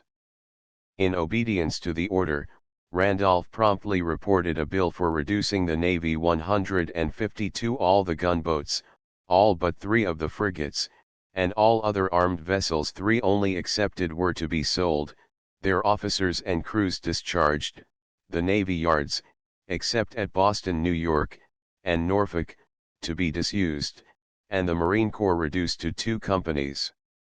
A few days later, April 24, Smiley of Pennsylvania reported a bill for a similar reduction of the military establishment to 3 regiments.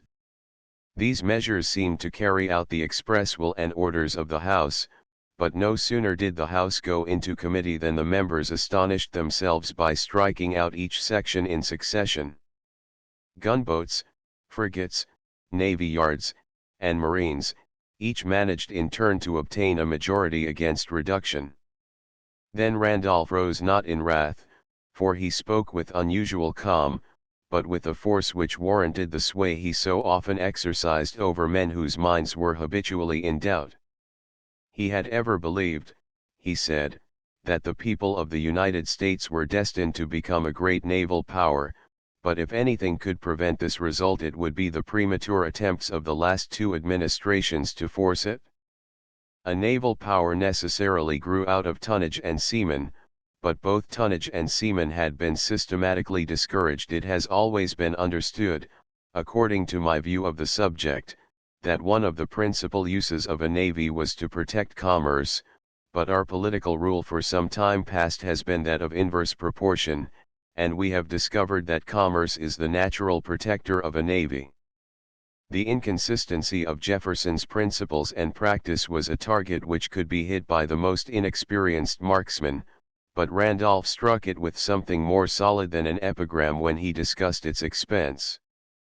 Against the administration of Mr. Adams, he said, I, in common with many others, did and do yet entertain a sentiment of hostility, and have repeatedly cried out against it for extravagance and for profusion and for wanton waste of the public resources. I find, however, upon consideration whether from the nature of men, or from the nature of things, or from whatever other cause, that administration, grossly extravagant as I did then and still do believe it to have been, if tried by the criterion of the succeeding one, was a pattern of retrenchment and economy. In order to prove this charge, he attacked Robert Smith's administration of the Navy, asserting that while in 1800 each seaman cost about $472 a year, in 1808 each seaman cost nearly $900 a year, and that the same excess existed in regard to officers, marines, clothing, and provisions. Yes, sir, we have economized until we absolutely have reduced the annual cost of a seaman from $472 as it was under the very wasteful expenditure of Mr. Adams's administration down to the moderate sum of $887. We have economized until a paltry fleet consisting of vessels built to our hand, to say nothing of those that have been sold, and the warlike stores of which have been retained and preserved, which fleet was built, equipped, and every cannon and implement of war purchased under the old administration has cost us $12 million, when it cost the preceding administration but $9 millions. Only one member replied on behalf of the government to these criticisms. Burwell Bassett of the Naval Committee ventured somewhat timidly to defend, not so much Robert Smith as Secretary Hamilton, who, he said, had reduced expenses at the Navy Yard about 1/3. Most of the frigates had been so thoroughly repaired as to be more valuable than when first built. In the Navy Yard itself everything was in good condition and well conducted.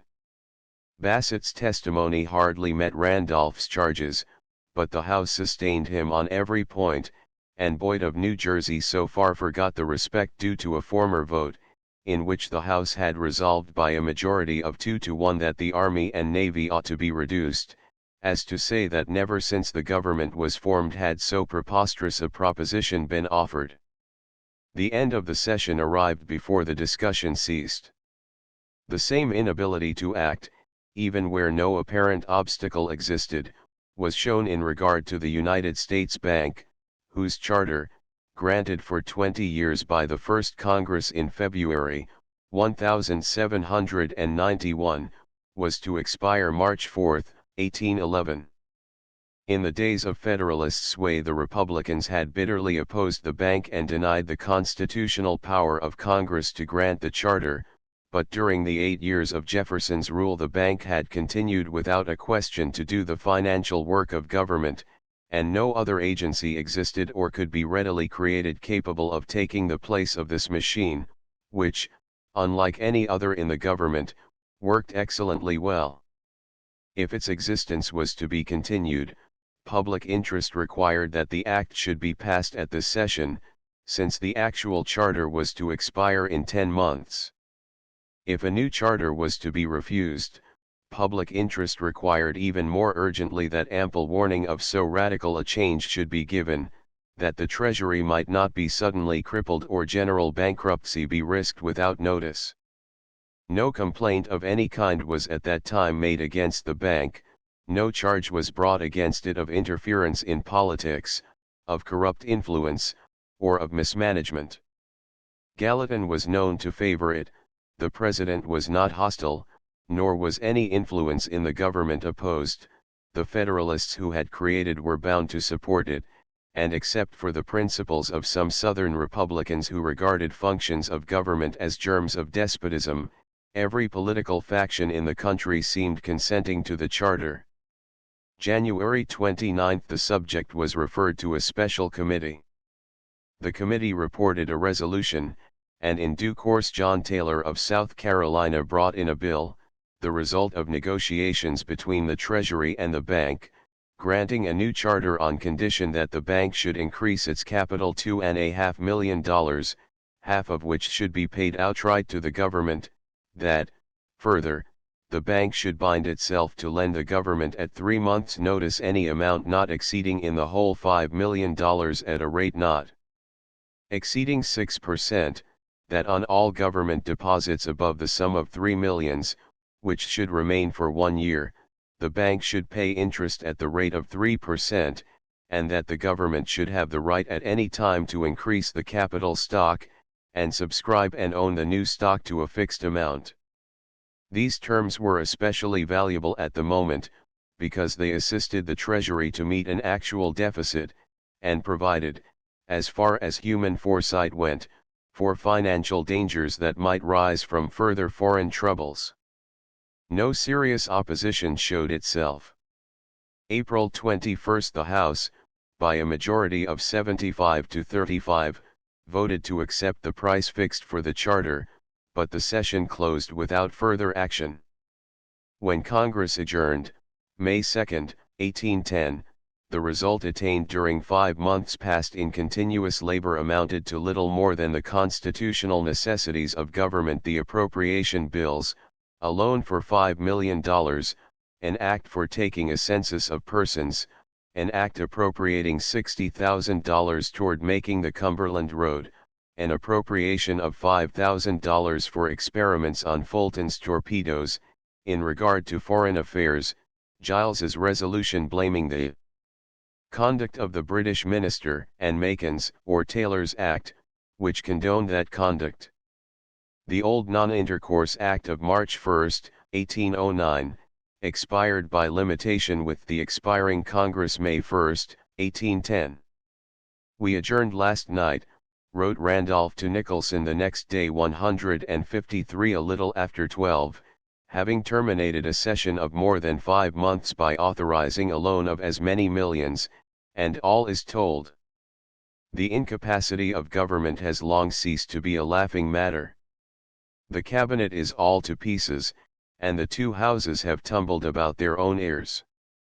With all Randolph's faults, he had more of the qualities, training, and insight of a statesman than were to be found elsewhere among the representatives in the 11th Congress, and although himself largely the cause of the chaos he described, he felt its disgraces and dangers. Society in general troubled itself little about them. The commercial class, pleased to be freed from restraints, and the agricultural class, consoled by the fair prices of their produce, thought as little as possible about their failure in government. What was called good society for the most part drew a bitter pleasure from it. Yet beneath the general physical contentment almost equally general moral disgust existed and made itself felt. President Madison, who was in the best position to gauge popular opinion, began to suspect the hardly perceptible movement of a coming tide. After the adjournment he wrote to William Pinckney at London 154. Among the inducements to the experiment of an unrestricted commerce now made were 2 which contributed essentially to the majority of votes in its favor. First, a general hope, favored by daily accounts from England, that an adjustment of differences there, and thence in France, would render the measure safe and proper. Second, a willingness in not a few to teach the advocates for an open trade the folly as well as degradation of their policy. It will not be wonderful, therefore, if the passive spirit which marked the late session of Congress should at the next meeting be roused to the opposite point, more especially as the tone of the nation has never been so low as that of its representatives.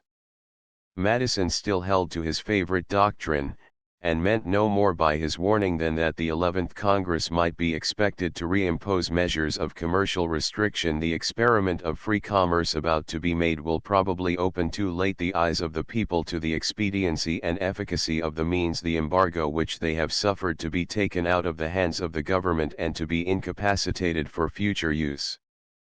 155 This condolence with Jefferson over the fate of their experiment showed the direction toward which Madison's eyes were still turned, but, though a firm believer in his own theory of peaceable coercion, he was ready and had always been ready to accept and carry out any stronger scheme that Congress might prefer. He had no definite plan of his own. He clung to the idea that England and France could be brought by patience to respect neutral claims of right, but he felt that the actual submission made by Congress was apparent rather than real, and might be followed within a year by renewed resistance. Meanwhile, nothing could be more dangerous to the Americans than the loss of self-respect. The habit of denouncing themselves as cowards and of hearing themselves denounced as a race that cared only for money tended to produce the qualities imputed. Americans of 1810 were persuaded that they could not meet Englishmen or Frenchmen on equal terms, man against man, or stand in battle against the veterans of Napoleon or Nelson. The sense of national and personal inferiority sank astonishingly deep. Reasonable enough as regarded the immense superiority of Europe in organization, it passed bounds when it condemned everything American as contemptible, or when the Federalist gentry refused to admit the Democrats of Pennsylvania or the Republicans of Virginia or the government at Washington into the circle of civilized life. Social self-abasement never went so far as in its efforts to prove to Francis James Jackson, the British minister, that he was right in treating the national government with contempt. Englishman as Jackson was, and ready to assume without question every claim of superiority that might be made for his country or his class, he was surprised at the force of American allegiance to himself. As he traveled northward, after his dismissal from Washington, his private letters gave a strange idea of the chaos in American society. He wrote from Philadelphia, "The tide has turned completely in our favor. At Washington they are in a state of the most animated confusion, the cabinet divided, and the Democratic Party going various ways. Their foreign politics embarrass them even more than home ones. One moment they want another embargo, the next, to take off the restrictions, then, to arm their merchantmen, and next, to declare war.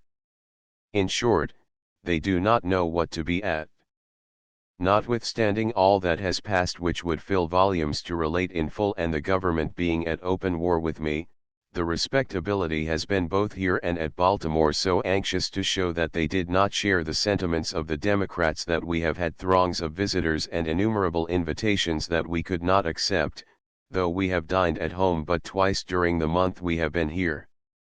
To prevent this, the savages have threatened in one of their papers to tar and feather every man who should ask me to his house." 156 Pleased with his social success at Baltimore and Philadelphia, Jackson found New York and New England fairly delightful. His vogue in Baltimore and Philadelphia meant little more than curiosity to see his wife and her toilettes, but as he approached New England he became a personage in politics, and received attentions such as he could hardly have expected even from those European courts whose civility lingered in his mind. February 25 he wrote from New York 157 As we get farther north and east, the said Yankees improve very much. New York is a fine town, unlike any other in America, and resembling more the best of our country towns, with the additional advantage of the finest water that can be imagined. There is as much life and bustle as at Liverpool or any other of our great commercial towns, and like them New York has inhabitants who have made and are making rapid and brilliant fortunes by their enterprise and industry. We have met with unbounded civility and goodwill, and may be said to live here in triumph. We are now engaged to dinner every day but two, till the end of the first week in March. The governor of Massachusetts has written to me to invite me to Boston, where, he says, he and many others will be happy to receive me. That state, which is one of the most populous and enlightened of the states of the Union, and, as you know, is the birthplace of American independence, has done more toward justifying me to the world than it was possible from the nature of things that I or any other person could do in the present stage of the business.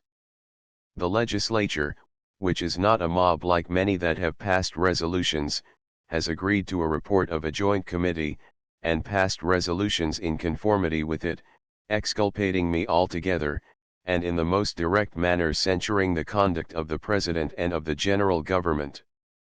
Boston newspapers of February 9, 1810, contain the report and resolutions in which the Massachusetts legislature, by a vote of 254 to 145, declared that they can perceive no just or adequate cause for breaking relations with the British minister, F. J. Jackson, and this challenge to their own government, backed by Governor Gore's invitation of Jackson to Boston, was intended to carry political weight, even to the extent of forcing Madison to renew political relations, as he had been forced to resume commercial relations, with England. Had public opinion taken the intended course, Jackson's visit to Boston would have marked a demonstration of popular feeling against the national government, nor were the Federalists in any way parties consenting to the defeat of the scheme. The measures adopted by the Massachusetts legislature in February came before the people at the state election early in April, only 6 weeks after the General Court and Governor Gore had condemned Madison. More than 90,000 votes were cast, and the Republican Party, by a majority of about 2,000, not only turned Governor Gore out of office, but also chose a General Court with a Republican majority of 20. At the same time, similar changes of public opinion restored New Hampshire to Republican control, and strengthened the Republicans in New York and the Middle States. Not a doubt could exist that the country sustained Madison, and that Jackson was not only an object of decided unpopularity in America, but was far from being favored in England.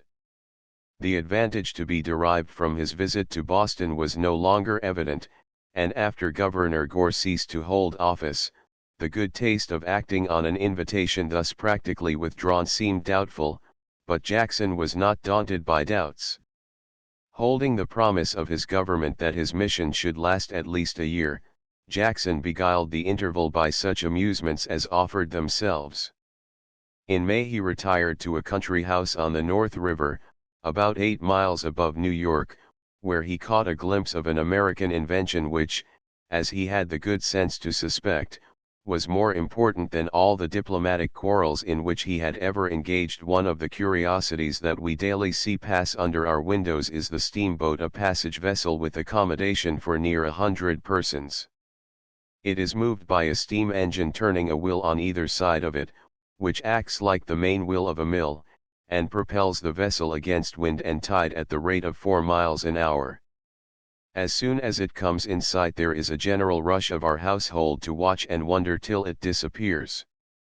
They don't at all know what to make of the unnatural monster that goes steadily careering on, with the wind directly in its teeth as often as not. I doubt that I should be obeyed were I to desire any one of them to take a passage in her.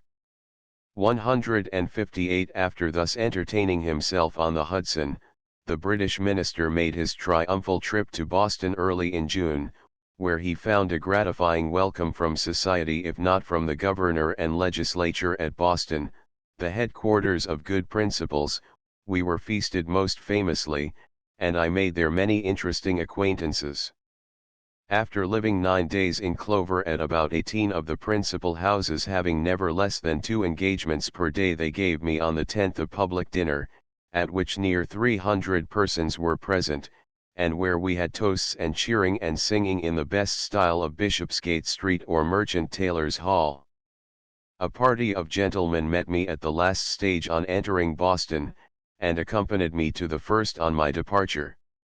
At another public dinner I was invited to on the 4th of June, the Ancient and Honorable Artillery Election Dinner, and at which the governor, who is a Democrat, was present, the clergy, the magistrates, the heads of the University of Cambridge, and the military came to the top of the room in their respective bodies to be introduced to and to compliment me. There is at Washington in consequence much wailing and gnashing of teeth. At the public dinner given to Jackson June 11, after the guest of the evening had retired, Senator Pickering gave a toast which became a party cry, "The world's last hope, Britain's fast-anchored isle." 159. From the moment the state officials withdrew from the reception, little importance attached to the private acts of a society which might easily look with interest at the rare appearance of a British minister in Boston, but the political and social feeling was the same as though Governor Gore were still in power, and created natural disgust among Republicans, who believed that their Federalist opponents aimed at a dissolution of the Union and at a retreat within the protection of Great Britain. If such ideas existed, they showed themselves to Jackson in no recorded form. His visit to Boston was a social amusement, and he regarded it, like the conduct of Congress, as a triumph to himself only because it increased the mortifications of President Madison, which counterbalanced in some degree his own want of energetic support from Canning's successor at the Foreign Office. The history of Jackson and his mission did not quite end with his departure from Boston in June 1810, under escort of a mounted procession of Boston Federalists.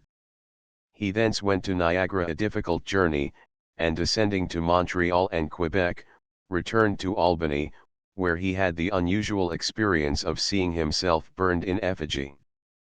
During all these wanderings he was a victim to the constant annoyance of being able to quarrel neither with President Madison nor with his new official chief, who showed a wish to quarrel as little as possible. Jackson was as willing to find fault with one government as with the other. "I look forward with full confidence," he wrote to his brother 160, "for a full approbation of what I have done. Ministers cannot disapprove of, though they may be sorry for it, and if they are sorry, it must be for the trouble it occasions them, for as I have told them there is no loss of any adjustment of difficulties, that being impracticable with this country upon the principles of my instructions. I hope they are adopting the line that I recommended to them, that of procrastinating any decision whatever, but they might as well have told me so for my own guidance and information, instead of leaving me a prey to all the lies and misrepresentations which the Democrats have found it necessary to propagate on the subject for election purposes. It would be an absolute disgrace to the country, and would produce an impression never to be got over here, the ill effects of which in all future transactions we should not fail to be made sensible of if another minister were to be sent out without some sort of satisfaction being taken or received for the treatment I have experienced. They ought to insist on my being reinstated." The British government held a different opinion, and accordingly, at the expiration of his stipulated 12 months, September 16, 1810, Jackson set sail for Europe, leaving J.P. Moyer in charge of the British legation at Washington. Chapter 11.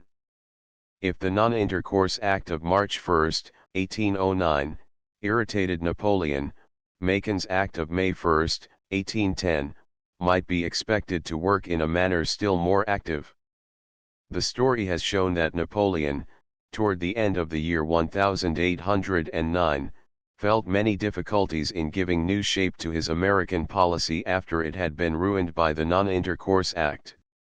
His fixed idea required the seizure of every American ship in Europe beyond the borders of France, as he had for years seized American ships in his own ports. In part this wish sprang from the continental system, and was excused to some extent by the plea that American commerce could be carried on only under British protection. In part the seizure of American ships was a punishment for defying the Emperor's orders, and in part it was due to his necessities of finance. December 19, 1809, Napoleon wrote a brief order to Berthier, ordering the seizure of all American vessels in the Spanish ports within his control. 161 vessels and cargoes, he said, were to be considered good prize. Having taken this measure, he called a council of ministers for the next day, and ordered Marat to bring there everything relating to the judgments of the prize court, to the merchandise sequestered in the ports, which is spoiling. If you have not all the information, ask the Minister of Finance. 162 The meaning of this preparation was to be sought in the cabinet itself, and in the emperor's surroundings. Peace with Austria left many vexations in Napoleon's path. Perhaps the unhappy situation of his brother Joseph at Madrid troubled him less than the difficulty of reconciling the Empress Josephine to a divorce, or the mortifications of negotiating for a wife among Russian, German, and Austrian princesses, but annoyances like these, though serious for ordinary men, could not be compared with the constant trouble created by the continental system of commercial restrictions and the want of money it caused. Threatened with financial difficulties, and obliged to study economies as well as to press contributions of war, the emperor found himself met by something resembling opposition among his own ministers. As was his habit, he yielded at first to the advice he disliked, and promised to do something for French industry. In November he appointed a new Minister of the Interior, Montalivet, and lectured him on the slowness of his bureaus in acting for the good of commerce. 163 From such a mouth such a lesson startled the hearer, and Montalivet threw himself with zeal into the prescribed work. To Fouché the emperor read another lecture compared with which the discourse to Montalivet was commonplace. Fouché, a pronounced opponent of Napoleon's commercial restrictions, during the emperor's absence in Austria distributed too freely his licenses for foreign trade. I recognize always the same course in your acts, Napoleon wrote him. You have not enough legality in your head. 164 While thus teaching one minister to cherish commerce, and another to respect legality, the emperor listened to Champagny, who lost no chance of advising the encouragement of neutral trade, and these three ministers Champagny, Fouché, and Montalivet found a strong ally in the Minister of the Treasury, Mollien, who has left the recorded opinion that the imperial system of commercial restriction was the most disastrous and the most false of fiscal inventions.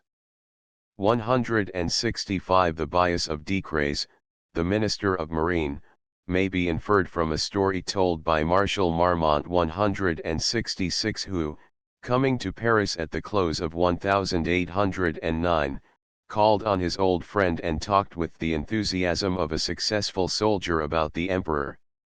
Well, Marmont, replied Decrès, you are pleased at being made a marshal, you see everything in bright colors. Do you want me to tell you the truth and to unveil the future? The emperor is mad, absolutely mad. He will upset us all, and everything will end in a terrible disaster. Taken in connection with King Louis' attitude in Holland, the cabinet opposition of December, 1809, amounted to rebellion against Napoleon's authority. At the Cabinet Council of December 20, Montalivet made a written report on the subject of American cotton, which threw so much blame on the imperial policy as to call a written contradiction from Napoleon.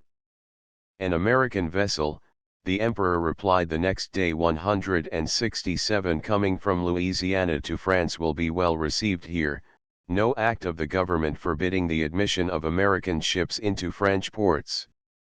The Americans, he explained, had prohibited commerce with France while permitting it with Holland, Spain, and Naples, and in consequence His Majesty has used his right of influence over his neighbors because he was unwilling that they should be treated differently from France, and he has sequestered the ships destined for their ports, but no such provision had been made against American ships entering French ports. Naturally piqued at an imperial assertion that he had shown ignorance of facts that deeply concerned his department, Montalivet sent to the Treasury for information, with which, a few days afterward, he routed the emperor from the field. Unable to answer him, Napoleon referred his report to Gaudin, Minister of Finance, with a curious marginal note, which showed what his ministers evidently believed, that the emperor understood neither the workings of his own system nor the laws of the United States. Referred to the Minister of Finance to make me a report on this question. 1. How is it conceivable that American ships come from America in spite of the embargo? 2. How distinguish between ships coming from America and those coming from London? Armstrong obtained immediate and accurate knowledge of this struggle in council. Only a week after the emperor wrote his note on the margin of Montalivet's report, Armstrong sent home a dispatch on the subject. 168. The veil which for some weeks past has covered the proceedings of the cabinet with regard to neutral commerce is now so far withdrawn as to enable us to see with sufficient distinctness both the actors and the acting. The ministers of police and of the interior, Foch and Montalivet, have come out openly and vigorously against the present anti-commercial system, and have denounced it as one originating in error and productive only of evil, and particularly calculated to impoverish France and enrich her enemy. While they have held this language in the cabinet, they have held one of nearly the same tenor out of it, and have added, we may suppose on sufficient authority, the most solemn assurances that the emperor never meant to do more than to prevent the commerce of the United States from becoming tributary to Great Britain, that a new decision would soon be taken by him on this subject, and that from this the happiest results were to be expected. As though to prevent President Madison from showing undue elation at this announcement for the 50th time that the happiest results were to be expected from the future, Armstrong wrote another letter, 4 days afterward, 169, on the new confiscations and their cause. Frenchmen, he said, would reason thus: there is a deficit of 50 millions in the receipts of last year. This must be supplied. Why not then put our hands into the pockets of your citizens once more, since, as you continue to be embroiled with Great Britain, we may do it with impunity. Armstrong was angry, and could not analyze to the bottom the emperor's methods or motives. Thiers, in later years having the advantage of studying Napoleon's papers, understood better the nature of his genius. To admit false neutrals in order to confiscate them afterward, greatly pleased his astute, ruse, mind, wrote the French historian and statesman. 170. Little scrupulous in the choice of means, especially in regard to shameless smugglers who violated at once the laws of their own country and those of the country that consented to admit them. This description could not properly be applied to Americans, since they violated neither their own law nor that of France by coming to Amsterdam, San Sebastian, and Naples, but Thiers explained that the emperor considered all Americans as smugglers, and that he wrote to the Prussian government, let the American ships enter your ports. Seize them afterward. You shall deliver the cargoes to me, and I will take them in part payment of the Prussian war debt. 171. Meanwhile, the confiscation of American ships helped in no way the objects promised by Napoleon to Montalivet and Foch. At a loss to invent a theory on which neutrals could be at the same time plundered and encouraged, the emperor referred the subject to Champagny, January 10. In an interesting letter. 172. He called for a complete history of his relations with the United States since the Treaty of Morfontaine. He ordered the recall of Turreau, in whom he said he had little confidence, and who should be replaced by a more adroit agent. Have several conferences, if necessary, with the American minister as well as with the Secretary of Legation who has just come from London. In short, let me know your opinion on the measures proper to be taken to get out of the position we are in, pour sortir de l'opposition aux nous trouvons. All the measures I have taken, as I have said several times, are only measures of reprisal. It was only to the new extension given to the right of blockade that I opposed the Decree of Berlin, and even the Decree of Berlin ought to be considered as a continental, not as a maritime blockade, for it has been carried out in that form. I regard it, in some sort, only as a protest, and a violence opposed to a violence. Down to this point there was little harm. Neutrals still entered our ports, but the British orders in council necessitated my Milan decree, and from that time there were no neutrals. I am now assured that the English have given way, that they no longer levy taxes on ships. Let me know if there is an authentic act which announces it, and if there is none, let me know if the fact is true, for once I shall be assured that a tax on navigation will not be established by England, I shall be able to give way on many points. All Napoleon's ministers must have known that these assertions of his commercial policy were invented for a momentary purpose. He had himself often declared, and caused them to declare, that his continental system, established by the Berlin Decree and enforced before the orders in council were issued, had a broad military purpose quite independent of retaliation, that it was aimed at the destruction of England's commerce and resources. As for his profession of ignorance that England had abandoned her transit duties on neutral merchandise, every minister was equally well aware that only 6 months before, the Emperor had discussed with them the measures to be taken in consequence of that abandonment, had sent them the draft of a new decree founded upon it, and had finally decided to do nothing only because England had again quarreled with America over Erskine's arrangement. The pretexts alleged by Napoleon were such as his ministers could not have believed, but they were satisfied to obtain on any grounds the concessions they desired, and Champagny, or as he was thenceforward called, the Duc de Cador, sent to Armstrong for the information the Emperor professed to want. January 18, M. Petrie, at the order of Cador, called on the American minister, and requested from him a written memorandum expressing the demands of his government.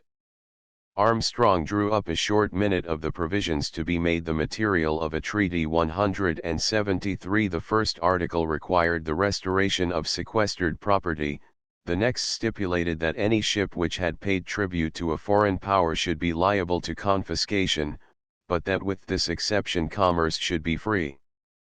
Cador sent this paper to the Emperor, and within a few hours received a characteristic reply.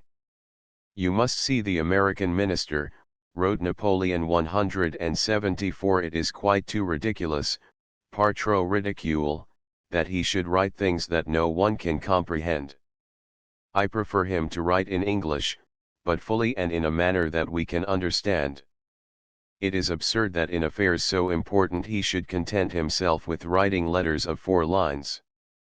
Send by special courier a cipher dispatch to America to let it be understood that that government is not represented here, that its minister does not know French, is a morose man with whom one cannot treat, that all obstacles would be raised if they had here an envoy to be talked with. Write in detail on this point." Petrie returned to Armstrong with the condemned paper, and received another, somewhat more elaborate, but hardly more agreeable to the Emperor. January 25, Cador himself sent for the American minister, and discussed the subject. The Emperor, he said, would not commit himself to the admission of colonial produce. He wished to restrict American commerce to articles the growth or manufacture of the two countries. He would not permit his neighbors to carry on a commerce with America which he denied to himself, but the only condition required for the revocation by His Majesty of the Decree of Berlin will be a previous revocation by the British government of her blockade of France, or part of France, such as the coast from the Elbe to Brest, etc., of a date anterior to that of the aforesaid decree, and if the British government would then recall the orders in council which had occasioned the decree of Milan, that decree should also be annulled. This pledge purported to come directly from the Emperor, and at Armstrong's request was repeated in the Emperor's exact words 175. Neither the Minister of the Interior, the Minister of the Treasury, nor the Emperor in these discussions alluded to the proposed decree of Vienna, the draft of which was sent to Paris in August, confiscating all American ships in reprisal for the seizures of French ships threatened by the Non-Intercourse Act. Although that decree was the point which the Emperor meant to reach, not until January 25, when Champagny, after dismissing Armstrong, reported the interview to Napoleon, bringing with him at the emperor's request the text of the Non-Intercourse Act, did the emperor at last revert to the ideas of the Vienna Decree.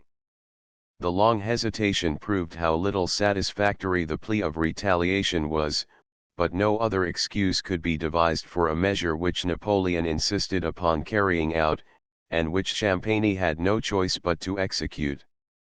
The emperor dictated the draft of a note 176 in which the principles of confiscation were to be laid down if American ships have been sequestered in France.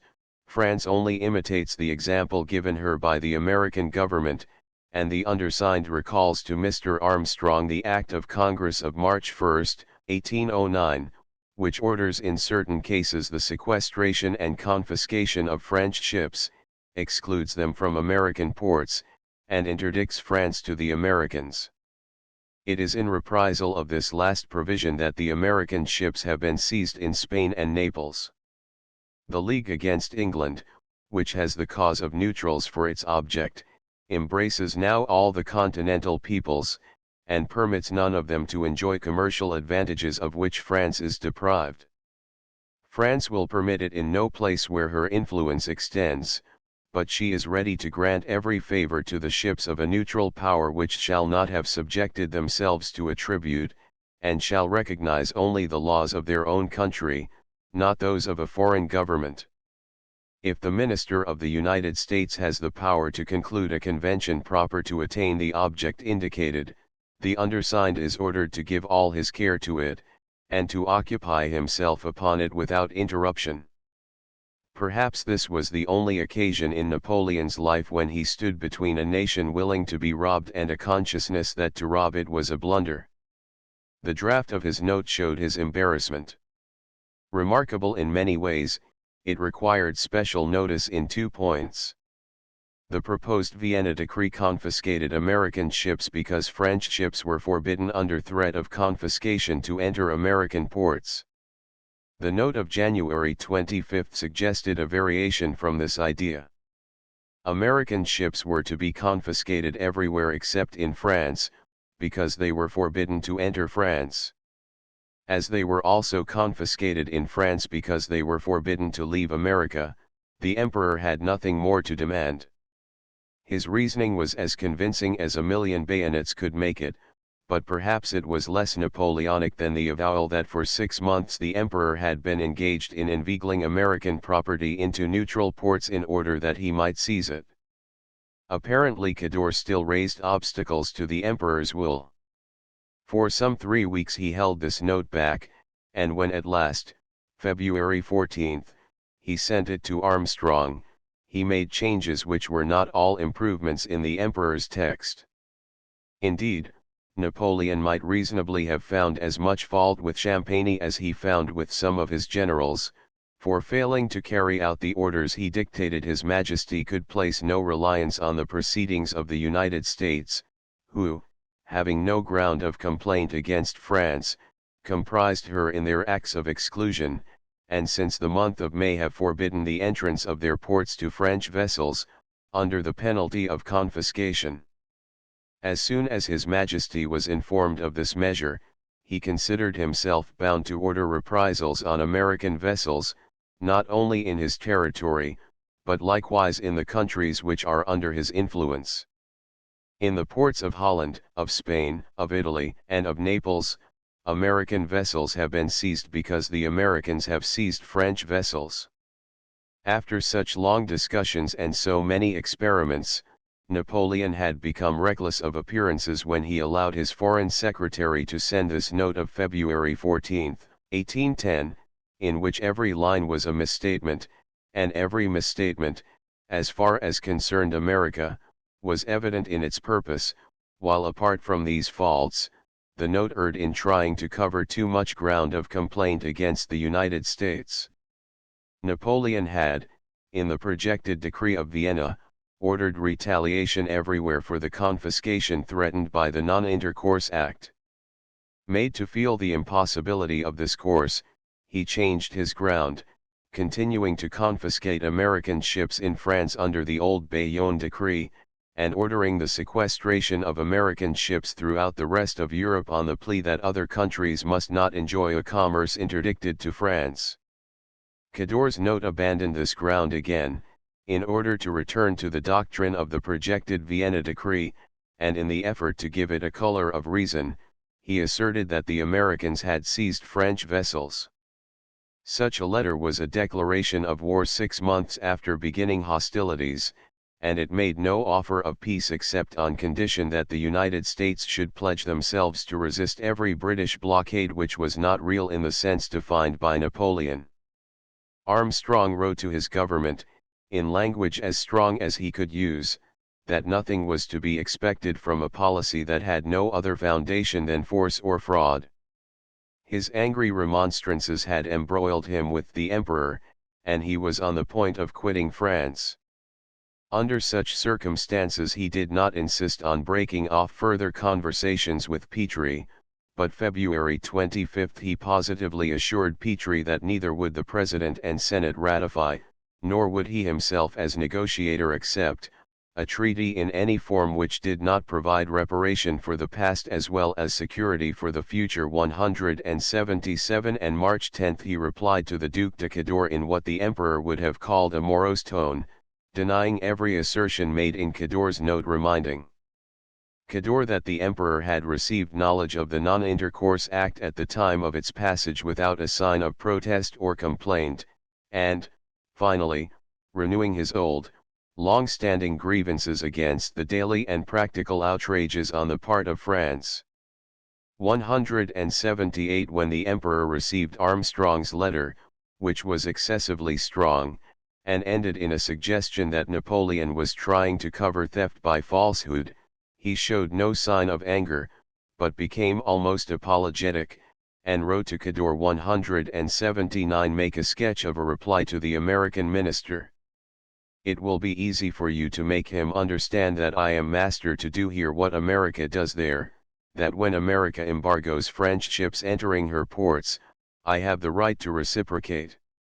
You will explain to him how that law came to our knowledge only a short time ago, and only when I had knowledge of it did I immediately prescribe the same measure, that a few days before, I was busying myself with provisions for raising the actual prohibitions on American merchandise, when the course of commerce, la voie du commerce, made known to me that our honor was involved, and that no compromise was possible, that I conceive America as entitled to prevent her ships from coming to England and France, that I approved this last measure, though there was much to be said about it, but that I cannot recognize that she should arrogate the right of seizing French ships in her ports without putting herself in the case of incurring reciprocity.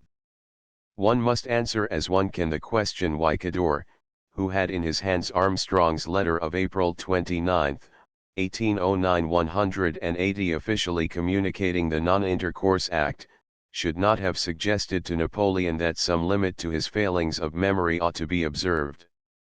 Napoleon's memory was sometimes overtasked by the mass of details he undertook to carry in his mind, but a striking incident always impressed itself there.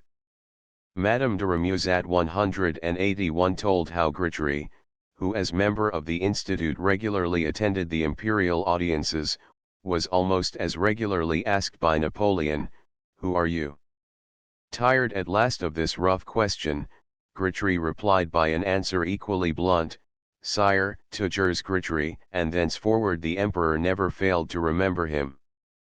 The United States in a similar tone recalled their affairs to the emperor's memory by the Non-Intercourse Act, but had this toujours Grétry not been enough, Napoleon's financial needs also made him peculiarly alive to every event that could relieve them, and his correspondence proved that the Non-Intercourse Act as early as May, 1809, impressed him deeply.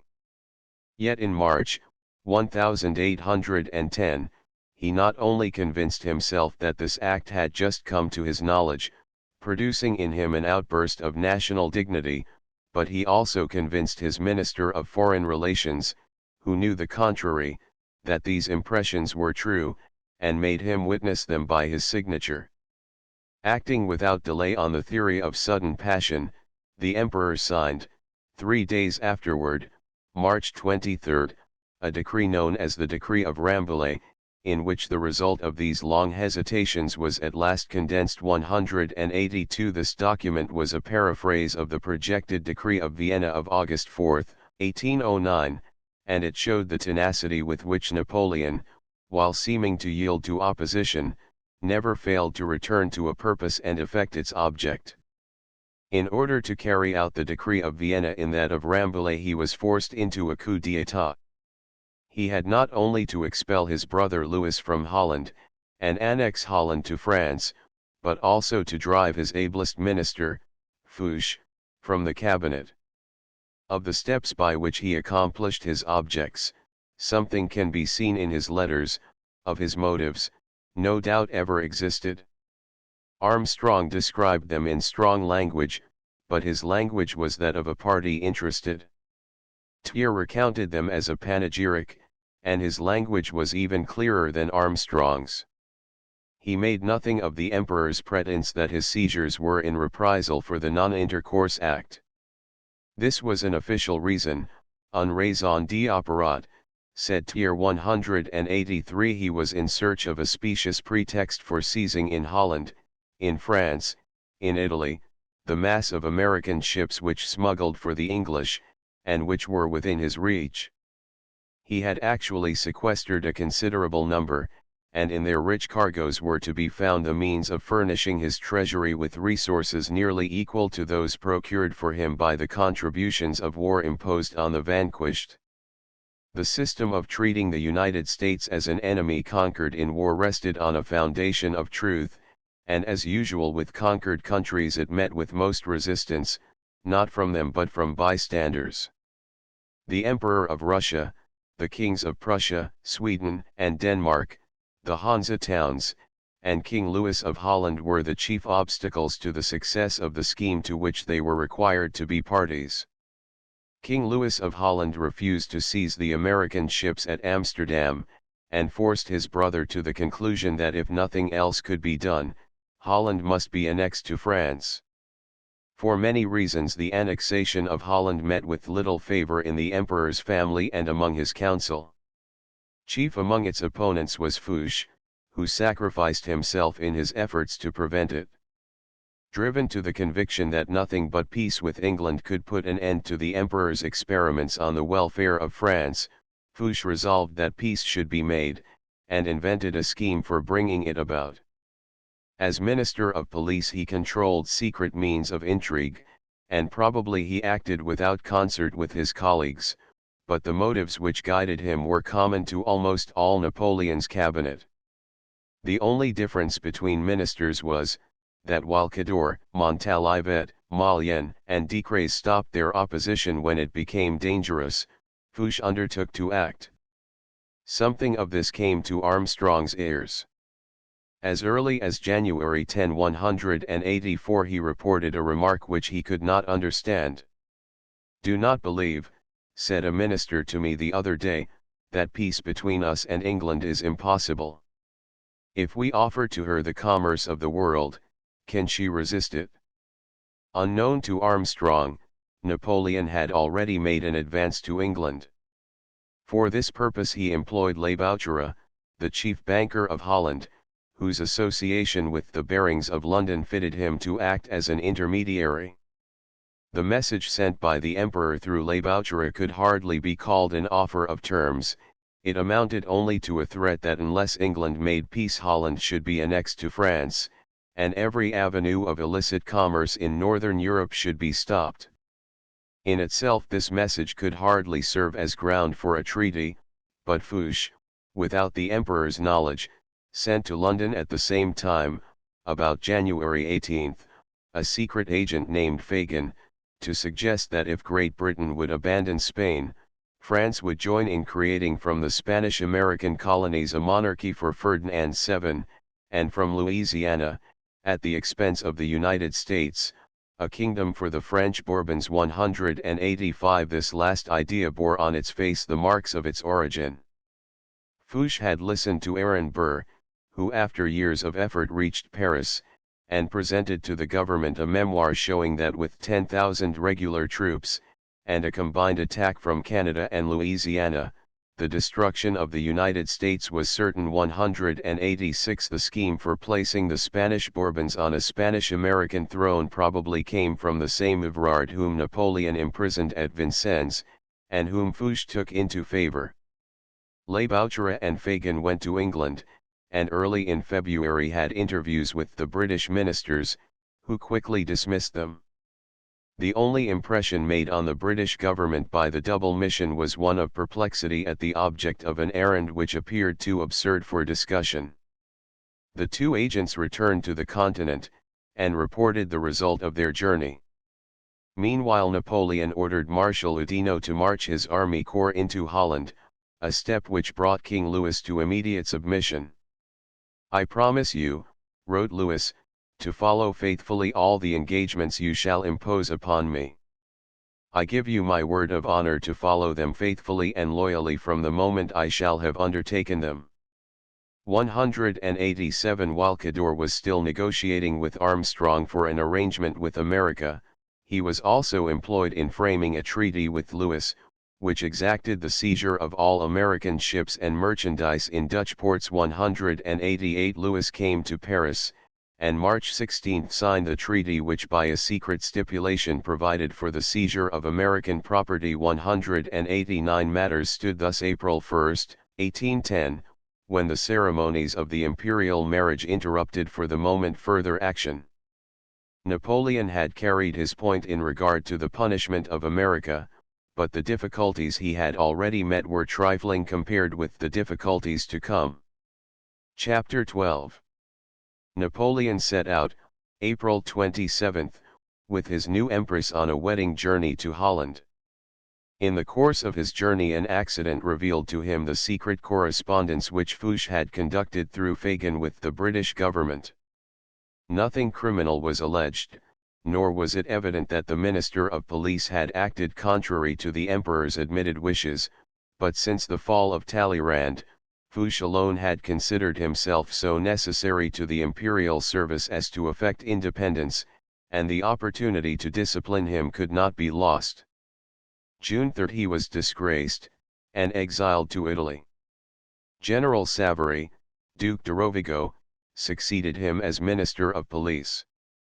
The fate of King Louis was almost equally swift. When he returned to Holland after promising entire submission and signing the Treaty of March 16, he could not endure the disgrace of carrying his pledges into effect. He tried to evade the surrender of the American ships, and to resist the military occupation of his kingdom. He showed public sympathy with the emperor's opponents, and with riotous popular proceedings at Amsterdam. Once more the emperor was obliged to treat him as an enemy.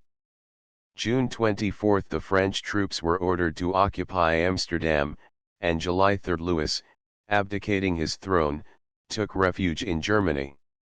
July 8 Napoleon signed a decree annexing Holland to France. 190 The United States at the same time received their punishment for opposing the imperial will. The decree of Rambouillet, though signed March 23, was published only May 14, when the sequestrations previously made in Holland, Spain, Italy, and France became in a manner legalized. The value of the seizures in Holland and Spain was estimated by the emperor in arranging his budget for the current year as follows: 191 American cargoes previously seized at Antwerp, $2 million, cargoes surrendered by Holland, $2,400,000, seizures in Spain, $1,600,000. In this estimate of $6 million the seizures in France, Denmark, Hamburg, Italy, and Naples were not included. The American consul at Paris reported to Armstrong that between April 1809 and April 1810 51 American ships had been seized in the ports of France, 44 in the ports of Spain, 28 in those of Naples, and 11 in those of Holland. 192 Assuming an average value of $30,000, these 134 American ships represented values exceeding $4 million. Adding to Napoleon's estimate of 6 millions, the consuls reported seizure of 79 ships in France and Naples. A sum of nearly $8,400,000 was attained. In this estimate the seizures at Hamburg, in Denmark, and in the Baltic were not included. On the whole the loss occasioned to Americans could not be estimated at less than 10 millions, even after allowing for English property disguised as American. The exports from the United States during the 6 months after the embargo amounted to $52 million, 193 exclusive of the ships, and as England offered a less profitable market than the continent, 1/5 of this commerce might easily have fallen into Napoleon's hands. 20 years afterward the government of France paid $5 million as indemnity for a portion of the seizures, from which Napoleon by his own account received not less than 7 millions. Profitable as this sweeping confiscation was, and thoroughly as Napoleon overbore opposition in his family and cabinet, such measures in no way promised to retrieve the disaster his system suffered from the defection of America. While England protected American ships in their attempts to counteract his system in Spain, Holland, and in the Baltic, the Emperor regarded American trade as identical with British, and confiscated it accordingly, but by doing so he exhausted his means of punishment, and since he could not march armies to New York and Baltimore as he marched them to Amsterdam and Hamburg, he could only return on his steps and effect by diplomacy what he could not effect by force.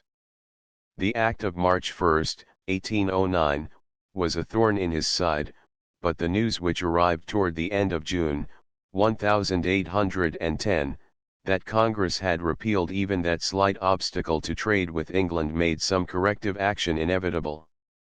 The Act of May 1, 1810, struck a blow at the Emperor such as no power in Europe dared aim, for it threw open to British trade a market in the United States which would alone compensate England for the loss of her trade with France and Holland. Macon's act made the Milan Decree useless. Napoleon no sooner learned that Congress had renewed intercourse with England and France, than he wrote an interesting note 194 to Montalivet dated June 25, the day after he ordered his army to seize Amsterdam. "The Americans," he said, "have raised the embargo on their ships so that all American ships can leave America to come to France, but those which should come here would be sequestered, because all would either have been visited by English ships or would have touched in England. It is therefore probable that no American ship will come into our ports without being assured of what France means to do in regard to them.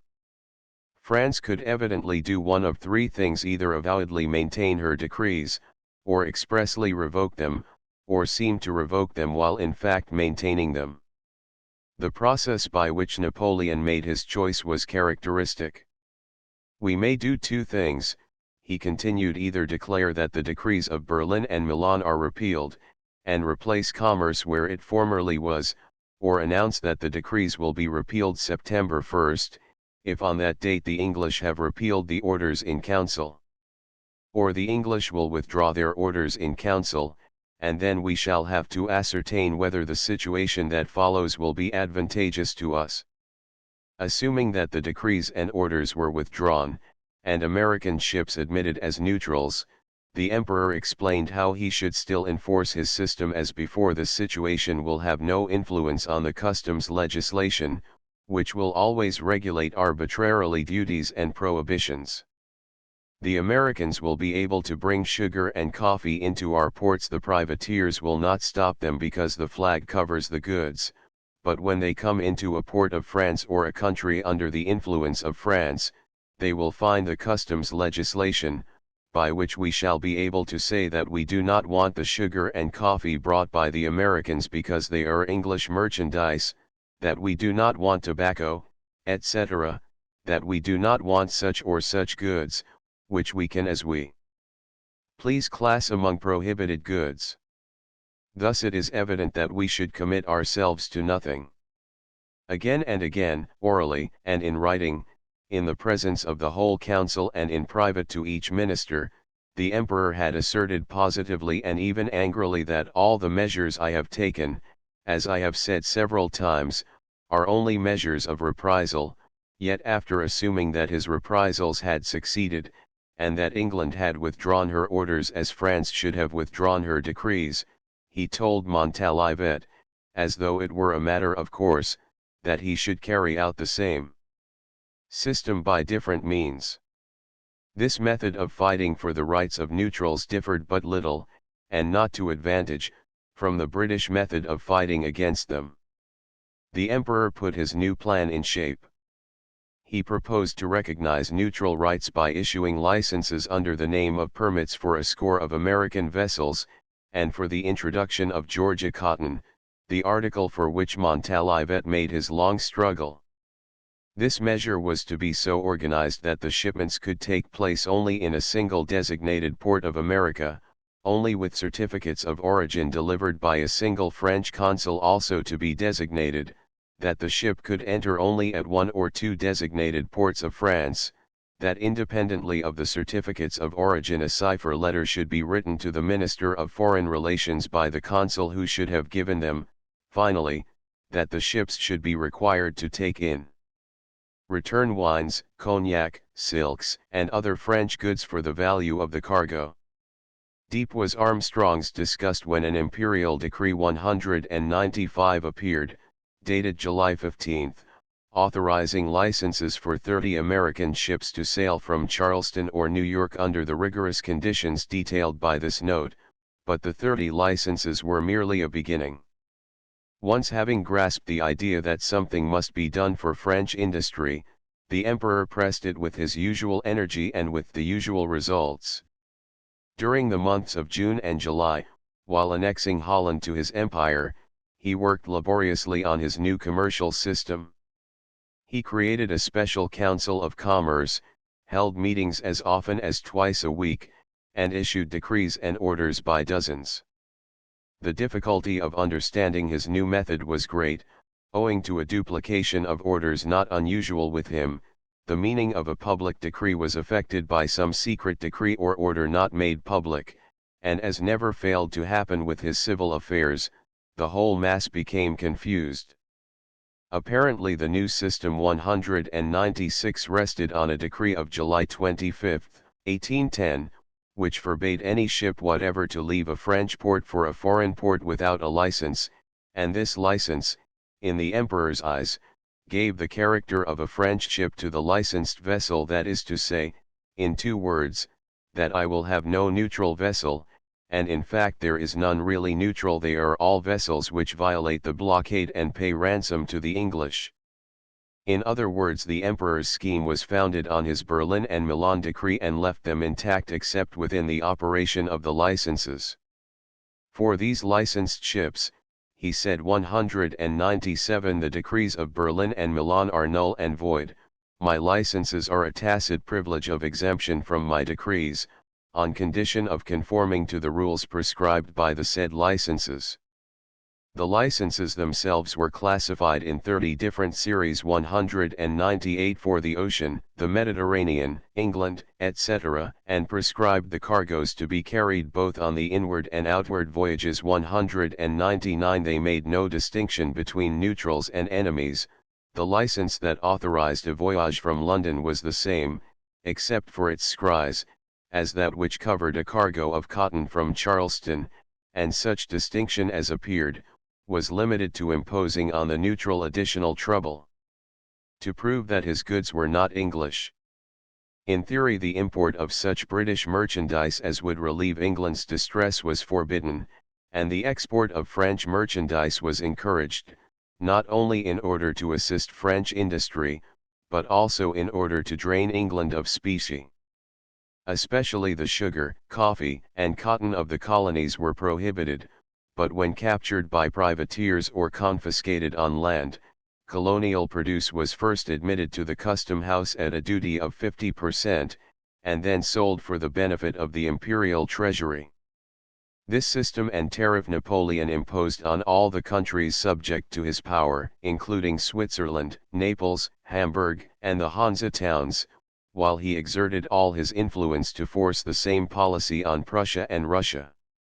As far as concerned the only neutral, the United States, the system classified American ships either as English when unlicensed, or as French when licensed. It imposed imperial functions inconsistent with local law on the French consuls in America, and violated both international and municipal law only to produce another form of the Berlin and Milan decrees, in some respects more offensive than the original. The character and actions of Napoleon were so overpowering that history naturally follows their course rather than the acts of the undecided and unenergetic governments which he drove before him, and for this reason the replies made by Secretary Robert Smith to the flashes of imperial temper or policy have not hitherto been noticed. In truth, Secretary Smith made no attempt to rival Napoleon in originality or in vigor of ideas or expression. Neither his genius nor that of Madison shone bright in the lurid glare of the Emperor's planet. When Champagny's letter of August 22, 1809, reached Washington with its novel views about floating colonies, rights of search, identity of blockade with siege, and warning of confiscations in Holland, Spain, and Italy, President Madison, replying through Robert Smith, December 1, 1809, contented himself with silence in regard to the threats, and with a mild dissent from the Emperor's exposition of the jus gentium. However founded the definition of M. Champagny may be in reason and general utility, and consequently however desirable to be made the established law on the subject of blockades, a different practice has too long prevailed among all nations, France as well as others, and is too strongly authenticated by the writers of admitted authority, to be combated by the United States. A touch of Madison's humor brightened the monotony of these commonplaces, but was not granted the freedom which the subject might have allowed. The President felt no wish to dwell on what was unreasonable or violent in Napoleon's conduct. He passed lightly over the floating colony, ignored the threatened seizure of American commerce, and fastened on the closing paragraph of Champagny's note, which promised that if England would revoke her blockades, the decrees of France should fall of themselves. This proposition, defined by Champagny and commented by Armstrong, required that England should admit the whole doctrine of floating colonies and siege blockades. Madison knew it to be impracticable and deceptive, but he was not bound to go beyond the letter of the pledge, and although he declined to admit Napoleon among those writers of admitted authority whose law prevailed among nations, he instructed Armstrong to act without delay in the sense of Champagny's suggestion. "You will of course," wrote Secretary Smith to Armstrong, December 1, 1809, "understand it to be wished that you should ascertain the meaning of the French government as to the condition on which it has been proposed to revoke the Berlin Decree. On the principle which seems to be assumed by M. Champagny, nothing more ought to be required than a recall by Great Britain of her proclamation or illegal blockades which are of a date prior to that of the Berlin Decree, or a formal declaration that they are not now in force." 200 January 25, 1810, Armstrong asked Cador the question thus dictated, and received for answer that the Emperor required only the revocation of the British blockades as a condition of recalling the Decree of Berlin, a reply which Armstrong communicated the same day to Minister Pinckney at London. No further instructions from Washington seem to have reached the United States legation at Paris until news arrived that on May 1 the Non-Intercourse Act had been repealed. No official information of the repeal was received by Armstrong, but an American who brought dispatches from Pinckney in London brought also a printed copy of the Act of May 1, 1810. In the want of official advices, probably July 9, Armstrong communicated the Act of May 1 to the Duc de Cador in the unofficial form of a newspaper. Cador replied that being so entirely unofficial, it could not be made the groundwork of any government proceeding 201, but he took it to the Emperor, and Armstrong waited for some striking exhibition of displeasure. From that moment Armstrong's relations with Cador became mysterious. Something unrecorded passed between them, for, July 19, Napoleon ordered Cador to write to the French ambassador at St. Petersburg a message for the American minister at that court 202 to charge the Duc de Vicence to tell Mr. Adams that we have here an American minister who says nothing, that we need an active man whom one can comprehend, and by whose means we could come to an understanding with the Americans. 203 For 3 weeks Napoleon made no decision on the subject of the American Act. Then, after settling the annexation of Holland, he wrote to Cador July 31 204 After having much reflected on the affairs of America, I have thought that to repeal my decrees of Berlin and Milan would have no effect, that it would be better for you to make a note to Mr. Armstrong by which you should let him know that you have put under my eyes the details contained in the American newspaper, that I should have liked to have a more official communication, but that time passes, and that since he assures me we may regard this as official he can consider that my decrees of Berlin and Milan will have no effect, dating from November 1st, and that he is to consider them as withdrawn in consequence of such act of the American Congress, on condition that, a condition K, if the British Council does not withdraw its orders of 1807, the United States Congress shall fulfill the engagement it has taken to re-establish its prohibitions on British commerce.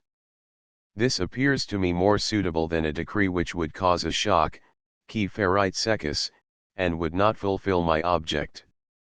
This method appears to me more conformable to my dignity and to the seriousness of the affair. The Emperor himself, August 2nd, dictated the letter the most important he ever sent to the United States government. During the next 3 days he made numerous changes in the draft, but at last it was signed and sent to the American legation 205 upon that paper, long famous as Cador's letter of August 5, 1810, turned the course of subsequent events, but apart from its practical consequences the student of history, whether interested in the character of Napoleon or of Madison, or in the legal aspects of war and peace, or in the practice of governments and the capacity of different peoples for self-government, could find few examples or illustrations better suited to his purpose than the letter itself, the policy it revealed, and the manner in which it was received by the United States and Great Britain. Cador began by saying that he had communicated to the Emperor the newspaper containing the Act of Congress of May 1. The Emperor could have wished that all the acts of the United States government which concerned France had always been officially made known to him in general, he has only had indirect knowledge of them after a long interval of time. From this delay serious inconveniences have resulted which would not have existed had these acts been promptly and officially communicated. The Emperor applauded the general embargo laid by the United States on all their vessels, because that measure, if it has been prejudicial to France, had in it at least nothing offensive to her honor. It has caused her to lose her colonies of Martinique, Guadeloupe, and Cayenne. The Emperor has not complained of it. He has made this sacrifice to the principle which has determined the Americans to lay the embargo. The Act of March 1, 1809 raised the embargo and substituted for it a measure the most injurious to the interests of France. This act, of which the Emperor knew nothing until very lately, interdicted to American vessels the commerce of France at the time it authorized that to Spain, Naples, and Holland, that is to say, to the countries under French influence, and denounced confiscation against all French vessels which should enter the ports of America. Reprisal was a right, and commanded by the dignity of France, a circumstance on which it was impossible to make a compromise, de transiger. The sequestration of all the American vessels in France has been the necessary consequence of the measure taken by Congress. This preamble, interesting for the novelty of its assertions both of fact and law, led to the conclusion that the Act of May 1, 1810, was a retreat from the Act of March 1, 1809, and warranted France in accepting the offer extended by both laws to the nation which should first cease to violate the neutral commerce of the United States. In this new state of things, concluded Cador, I am authorized to declare to you, sir, that the decrees of Berlin and Milan are revoked, and that after November 1st they will cease to have effect. It being understood, bien entendu, that in consequence of this declaration the English are to revoke their orders in council, and renounce the new principles of blockade which they have wished to establish, or that the United States, conformably to the act you have just communicated, cause their rights to be respected by the English. No phraseology could have more embarrassed President Madison, while, as Napoleon had remarked to Montalivet a few days before, it is evident that we commit ourselves to nothing. 206. So closely was the imperial promise imitated from that given by Erskine that the President could hardly reject it, although no American merchant would have risked so much as a cargo of salt fish on a pledge of such a kind from such a man. As though to warn the Americans, Napoleon added personal assurances that gave to the whole proceeding an unpleasant air of burlesque. It is with the most particular satisfaction, sir, that I make known to you this determination of the Emperor. His Majesty loves the Americans. Their prosperity and their commerce are within the scope of his policy. The independence of America is one of the principal titles of glory to France. Since that epoch the Emperor is pleased in aggrandizing the United States, and under all circumstances that which can contribute to the independence, to the prosperity, and to the liberty of the Americans the Emperor will consider as conformable with the interests of his empire. One might doubt whether Napoleon or Canning were the more deficient in good taste, but Americans whose nerves were irritated to fury by the irony of Canning, found these expressions of Napoleon's love rather absurd than insulting. So little had the mere fact of violence to do with the temper of politics, compared with the sentiments which surrounded it, that Napoleon could seize without notice $10 million worth of American property, imprisoning the American crews of 200 or 300 vessels in his dungeons, while at the same instant he told the Americans that he loved them, that their commerce was within the scope of his policy, and as a climax avowed a scheme to mislead the United States government, hardly troubling himself to use forms likely to conceal his object. Yet the vast majority of Americans never greatly resented acts which seemed to them like the exploits of an Italian brigand on the stage. Beyond doubt, Napoleon regarded his professions of love and interest not as irony or extravagance, but as adapted to deceive. A few weeks earlier he sent a message to the Tsar of Russia, who asked him to disavow the intention of restoring the Kingdom of Poland. "If I should ever sign," replied Napoleon 207, "a declaration that the Kingdom of Poland shall never be restored, it would be for the reason that I intended to restore it a trap I should set for Russia, and in signing a declaration to the President that his decrees were repealed, he set a trap for the United States, which he baited with professions of love that to a more refined taste would have seemed fatal to his object." This mixture of feline qualities, energy, astuteness, secrecy, and rapidity, combined with ignorance of other natures than his own, was shown in the act with which he concluded his arrangements of August 5, 1810. About a fortnight before, by a secret decree dated July 22, 1810, 208, he had ordered the proceeds of the American cargoes seized at Antwerp and in Dutch and Spanish ports, valued by him at $6 million, to be turned into the treasury as a part of his customs revenue devoted to the service of 1809 to 10. In French ports he held still some 50 ships in sequestration.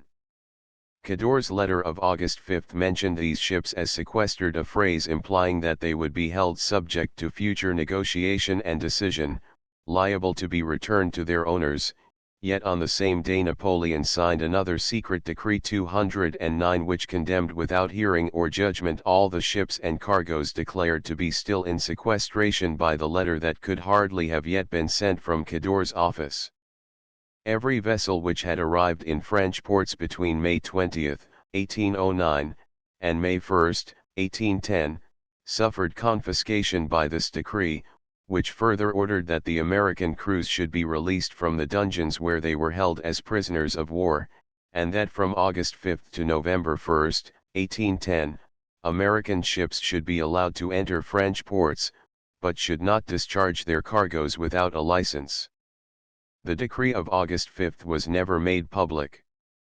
Armstrong indeed employed the last hours of his stay in Paris in asking whether the French government meant to admit further negotiation about these seizures 210, and Cador replied that the law of reprisals was final 211, but when Albert Gallatin, as minister at Paris some 10 years afterward, happened to obtain a copy of the document, he expressed his anger at its secrecy in language such as he used in regard to no other transaction of his public life.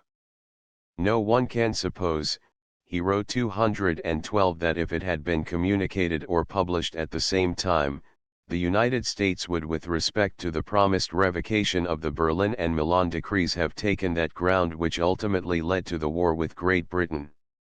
It is indeed unnecessary to comment on such a glaring act of combined injustice, bad faith, and meanness as the enacting and concealment of that decree exhibits. These epithets would not have disturbed Napoleon. Politics were to him a campaign, and if his opponents had not the sense to divine his movements and motives, the disgrace and disaster were none of his. More mysterious than the conduct of Napoleon was that of Armstrong. Contenting himself with whatever the emperor ordered, he refrained in his dispatches from saying more than was necessary for the record. He protected himself from Napoleon's personal attack by sending to the Duc de Cador an undated letter 213 referring to the archives of Cador's department for proof that every public measure of the United States had been promptly and officially communicated to the French government, but he wrote home no report of any conference with Cador. He expressed no opinion as to the faith of the emperor's promise, made no further protest against the actual reprisals, and required no indemnity for past spoliations. In fact, no action was asked from him, but he lent himself readily to the silence that was needed.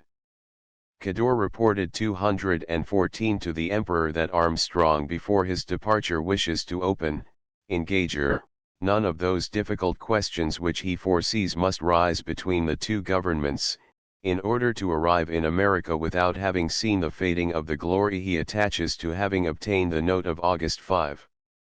Too happy in the good fortune that threw an apparent triumph into his hands at the moment when he was ending his diplomatic career in disgust, he felt anxious only to escape before another turn of the wheel should destroy his success. He remained in Paris more than a month after receiving Cador's letter of August 5, but reserved for a personal interview whatever information he had to give the president, and his letters, like his dispatches, expressed no inconvenient opinions. September 12, 1810, his long and extremely interesting mission ended, and he quitted Paris on his homeward journey, leaving the legation in charge of Jonathan Russell of Rhode Island. Armstrong's last official act was to write from Bordeaux a letter to Pinckney at London, declaring that the conditions imposed by Napoleon on the repeal of his decrees were not precedent, as has been supposed, but subsequent. 215.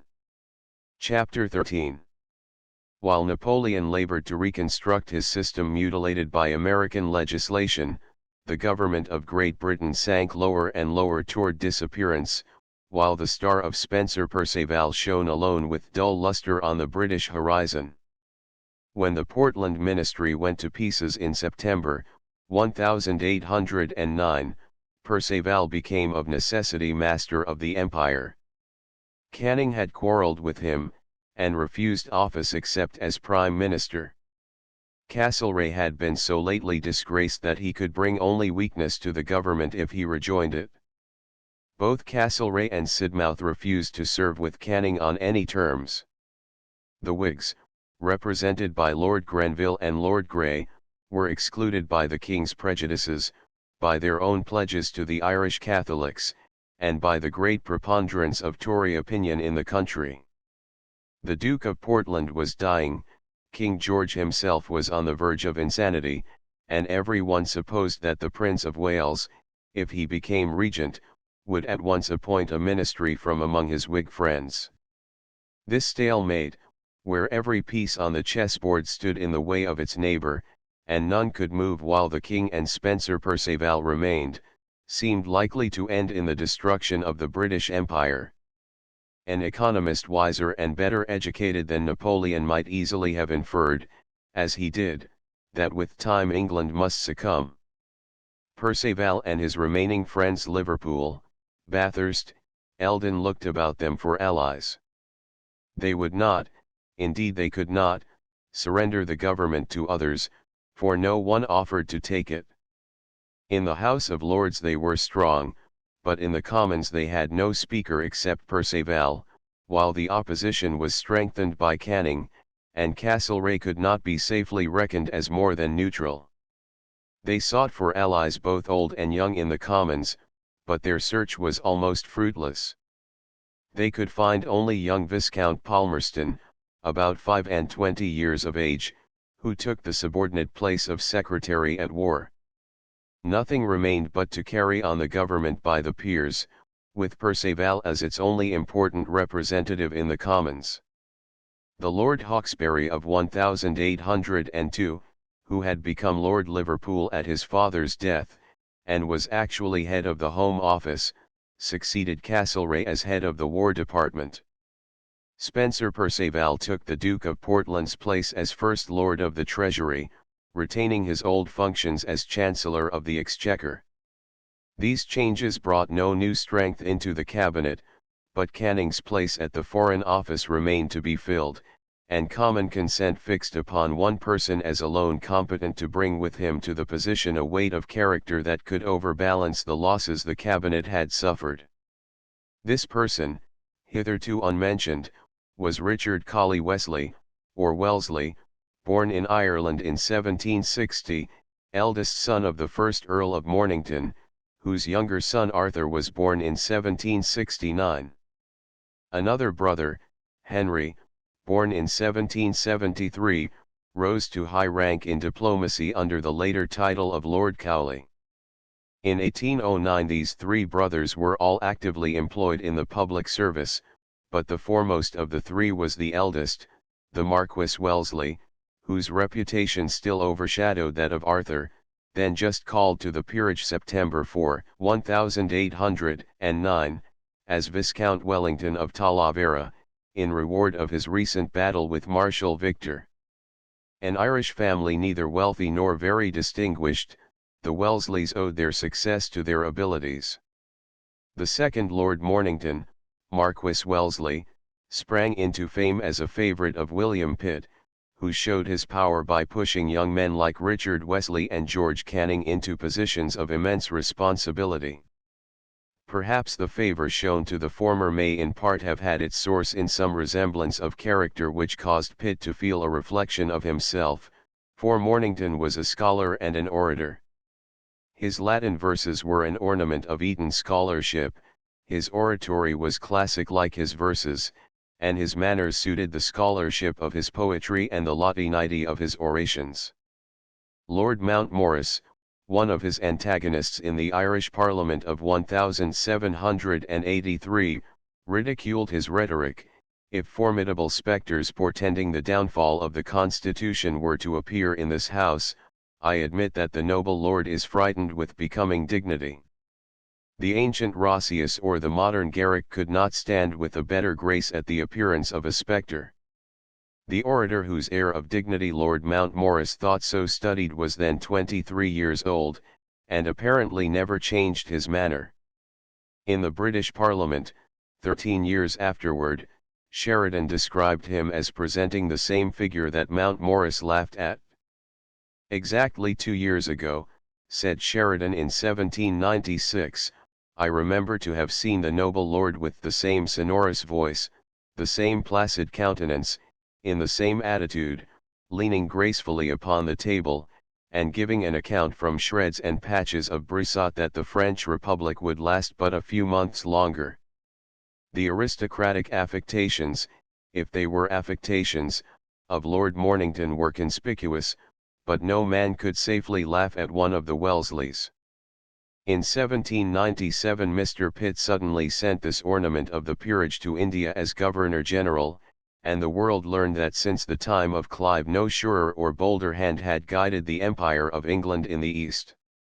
When he took charge of the Indian government, French influence contested his own at more than one court of the powerful native princes, while his resources were neither great nor easily concentrated.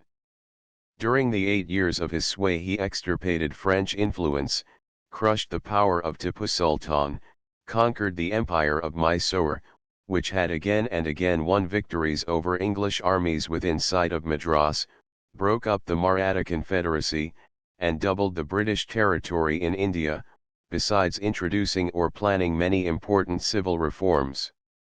He shocked the court of directors by arbitrary rule, extravagance in finance, and favoritism toward his younger brothers, but success was the decisive answer to hostile criticism, and even fanatics could hardly affirm that a governor-general, though he might have every virtue, was fit for his place if he refused the services of Arthur Wellesley when they might be had for the asking. When Lord Wellesley, created an Irish Marquess and English Baron, returned to England in 1806, he came home with the greatest name in the empire next to that of Pitt. 216 He was asked to join the Portland administration, but declined. Canning was said to have taken offence at his refusal. 217 But at last, in disgust with Perceval, Canning connected himself more closely than ever with the Marquess, doubtless in the hope of forcing Castlereagh out in order to bring Wellesley in. 218 At Canning's request in April 1809, the Marquess was appointed to the important and difficult post of Ambassador Extraordinary to the Supreme Junta of Spain, then at Seville, while at the same time his brother Arthur was made General-in-Chief in the Peninsula. Lord Wellesley went to Spain with the understanding that he was soon to return and enter the cabinet. 219 In October he learned that Canning had broken up the cabinet, and that while Canning himself on one side expected the Wellesley support, Perceval on the other was begging for it, and the Whigs were waiting with open arms to welcome their alliance. Canning's duel took place September 21, 1809. October 5 Spencer Perceval wrote to Wellesley at Seville, asking him to accept the Foreign Office, while at the same time Canning informed the king that Lord Wellesley would retire from office with himself. In such a situation the most astute politician could not trust his own judgment. No one could say whether Wellesley's strength would invigorate the government, or whether Perceval's weakness would exhaust Wellesley as it had exhausted Canning. Canning and Wellesley held the same estimate of Perceval.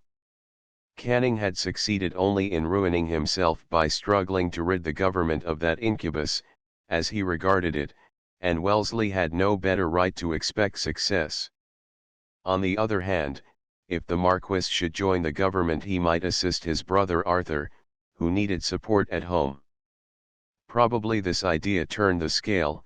At all events Wellesley accepted Perceval's offer, and gave his administration a chance of life.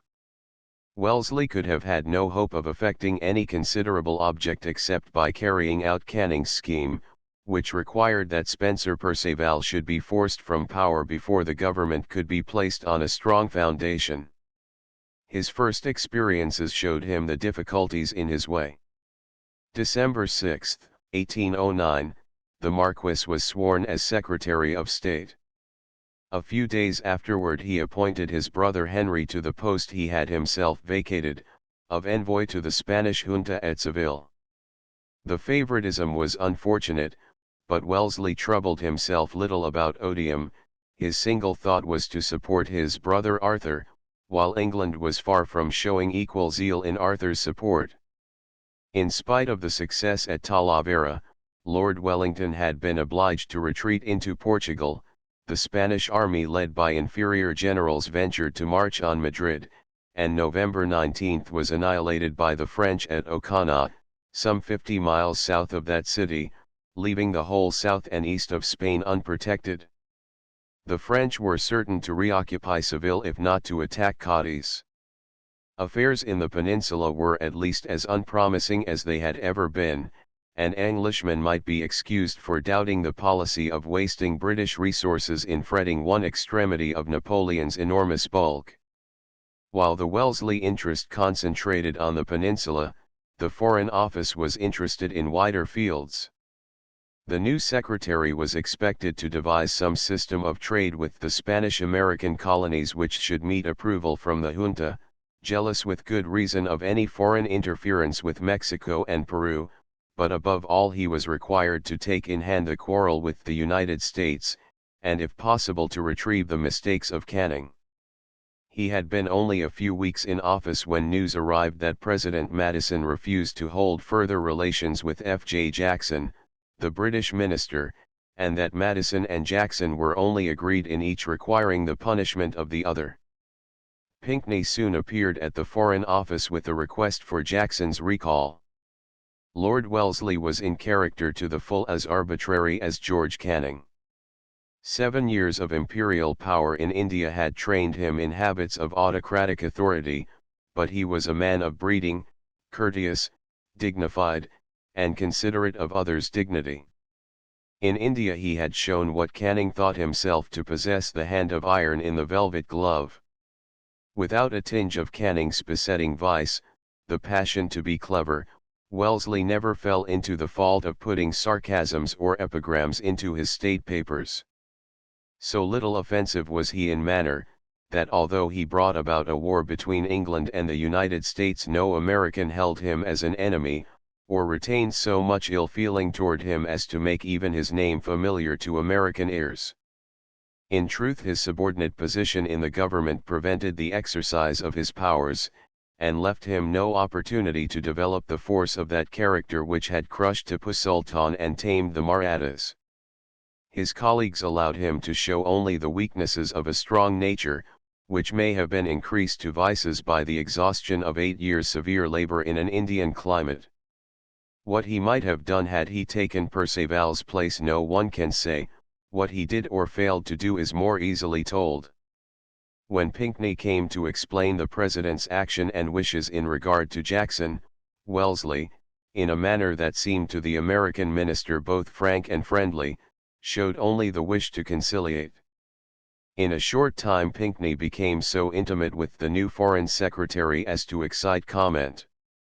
Nothing could be more encouraging than his reports to the President of the change in disposition which had come over the Foreign Office.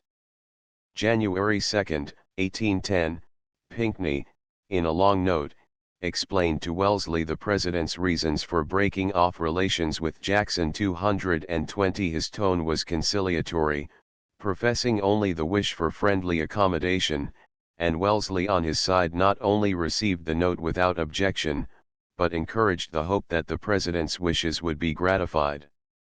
Pinckney reported that in conversation Lord Wellesley had promised at once to send out a new envoy of diplomatic rank, to lose no time in settling the Chesapeake affair, and afterward to take up the commercial questions which had made the substance of Monroe's Treaty 3 years before. The cordiality of these promises satisfied Pinckney that they were not meant to deceive.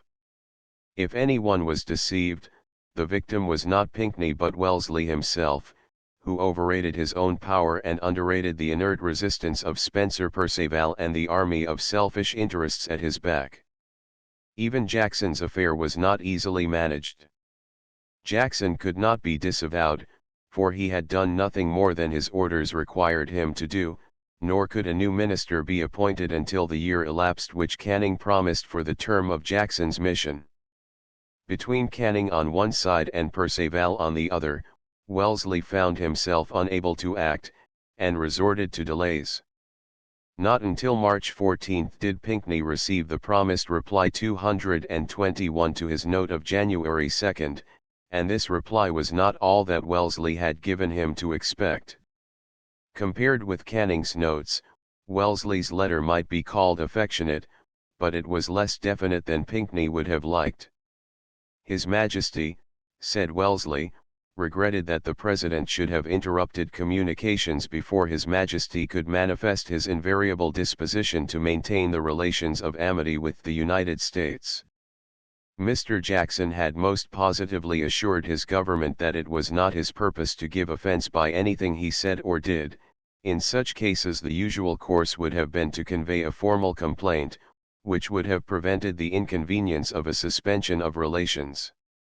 Yet His Majesty, always disposed to pay the utmost attention to the wishes and sentiments of states in amity with him, had directed the return of Mr. Jackson, though without marking his conduct with any expression of displeasure, inasmuch as Mr. Jackson's integrity, zeal, and ability have long been distinguished in His Majesty's service, and he seemed to have committed no intentional offence on the present occasion.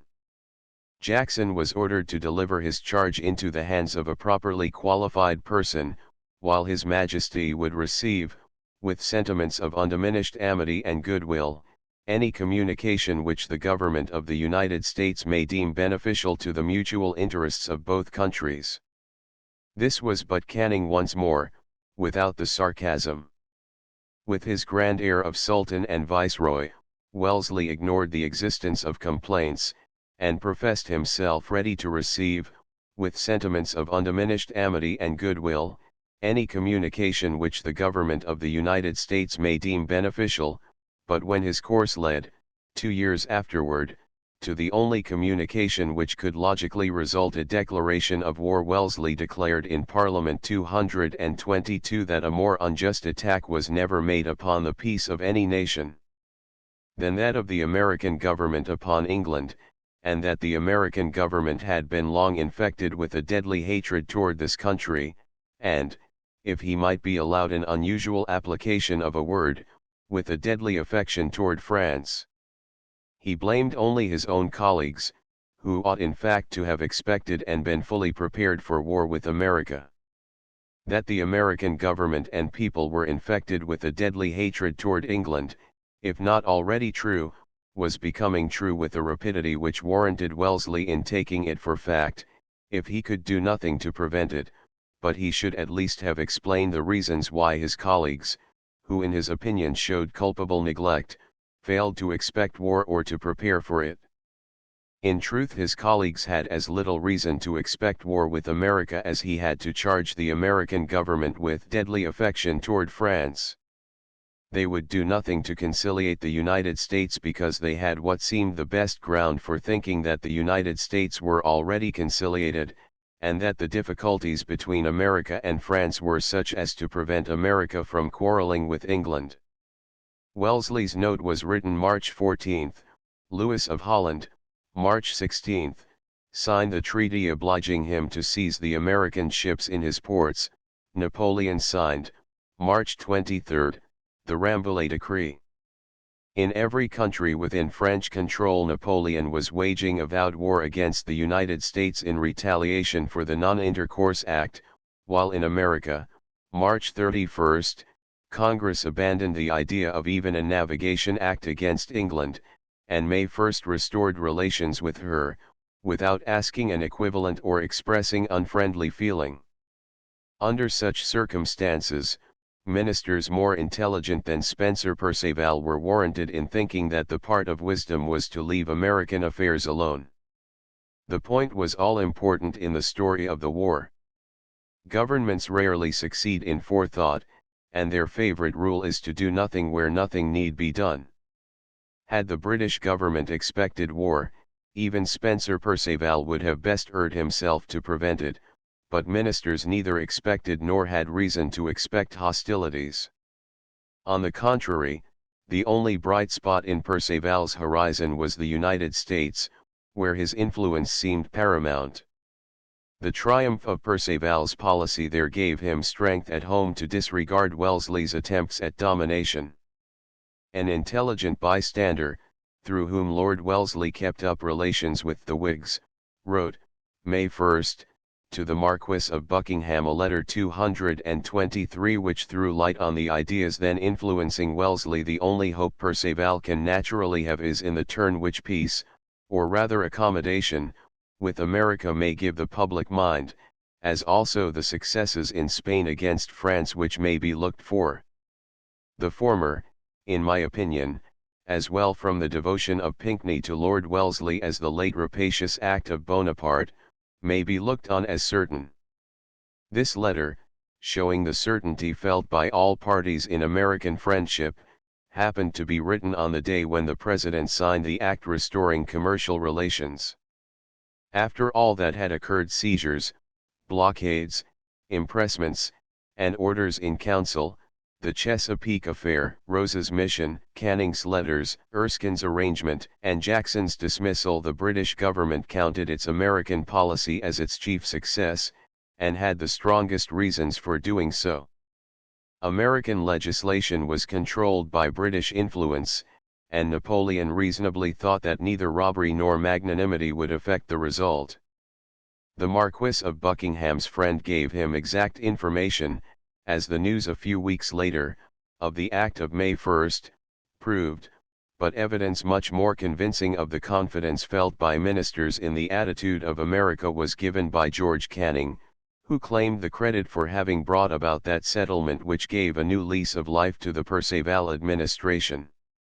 June 15, a week before Parliament rose, Canning spoke 224. The recent proceedings of Congress, he said, have effected so much of what it was the anxious wish of the government of which I was a member to attain, that I trust all our difficulties with America may be speedily adjusted. In truth, I had never much doubt upon my mind that America, if left to her own policy and to the effect of those discussions which would take place in her own legislatures, general and provincial, would at no distant period arrive at that point at which, by the late act of Congress, she appears to have arrived.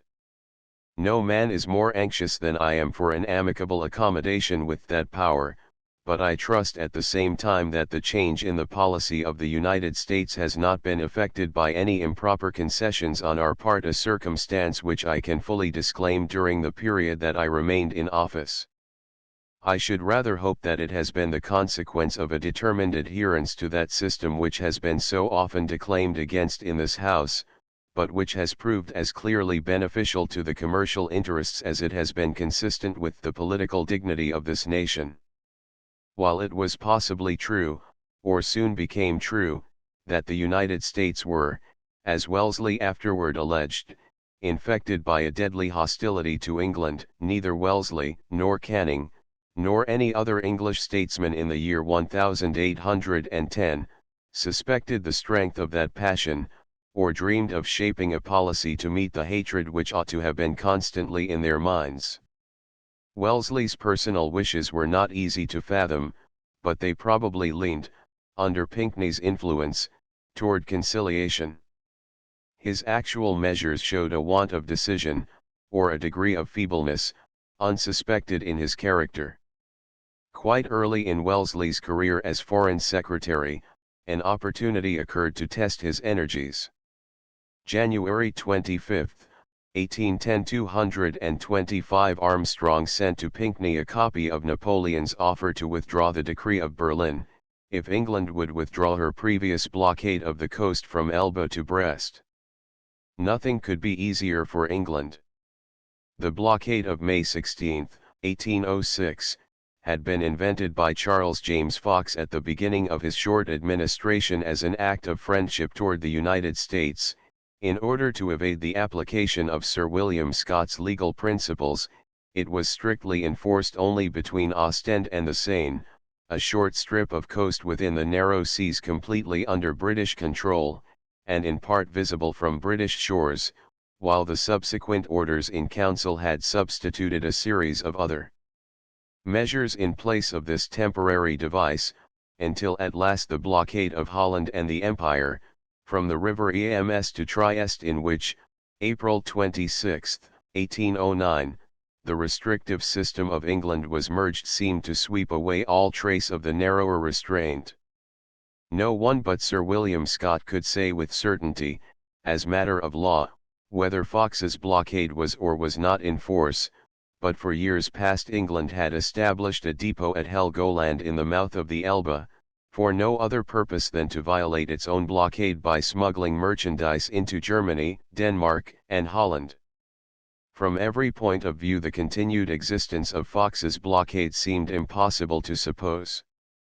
February 15, Pinckney wrote to Wellesley, asking whether that or any other blockade of France previous to January 1807, was understood to be in force. 226 March 2 Wellesley replied that the restrictions imposed in May 1806, were afterward comprehended in the Order of Council of January 7, 1807, which order is still in force. 227 This reply encouraged Pinckney to infer that Fox's blockade had merged in Howick's order in council. March 7 he wrote again to the Marquis. 228 I infer, that the blockade, is not itself in force, and that the restrictions which it established rest altogether, so far as such restrictions exist at this time, upon an order or orders in council issued since the first day of January, 1807. To this easy question, which seemed hardly worth answering in the negative, Wellesley replied, March 26 229 The blockade notified by Great Britain in May 1806, has never been formally withdrawn. It cannot, therefore, be accurately stated that the restrictions which it established rest altogether on the Order of Council of January 7, 1807, they are comprehended under the more extensive restrictions of that order. This explanation, however satisfactory it might be to the Admiralty lawyer who may have framed it, conveyed no clear idea to the diplomatic mind. The question whether the blockade of 1806 was or was not still in force remained obscure.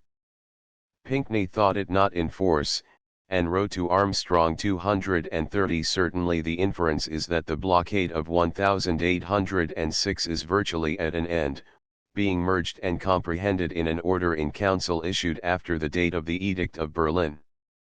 I am, however, about to try to obtain a formal revocation of that blockade, and of that of Venice July 27, 1806, or at least a precise declaration that they are not in force.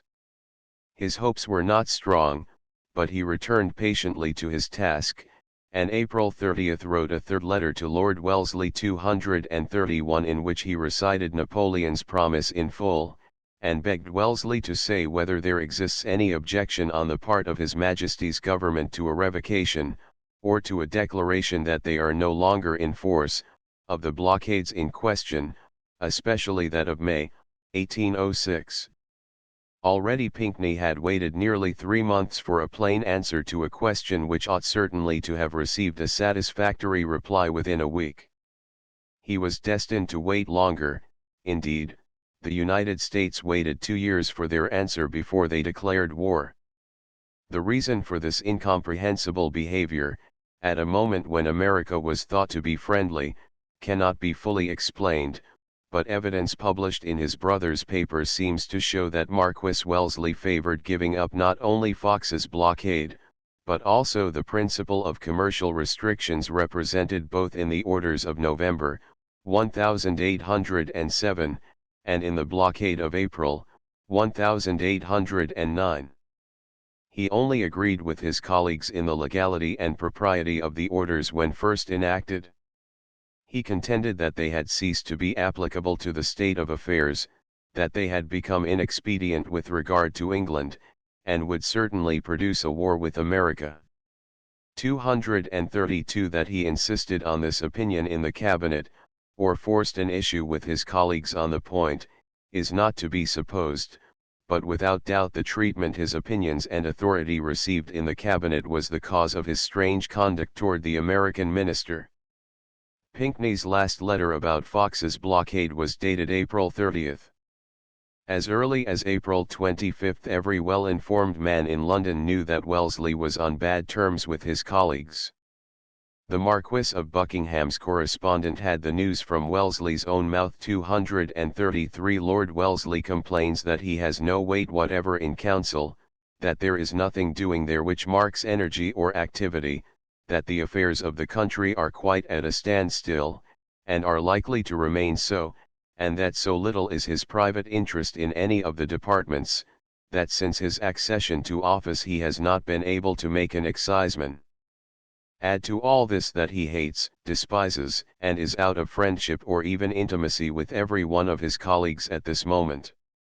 234 2 years afterward the Marquis repeated the same story in public. 235 Lord Wellesley, he declared, speaking in the third person, had repeatedly, with great reluctance, yielded his opinions to the Cabinet on many other important points besides the war in the Peninsula. He was sincerely convinced by experience that in every such instance he had submitted to opinions more incorrect than his own, and had sacrificed to the object of accommodation and temporary harmony more than he could justify in point of strict public duty.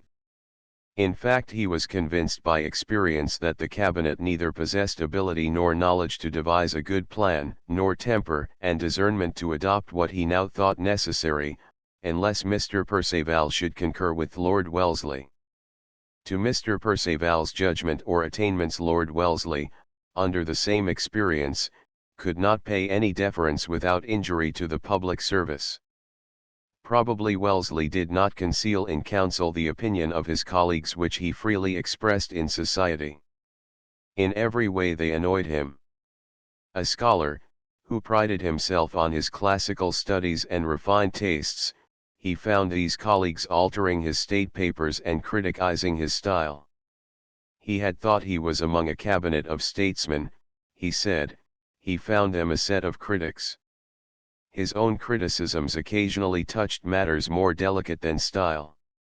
Once at a cabinet meeting Lord Westmoreland, the Privy Seal, put his feet on the table while Wellesley was talking. The Foreign Secretary stopped short. "I will go on with my remarks," he said, "when the noble lord resumes a more seemly attitude." Americans could hardly be blamed for holding a low opinion of this administration, when most intelligent Englishmen held the same. If Whigs or Liberals like Grenville, Brougham, and Sidney Smith were prejudiced critics, this charge could hardly be brought against Canning, but if Canning's opinion were set aside, the Wellesleys at least being identified with his administration had every reason to wish Perceval success. How the Marquis hated and despised Perceval, how he struggled to get rid of him, and strained every nerve to bring Canning, Castlereagh, Sidmouth, Grey, or Grenville into the government as a counterbalancing influence, can be read in the biographies of all these men, and of many less famous. London echoed with the Marquis's deep disgust, every man of fair parts in England sympathized with it, unless his personal interests or feelings bound him to blind devotion. The yoke hung heavy on Whigs and Tories alike. Even Lord Sidmouth rebelled against the commercial system to which Perceval clung more desperately than to his offices or power. Of that destructive system, wrote Sidmouth in the summer of 1810, 236 all are weary, praeter atrocem animum catinus. Even Henry Wellesley, at Seville and Cadiz, felt the same heavy hand deadening the effect of every effort, and longed to do at Cadiz what Erskine had done at Washington. March 4, 1810 237 Perceval wrote to Lord Wellesley begging him to instruct his brother Henry to obtain from the Spanish junta exclusive or at least special privileges in the trade of the Spanish colonies, such as would admit British consuls to the chief places of South America, and give us a decided benefit and preference in the trade. Of course this preference was to be granted at the expense of the United States, the solitary rival of England in those waters, but as nearly hostile to Spain as she can be without actually declaring war against her. Soon afterward the Espagnol, a Spanish periodical published in England, applauded revolutionary movements in Caracas and Buenos Aires, while it asserted the impossibility of preventing the spread of the spirit of independence in the Spanish-American colonies. "You can have no idea," wrote Henry Wellesley from Cadiz, August 31, to his brother Arthur 238 of the ferment occasioned here by this article, which is attributed to the government as it is supposed, and I believe justly, that the Espagnole is patronized by the government, and contains its sentiments with regard to the occurrences in Spain and the measures necessary in the present crisis of her affairs. It is wonderful that they cannot be satisfied in England with a commercial arrangement which would be attended with immense advantages to ourselves, and would likewise be greatly beneficial to Spain. I apprehend this to be the true spirit of all commercial treaties, and why are we to take advantage of the weakness of Spain to endeavor to impose terms upon her which would be ruinous and disgraceful? I have it in my power to conclude tomorrow a commercial treaty which, without breaking in upon the Spanish colonial laws, would pour millions into the pockets of our merchants, and be equally advantageous to the resources, but this will not do, and we must either have the trade direct with the colonies, or nothing. However, I have received my answer, and the government will not hear of opening the trade. The coincidence of opinion about Spencer Perceval extended everywhere, except among the Church of England clergy, the country squires, the shipping interests, the royal household at Windsor, and the Federalists of Boston and Connecticut. As though to make him an object of execration, the long-threatened storm burst on the trade and private credit of Great Britain. For some 18 months gold stood at a premium of about 15%, the exchanges remained steadily unfavorable, while credit was strained to the utmost, until in July, 1810, half the traders in England, and private banks by the score, were forced to suspend payment. Never before, and probably never since, has England known such a fall in prices and destruction of credit. 239 This was the impending situation when Parliament adjourned, June 21, with no bright spot on its horizon but the supposed friendship of America. Meanwhile Pinckney wearied Wellesley for an answer to the question whether Fox's blockade was in force. June 10, June 23, and finally August 6, he renewed his formal request. No importunity had before been spared which it became me to use. 240 He was met by the same torpor at every other point. Wellesley promised to name a new minister to Washington, but decided upon none. He invited overtures in regard to the Chesapeake affair, but failed to act on them. Rumor said that he neglected business, came rarely to cabinet meetings, shut himself in his own house, saw only a few friends, and abandoned the attempt to enforce his views. He resolved to retire from the cabinet, in despair of doing good, and waited only for the month before the next meeting of Parliament, which he conceived to be the most proper time for declaring his intention. 241 In the midst of this chaos, such as England had rarely seen, fell Cador's announcement of August 5 that the imperial decrees were withdrawn, bien entendu that before November 1 England should have abandoned her blockades, or America should have enforced her rights. Pinckney hastened to lay this information before Lord Wellesley, August 25, and received the usual friendly promises, which had ceased to gratify him. I am truly disgusted with this, he wrote home, August 29, 242, and would, if I followed my own inclination, speedily put an end to it. 2 days afterward he received from Wellesley a civil note 243 saying that whenever the repeal of the French decrees should actually have taken effect, and the commerce of neutral nations should have been restored to the condition in which it previously stood, the system of counteraction adopted by England should be abandoned. This reply, being merely another form of silence, irritated Pinckney still more, while his instructions pressed him to act. He waited until September 21, when he addressed to Wellesley a keen remonstrance. If I had been so fortunate, he began 244 as to obtain for my hitherto unanswered inquiry the notice which I had flattered myself it might receive, and to which I certainly thought it was recommended by the plainest considerations of policy and justice, it would not perhaps have been necessary for me to trouble your lordship with this letter. And in this tone he went on to protest against the unwarrantable prohibitions of intercourse rather than regular blockades, which had helped in nearly obliterating every trace of the public law of the world. Your Lordship has informed me in a recent note that it is His Majesty's earnest desire to see the commerce of the world restored to that freedom which is necessary for its prosperity, and I cannot suppose that this freedom is understood to be consistent with vast constructive blockades which may be so expanded at pleasure as, without the aid of any new device, to oppress and annihilate every trade but that which England thinks fit to license. It is not, I am sure, to such freedom that your lordship can be thought to allude. The Marquis of Buckingham's well-advised correspondent some weeks afterward 245 remarked that Pinckney, who was at first all sweetness and complaisance, has recently exhibited in his communications with Lord Wellesley an ample measure of republican insolence. Sweetness and insolence were equally thrown away.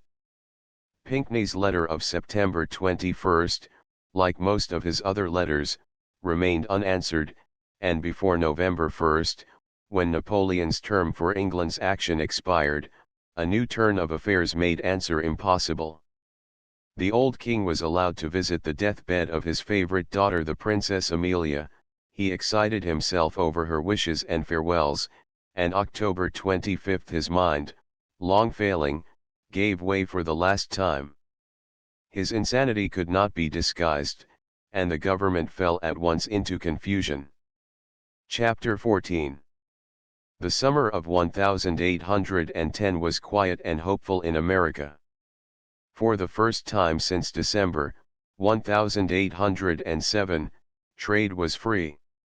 Although little immigration occurred, the census showed an increase in population of nearly 37% in 10 years from 5,300,000 to 7,240,000, of which less than 100,000 was due to the purchase of Louisiana.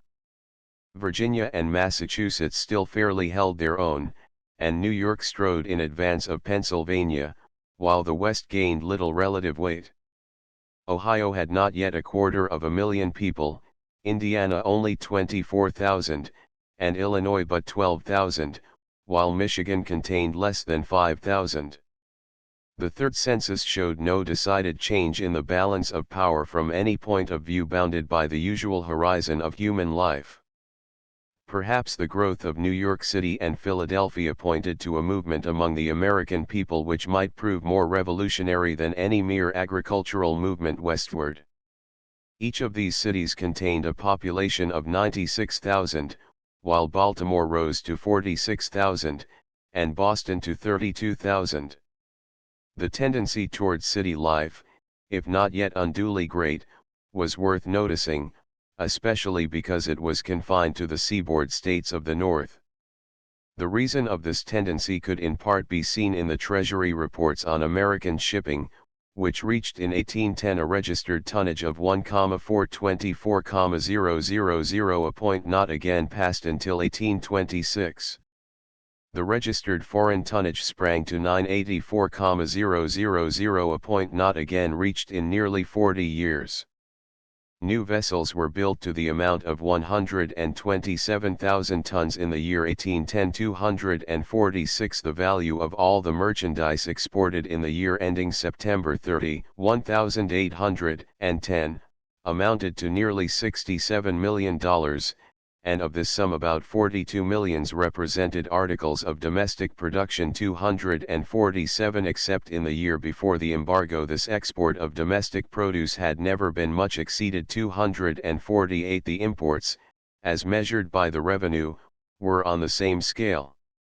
The net customs revenue, which reached $16,500,000 in 1807, after falling in 1808 and 1809 to about $7 million, rose again to $12,750,000 in 1810. 249 The profits of the export and import business fell chiefly to Boston, New York, Philadelphia, and Baltimore, where the shipping belonged, and these cities could not fail to attract labor as well as capital beyond the degree that a conservative Republican of the Revolutionary time would have thought safe. More than half of these commercial exchanges were with England or her dependencies. Great Britain and her American colonies, Portugal and Spain in her military protection, and British India consumed at least one half of the exports, while of the net revenue collected on imports, Gallatin estimated 6.5 million as derived from articles imported from Great Britain and the British dependencies, all other sources supplying hardly 6,250,000. The nature of these imports could be only roughly given. In general, sugar, molasses, coffee, wines, silk, and tea were not British, but manufactures of cotton, linen, leather, paper, glass, earthenware, iron, and other metals came chiefly from Great Britain. To the United States this British trade brought most of the articles necessary to daily comfort in every part of the domestic economy. The relief of recovering a full and cheap supply exceeded the satisfaction of handsome profits on the renewed trade. Experience of the hourly annoyance, expense, and physical exposure caused by deprivation of what society considered necessities rendered any return to the restrictive system in the highest degree unwise, especially after the Eastern people acquired conviction that the system had proved a failure. Thus the summer passed with much of the old contentment that marked the first administration of Jefferson. Having lost sight of national dignity, the commercial class was contented under the protection of England, and American ships in the Baltic, in Portugal, and in the West Indies never hesitated to ask and were rarely refused the assistance of the British Navy. From time to time a few impressments were reported, but impressment had never been the chief subject of complaint, and after the withdrawal of the frigates blockading New York, little was heard of British violence. On the other hand, Napoleon's outrages roused great clamor in commercial society, and his needless harshness to every victim, from the Pope to the American sailors whom he shut up as prisoners of war, went far to palliate British offenses in the eyes of American merchants.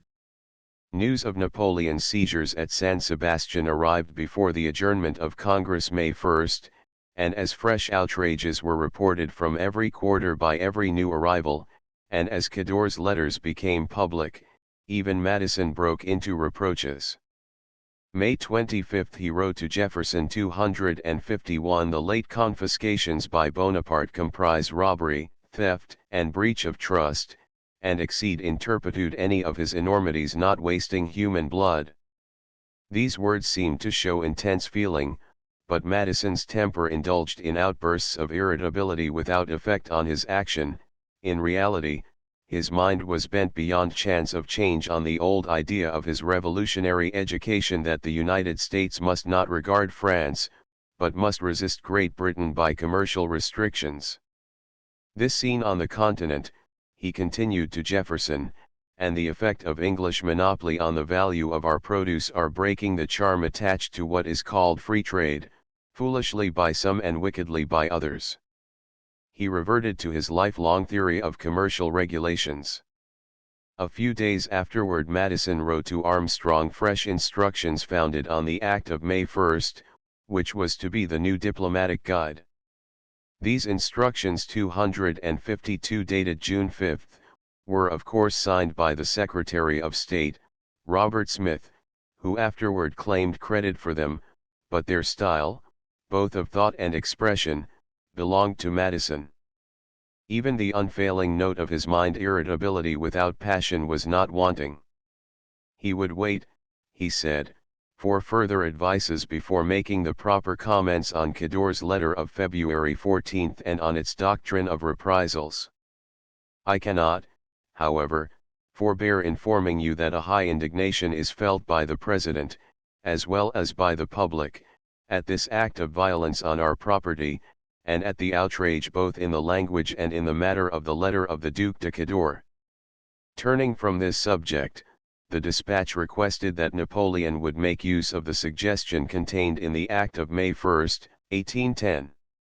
If there be sincerity in the language held at different times by the French government, and especially in the late overture, to proceed to amicable and just arrangements in case of our refusal to submit to the British orders in council, No pretext can be found for longer declining to put an end to the decrees of which the United States have so justly complained. One condition alone was imposed on Armstrong preliminary to the acceptance of French action under the law of May 1, but this condition was essential.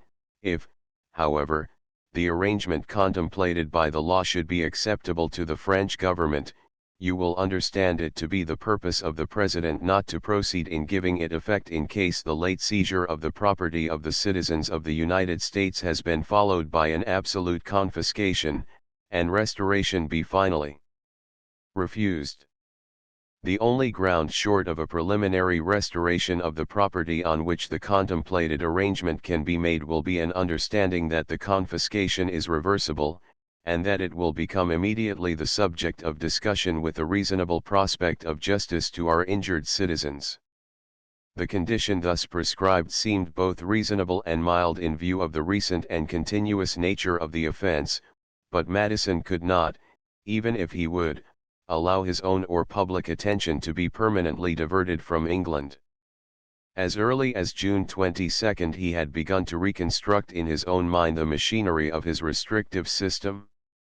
On the first publication of the dispatches by the John Adams, he wrote to Jefferson 253. So strong a feeling was produced by Armstrong's picture of the French robbery that the attitude in which England was placed by the correspondence between Pinckney and Wellesley was overlooked.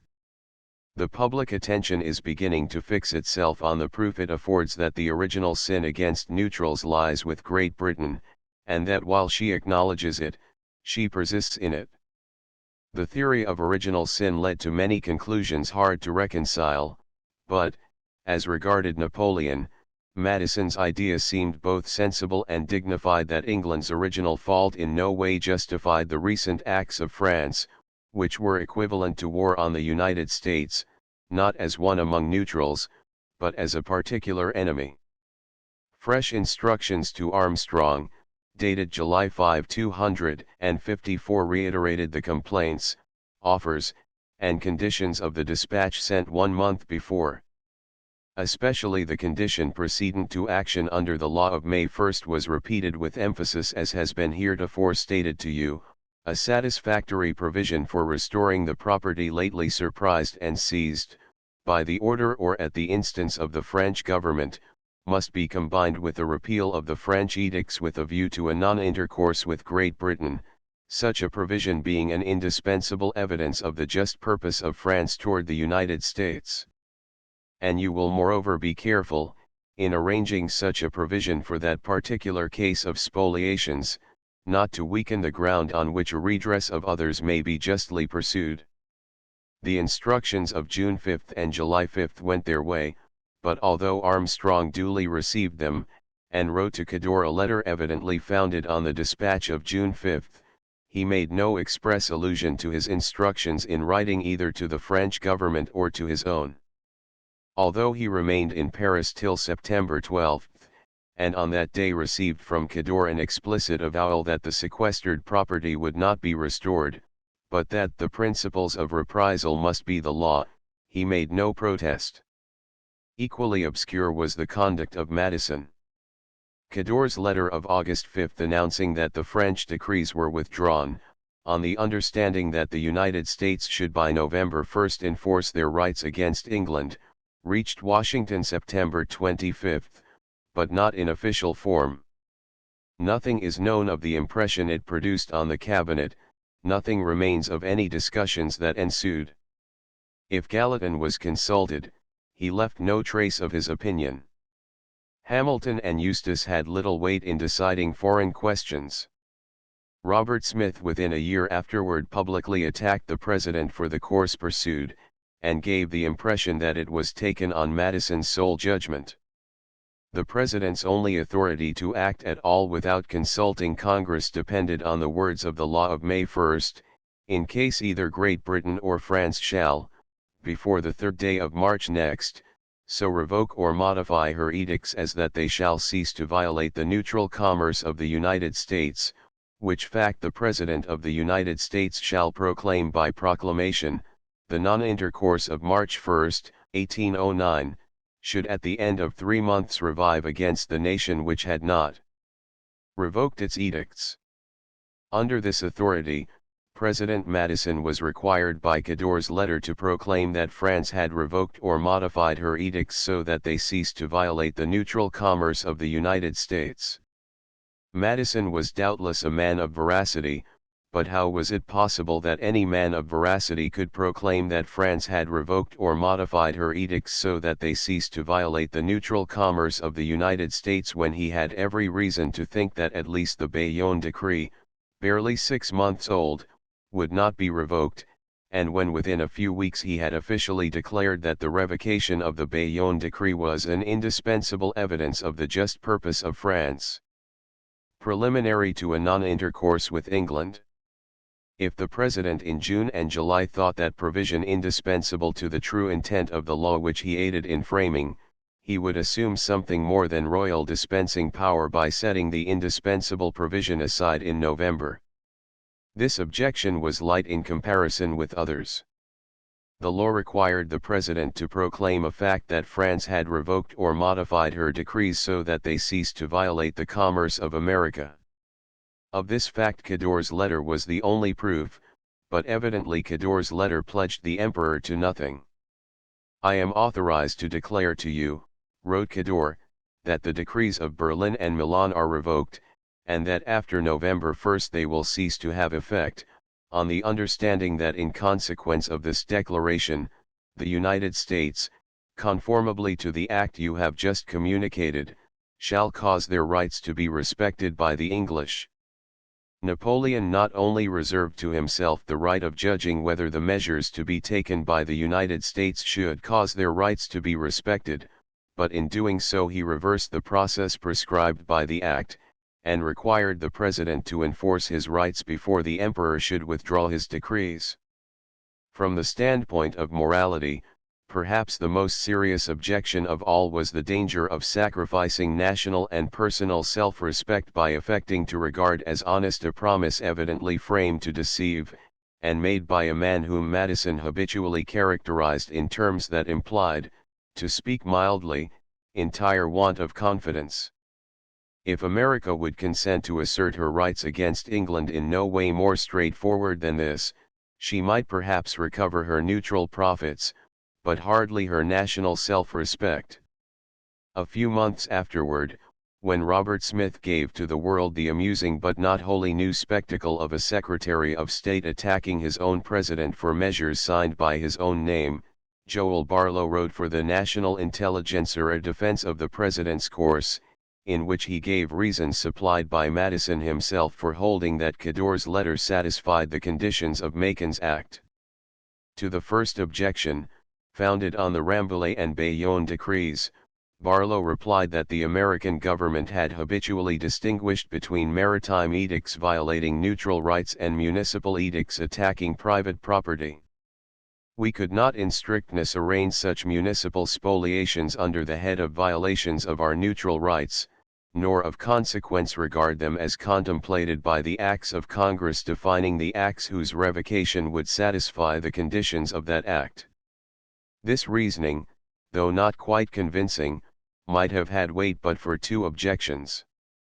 First, the President himself, in June and July, had declared these municipal spoliations to be contemplated by Macon's Act as an indispensable evidence of the just purpose of France, 255, and, second, the President in November notified Armstrong, that 256 in issuing the proclamation.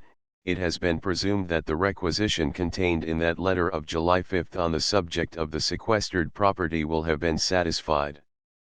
Barlow's idea of a municipal spoliation, independent of the jus gentium, was an afterthought intended to hide a miscalculation. One other argument was advanced by Barlow. Erskine's arrangement having been accepted without question of previous British spoliations, not only did impartiality require the same treatment for France, but a different rule would have led to the embarrassment of obliging the executive, in case the British government should be desirous of opening a free trade with the United States by repealing its orders, to make it a prerequisite that Great Britain also should indemnify for her respective spoliations. Such a prerequisite would have been proper, and ought to have been imposed, but Barlow's argument was again answered by the President himself, who actually insisted on the demand against France, and assumed the demand to be satisfied. If this was partiality to England, the President was guilty of it? Probably at the time he saw reasons for thinking otherwise. The secrecy, the continuance, the pretext of the French seizures, their municipal and vindictive character and direct imperial agency seemed to set them apart from those of England, which, although equally illegal, were always in the form of lawful trial and condemnation. The same argument of impartiality served to justify immediate action on Cador's offer as on Erskine's, without waiting for its execution. That one admitted mistake excused its own repetition in a worse form was a plea not usually advanced by servants, either public or private, but in truth Erskine's pledge was distinct and unconditional, while Cador's depended on the Emperor's satisfaction with a preliminary act. Had Erskine made his arrangement conditional on Canning's approval of the President's measures, Madison would certainly have waited for that approval before acting under the law, and after the disastrous results of precipitancy in 1809, when no one questioned Erskine's good faith, wisdom called for more caution rather than less in acting, in 1810, on an offer or a pledge from a man in whom no one felt any confidence at all. In truth, Madison's course in both cases was due not to logic, but to impatience. As Barlow admitted, we know it had been the aim of our government for 2 or 3 years to divide the belligerents by inducing one or the other of them to revoke its edicts, so that the example would lead to a revocation by the other, or our contest be limited to a single one. Madison gave the same reason in a letter of October 19 to Jefferson 257. We hope from the step the advantage at least of having but one contest on our hands at a time. He was mistaken, and no one expressed himself afterward in language more bitter than he used against Napoleon for conduct that deceived only those who lent themselves to deception. October 31, Robert Smith sent for Turreau and gave him notice of the decision reached by the President and Cabinet. 258. The Executive, said Robert Smith, is determined not to suffer England longer to trammel the commerce of the United States, and he hopes to be sustained by Congress. If, then, England does not renounce her system of paper blockades and the other vexations resulting from it, no arrangement with that power is to be expected, and consequently you will see, in 2 days, the President's proclamation appear, founded on the provisions of the law requiring the non-intercourse to be enforced against either nation which should fail to revoke its edicts after the other belligerent had done so. Although we have received nothing directly from Mr. Armstrong on this subject, which is doubtless very extraordinary, we consider as sufficient for the government's purposes the communication he made to Mr. Pinckney, which the latter has transmitted to us. The next day Robert Smith made some further interesting remarks. 259. The Executive thinks, he said, that the measures he shall take in case England continues to restrict our communications with Europe will lead necessarily to war, because of the terms of the non-intercourse. We have with us a majority of Congress, which has much to retrieve, and has been accused of weakness by all parties. On leaving Smith, Turreau went to see Gallatin, whose opinion in the cabinet is rarely favorable to us. Mr. Gallatin, by the way long since on bad terms with Mr. Smith, told me that he believed in war, that England could not suffer the execution of measures so prejudicial to her, and especially in the actual circumstances could not renounce the prerogatives of her maritime supremacy and of her commercial ascendancy. Both Smith and Gallatin evidently expected that war was to result, not from the further action of the United States, but from the resentment and retaliation of England. They regarded the non-intercourse as a measure of compulsion which would require England either to resent it or to yield. Having decided to accept Cador's letter as proof that an actual repeal of the French decrees, within the meaning of the Act of Congress, had taken place November 1, the President issued, November 2, his proclamation declaring that it has been officially made known to this government that the said edicts of France have been so revoked as that they ceased, on the said first day of the present month, to violate the neutral commerce of the United States, and simultaneously Gallatin issued a circular to the collectors of customs, announcing that commercial intercourse with Great Britain would cease February 2, 1811. By this means Madison succeeded in reverting to his methods of peaceful coercion. As concerned England, he could be blamed only on the ground that his methods were admittedly inadequate, as Gallatin, only a year before, had officially complained. Toward England the United States had stood for 5 years in a position which warranted them in adopting any measure of reprisal. The people of America alone had a right to object that when Madison began his attack on England by proclaiming the French decrees to be revoked, he made himself a party to Napoleon's fraud, and could scarcely blame the Federalists for replying that neither in honor nor in patriotism were they bound to abet him in such a scheme. The proclamation of November 2, 1810, was not the only measure of the autumn which exposed the President to something more severe than criticism. At the moment when he challenged a contest with England on the assertion that Napoleon had withdrawn his decrees, Madison resumed his encroachments on Spain in a form equally open to objection. The chaos that reigned at Madrid and Cadiz could not fail to make itself felt throughout the Spanish Empire. Under British influence, Buenos Aires in 1810 separated from the Supreme Junta, and drove out the viceroy whom the junta had appointed. In April of the same year Caracas followed the example, and entered into a treaty with England, granting commercial preferences equally annoying to the Spaniards and to the United States. Miranda reappeared at the head of a revolution which quickly spread through Venezuela and New Granada. A civil war broke out in Mexico. Even Cuba became uneasy. The bulky fabric of Spanish authority was shaken, and no one doubted that it must soon fall in pieces forever.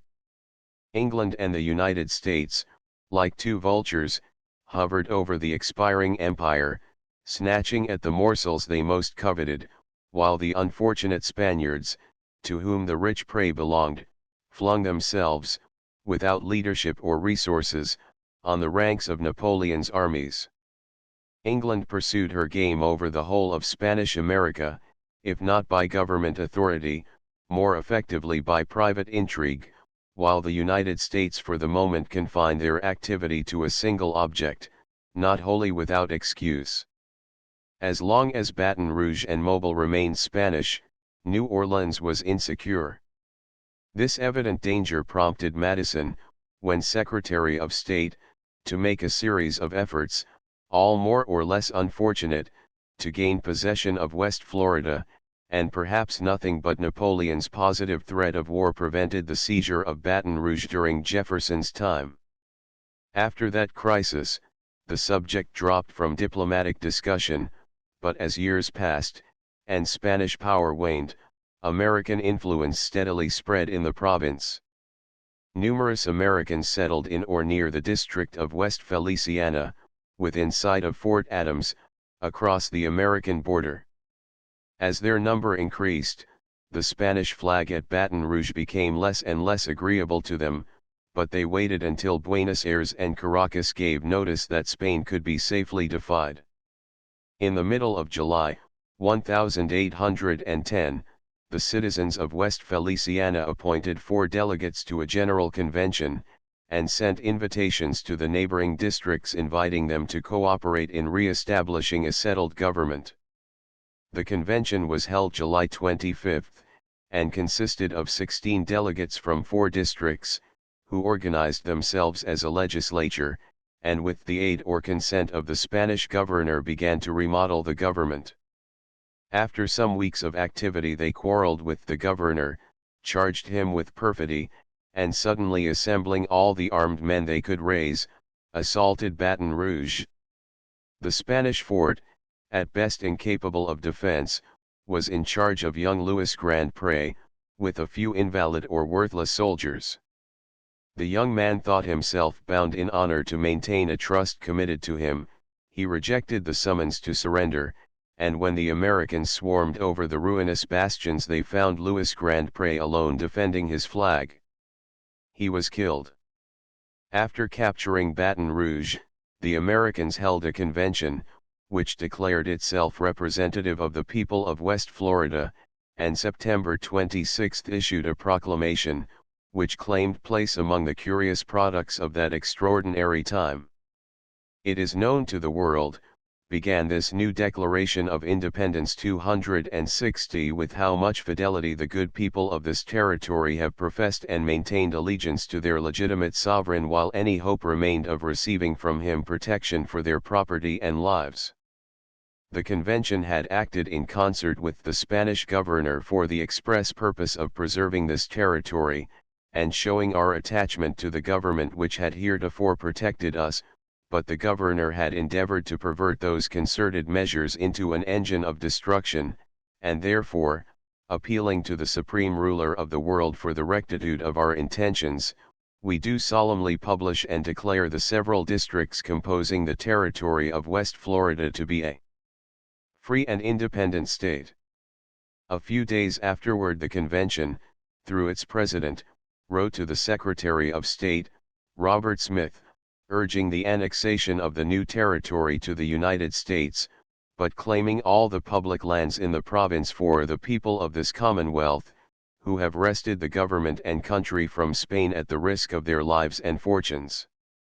261 These words accorded ill with their appeal to the supreme ruler of the world for the rectitude of their intentions, and their protest of our inviolable fidelity to our king and parent country while so much as a shadow of legitimate authority remained to be exercised over us. Yet neither with nor without their elaborate machinery of legitimate revolution could Madison have anything to do with them. Innumerable obstacles stood in his way. They declared the independence of territory which he had long since appropriated to the United States. This course alone withheld Madison from recognizing the new state, but other difficulties forbade any action at all. The Constitution gave the President no power to use the Army or Navy of the United States beyond the national limits, without the authority of Congress, and although extreme emergency might have excused the President in taking such action, no emergency existed in October, 1810, since Congress would meet within 6 weeks, and neither Spain, France, nor England could interfere in the interval. The President's only legal course was to wait for Congress to take what measures seemed good. Madison saw all this, but though aware of his want of authority, felt the strongest impulse to act without it. He described his dilemma to Jefferson in a letter written before he received the request for annexation, then on its way from Baton Rouge. 262 The crisis in West Florida, as you will see, has come home to our feelings and interests. It presents at the same time serious questions as to the authority of the executive, and the adequacy of the existing laws of the United States for territorial administration. And the near approach of Congress might subject any intermediate interposition of the executive to the charge of being premature and disrespectful, if not of being illegal. Still, there is great weight in the considerations that the country to the Perdido, being our own, may be fairly taken possession of, if it can be done without violence, above all, if there be danger of its passing into the hands of a third and dangerous party. Casuistry might carry the United States government far. The military occupation of West Florida was an act of war against Spain. From present appearances, continued Madison, our occupancy of West Florida would be resented by Spain, by England, and by France, and bring on, not a triangular, but quadrangular contest. Napoleon himself never committed a more arbitrary act than that of marching an army, without notice, into a neighbor's territory, on the plea that he claimed it as his own. None of Madison's predecessors ventured on such liberties with the law, none of his successors dared imitate them, except under the pretext that war already existed by the act of the adverse government. Madison was regarded by his contemporaries as a precise, well-balanced, even a timid man, argumentative to satiety, never carried away by bursts of passion, fretful rather than vehement, pertinacious rather than resolute, a character that seemed incapable of surprising the world by reckless ambition or lawless acts. Yet this circumspect citizen, always treated by his associates with a shade of contempt as a closet politician, paid surprisingly little regard to rules of consistency or caution. His Virginia resolutions of 1798, his instructions in the Louisiana Purchase, his assumption of Livingston's claim to West Florida, his treatment of Urigo, his embargo policy, his acceptance of Erskine's arrangement, his acceptance of Cador's arrangement, and his occupation of West Florida were all examples of the same trait, and an abundance of others were to come. He ignored caution in pursuit of an object which seemed to him proper in itself, nor could he understand why this quiet and patriotic conduct should rouse tempests of passion in his opponents, whose violence, by contrast, increased the apparent placidity of his own persistence. Forestalling the action of Congress, which was to meet within 5 weeks, President Madison issued, October 27, 1810, a proclamation announcing that Governor Claiborne would take possession of West Florida to the River Perdido, in the name and behalf of the United States. This proclamation, one of the most remarkable documents in the archives of the United States government, began by reasserting the familiar claim to West Florida as included in the Louisiana Purchase, and whereas the acquiescence of the United States in the temporary continuance of the said territory under the Spanish authority was not the result of any distrust of their title, as has been particularly evinced by the general tenor of their laws and by the distinction made in the application of those laws between that territory and foreign countries, but was occasioned by their conciliatory views, and by a confidence in the justice of their cause, and in the success of candid discussion and amicable negotiation with a just and friendly power, considering, moreover, that under these peculiar and imperative circumstances a forbearance on the part of the United States to occupy the territory in question, and thereby guard against the confusions and contingencies which threaten it, might be construed into a dereliction of their title or an insensibility to the importance of the stake, considering that in the hands of the United States it will not cease to be a subject of fair and friendly negotiation and adjustment, considering finally that the acts of Congress, though contemplating a present possession by a foreign authority, have contemplated also an eventual possession of the said territory by the United States, and are accordingly so framed as in that case to extend in their operation to the same, considering all these reasons, substantially the same self-interest by which France justified her decrees, and England her impressments.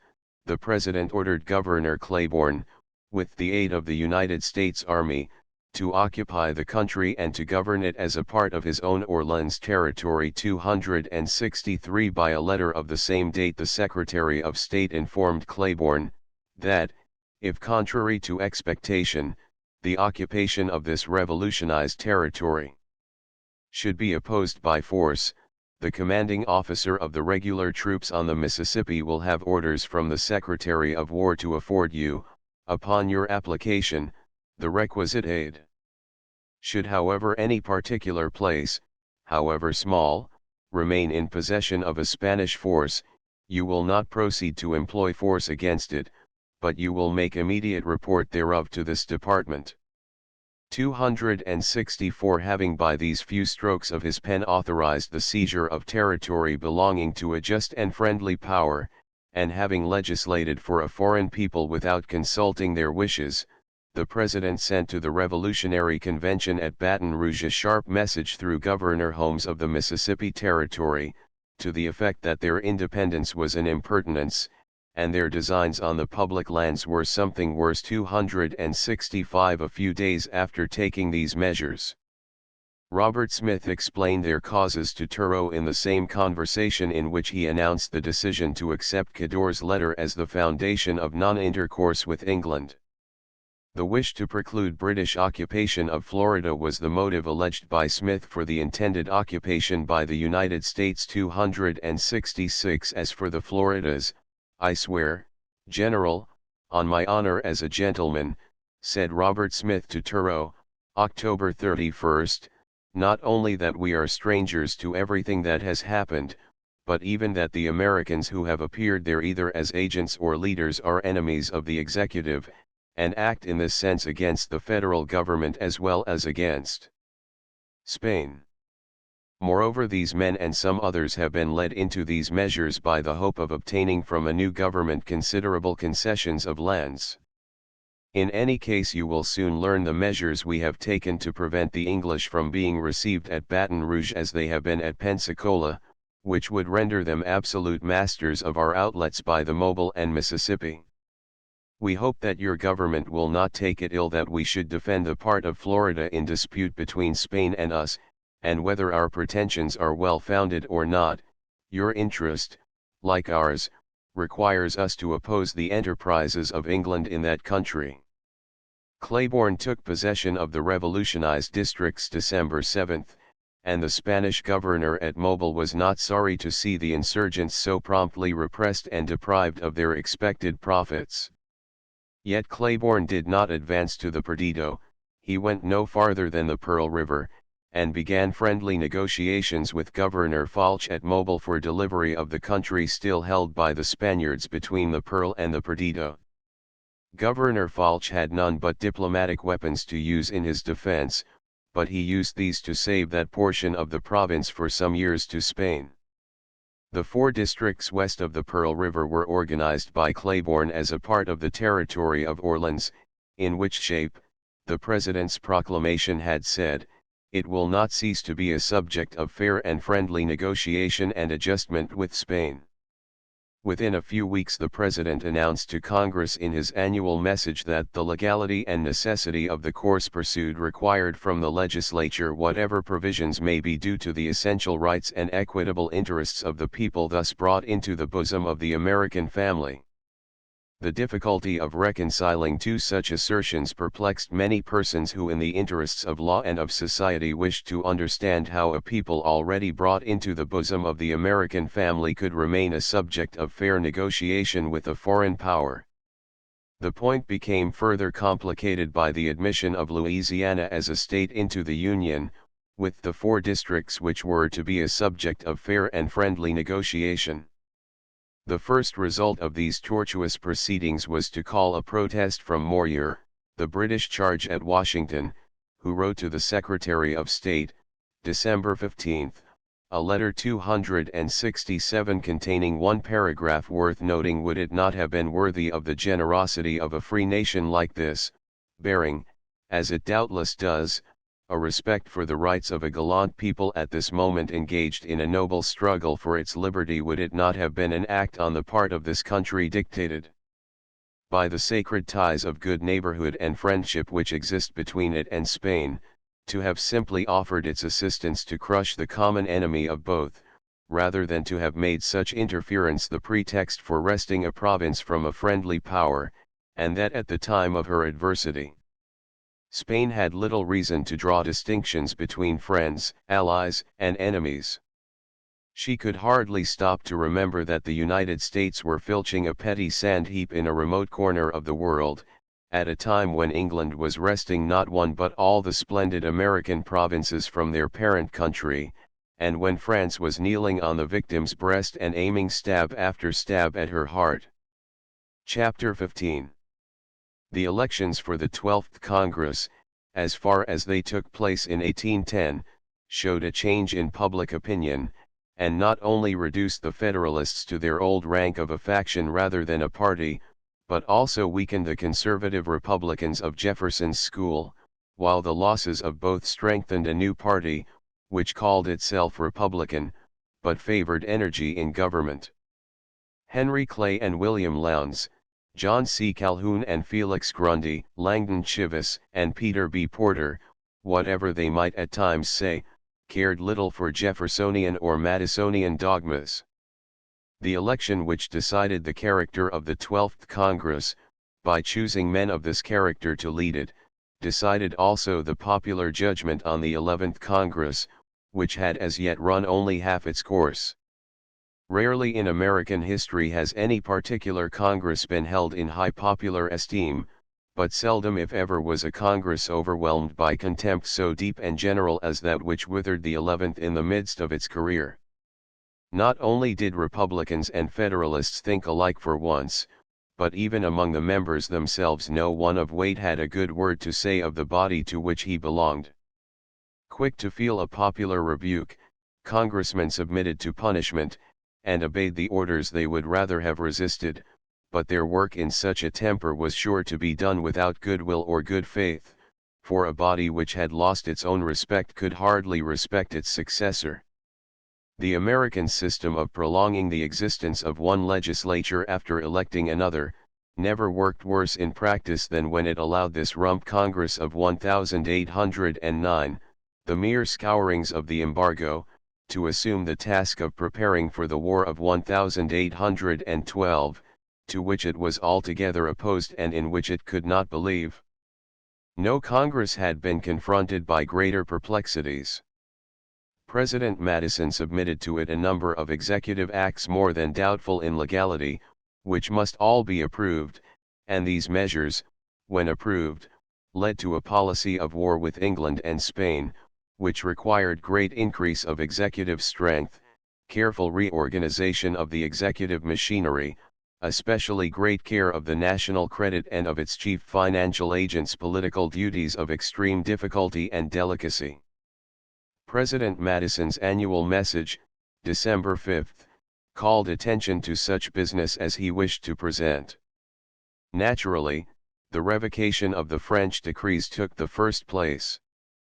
The President assumed that the revocation was complete, and that his proclamation was issued in regular course, as prescribed by law, the President having no discretion, but he admitted disappointment that the sequestered property had not been restored. It was particularly anticipated that, as a further evidence of just disposition toward them, restoration would have been immediately made of the property of our citizens, seized under a misapplication of the principle of reprisals, combined with a misconstruction of a law of the United States. This expectation has not been fulfilled. England had not yet relinquished her illegitimate blockades, and she avowed that the blockade of May, 1806, was comprehended in the subsequent orders in council.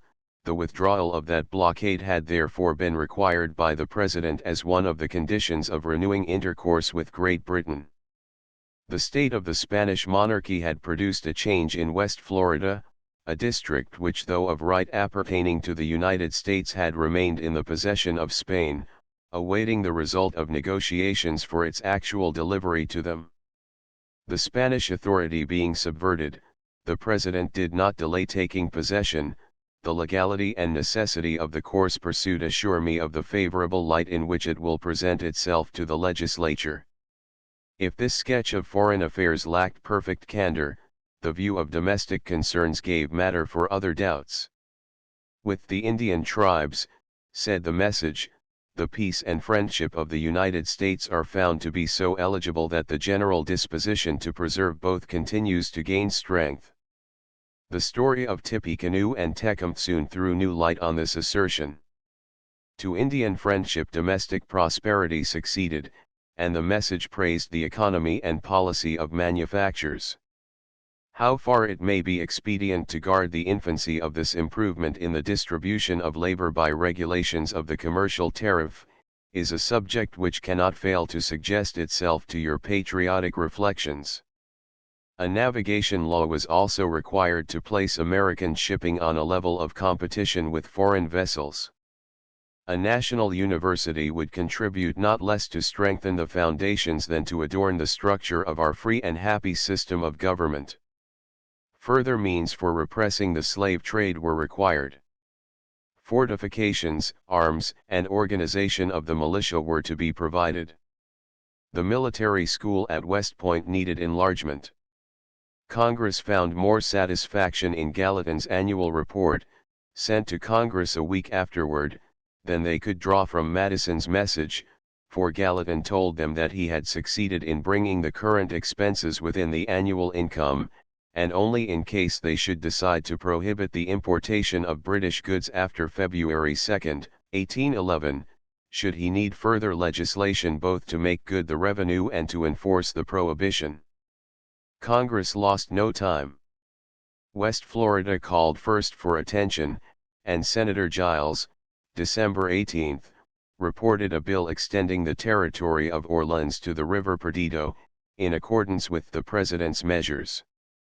In the debate which followed, Federalist senators attacked the President for exceeding the law and violating the Constitution. Their argument was founded on the facts already told, and required nothing more to support it, but the defense had greater interest, for no one could foretell with certainty by what expedient senators would cover an executive act which, like the purchase of Louisiana itself, had best be accepted in silence as plainly beyond the Constitution.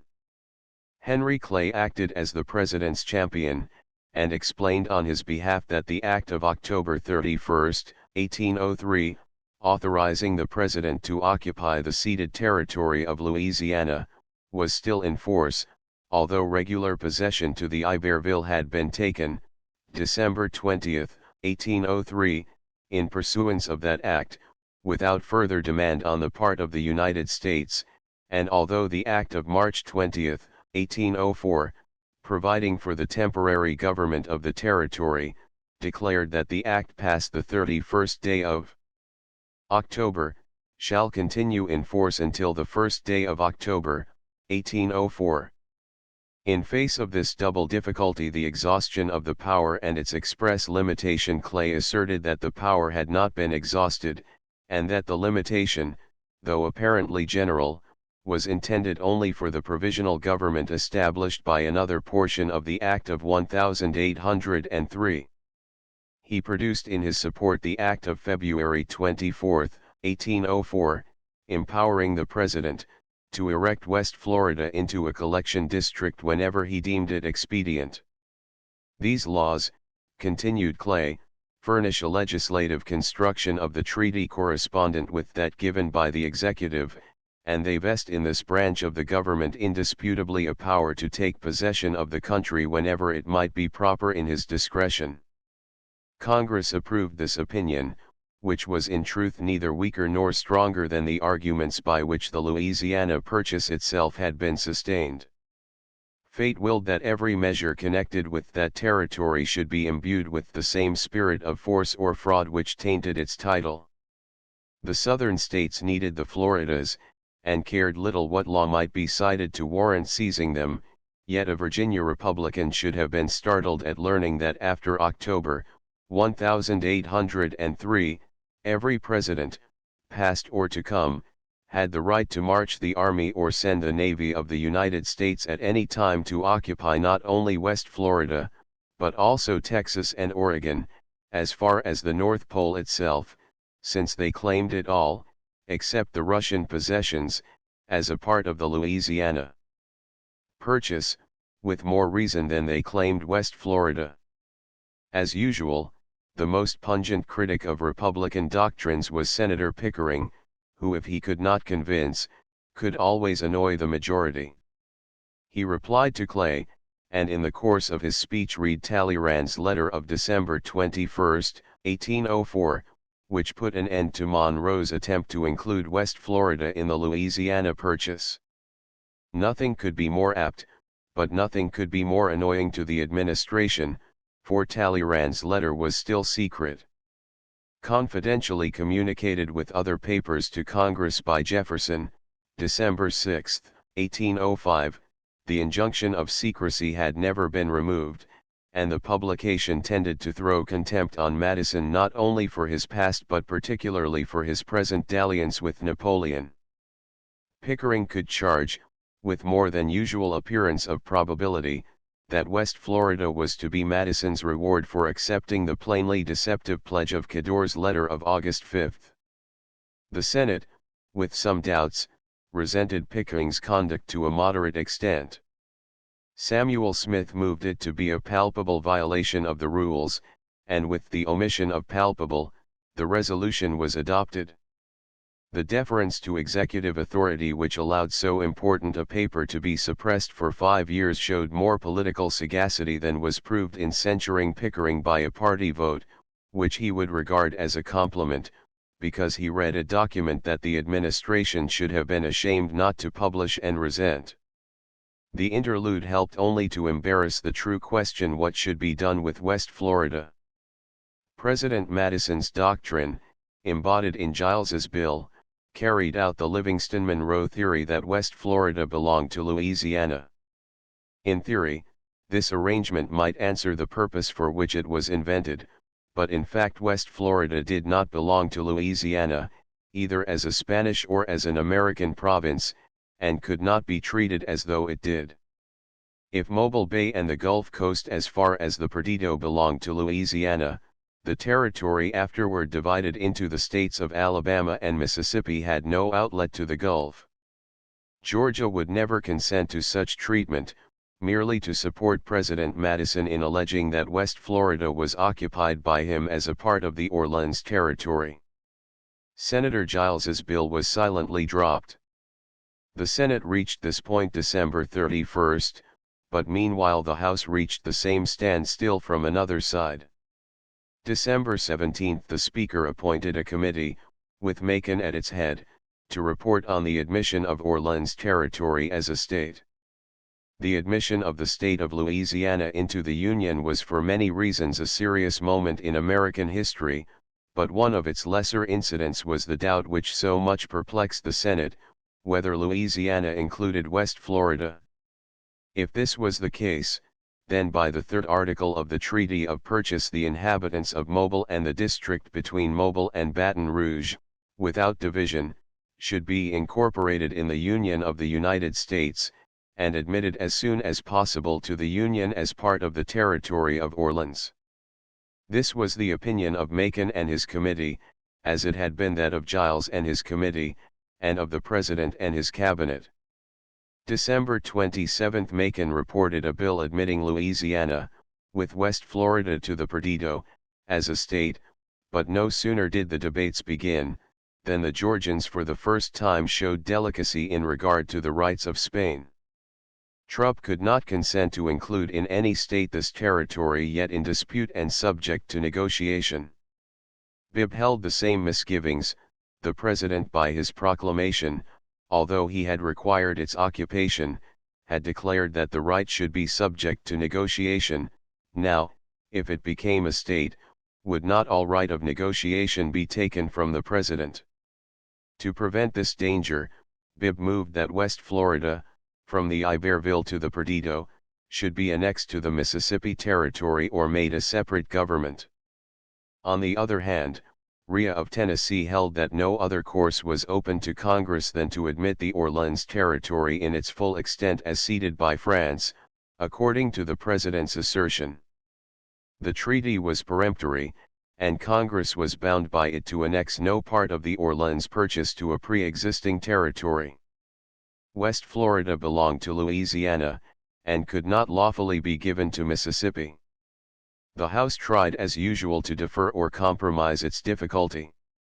January 9, Macon's bill was so amended as to withdraw West Florida from its operation, but when on the following day 2 members in succession asked the House to provide a government for West Florida, the House referred the motions back to the committee, and there the matter rested.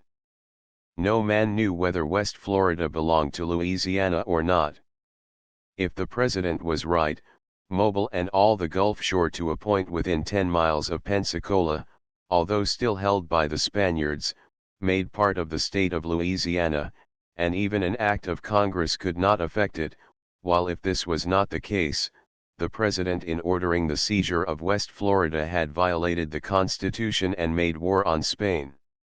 Hardly had the House admitted its helplessness in the face of this difficulty, when it was obliged to meet the larger issue involved in the Louisiana affair. For January 14, 1811, Josiah Quincy, with extreme deliberation, uttered and committed to writing a sentence which remained long famous: "If this bill passes, it is my deliberate opinion that it is virtually a dissolution of this Union, that it will free the States from their moral obligation, and, as it will be the right of all, so it will be the duty of some, definitely to prepare for a separation amicably if they can, violently if they must."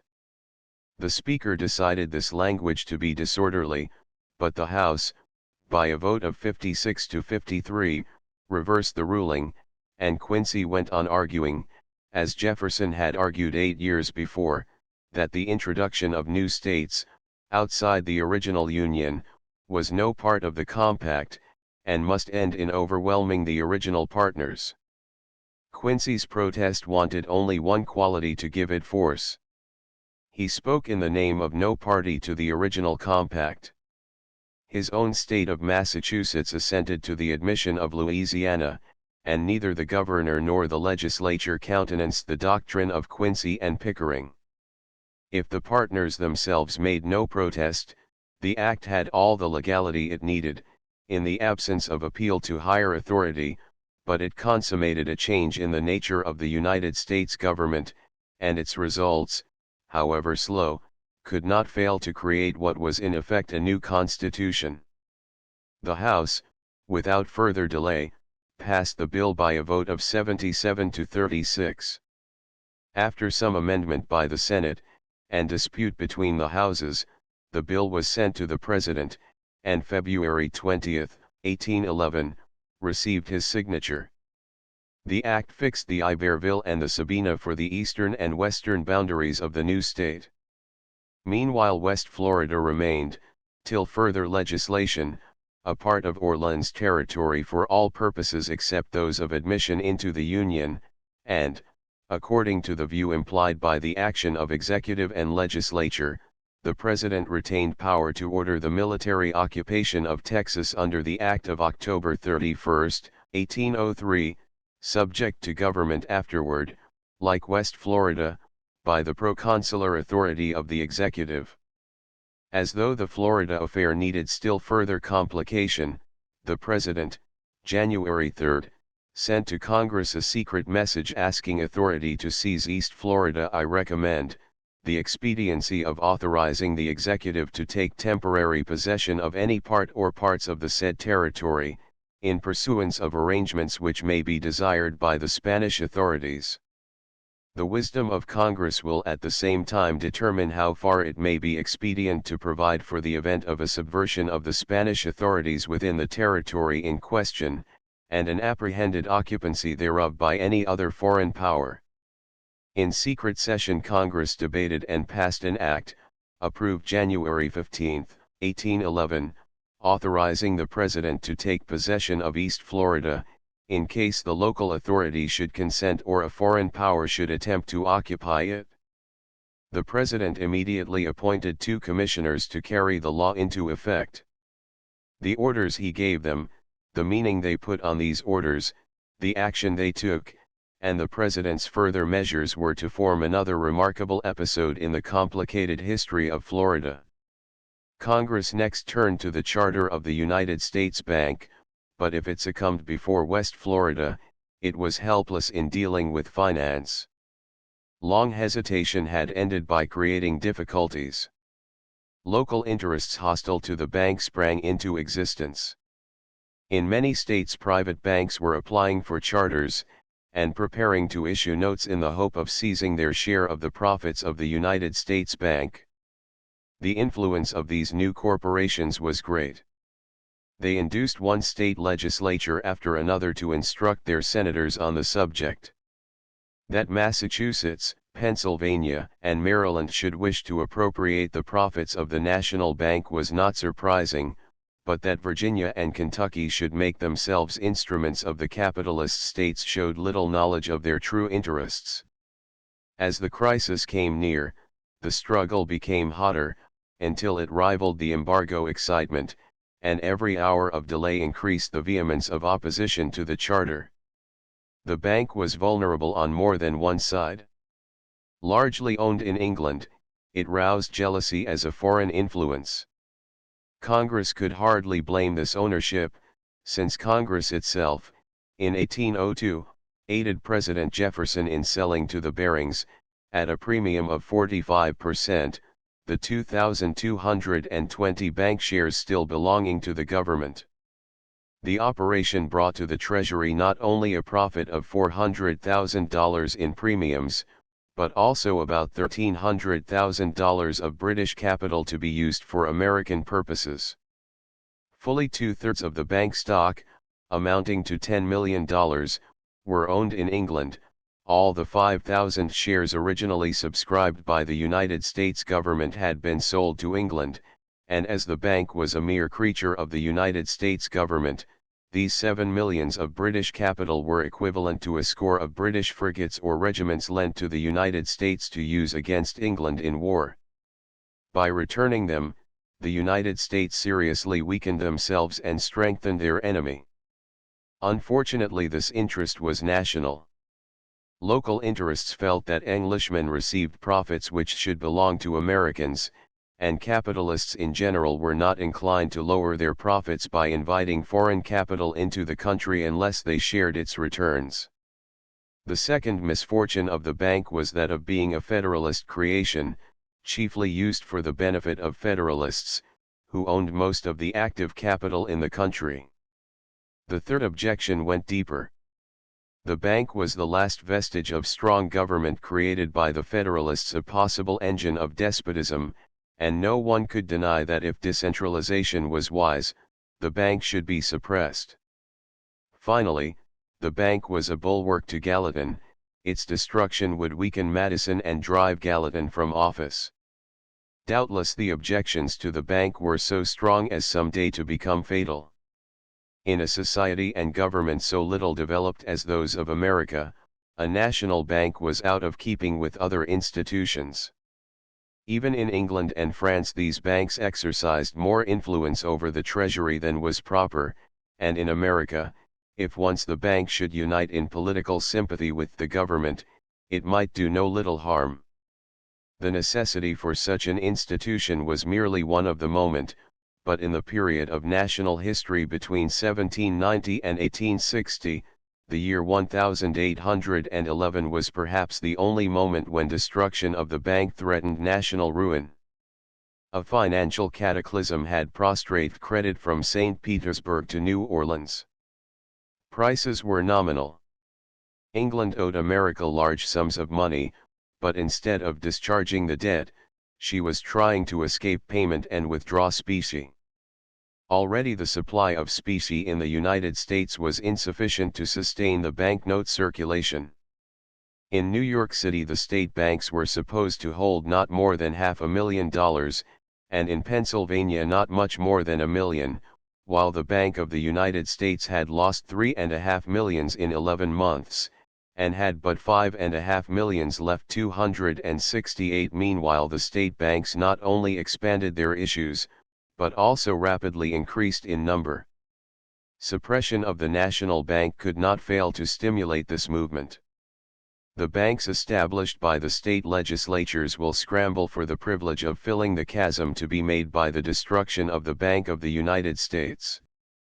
Already are they preparing for the patriotic endeavor. Our state legislatures are to be importuned to become bank jobbers and joint undertakers and co-partners in the enterprise. 269. Nothing could prevent expansion of credit, drain of specie, bankruptcy, and confusion of the currency, and this was to be done at the time the country entered into a war with the only power whose influence could shake the Union to its foundation. Madison stood aloof, and left on Gallatin the burden of the struggle, but Gallatin's energies and influence could do little with the 11th Congress. He was strongest in the House, but there the debate, after many speeches, ended, January 24, by a vote of 65 to 64 in favor of indefinite postponement, and by common consent all parties waited for the Senate to decide. The omen was not happy for the Treasury. Gallatin had at last found a capable senator to support him. The political fortunes of William Henry Crawford, which ended only at the threshold of the White House, drew no small part of their growth from his courageous defense of the Treasury during these chaotic years.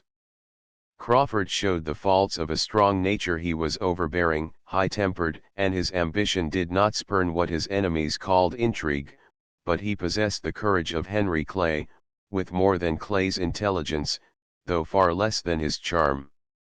Crawford was never weak, rarely oratorical, and if he was ever emotional he reserved his emotion for other places than the Senate. "One man at last appeared who filled my expectations," wrote Gallatin many years afterward to an old and intimate friend 270. This was Mr. Crawford, who united to a powerful mind a most correct judgment and an inflexible integrity, which last quality, not sufficiently tempered by indulgence and civility, has prevented his acquiring general popularity. February 5 he introduced into the Senate a bill continuing the old bank charter for 20 years on certain conditions, and February 11 he supported the bill in a speech remarkable for the severity of its truths. He began by challenging the Constitution itself. "Upon the most thorough examination of the Constitution I am induced to believe that many of the various constructions given to it are the result of a belief that it is absolutely perfect. It has become so extremely fashionable to eulogize this Constitution, whether the object of the eulogist is the extension or contraction of the powers of the government, that whenever its eulogium is pronounced I feel an involuntary apprehension of mischief. Upon the party theory that Congress could exercise no implied power, and therefore could not charter a corporation, Crawford fell energetically, until he came in contact with the instructions of state legislatures, which he swept out of his path with actual contempt. What is the inducement with these great states to put down the Bank of the United States? Their avarice combined with their love of domination. The great commercial states are to monopolize the benefits which are to arise from the deposits of your public money. The suppression of this bank will benefit none of the interior or smaller states in which there is little or no revenue collected. As the whole benefit is to be engrossed by 3 or 4 of the great Atlantic states, so the whole of the power which the dissolution of this bank will take from the national government will be exclusively monopolized by the same states. Under Gallatin's teaching, Crawford bade fair to make himself, what the South so greatly needed, a statesman who understood its interests, but he was far in advance of his people. The society from which he sprang was more correctly represented by Giles, who answered him in the manner for which the Virginia senator had acquired unpleasant notoriety. February 14 John Randolph, who with all his faults was not so factious as to join in the scheme of the state banks, wrote to his friend Nicholson 271. Giles made this morning the most unintelligible speech on the Bank of the United States that I ever heard. Never had Giles taken more trouble to be judicial, candid, and temperate. No one could have admitted with more impartiality the force of his opponent's arguments, but his instincts, stronger than his logic, compelled him to vote against the bank. The conclusion was as certain as the process was vague. Henry Clay, who followed on the same side, ironically complimented the Virginia senator, who had certainly demonstrated to the satisfaction of all who heard him both that it was constitutional and unconstitutional, highly proper and improper, to prolong the charter of the bank, but Clay's irony was as unfortunate as Giles's logic. The sarcasm thrown at Giles recoiled on Clay himself, for he passed the rest of his life in contradicting and repenting the speech he made at this moment, in which he took ground against the power of Congress to create corporations. The power to charter companies is not specified in the grant, and, I contend, is of a nature not transferable by mere implication. It is one of the most exalted attributes of sovereignty. The legislation of 20 years which enforced the opposite opinion he swept aside in his peculiar manner. This doctrine of precedence, applied to the legislature, appears to me to be fraught with the most mischievous consequences. With more than his ordinary self-confidence, he affirmed that the Treasury could be as well conducted without as with the bank, and he closed with a burst of rhetoric hardly to be paralleled in his oratory, by holding the bank responsible for not preventing Great Britain from attacking the Chesapeake, impressing American seamen, and issuing the orders in council. Clay's excuse for extravagances like these was neither his youth nor his ignorance of affairs nor his obedience to instructions, nor yet a certain want of tact which made him through life the victim of needless mistakes, but was rather the simple repentance with which, within 5 years, he threw himself on the mercy of the public, admitting that had he foreseen the effect of his course he would have acted in a very different way. 272 Even for Giles some apology might be made, for no one could deny that consistency required him to vote as he did, and he could appeal to the record in his defense. The worst offender was not Giles or Clay, but Samuel Smith. When Crawford flung so freely his charges of avarice and ambition about the Senate chamber, he had Samuel Smith directly in his eye, for Smith's action was avowedly controlled by his interests, and since his speech on Macon's bill his attitude toward public measures was better understood than before. No one could conceive Smith to be influenced by conscientious scruples about implied powers, but many persons besides Madison and Gallatin believed him to be selfish and grasping. Baltimore favored state banks, and Smith lent his reputation as a businessman to the service of local politics and interests, except so far as in doing this he aimed at the overthrow of Gallatin. He gave what amounted to a pledge of his character as a merchant to the assertion that the state banks were better, safer, and more efficient agencies for the Treasury than the Bank of the United States could possibly be. In making the speech which advanced these doctrines, he threw out an express challenge to Gallatin. The Secretary is considered by his friends a very great man in fiscal operations.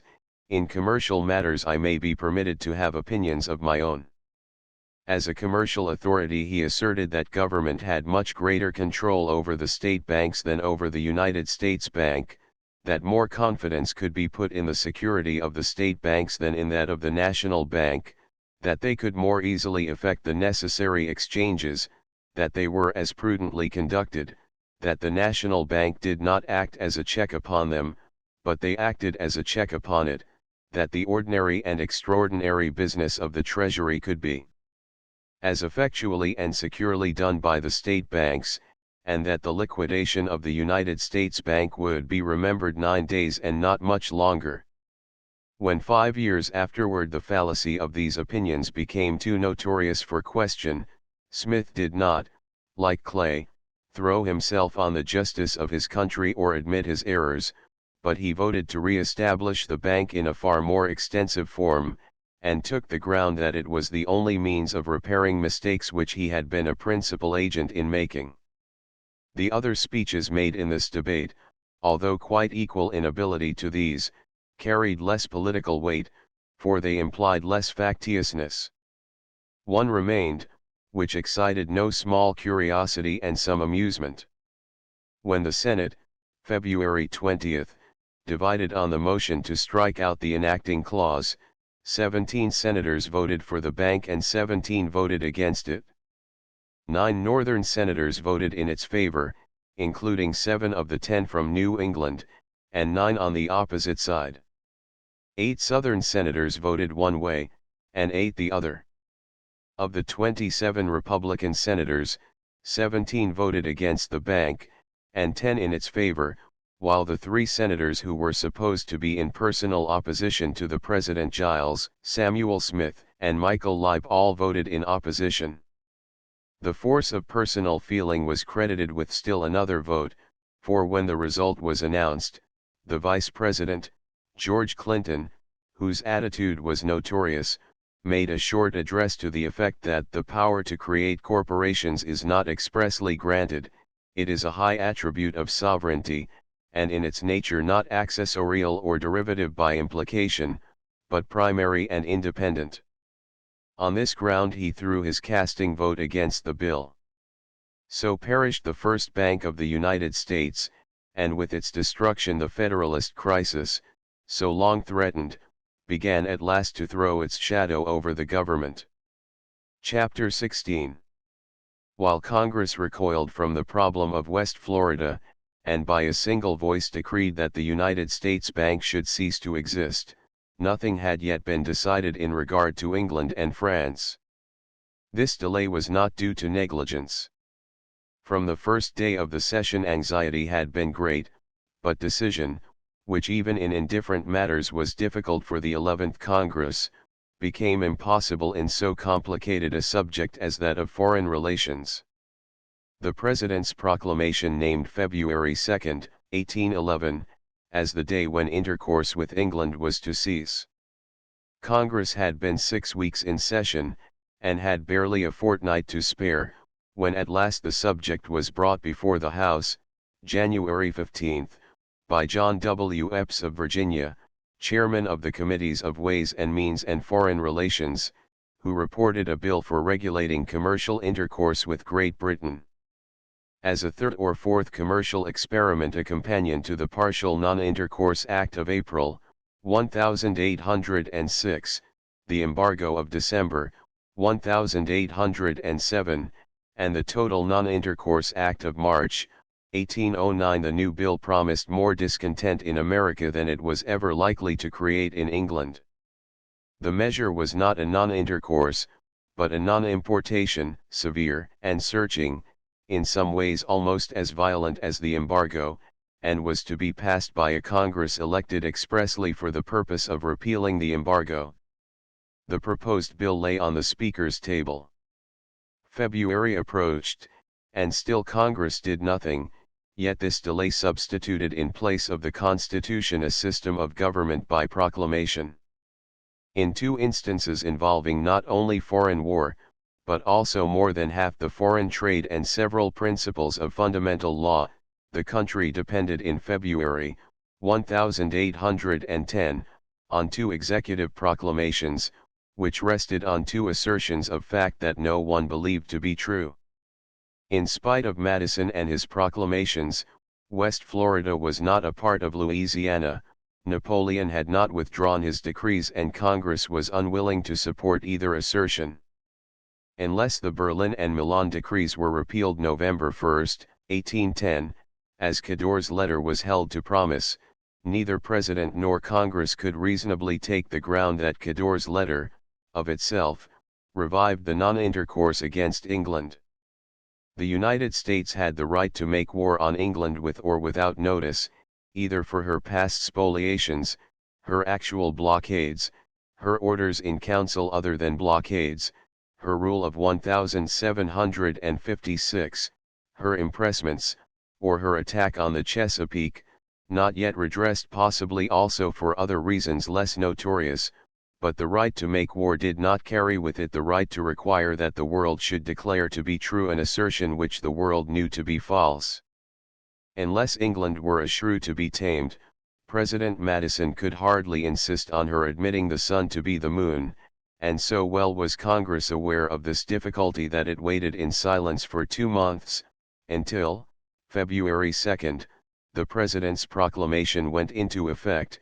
While the longer Congress waited, the greater became its doubts. Only one proof could be admitted as sufficient evidence that the French decrees were repealed. The Emperor had violated American rights by decree, and until he restored them by decree no municipal order of his subordinates could replace the United States in the position they claimed. For this reason the President and Congress waited anxiously for news from Paris to November 1, when the decree of appeal should have issued. The news came, but included no decree.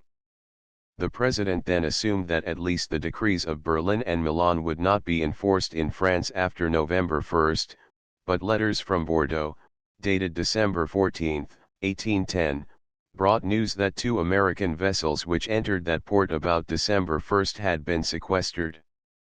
No other American vessels were known to have arrived in French ports except with French licenses. This intelligence was a disaster. The President communicated it to Congress in a brief message 273 January 31, and so serious was its effect that on February 2, when the non-intercourse revived by proclamation, Epps rose in the House and moved to recommit his bill on the ground that the behavior of France gave no excuse for action against England. The non-intercourse went into operation today, he said. It had been considered by the Committee of Foreign Relations that in the present state of our affairs it would be better to provide for the relief of our own citizens and suspend the passage of the law for enforcing the non-intercourse until the doubts hanging over our foreign relations were dissipated.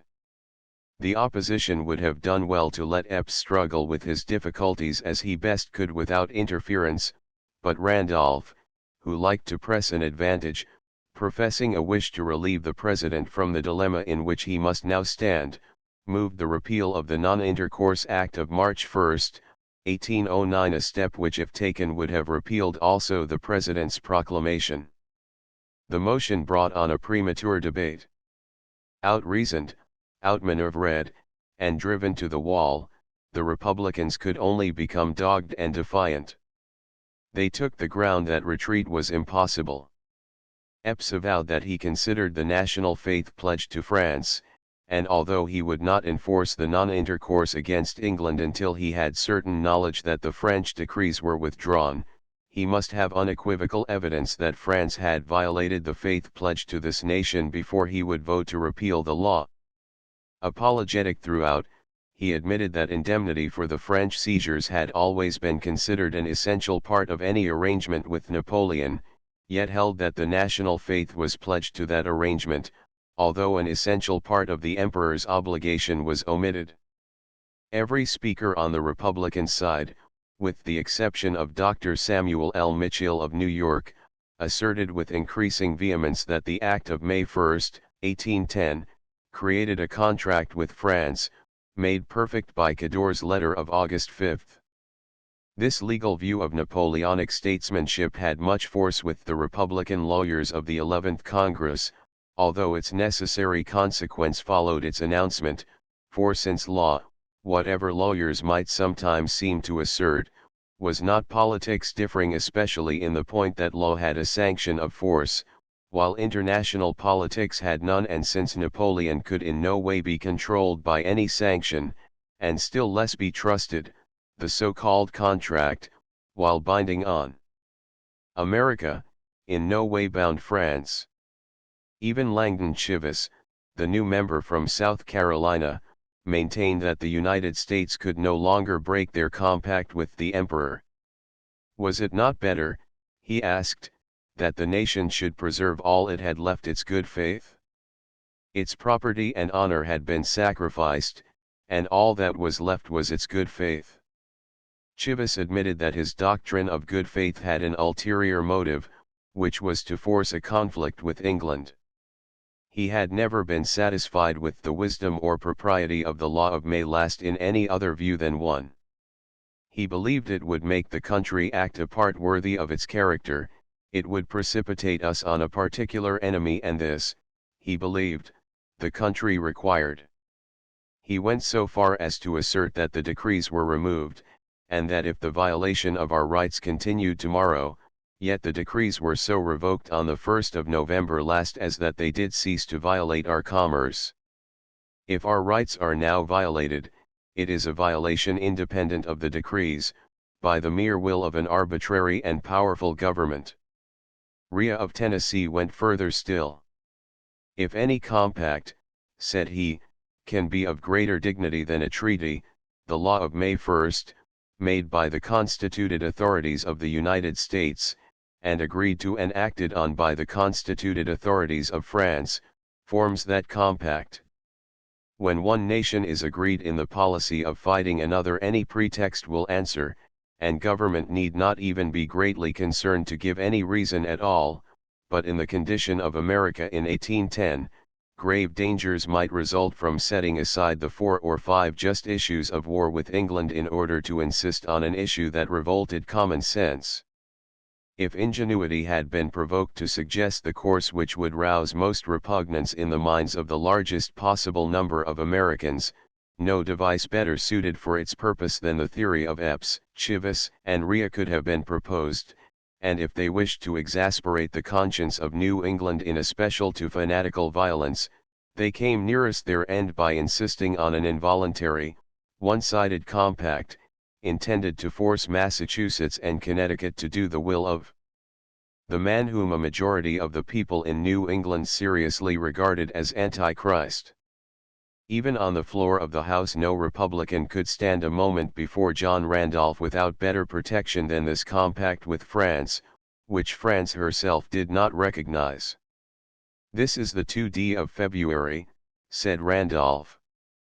"The time has arrived, the hour now is, when gentlemen by their own arguments, if their arguments be just, are bound to fulfill the contract, which I do not undertake to expound, but which they say has been made certainly in a manner very novel to our Constitution between the House of Representatives on the one hand and Bonaparte on the other, a bargain which, like the bargains of old with the devil, there is no shaking off. It is a bargain which credulity and imbecility enter into with cunning and power. I call upon gentlemen to make good their promise to His Majesty the Emperor of the French and King of Italy, to redeem their pledge, to cut off in fact nearly the whole of our existing trade in return for the liberty of trading by license from the 3 favored ports which it has pleased His Imperial Majesty to privilege. No man believes, I beg pardon, sir, I was going to say, but I will not, that no man believes one syllable of this breach of faith on our part. I have too much confidence in the honor of gentlemen not to be convinced that they have persuaded themselves to this effect, although it is incomprehensible to me. Bound, sir, to whom? To Bonaparte? Bound to Shylock? Bound to render up not only the pound of flesh, but every jot of blood in the Constitution? Does he come forward with his pockets swelled with American treasure, do his minions, fattened upon our soil, whether obtained by public rapine or private extortion, do they come forward, calling upon us to make sacrifices of our best interest on the shrine of their resentments, in the name, too, of good faith? The majority showed its usual weakness in debate, but rejected Randolph's motion by a vote of 67 to 45, and after rejecting it, knew not what to do. Epps reported a new bill to suspend for a time the operation of the non-intercourse, and a new debate began. February 9 Epps rejoiced the House by opening a fresh hope of some decided policy. A new French minister was soon to arrive in place of Turreau, and further legislation must wait his arrival. He has left France, said Epps, at a time to bring us certain information on this question. I have no wish to enter on this interesting question with a bandage round my eyes. Whether France has complied with her engagements, whether France has failed in her engagements, cannot be a subject of ingenious speculation many days longer. Further proceedings were suspended until Congress should learn what Napoleon's agent would say. 274 The new minister arrived almost immediately. Unlike Turreau, Serrurier was a diplomate by profession. He had last served as French minister at The Hague, where, by no fault of his own, he drove King Louis of Holland from his throne. February 16 he was presented to the president, and the next day had a long interview with Robert Smith, who learned that he brought no instructions or information of any kind on the one subject that engrossed diplomatic attention. The scene with Francis James Jackson was repeated with the French minister. Again and again Smith pressed his inquiries, which Serrurier politely declined to answer except by resenting any suggestion that the emperor would fail to keep his word. 275 After this interview, on the same day, the president apparently held a cabinet meeting, and probably also consulted certain party leaders in Congress, but no record of such conferences has been preserved, nor is anything known of the arguments that ended in the most hazardous decision yet risked. If disagreement took place, if Gallatin, Epps, Robert Smith, or Crawford remonstrated against the course pursued, not a whisper of their arguments was heard beyond the cabinet. Serurier himself is the only authority for inferring that some conference was probably held, but he knew so little, that in giving to his government an account of his first day in Washington he closed the dispatch by reporting in a few lines the decision, of which he could have hardly suspected the importance. His interview with Robert Smith took place on the morning of February 17. The afternoon was probably passed by the President and Cabinet in conference. In the evening Mrs. Madison held a reception, where Serurier was received with general cordiality. In coming away, Mr. Smith probably intending to say something agreeable, and something that I might regard as the effect of our first conversations, assured me that he was authorized to give me the pledge that if, pour Pouquet, England should show the least new resistance to the withdrawal of her orders, the government had decided to increase the stringency of the non-intercourse, and to give that measure all the effect it ought to have. The decision to enforce and reinforce the non-intercourse against England implied that the President considered Napoleon's decrees to be withdrawn. February 17, at latest, the decision was made. February 19 the President sent to Congress a message containing two French documents 276. The first was a letter, dated December 25, from the Duc de Massa, Minister of Justice, to the President of the Council of Prizes, which recited the words of Cador's letter and the measures taken by the American government in consequence, and ordered that all captured American vessels should thenceforward not be judged according to the principles of the decrees of Berlin and Milan, which shall remain suspended, but such captured vessels should be sequestrated, the rights of the proprietors being reserved to them until the 2d of February next, the period at which the United States, having fulfilled the engagement to cause their rights to be respected, the said captures shall be declared null by the Council. The second letter, of the same date, was written by Gaudin, Duc de Gaët, Minister of Finance, to the Director General of the Customs, directing him thenceforward not to enforce the Berlin and Milan decrees against American vessels. On these letters, not on any communications from Serurier, the President rested his decision that the decrees of Berlin and Milan were so revoked as no longer to violate the neutral commerce of the United States. Obviously they failed to prove more than that the decrees were partially suspended. According to these orders the decrees were not under any circumstances to be revoked, but their operation upon American commerce in France was to cease in case the Emperor should be satisfied that America had previously enforced against England the principles of the decrees. This was the converse of the American demand, and was in effect the attitude of England. The same packet which brought Jonathan Russell's dispatch containing the two letters of the French ministers brought also the Moniteur of December 15, which contained the Duc de Cador's official report on foreign relations, a paper understood to express the Emperor's own language, and to be decisive as to the meaning of his foreign policy. Sire, as long as England shall persist in her orders in council, your Majesty will persist in your decrees, will oppose the blockade of the continent to the blockade of the coast, and the confiscation of British merchandise on the continent to the pillage on the seas. My duty obliges me to say to your Majesty, you cannot henceforward hope to recall your enemies to more moderate ideas except by perseverance in this system. These documents, combined with the knowledge of the license system, showed the true scope and meaning of Cador's pledge so clearly as to leave no possibility of doubt. If America chose to accept these limitations of her neutral rights, she was at liberty to do so, but she could hardly require England to admit that the Berlin and Milan decrees were in any sense revoked because American ships were thenceforward to be admitted to France subject to the system of those decrees. Napoleon concealed neither his policy nor his motives, and as these did not warrant the assertion that France had ceased to violate the neutral rights of America, President Madison was obliged to assume that the Emperor meant to do more. A month after his decision was made, he wrote to Jefferson a letter of speculation as to the reasons that prevented the Emperor from taking the action assumed to belong to his plans. 277 It is, as you remark, difficult to understand the meaning of Bonaparte toward us.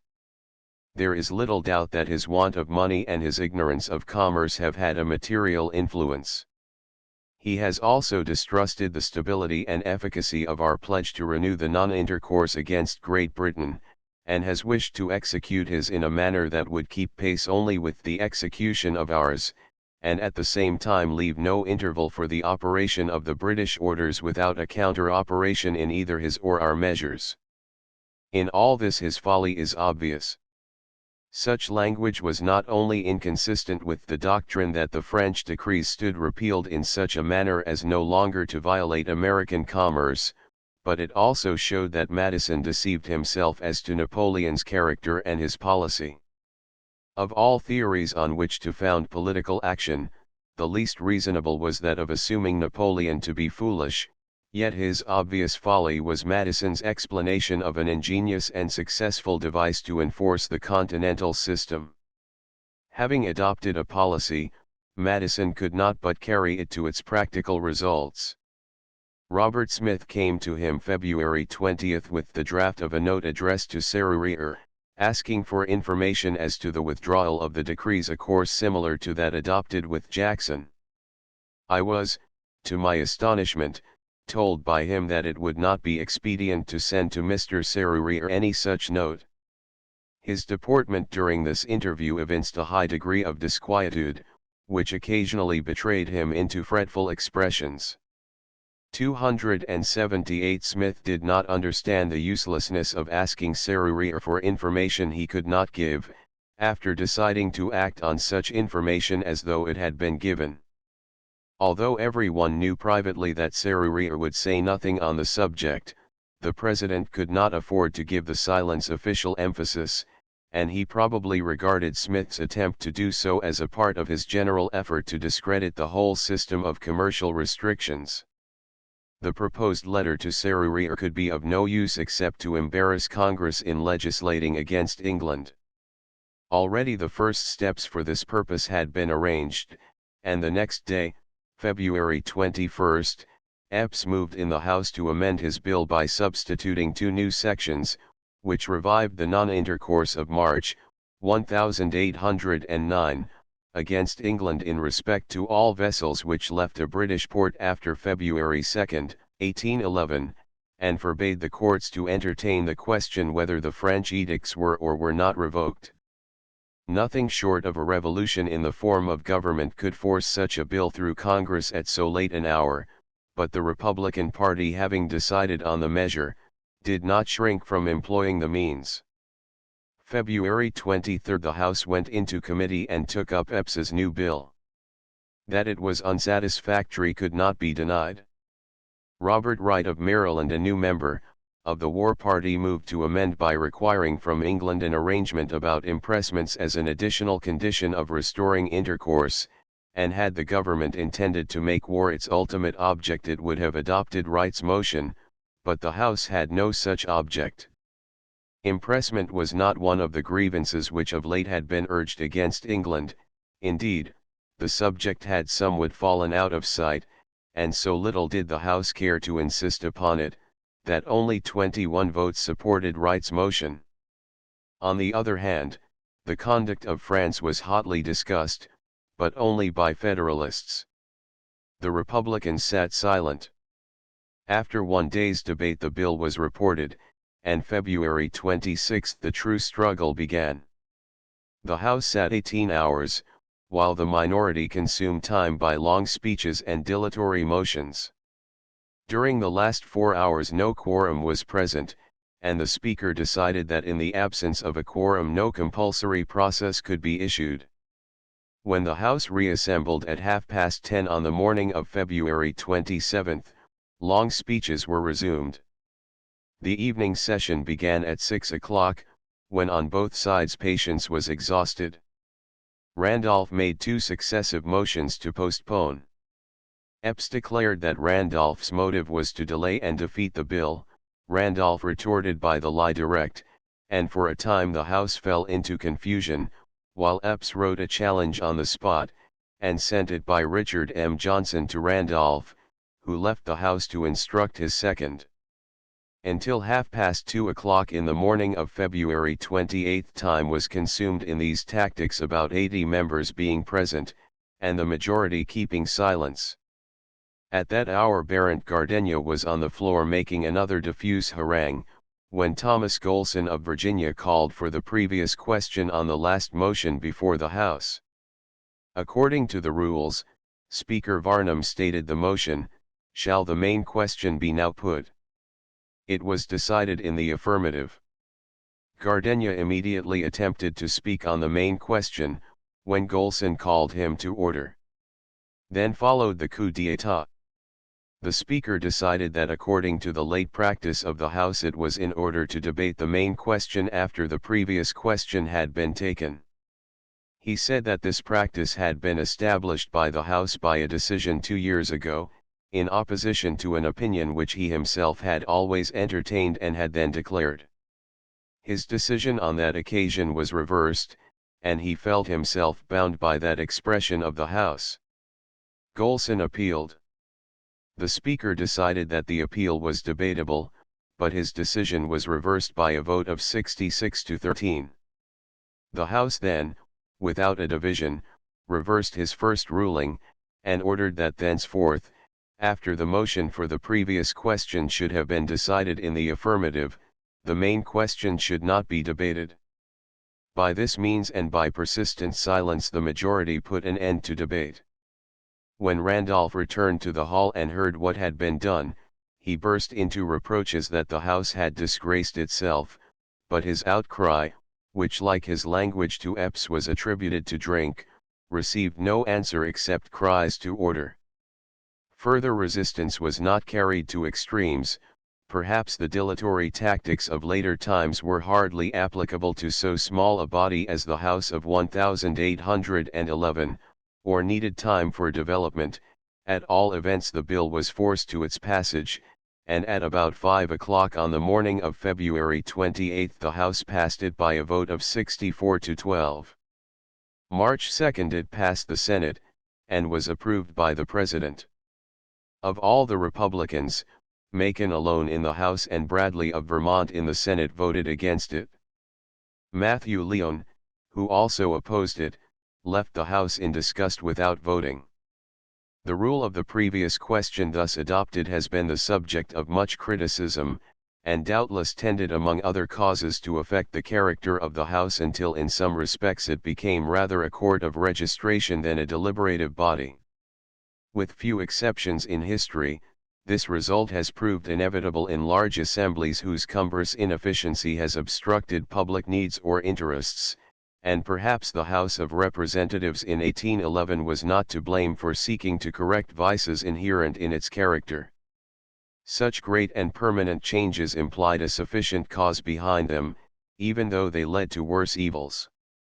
The previous question was a rude expedient for removing wanton obstruction, and might have been the source of benefit rather than of injury to the public service had the House succeeded in giving its new character systematic improvement, but in American history the previous question became an interesting study, because it marked deterioration.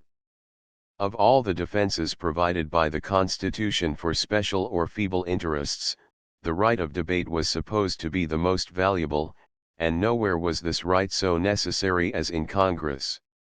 Not even in the courts of justice was deliberation more essential than in the House of Representatives. The Republicans came into office in 1801 to protect special and feeble interests, and had no other reason for existence than as the enemies of centralized power, yet circumstances drove them to impose silence on the voice of a minority that wanted only to prevent an improper act, and they did so by methods substantially the same as those used by Cromwell or Napoleon. In neither case was the minority consulted or its protest regarded. The difference was rather in the character of the actors. The great usurpers of history had in one sense a sufficient motive, for they needed the power they seized, and meant to use it. The Republican majority in the 11th Congress neither needed power nor meant to use it. Their object was not to strengthen government, or to prepare for war, or even to suppress popular liberties for their own pleasure, but merely to carry out an executive scheme which required no haste, and was to be followed by no strong measures. As far as human intelligence could be called blind, the intelligence which guided the House was the blind instinct of power. The same instinct was shown in the behavior of Congress toward other matters of legislation. Under executive pressure, the acts authorizing or approving the seizure of East and West Florida, the admission of Louisiana as a state, and the revival of non-intercourse against England were passed, and this series of measures seemed to a large minority a domestic revolution preliminary to foreign war. Naturally, the Federalists and independent Republicans looked for the measures to be taken in order to meet or to escape the dangers thus invited. The Federalists had no small share of English respect for whatever was fixed, and they needed only to be satisfied that the Union was strong in order to yield whatever obedience it required, but they wondered how Madison with his weak cabinet and Epps with his still less intelligent majority meant to create and handle the weapons that were to drive Old England from the ocean and to hold New England on the land. They could not believe that a government would fling itself headlong out of the window in order to oblige the people to save it from breaking its neck. So far from grasping at weapons, Congress and the executive seemed bent only on throwing away the weapons they held. The bank perished almost with the same breath that revived the non-intercourse against England. By abolishing the bank, Congress threw away a large sum of money which Gallatin hoped to employ for his current demand and for possible war. By forbidding the importation of English merchandise, Congress further struck off one-half the annual revenue. Gallatin foresaw the danger to the Treasury long before it was realized, and January 28 wrote a letter to Epps advising a general increase of duties on such importations as might be permitted by law. February 6 Epps reported from the Ways and Means Committee a bill to this effect, but the House failed to act upon it. Congress would consent to no new taxation, and as the Treasury could not be allowed to fail in its engagements, the House authorized a loan of $5 million. Such financial expedients looked toward any result except a policy of vigor, and the rest of the winter's legislation bore out the belief that no vigor was in the mind of government. The 10th Congress had increased the military establishment, until in 1808 the appropriations exceeded $4,700,000. The 11th Congress reduced them in 1809 to 1810 to about $3,100,000. In 1811 Congress appropriated barely $3 million. The naval appropriations in 1809 reached nearly $3 million, in 1810 they were reduced to about $1,600,000, in 1811 Congress appropriated $1,870,000. Even in a time of profound peace, when no thought of war disturbed the world, such armaments would have been hardly sufficient for purposes of police on the coasts and in the territories. A short debate took place at the last moment of the session, on a bill authorizing the President to accept a corps of 50,000 volunteers. The measure had been reported by Crawford of Georgia in the Senate, from a committee appointed to consider the occupation of West Florida. March 1 the Senate passed the bill without a division, for it implied neither a new principle nor any necessary expense, while the President, without such authority, would find himself helpless to deal with any trouble that might arise from the affairs of Florida. When the bill reached the House, John Dawson of Virginia urged its adoption. It was incumbent on them, he said, to do something to provide for defense. Matthew Lyon said he had frequently voted for such bills when there was no prospect of war, and now, when we were going to war with Spain, and giving the provocation ourselves, he was of opinion it ought to be passed. The House, without a division, indefinitely postponed the bill, and thus refusing to do more business of any kind, toward midnight of Sunday, March 3, the 11th Congress expired, leaving behind it, in the minds of many serious citizens, the repute of having brought government to the last stage of imbecility before dissolution. Chapter 17. the government of the United States reached, March 4, 1811, the lowest point of its long decline. President Madison had remained so passive before domestic faction, while so active in foreign affairs, that the functions of government promised to end in confusion. Besides the greater failures of the last session, more than one personal slight had been inflicted on the president. He obtained the confirmation of Joel Barlow as Armstrong's successor at Paris, by a vote of 21 to 11 in the Senate, but when he nominated Alexander Wolcott of Connecticut to succeed Justice Cushing on the Supreme Bench, he met a sharp rebuff.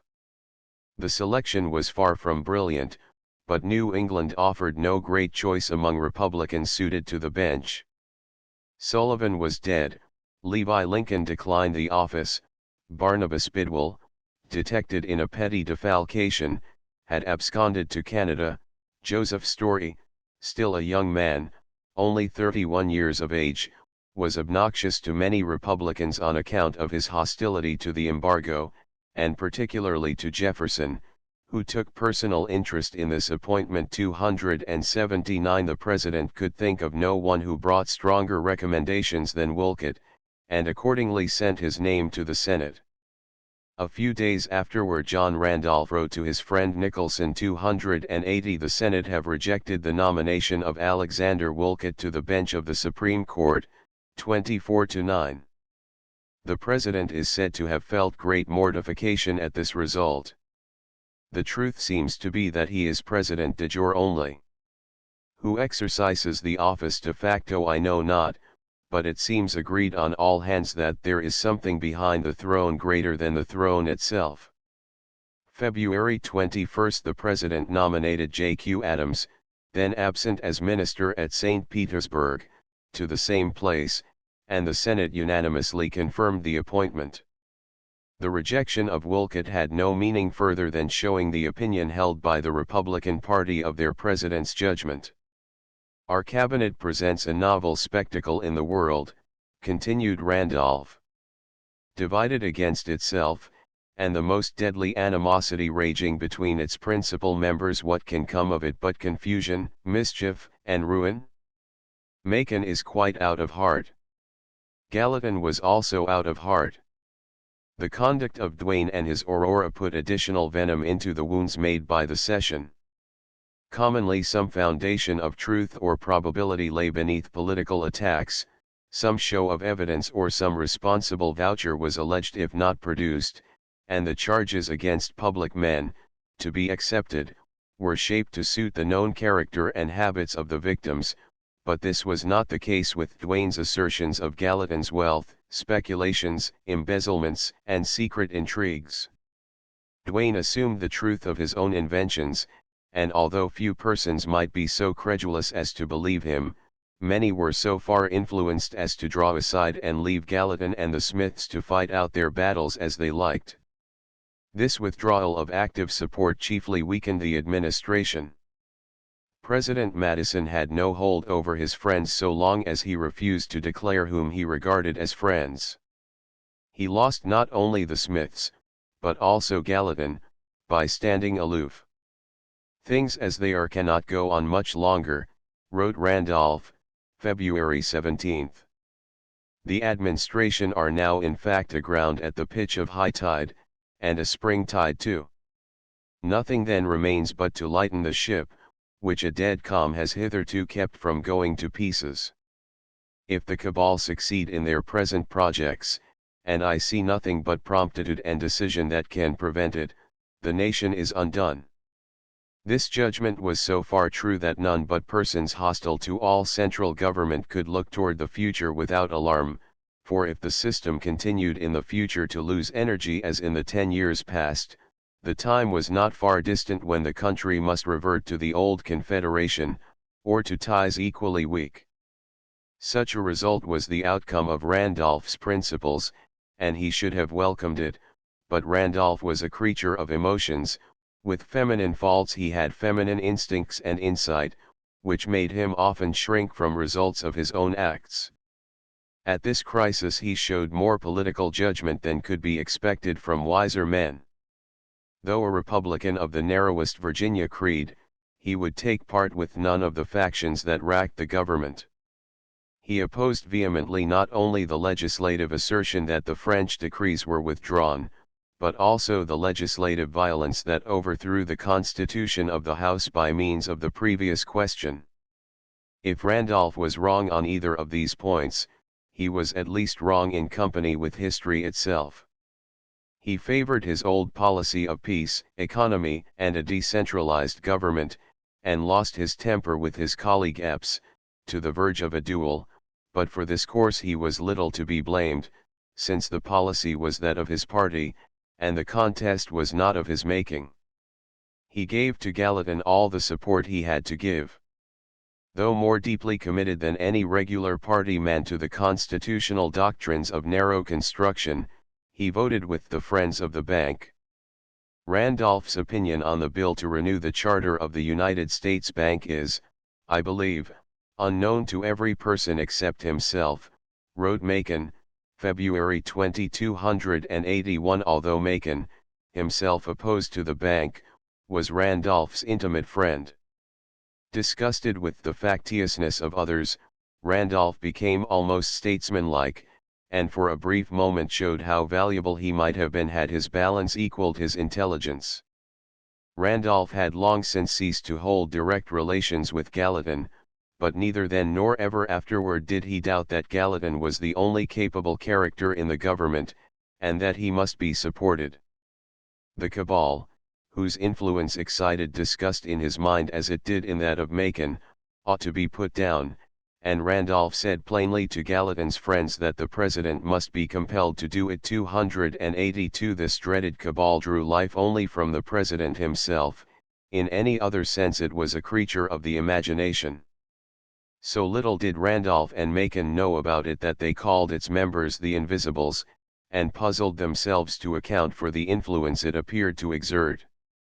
In truth, the cabal had no strength that warranted the alarm it roused. Samuel Smith's abilities have shown themselves in the story. Few men of the time stand more definitely imaged than he in speeches, letters, intrigues, and ambitions, for the exactest measurement, but measured in whatever way he pleased, he was rather mischievous than alarming. His brother Robert, whom he had made Secretary of State, was a mere instrument. Giles possessed more ability, but could never become the leader of a party, or win the confidence of the public. Vice President Clinton and his friends were an independent faction, ready to coalesce with the Smiths and Giles for any personal objects, but they had little more capacity than the Marylanders. Michael Leib and Duane of the Aurora were more useful as intriguers, because they had less to lose, but they were also more dangerous to their friends. 7 or 8 Federalist senators also could be depended upon as allies for all ordinary purposes of faction.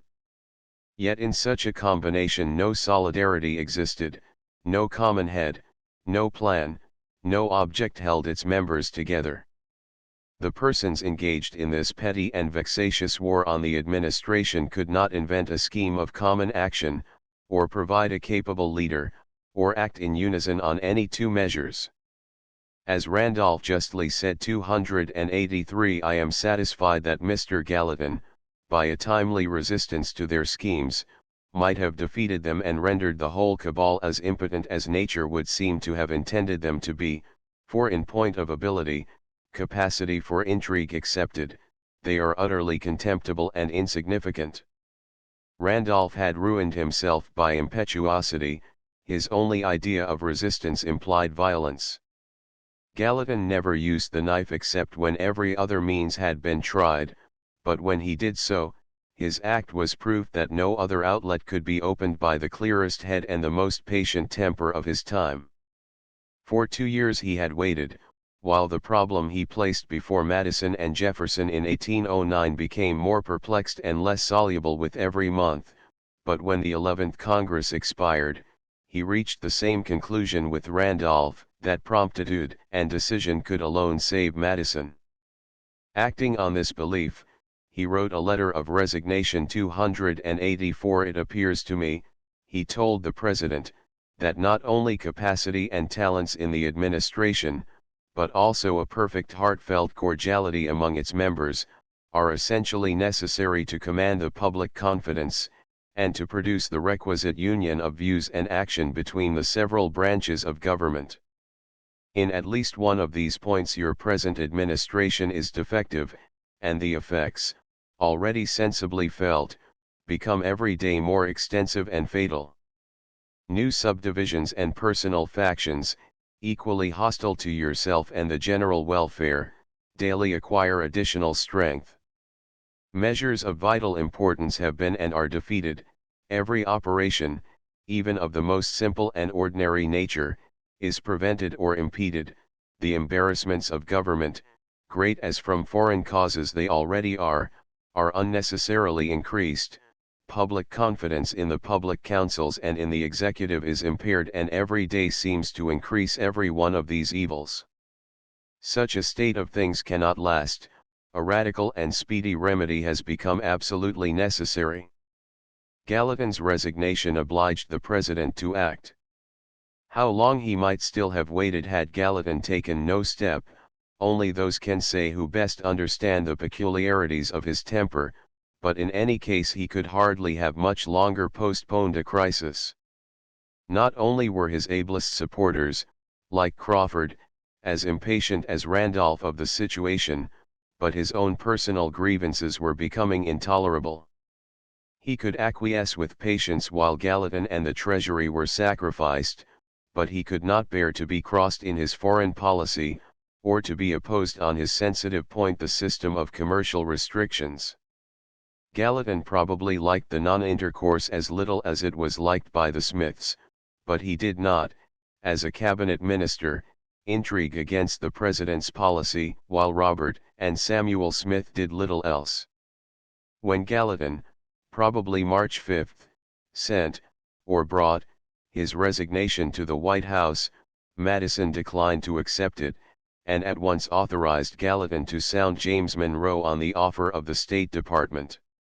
Gallatin sent for Richard Brent, Giles's colleague in the Senate, who wrote to Monroe March 7.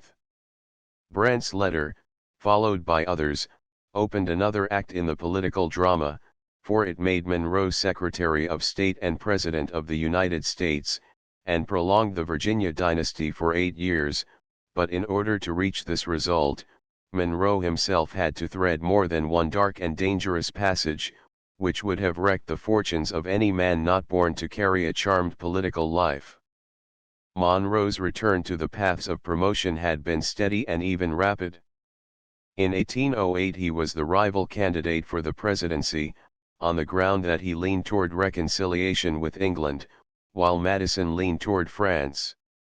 Without wholly abandoning this attitude, Monroe was invited to become the Republican governor of Virginia, and when attacked for his want of sympathy with Madison, he made explanations, both public and private, which so much irritated his old friend John Randolph as to draw from him a letter, January 14, 1811 285, telling Monroe of reports industriously circulated, that in order to promote your election to the chief magistracy of this Commonwealth, you have descended to unbecoming compliances with the members of the Assembly, not excepting your bitterest personal enemies, that you have volunteered explanations to them of the differences heretofore subsisting between yourself and the administration, which amount to a dereliction of the ground which you took after your return from England, and even of your warmest personal friends.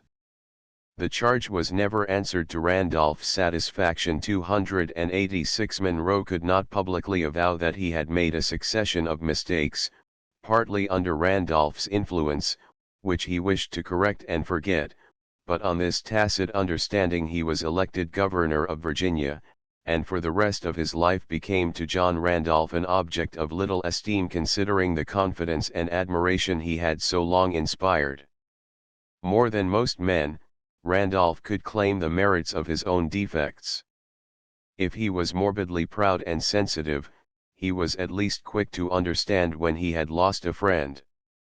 Of him Monroe rid himself without trouble, but Monroe labored under the misfortune that his other oldest and best friends were of the same political stamp. Chief among these, the mentor of Virginia politics, was John Taylor of Caroline, a man whose high character, consistent opinions, and considerable abilities made him a valuable ally. Another was Littleton Walker Tazewell. To them, after the rupture with Randolph, Monroe wrote, excusing his course in becoming the Republican candidate for governor, and reasserting in sufficiently strong terms his want of confidence in President Madison. 287 I fear, if the system of policy which has been so long persevered in, after so many proofs of its dangerous tendency, is still adhered to, that a crisis will arise the dangers of which will require all the virtue, firmness, and talents of our country to avert. And that it will be persevered in seems too probable while the present men remain in power. And if the blame of improvident and injudicious measures is ever to attach to them among the people, it must be by leaving to the authors of those measures the entire responsibility belonging to them. Within 6 weeks after this letter had been written, Monroe was asked to join the men in power, and to share the blame of those improvident and injudicious measures, the responsibility for which ought, as he conceived, to be left entirely to their authors. He wrote at once to Colonel Taylor for advice, and the reply threw much light on the personal and public motives supposed to guide the new Secretary of State. Colonel Taylor advised Monroe to accept the President's invitation, for several reasons. 288 Assuming that Monroe was to succeed Madison as the next Republican candidate for the presidency, he took for granted that Monroe was to follow the lines of his old opinions, and to correct Madison's leanings toward France. Our foreign relations, continued Taylor, seem to be drawing to a crisis, and you ought to be in the public eye when it happens, for your own sake, independently of the services you can render your country. It is probable that this crisis will occur on a full discovery that France will not do our commerce any substantial good without an equivalent which would amount to its destruction. So soon as this discovery is made, the government, in all its departments, will alter its policy, and your occupancy of a conspicuous station will shed upon you the glory of its having come round to your opinion. Colonel Taylor gave no thought to the opposite possibility that Monroe might come round to the opinion of the government, yet his argument seemed to place Monroe in a position where, if he could not convert Madison, he would have no choice but to let Madison convert him. This offer to you is an indication of a disposition in Mr. Madison to relieve himself of the burden of certain persons and measures, and if you suffer yourself to lose the benefit of this disposition, another will gain it to your inestimable injury. Suppose this other should be a competitor for the presidency, will it not be a decisive advantage over you? General Armstrong is probably taking measures for this object. One consideration of great weight is that the public think you an honest man. If this opinion is true, the acceptance seems to be a duty toward relieving it from the suspicion that there are too many avaricious or ambitious intriguers of apparent influence in the government. I suppose the President and Gallatin, whom I know, to be wholly guided by what they think to be the public good, and should you happen to concur with them, it will abate much of the jealousy, though I hope it will never be smothered, with which executive designs are viewed, and to moderate it, under the perilous situation of the country, is in my view desirable. The country reached a perilous pass when John Taylor of Caroline made plans to strengthen the executive, but he could not have calculated on Monroe's readiness to follow this course so far as it ended in leading him. Taylor's advice threw Monroe into the full current of executive influence. Alliance with Madison and Gallatin, rupture with France, antagonism to the Smiths and Clintons, jealousy of Armstrong, and defiance of Duane were sound policy, and united honesty with self-interest, but their success depended on elements that Taylor could not measure. That Monroe shared these views, that they were in fact the common stock of his personal party, might be seen not only in his previous letters, but even more in his reply to Senator Brandt 289 written March 18. "You intimate," said Monroe to Brandt, "that the situation of the country is such as to leave me no alternative. I am aware that our public affairs are far from being in a tranquil and secure state. I may add that there is much reason to fear that a crisis is approaching of a very dangerous tendency, one which menaces the overthrow of the whole Republican Party. Is the administration impressed with this sentiment, and prepared to act on it? Are things in such a state as to allow the administration to take the whole subject into consideration, and to provide for the safety of the country and of free government by such measures as circumstances may require, and a comprehensive view of them suggest? Or are we pledged by what is already done to remain spectators of the interior movement, in the expectation of some change abroad as the ground on which we are to act? I have no doubt, from my knowledge of the President and Mr. Gallatin, with the former of whom I have been long and intimately connected in friendship, and for both of whom, in great and leading points of character, I have the highest consideration and respect, that if I came into the government the utmost cordiality would subsist between us, and that any opinions which I might entertain and express respecting our public affairs would receive, so far as circumstances would permit, all the attention to which they might be entitled. But if our course is fixed, and the destiny of our country dependent on arrangements already made, I do not perceive how it would be possible for me to render any service at this time in the general government.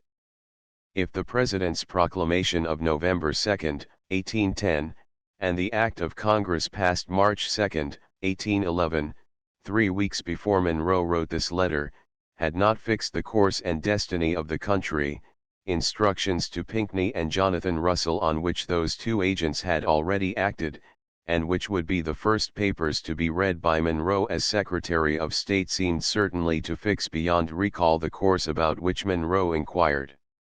Even a man more liberal than Madison in professions might have hesitated to say that the future Secretary was free to break with France, or to enter on other arrangements with England than those already imposed. Monroe's letter implied disapproval of the course hitherto taken, and a wish, if possible, to change it. Madison was well acquainted not only with Monroe's opinions on foreign affairs, but also with those of Monroe's friends, who held that the course taken by the President ought to be reversed, and with this knowledge of all the circumstances Madison replied 290 to Monroe's inquiry, with the mutual knowledge of our respective views of the foreign as well as domestic interests of our country, I see no serious obstacle on either side to an association of our labors in promoting them. In the general policy of avoiding war by a strict and fair neutrality toward the belligerents, and of settling amicably our differences with both or with either, as leading to a settlement with the other, or, that failing, as putting us on better ground against him, there is and has been an entire concurrence among the most enlightened who have shared in the public councils since the year 1800. In favor of a cordial accommodation with Great Britain there has certainly never ceased to be a prevailing disposition in the Executive Councils since I became connected with them.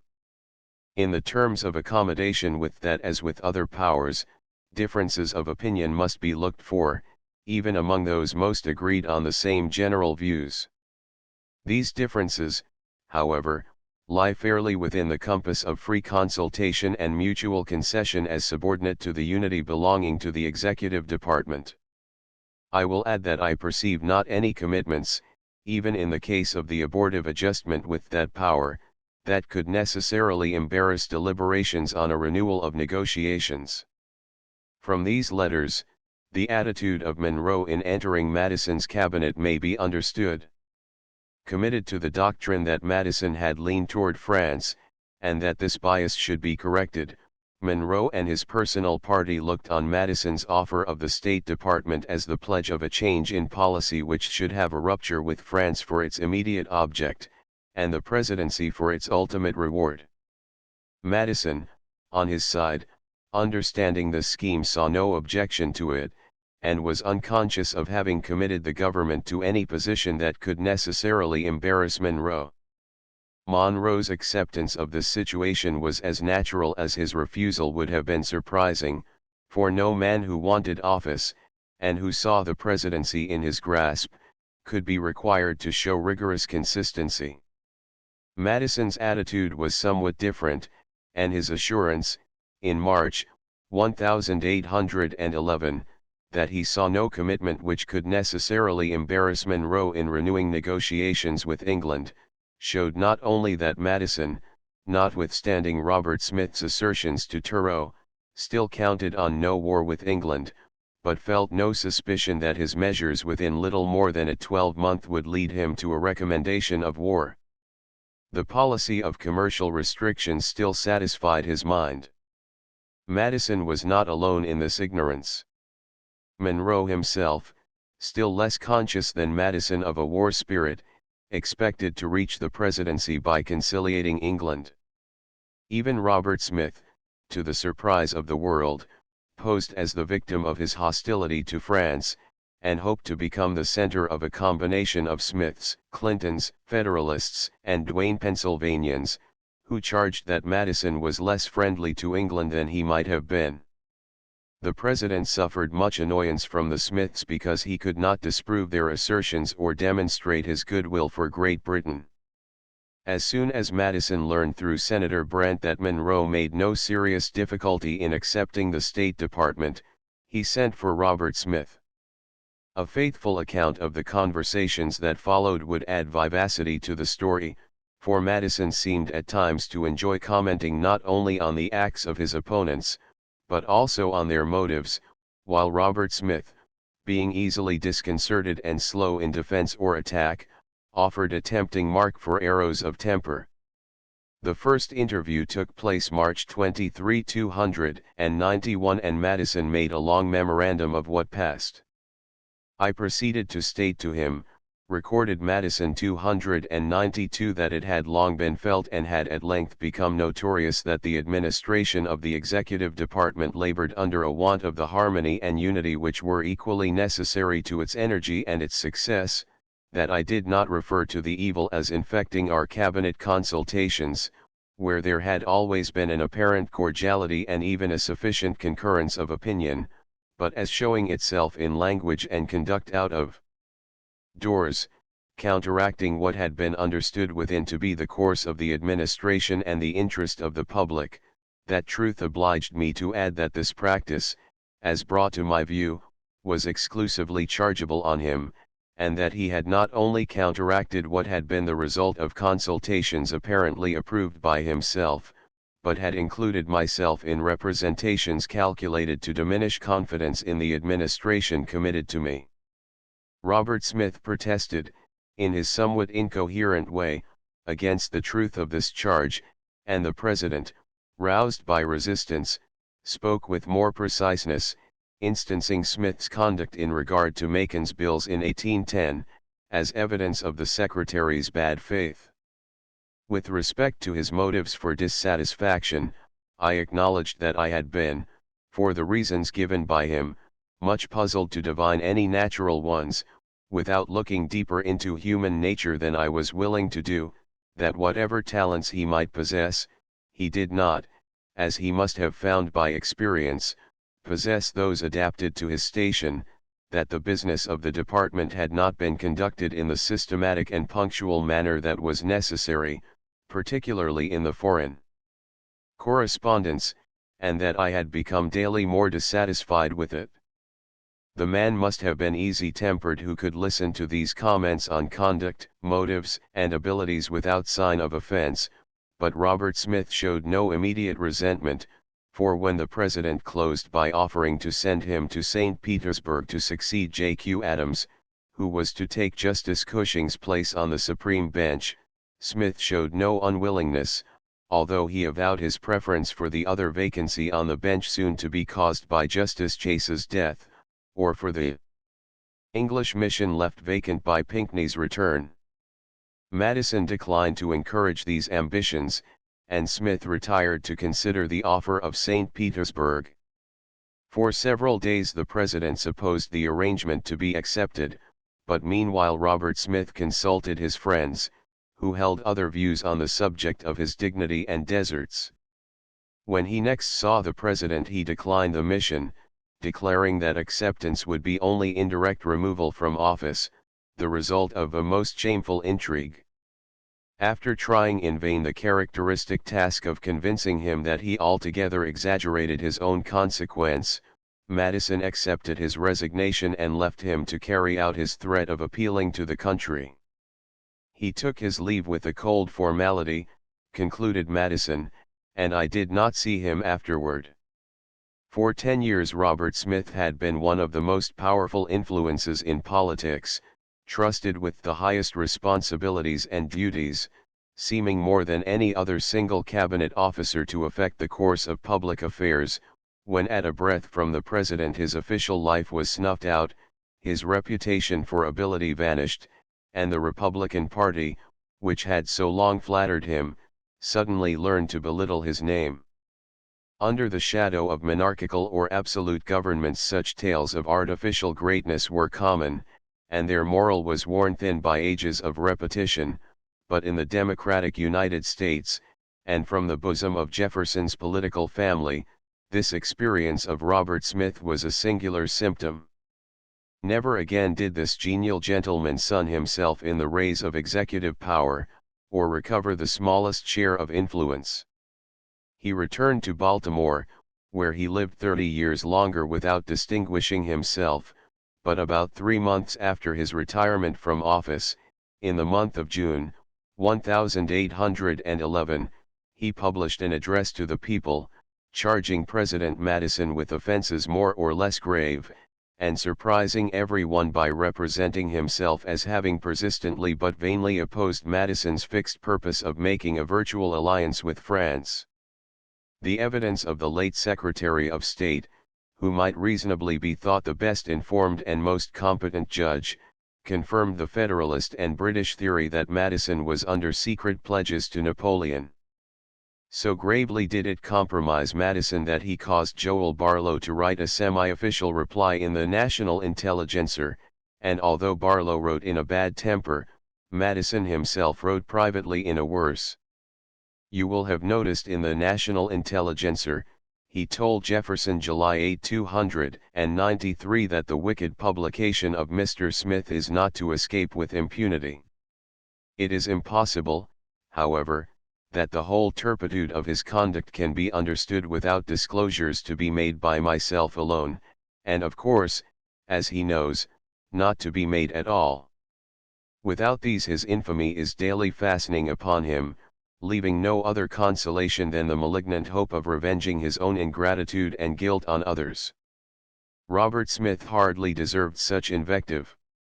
If the taunts of Madison, Barlow, and the Republican press and party at his incompetence were well founded, the party had only itself to blame for putting such a man in so high a position. If triumphant in nothing else, Smith overthrew both Madison and Barlow by the retort with which he met their sneers, and retaliated the charge of incompetence.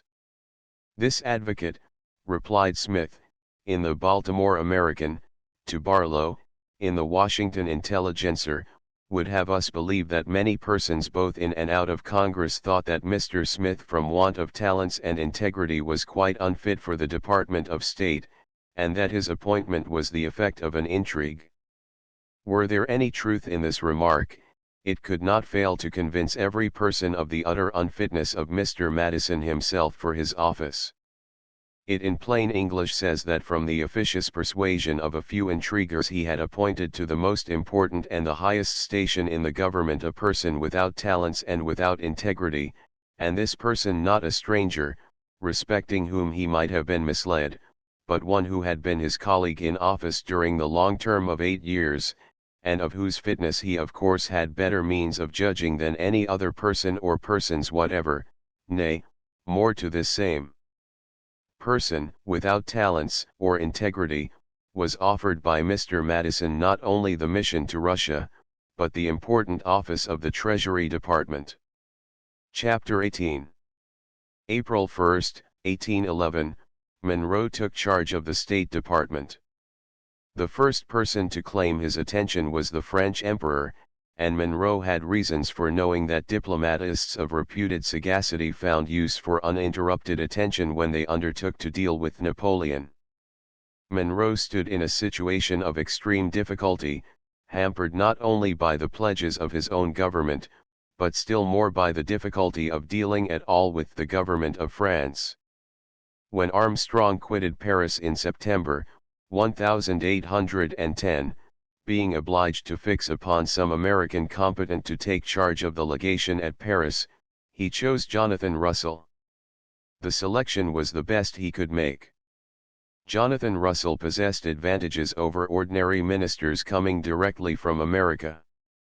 A native of Rhode Island, educated at Brown University, after leaving college he followed the business of a merchant, and in November 1809, sailed from Boston in a ship of his own, which arrived at Tunning in Denmark only to be at once sequestered under Napoleon's decrees. He passed several months in efforts to recover the property, and acquired experience in the process. About 40 years old and more or less acquainted with the people, politics, and languages of Europe, he was better fitted than any secretary of legation then abroad for the burden that Armstrong had found intolerable, yet the oldest and ablest diplomatist America ever sent to Europe might have despaired of effecting any good result with such means as were at the disposal of this temporary agent, who had not even the support of a direct commission from the President. Russell felt the embarrassment of the position he was called to fill. Armstrong departed September 12, bearing Cador's promise that the decrees should cease to operate November 1, and saying as little as possible of a condition precedent. The 1st of November came, and Russell asked the Duc de Cador whether the revocation had taken place, but a month passed without his receiving an answer.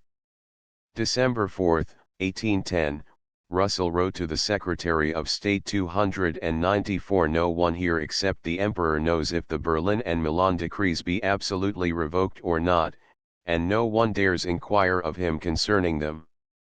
The general opinion of those with whom I have conversed on the subject is that they are revoked. There are indeed among those who entertain this opinion several councillors of state, but this is of little importance, as the construction which the Emperor may choose to adopt will alone prevail. At about the same time Russell wrote to Pinckney at London a letter 295 expressing the opinion that, as the decrees had not been executed for one entire month against any vessel arriving in France, this fact created a presumption that the decrees were repealed.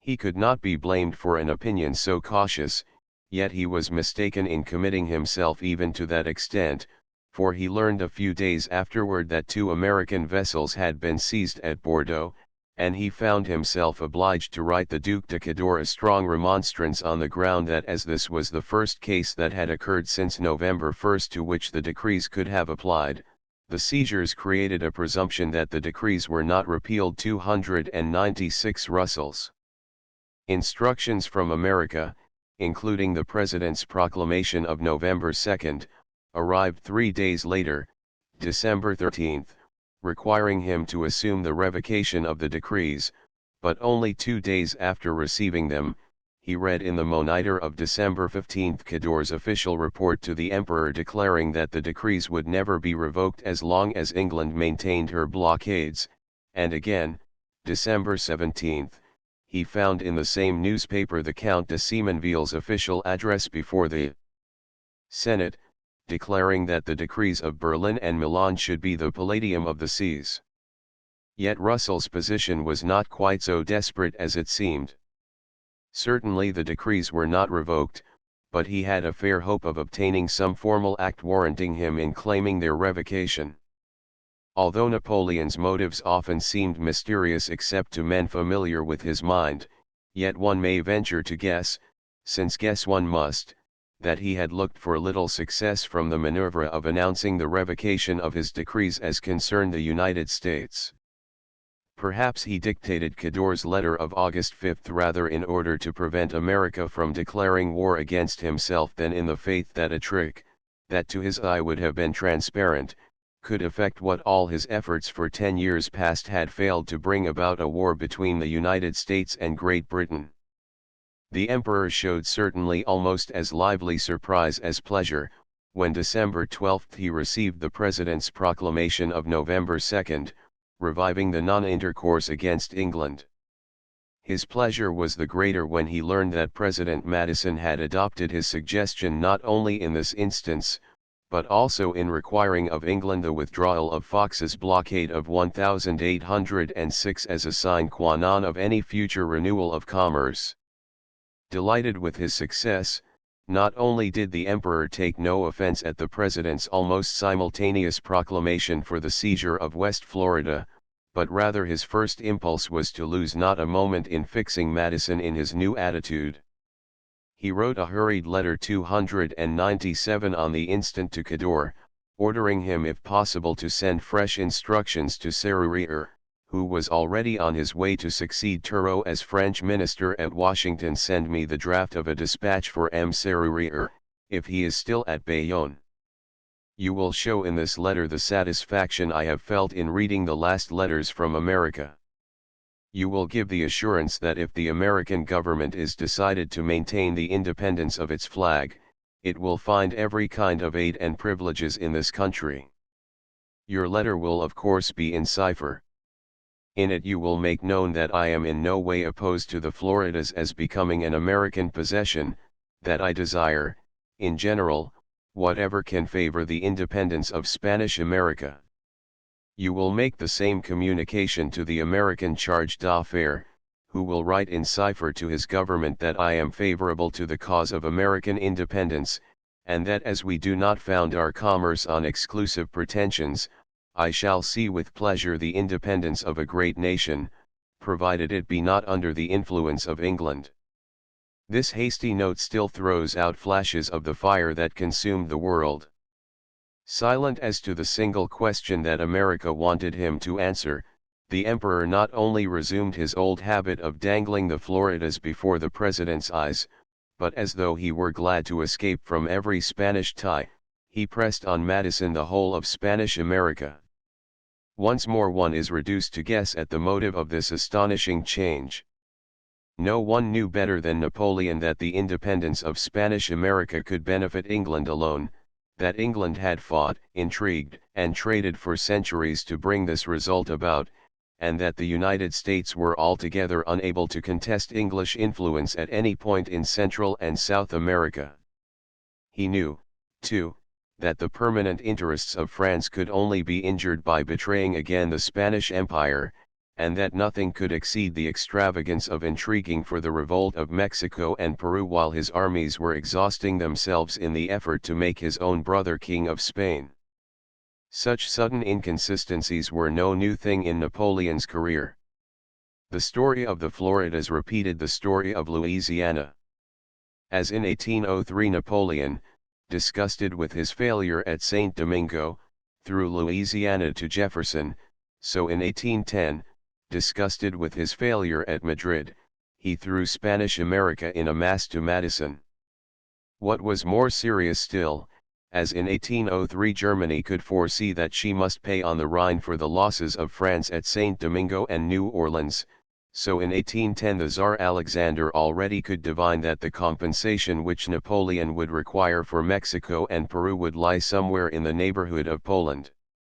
Thus much at least had been gained for the United States and England. Napoleon took no more interest in the roads to Lisbon and Cadiz, and studied only those that led to Wilna, Moscow, and St. Petersburg. Read in this sense, Napoleon's instructions to Cador and Serurier told most interesting news, but on the point likely to prove a matter of life and death to Madison, the Emperor spoke so evasively as to show that he meant to yield nothing he could retain. He ordered Cador to talk with Jonathan Russell about commercial matters, have a conference with this charge d'affaires in order to understand thoroughly what the American government wants. You will tell him that I have subjected ships coming from America to certain formalities, that these formalities consist of a letter in cipher, joined with licenses, which prove that the ship comes from America and has been loaded there, but that I cannot admit American ships coming from London, since this would upset my system, that there is no way of knowing the fact of their American character, and that there are ship owners who for mercantile objects foil the measures of the American government. In short, that I have made a step, that I will wait till February 2nd to see what America will do, and that in the meantime I will conduct myself according to circumstances, but so as to do no harm to ships really coming from America, that the question is difficult, but that he should give the positive assurance to his government of my wish to favor it in everything, that he knows, moreover, that several ships coming from America since the last measures were known have obtained permission to discharge their cargoes in France. Finally, that we cannot consider as American the ships convoyed to the Baltic, which have double papers, etc. It would be well if you could engage this charge to answer you by a note, and to agree that he disowns the American ships which navigate the Baltic. This would be sent to Russia, and would be useful. In general, employ all possible means of convincing this charge d'affaires, who I suppose speaks French, of the particularly favorable disposition I feel toward the Americans, that the real embarrassment is to recognize true Americans from those who serve the English, and that I consider the step taken by the American government as a first step taken toward a good result. When Napoleon used many words and became apologetic, he was least interesting, because his motives became most evident. In regard to America, he wished to elude an inconvenient inquiry whether the Berlin and Milan decrees were or were not revoked. Consequently he did not mention those decrees, although credulity itself could not have reconciled his pledge to wait until February 2nd, with his official assertion of August 5th that the decrees would be withdrawn on November 1st. Such a course was fatal to Madison, for it forced him to appear as accepting the Berlin and Milan decrees after so long protesting against them. So justly anxious was the President to protect himself from this risk, that in sending to Russell the non-intercourse proclamation of November 2 he warned the charge against the doctrine of a condition precedent involved in Cador's bien entendu. The Emperor was to understand that the United States acted on the ground that bien entendu did not mean condition precedent. 298 It is to be remarked, moreover, that in issuing the proclamation, it has been presumed that the requisition, on the subject of the sequestered property will have been satisfied. December 13, at the moment when Napoleon was writing his instructions to Cador, Jonathan Russell was reading the instructions of President Madison. No diplomatist could have found common ground on which to reconcile the two documents. Madison's knowledge of the Napoleonic idiom was certainly incomplete. Whatever bien entendu meant in the dictionaries, it meant in Napoleon's mouth the words on condition, and something more. In further assuming that the sequestered property had been restored, President Madison might with equal propriety have assumed that it had never been seized. Russell did what he could to satisfy Madison's wishes, but he could not hope to succeed. Bound by these instructions to communicate the President's proclamation in language far from according with Napoleon's ideas, Russell wrote to Cador, December 17, a note 299, in which he not only repeated the President's assumptions in regard to the revocation of the decrees, but also ventured beyond the scope of his instructions. He demanded an explanation of the language used by Cador himself in his report to the Emperor, and by Semonville in the Senate. As though such a demand under such circumstances were not indiscreet enough, Russell strengthened the formal and perfunctory protests of the President by adding an assurance of his own that the United States, after cutting off their own intercourse with England, would not consent to any commercial intercourse whatever, under licenses or otherwise, between France and her enemy. Russell's note of December 17 was never answered by the French government, and, as was equally natural, it was never published by the President or made known to Congress. Fortunately for Russell, the Emperor was in good humor, and Cador was in haste to convey his master's wishes to the American charge d'affaires. December 22, Russell was summoned to the minister, and a very interesting interview took place. Cador gently complained of the tone in which Russell's note had been written, but put into his hands, as its result and answer, the 2 letters written by the Ministers of Justice and Finance which allowed American vessels to enter French ports, subject only to provisional sequestration, until February 2, at which time all vessels sequestered since November 1 would be restored. When I had read these letters, reported Russell 300, I returned them to the Duke of Cador, and expressed to him my regret that the general release of American vessels detained under the Berlin and Milan decrees should be deferred until the 2d of February, as this delay might throw some doubt on the revocation of those decrees. Cador replied that the time thus taken was intended to afford an opportunity for forming some general rule by which the character of the property could be decided. Russell then complained that by assigning the 2nd day of February, the very day on which the non-intercourse with England would be revived, this event was made to appear as a condition precedent to the abrogation of the French edicts, and thereby the order in which the measures of the 2 governments ought to stand was reversed. In reply, Cador repeated the general assurances of the friendly disposition of the Emperor, and that he was determined to favor the trade of the United States so far as it did not cover or promote the commerce of England. He said the Berlin and Milan decrees, inasmuch as they related to the United States, were at an end, that the Emperor was pleased with what the United States had already done, but that he could not throw himself into their arms until they had accomplished their undertaking. Nothing could be more gentle than this manner of saying that the revocation of November 1 was and was not founded on a condition precedent, that the decrees themselves were and were not revoked, but when Russell still pressed for a categorical answer, Cador declared at last, with some vivacity, that the Emperor was determined to persevere in his system against England, that he had overturned the world in adopting this system, and that he would overturn it again to give it effect. On the third point Cador was equally unyielding. Not a word could Russell wring from him in regard to the confiscated property of American merchants. His omission to notice the last is more to be lamented, as I have reason to believe that this conversation was meant to form the only answer I am to receive to the communications which I have addressed to him. The conduct of Cador warranted Russell's conclusion that upon the whole this interview was not calculated to increase my confidence in the revocation of the decrees. Although President Madison reached a different conclusion, and on the strength of this conference caused Congress to adopt the Non-Intercourse Act of March 2, Russell's opinion could not be disputed.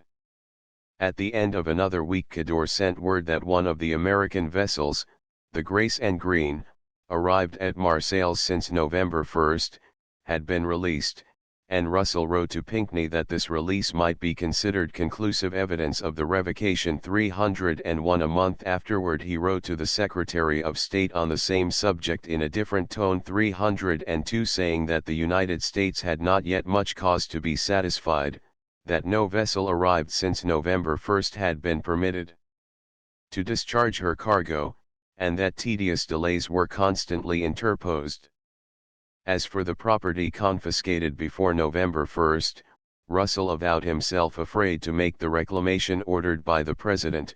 I ascertained indirectly that a convention to this effect would not be entered into at this moment, and I thought it indiscreet to expose the United States, with all the right on their side, to a refusal.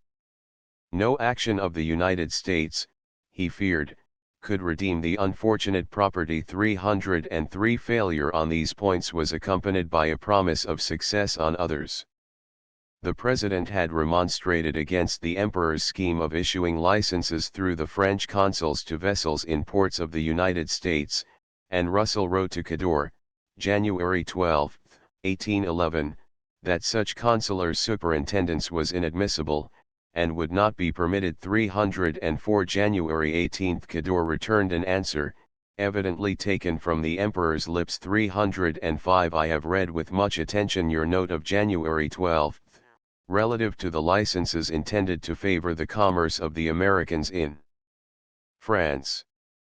This system had been conceived before the revocation of the decrees of Berlin and Milan had been resolved on. Now circumstances are changed by the resolution taken by the United States to cause their flag and their independence to be respected. That which has been done before this last epoch can no longer serve as a rule under actual circumstances. Although this letter said that the Berlin and Milan decrees were repealed not on November 1, 1810, but at some indeterminate time afterward, in consequence of the President's proclamation of November 2, yet it officially declared that whatever the date might be, on January 18, when Cador wrote, the revocation was complete. Russell sent the letter to the President, and the President sent it nearly 10 months afterward to Congress as proof that the decrees were revoked. He could not send, for he could not know, another letter written by Cador to Serrurier 3 weeks later, which instructed him to the contrary. 306 I send you the copy of a letter addressed by me to Mr. Russell, January 18, on the permits that had been at first delivered to American ships. I cannot assure you that the permits are no longer to be issued, although this letter gives it to be understood in an explicit manner. Continue to conduct yourself with the reserve heretofore recommended to you, and compromise yourself by no step and by no official promise. Circumstances are such that no engagement can be taken in advance. It is at the date of February 2 that the United States were to execute their act of non-intercourse against England, but before being officially informed in France of what they have done at that time, we cannot take here measures so decisive in favor of the Americans as after news to February 2 shall have arrived from America. This motive will serve to explain to you whatever uncertainty may appear in the conduct of France toward the United States. From these official instructions the facts were easy to understand. The decrees had not been revoked on August 5 or November 1, 1810, they were not revoked January 18, 1811, they were not to be revoked on February 2, but the Emperor would decide in the spring, when news should arrive from America, whether he would make permanent exceptions in favor of American commerce. In principle, the decrees were not to be revoked at all. For 4 years President Madison had strenuously protested that France and England must withdraw their decrees as a condition precedent to friendly relations with America. For 4 years Napoleon had insisted that America should submit to his decrees as a condition precedent to friendly relations with France. February 2, 1811, he carried his point. The decisive day passed without action on his part. 6 weeks followed, but March 15 Russell still wrote to the Secretary of State as doubtfully as he wrote in the previous December. 307 The temper here varies in relation to us with every rumor of the proceedings of our government. One day we are told that the Emperor has learned that the non-intercourse law will be severely executed, that he is in good humor, and that everything will go well. The next day it is stated that he has heard something which has displeased him, and that the American property lately arrived in this country is in the utmost jeopardy. Every general plan here is evidently suspended until the course we may elect to pursue be definite and certain. Russell made no further attempt to maintain the fact of revocation. Indeed, if the decrees were revoked, American rights were more lawlessly violated than before. As ship after ship arrived from the United States, he saw each taken, under one pretext or another, into the Emperor's keeping to countenance delay.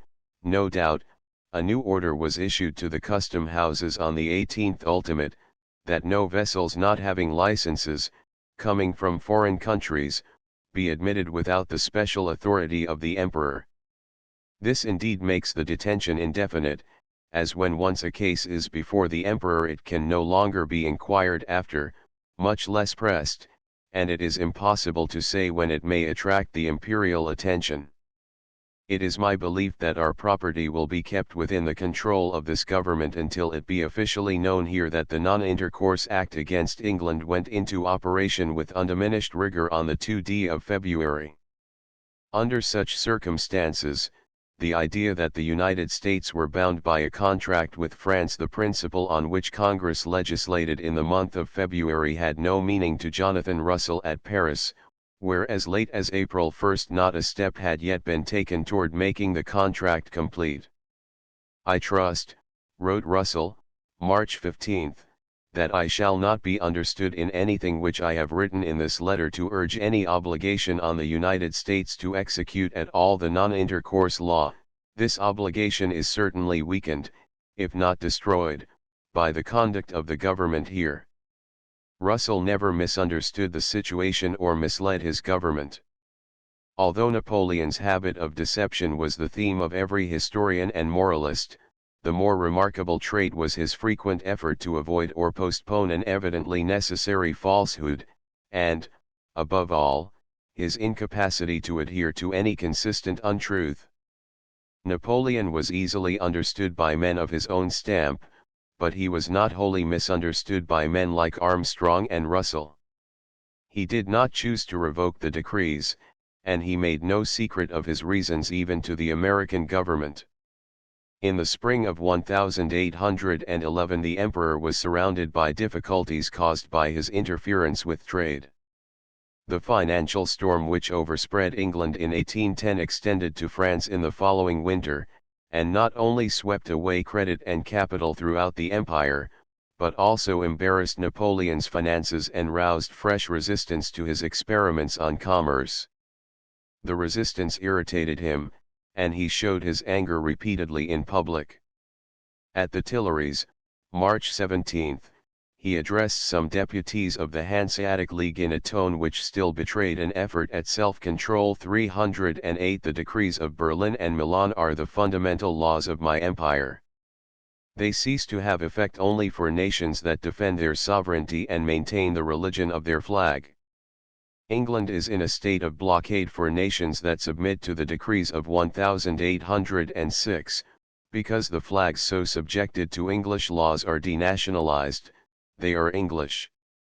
Nations on the contrary that are sensible of their dignity, and that find resources enough in their courage and strength for disregarding the blockades by notice, commonly called paper blockades, and enter the ports of my empire, other than those really blockaded following the recognized usage and the stipulations of the Treaty of Utrecht, may communicate with England, for them England is not blockaded. The decrees of Berlin and Milan, founded on the nature of things, will form the constant public law of my empire during the whole time that England shall maintain her orders in Council of 1806 and 1807, and shall violate the stipulations of the Treaty of Utrecht in that matter. The sudden appearance of the Treaty of Utrecht had an effect of comedy, but the speech itself merely reasserted the rules of 1806 and 1807, which time had not made more acceptable to neutrals. Again and again, by every means in his power and with every accent of truth, Napoleon asserted that his decrees were not and never should be revoked, nor should they be even suspended except for the nations that conformed to them. Though America had rejected this law in 1807, she might still if she chose accept it in 1811, but certainly she could not charge Napoleon with deception or concealment of his meaning. A week after the address to the Hanseatic deputies, on Sunday, March 24, he made another and a more emphatic speech. The principal bankers and merchants of Paris came to the Tuileries to offer their congratulations on the birth of a son. Napoleon harangued them for more than half an hour in the tone he sometimes affected, of a subaltern of dragoons, rude, broken, and almost incoherent, but nervous and terrifying. When I issued my decrees of Berlin and Milan, England laughed, you made fun of me, yet I know my business. I had maturely weighed my situation with England, but people pretended that I did not know what I was about, that I was ill-advised. Yet see where England stands today. Within 10 years I shall subject England. I want only a maritime force. Is not the French Empire brilliant enough for me? I have taken Holland, Hamburg, etc., only to make my flag respected.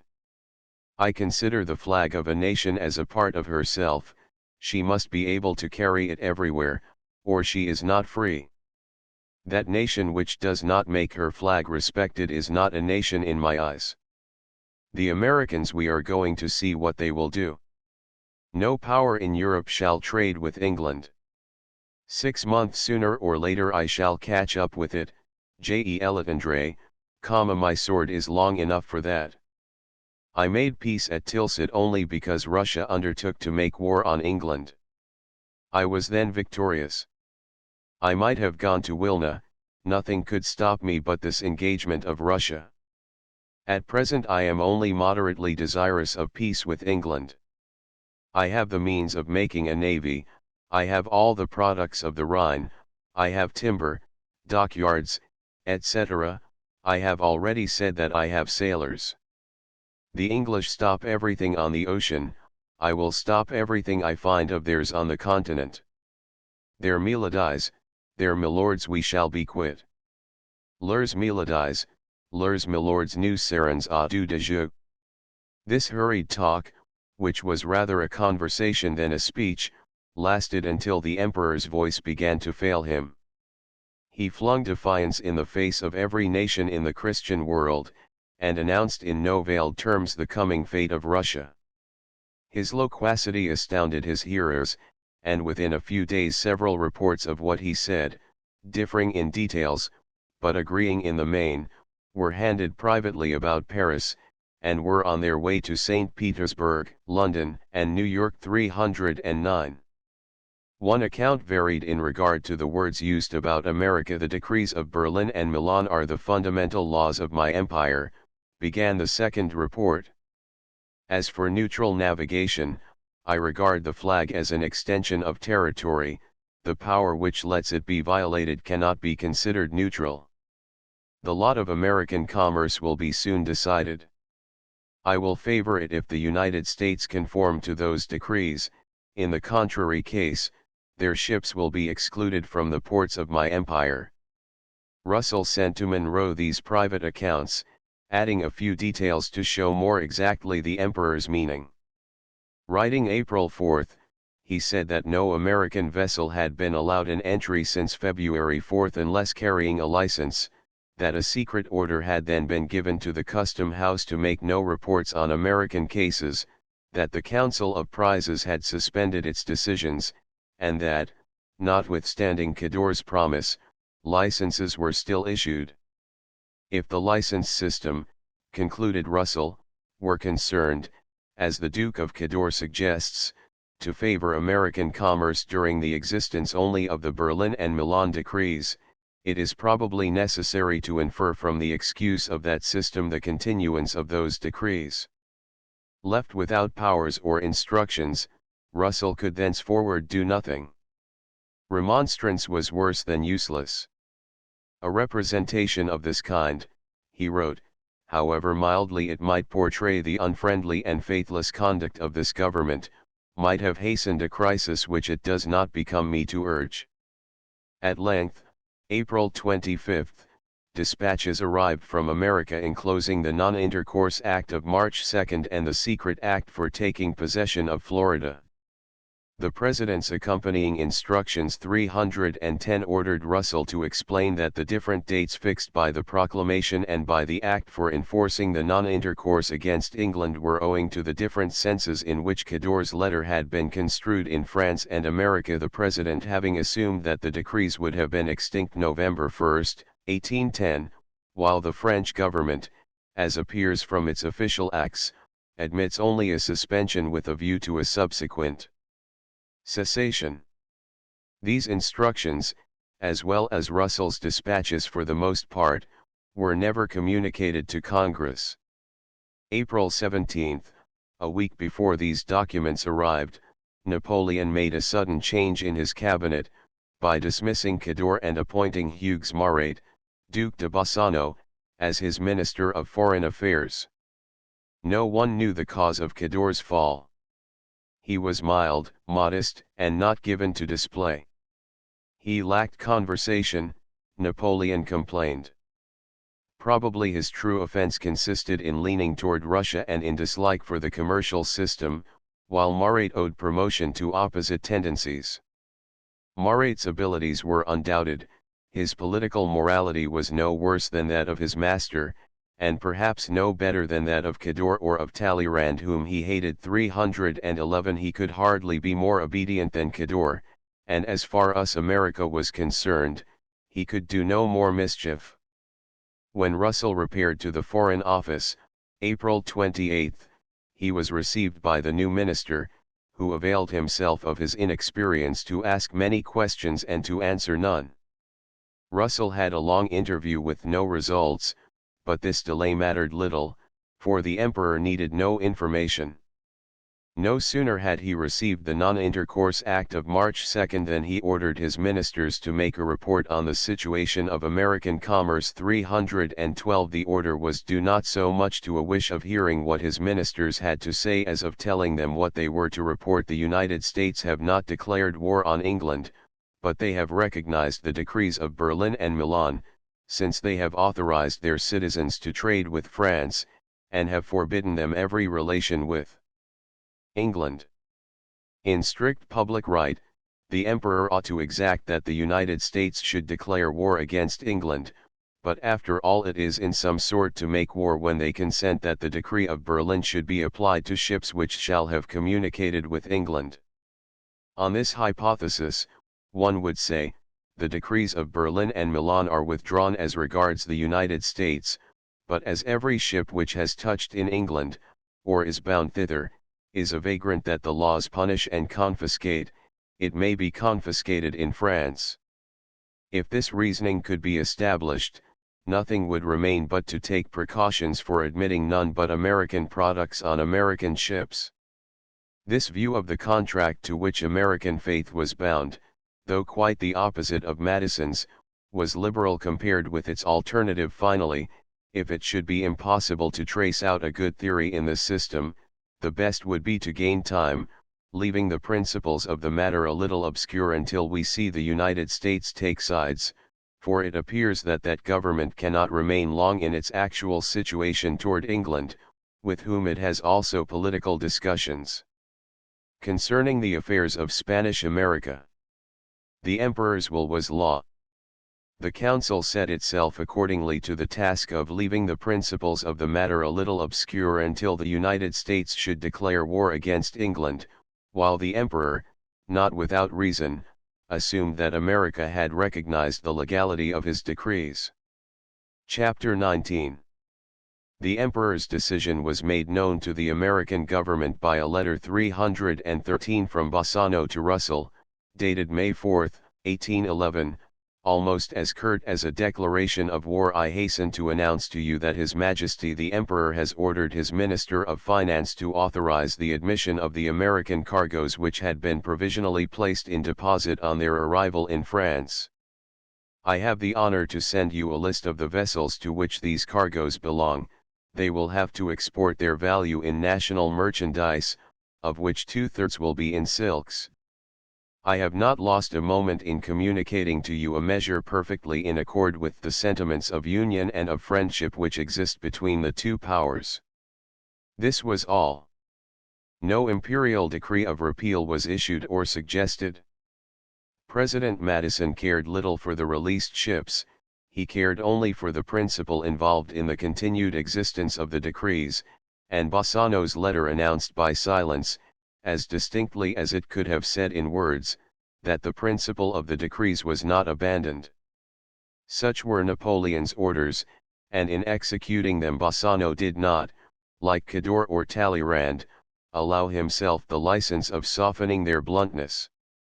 Russell knew the letter to be fatal to any claim that the French decrees were withdrawn, but he could do nothing else than send it to London as offering, perhaps, evidence of the actual relations growing out of the revocation of the Berlin and Milan decrees. 314 He wrote to Bassano a letter asking the release of the American vessels captured and brought into French ports as prizes since November 1, but he obtained no answer. 315 A month afterward he wrote again, remonstrating against the excessive tariff duties and the requirement that American vessels should take 2/3 of their return cargoes in French silks, but this letter received as little notice as the other. Russell had the mortification of knowing, almost as well as Bassano himself, the motives that guided the emperor, and July 13 he recited them to the president in language as strong as propriety allowed. 316 The temper here toward us is professedly friendly, but unfortunately it is not well proved to be so in practice.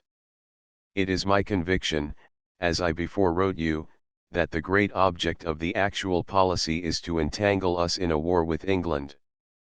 They abstain therefore from doing anything which would furnish clear and unequivocal testimony of the revocation of their decrees, lest it should induce the extinction of the British orders and thereby appease our irritation against their enemy. Hence, of all the captured vessels since November 1, the 3 which were liberated are precisely those which had not violated the decrees. On the other hand, they take care, by not executing these decrees against us, to divert our resentment from themselves. I have very frankly told the Duke of Bassano that we are not sufficiently dull to be deceived by this kind of management. He indeed pretends that they are influenced by no such motive, and whenever I speak to him on the subject, he reiterates the professions of friendship, and promises to endeavor to obtain the release of the remainder of our vessels captured since November 1. I fear, however, that he will not succeed. Even in case of war with England, Russell warned the President to look for no better treatment from Napoleon, who might then consider America as chained to the imperial car, and obliged to follow whithersoever it leads. He pointed out that concessions had never produced any return from the Emperor except new exactions and new pretensions. If war with England became inevitable, care must be taken to guard against the danger that France should profit by it. French trade was not worth pursuing. The tariff on imports, reinforced by the restrictions on exports, created a practical non-intercourse. Napoleon's writings furnish evidence that the emperor's chief object was not so much to entangle America in war with England as to maintain the decrees which he literally overturned the world to enforce.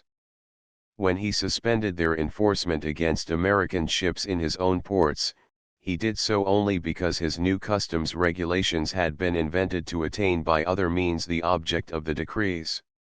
When he affirmed and reaffirmed that these decrees were the fundamental law of his empire, he told a truth which neither England nor America believed, but to which he clung with energy that cost him his empire. Russell made no more efforts, but waited impatiently for the arrival of Joel Barlow, while Napoleon bethought himself only of his favorite means for quieting Madison's anger. August 23 the Emperor ordered 317 Bassano to give his minister at Washington instructions calculated to sharpen the cupidity of the United States.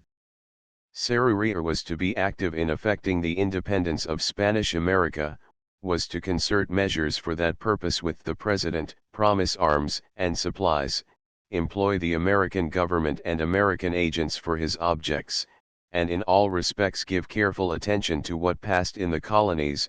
Yet in regard to Florida, the only Spanish colony in which Madison took personal interest, Napoleon hinted other views to Bassano in a message 318 too curious for omission. "You spoke to me this morning," he wrote August 28, "of instructions received by the American charge on the affair of Florida. You might insinuate the following idea that in consideration of some millions of piastres, Spain in her present condition of penury would cede the Floridas. Insinuate this, while adding that though I do not take it ill that America should seize the Floridas, I can in no way interfere, since these countries do not belong to me." With this touch of character, the great emperor turned from American affairs to devote all his energies to matters about the Baltic. Yet so deeply were American interests founded in the affairs of Europe that even in the Baltic they were the rock on which Napoleon's destiny split, For the quarrels which in the summer of 1811 became violent between France and the two independent Baltic powers Russia and Sweden were chiefly due to those omnipresent American ships, which throve under pillage and challenged confiscation. Madison's wisdom in sending a minister to St. Petersburg was proved more quickly than he could have expected. Between March 1 and November 1, 1811, at one of the most critical moments in the world's history, President Madison had no other full minister accredited in Europe than his envoy to Russia, but whatever mortifications he suffered from Napoleon, were more than repaid by means of this Russian mission. The new minister to Russia, J.Q. Adams, sailed from Boston August 5, 1809, and on arriving at Kristiansand in Norway, September 20, he found upward of 30 masters of American vessels whose ships had been seized by Danish privateers between April and August, and were suffering trial and condemnation in Danish prize courts. He reported that the entire number of American ships detained in Norway and Denmark was more than 50, and their value little less than $5 million. 319 The Danes, ground in the dust by England and France, had taken to piracy as their support, and the Danish prize courts, under the pressure of Davout, the French general commanding at Hamburg, condemned their captures without law or reason. Adams made what remonstrance he could to the Danish government, and passed on to Kronstadt, where he arrived October 21, 1809. He found a condition of affairs in Russia that seemed hopeless for the success of his mission. The alliance between Russia and France had reached its closest point. Russia had aided Napoleon to subdue Austria, Napoleon had aided Russia to secure Finland. At his first interview with the Russian foreign minister, Adams received official information of these events, and when he called attention to the conduct of the Danish privateers, Count Romanzoff, while expressing strong disapprobation of their proceedings, added that a more liberal system was a dream. 320 The foreign minister of Russia, Count Romanzoff, officially known as Chancellor of the Empire, and its most powerful subject, favored the French alliance. From him Adams could expect little assistance in any case, and nothing but opposition wherever French interests were involved. Friendly and even affectionate to America as far as America was a rival of England, Romanzoff could do nothing for American interests where they clashed with those of France, and Adams soon found that at St. Petersburg he was regarded by France as an agent of England. He became conscious that French influence was unceasingly at work to counteract his efforts in behalf of American interests. Adams's surprise was the greater when, with the discovery of this immense obstacle, he discovered also an equally covert influence at work in his favor, and felt that the protection was stronger than the enmity. Before many months had passed, he found himself winning successes that could be explained only by the direct interposition of the Tsar against the resistance of Romanzoff and the ambassador of France. In the mysterious atmosphere of the Russian court, the effect of wielding this astounding power might well have turned his head, but Adams hardly realized his position. At the outset, obliged to ask the Tsar's interference on behalf of the plundered American merchants in Denmark, he could regard himself only as performing an official duty without hope of more than a civil answer. This was in fact the first result of the request, for when, December 26, 1809, he opened the subject to Romanzoff, the Chancellor gave him no encouragement. The Danes, he said, had been forced by France to do what they were doing. France viewed all these American ships as British, and as this was a measure emanating from the personal disposition of the Emperor of France, he was apprehensive there existed no influence in the world of sufficient efficacy to shake his determination. 321 Adams resigned himself to this friendly refusal of a request made without instructions, and implying the personal interference of the Tsar with the most sensitive part of Napoleon's system. 3 days afterward, December 29, Adams saw Romanzoff again, who told him, with undisguised astonishment, that he had reported to the Tsar the American minister's request for interference in Denmark and his own refusal, and that the Tsar had thought differently, and had ordered him immediately to represent to the Danish government his wish that the examination might be expedited, and the American property restored as soon as possible, which order he had already executed. 322 If Adams had consciously intrigued for a rupture between France and Russia, he could have invented no means so effective as to cause the Tsar's interference with Napoleon's control of Denmark, but Adams's favor was far from ending there. The winter of 1809 to 1810 passed without serious incident, but when spring came and the Baltic opened, the struggle between France and the United States at St. Petersburg began in earnest. Adams found himself a person of much consequence. The French ambassador, Caulaincourt, possessed every advantage that Napoleon and nature could give him. Handsome, winning, and in all ways personally agreeable to the Tsar, master of an establishment more splendid in its display than had been before known even at the splendid court of St. Petersburg, he enjoyed the privilege, always attached to ambassadors, of transacting business directly with the Tsar, while the American minister, of a lower diplomatic grade, far too poor to enter upon the most modest social rivalry, labored under the diplomatic inferiority of having to transact business only through the worse than neutral medium of Romanzoff. Caulaincourt made his demands and urged his arguments in the secrecy that surrounded the personal relation of the two emperors, while Adams could not even learn, except indirectly after much time, what Caulaincourt was doing or what arguments he used.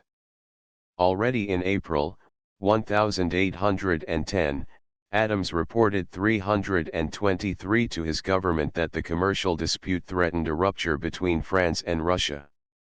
On one hand, Napoleon's measures would prove ineffectual if Russia admitted neutral vessels, carrying as they would cargoes more or less to the advantage of England. On the other, Russia must become avowedly bankrupt if denied exports and restricted to imports of French luxuries, such as silks and champagnes, to be paid in specie. Russia, at war with Turkey and compelled to maintain an immense army with a depreciated currency, must have foreign trade or perish. Napoleon wanted nothing better than to cripple Russia as well as England, and was not disposed to relax his system for the benefit of Russian military strength. During the summer of 1810 he redoubled his vigilance on the Baltic. Large numbers of vessels, either neutral or pretending to be neutral, entered the Baltic under the protection of the British fleet. Napoleon sent orders that no such vessels should be admitted. June 15 Denmark issued an ordinance prohibiting its ports to all American vessels of every description, and August 3 another to the same effect for the Duchy of Holstein. July 19 a similar ordinance was published by Prussia, and July 29 Mecklenburg followed the example. The same demand came from Caulaincourt to the Tsar, and the French ambassador pressed it without intermission and without disguising the dangers which it involved to the peace of Europe. Alexander's reply never varied. "I want to run no more risks," he told Caulaincourt 324. "To draw nearer England I must separate from France and risk a new war with her, which I regard as the most dangerous of all wars. And for what object? To serve England, to support her maritime theories which are not mine? It would be madness on my part. I will remain faithful to this policy. I will remain at war with England. I will keep my ports closed to her to the extent, however, which I have made known, and from which I cannot depart. In fact I cannot, as I have already told you, prohibit all commerce to my subjects, or forbid them to deal with the Americans. We must keep to these terms, for I declare to you, were war at our doors, in regard to commercial matters I cannot go further." Thus the American trade became the apparent point of irritation between Alexander and Napoleon. The Russians were amused by Cador's letter to Armstrong of August 5, saying that the decrees were revoked, and that Napoleon loved the Americans, for they knew what Napoleon had done and was trying to do on the Baltic. The Tsar was embarrassed and harassed by the struggle, for the American ships, finding themselves safe in Russian ports, flocked to Archangel and Riga, clamoring for special permission to dispose of their cargoes and to depart before navigation closed, while Napoleon insisted on their seizure, and left no means untried of effecting it. He took even the extravagant step of publicly repudiating the very licenses he was then engaged in forcing American ships to carry. July 10, 1810, the Monitor published an official notice that the certificates of French consuls in the United States carried by American vessels in the Baltic were false, and that the possessors of them must be considered as forgers, inasmuch as the French consuls in America had some time before ceased to deliver any such certificates, and not satisfied with this ministerial act, Napoleon wrote with his own hand to the Tsar that no true American trade existed, and that not a single American ship, even though guaranteed by his own licenses, could be received as neutral. In the heat of this controversy, Adams was obliged to ask, as a favor to the United States, that special orders might be given on behalf of the American vessels at Archangel. As before, Romanzov refused, and once more the Tsar directed that the special orders should be given. 325 This repeated success of the American minister in overriding the established rules of the government, backed by the whole personal influence of Napoleon, made Romanzov uneasy. Friendly and even confidential with Adams, he did not disguise his anxiety, and while he warned the American minister that Cador's letter of August 5 had made no real change in Napoleon's methods or objects, he added that the Americans had only one support, and this was the Tsar himself, but that as yet the Tsar's friendship was unshaken. Our attachment to the United States is obstinate, more obstinate than you are aware of. 326 Adams then saw the full bearing of the struggle in which he was engaged.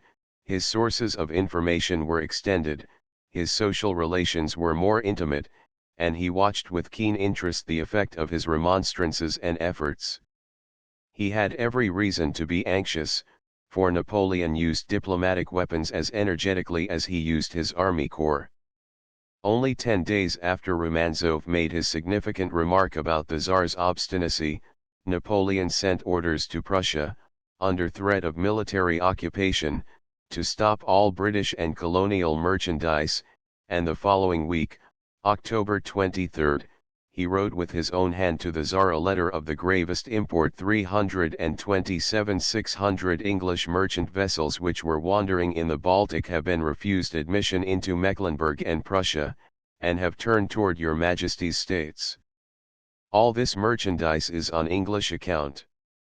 It depends on your Majesty to obtain peace with England or to continue the war. Peace is and must be your desire. Your Majesty is certain to obtain it by confiscating these 600 ships or their cargoes. Whatever papers they may have, under whatever names they may be masked, French, German, Spanish, Danish, Russian, Swedish, your Majesty may be sure that they are English. If Napoleon aimed at crippling Russia by forcing her into the alternative of bankruptcy for want of commerce or invasion as the penalty of trade, he followed a clear and skillful plan. Romanzov answered his appeal by pleading that Russia could not seize neutral property, and would not harm England even by doing so.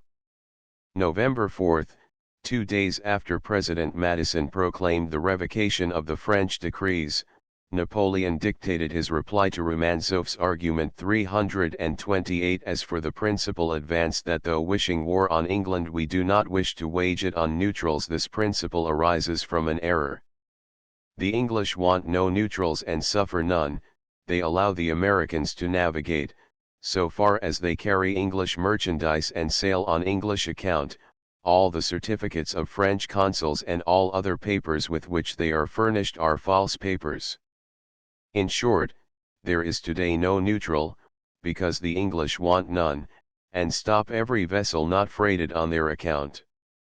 Not a single vessel has entered the ports of Russia with so-called American papers which has not come really from England.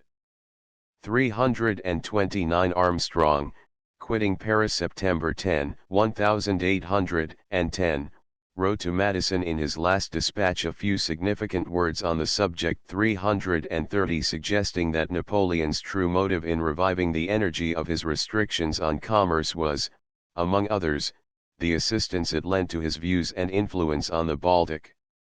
No other explanation was reasonable. Napoleon intended to force Russia into a dilemma, and he succeeded. The Tsar,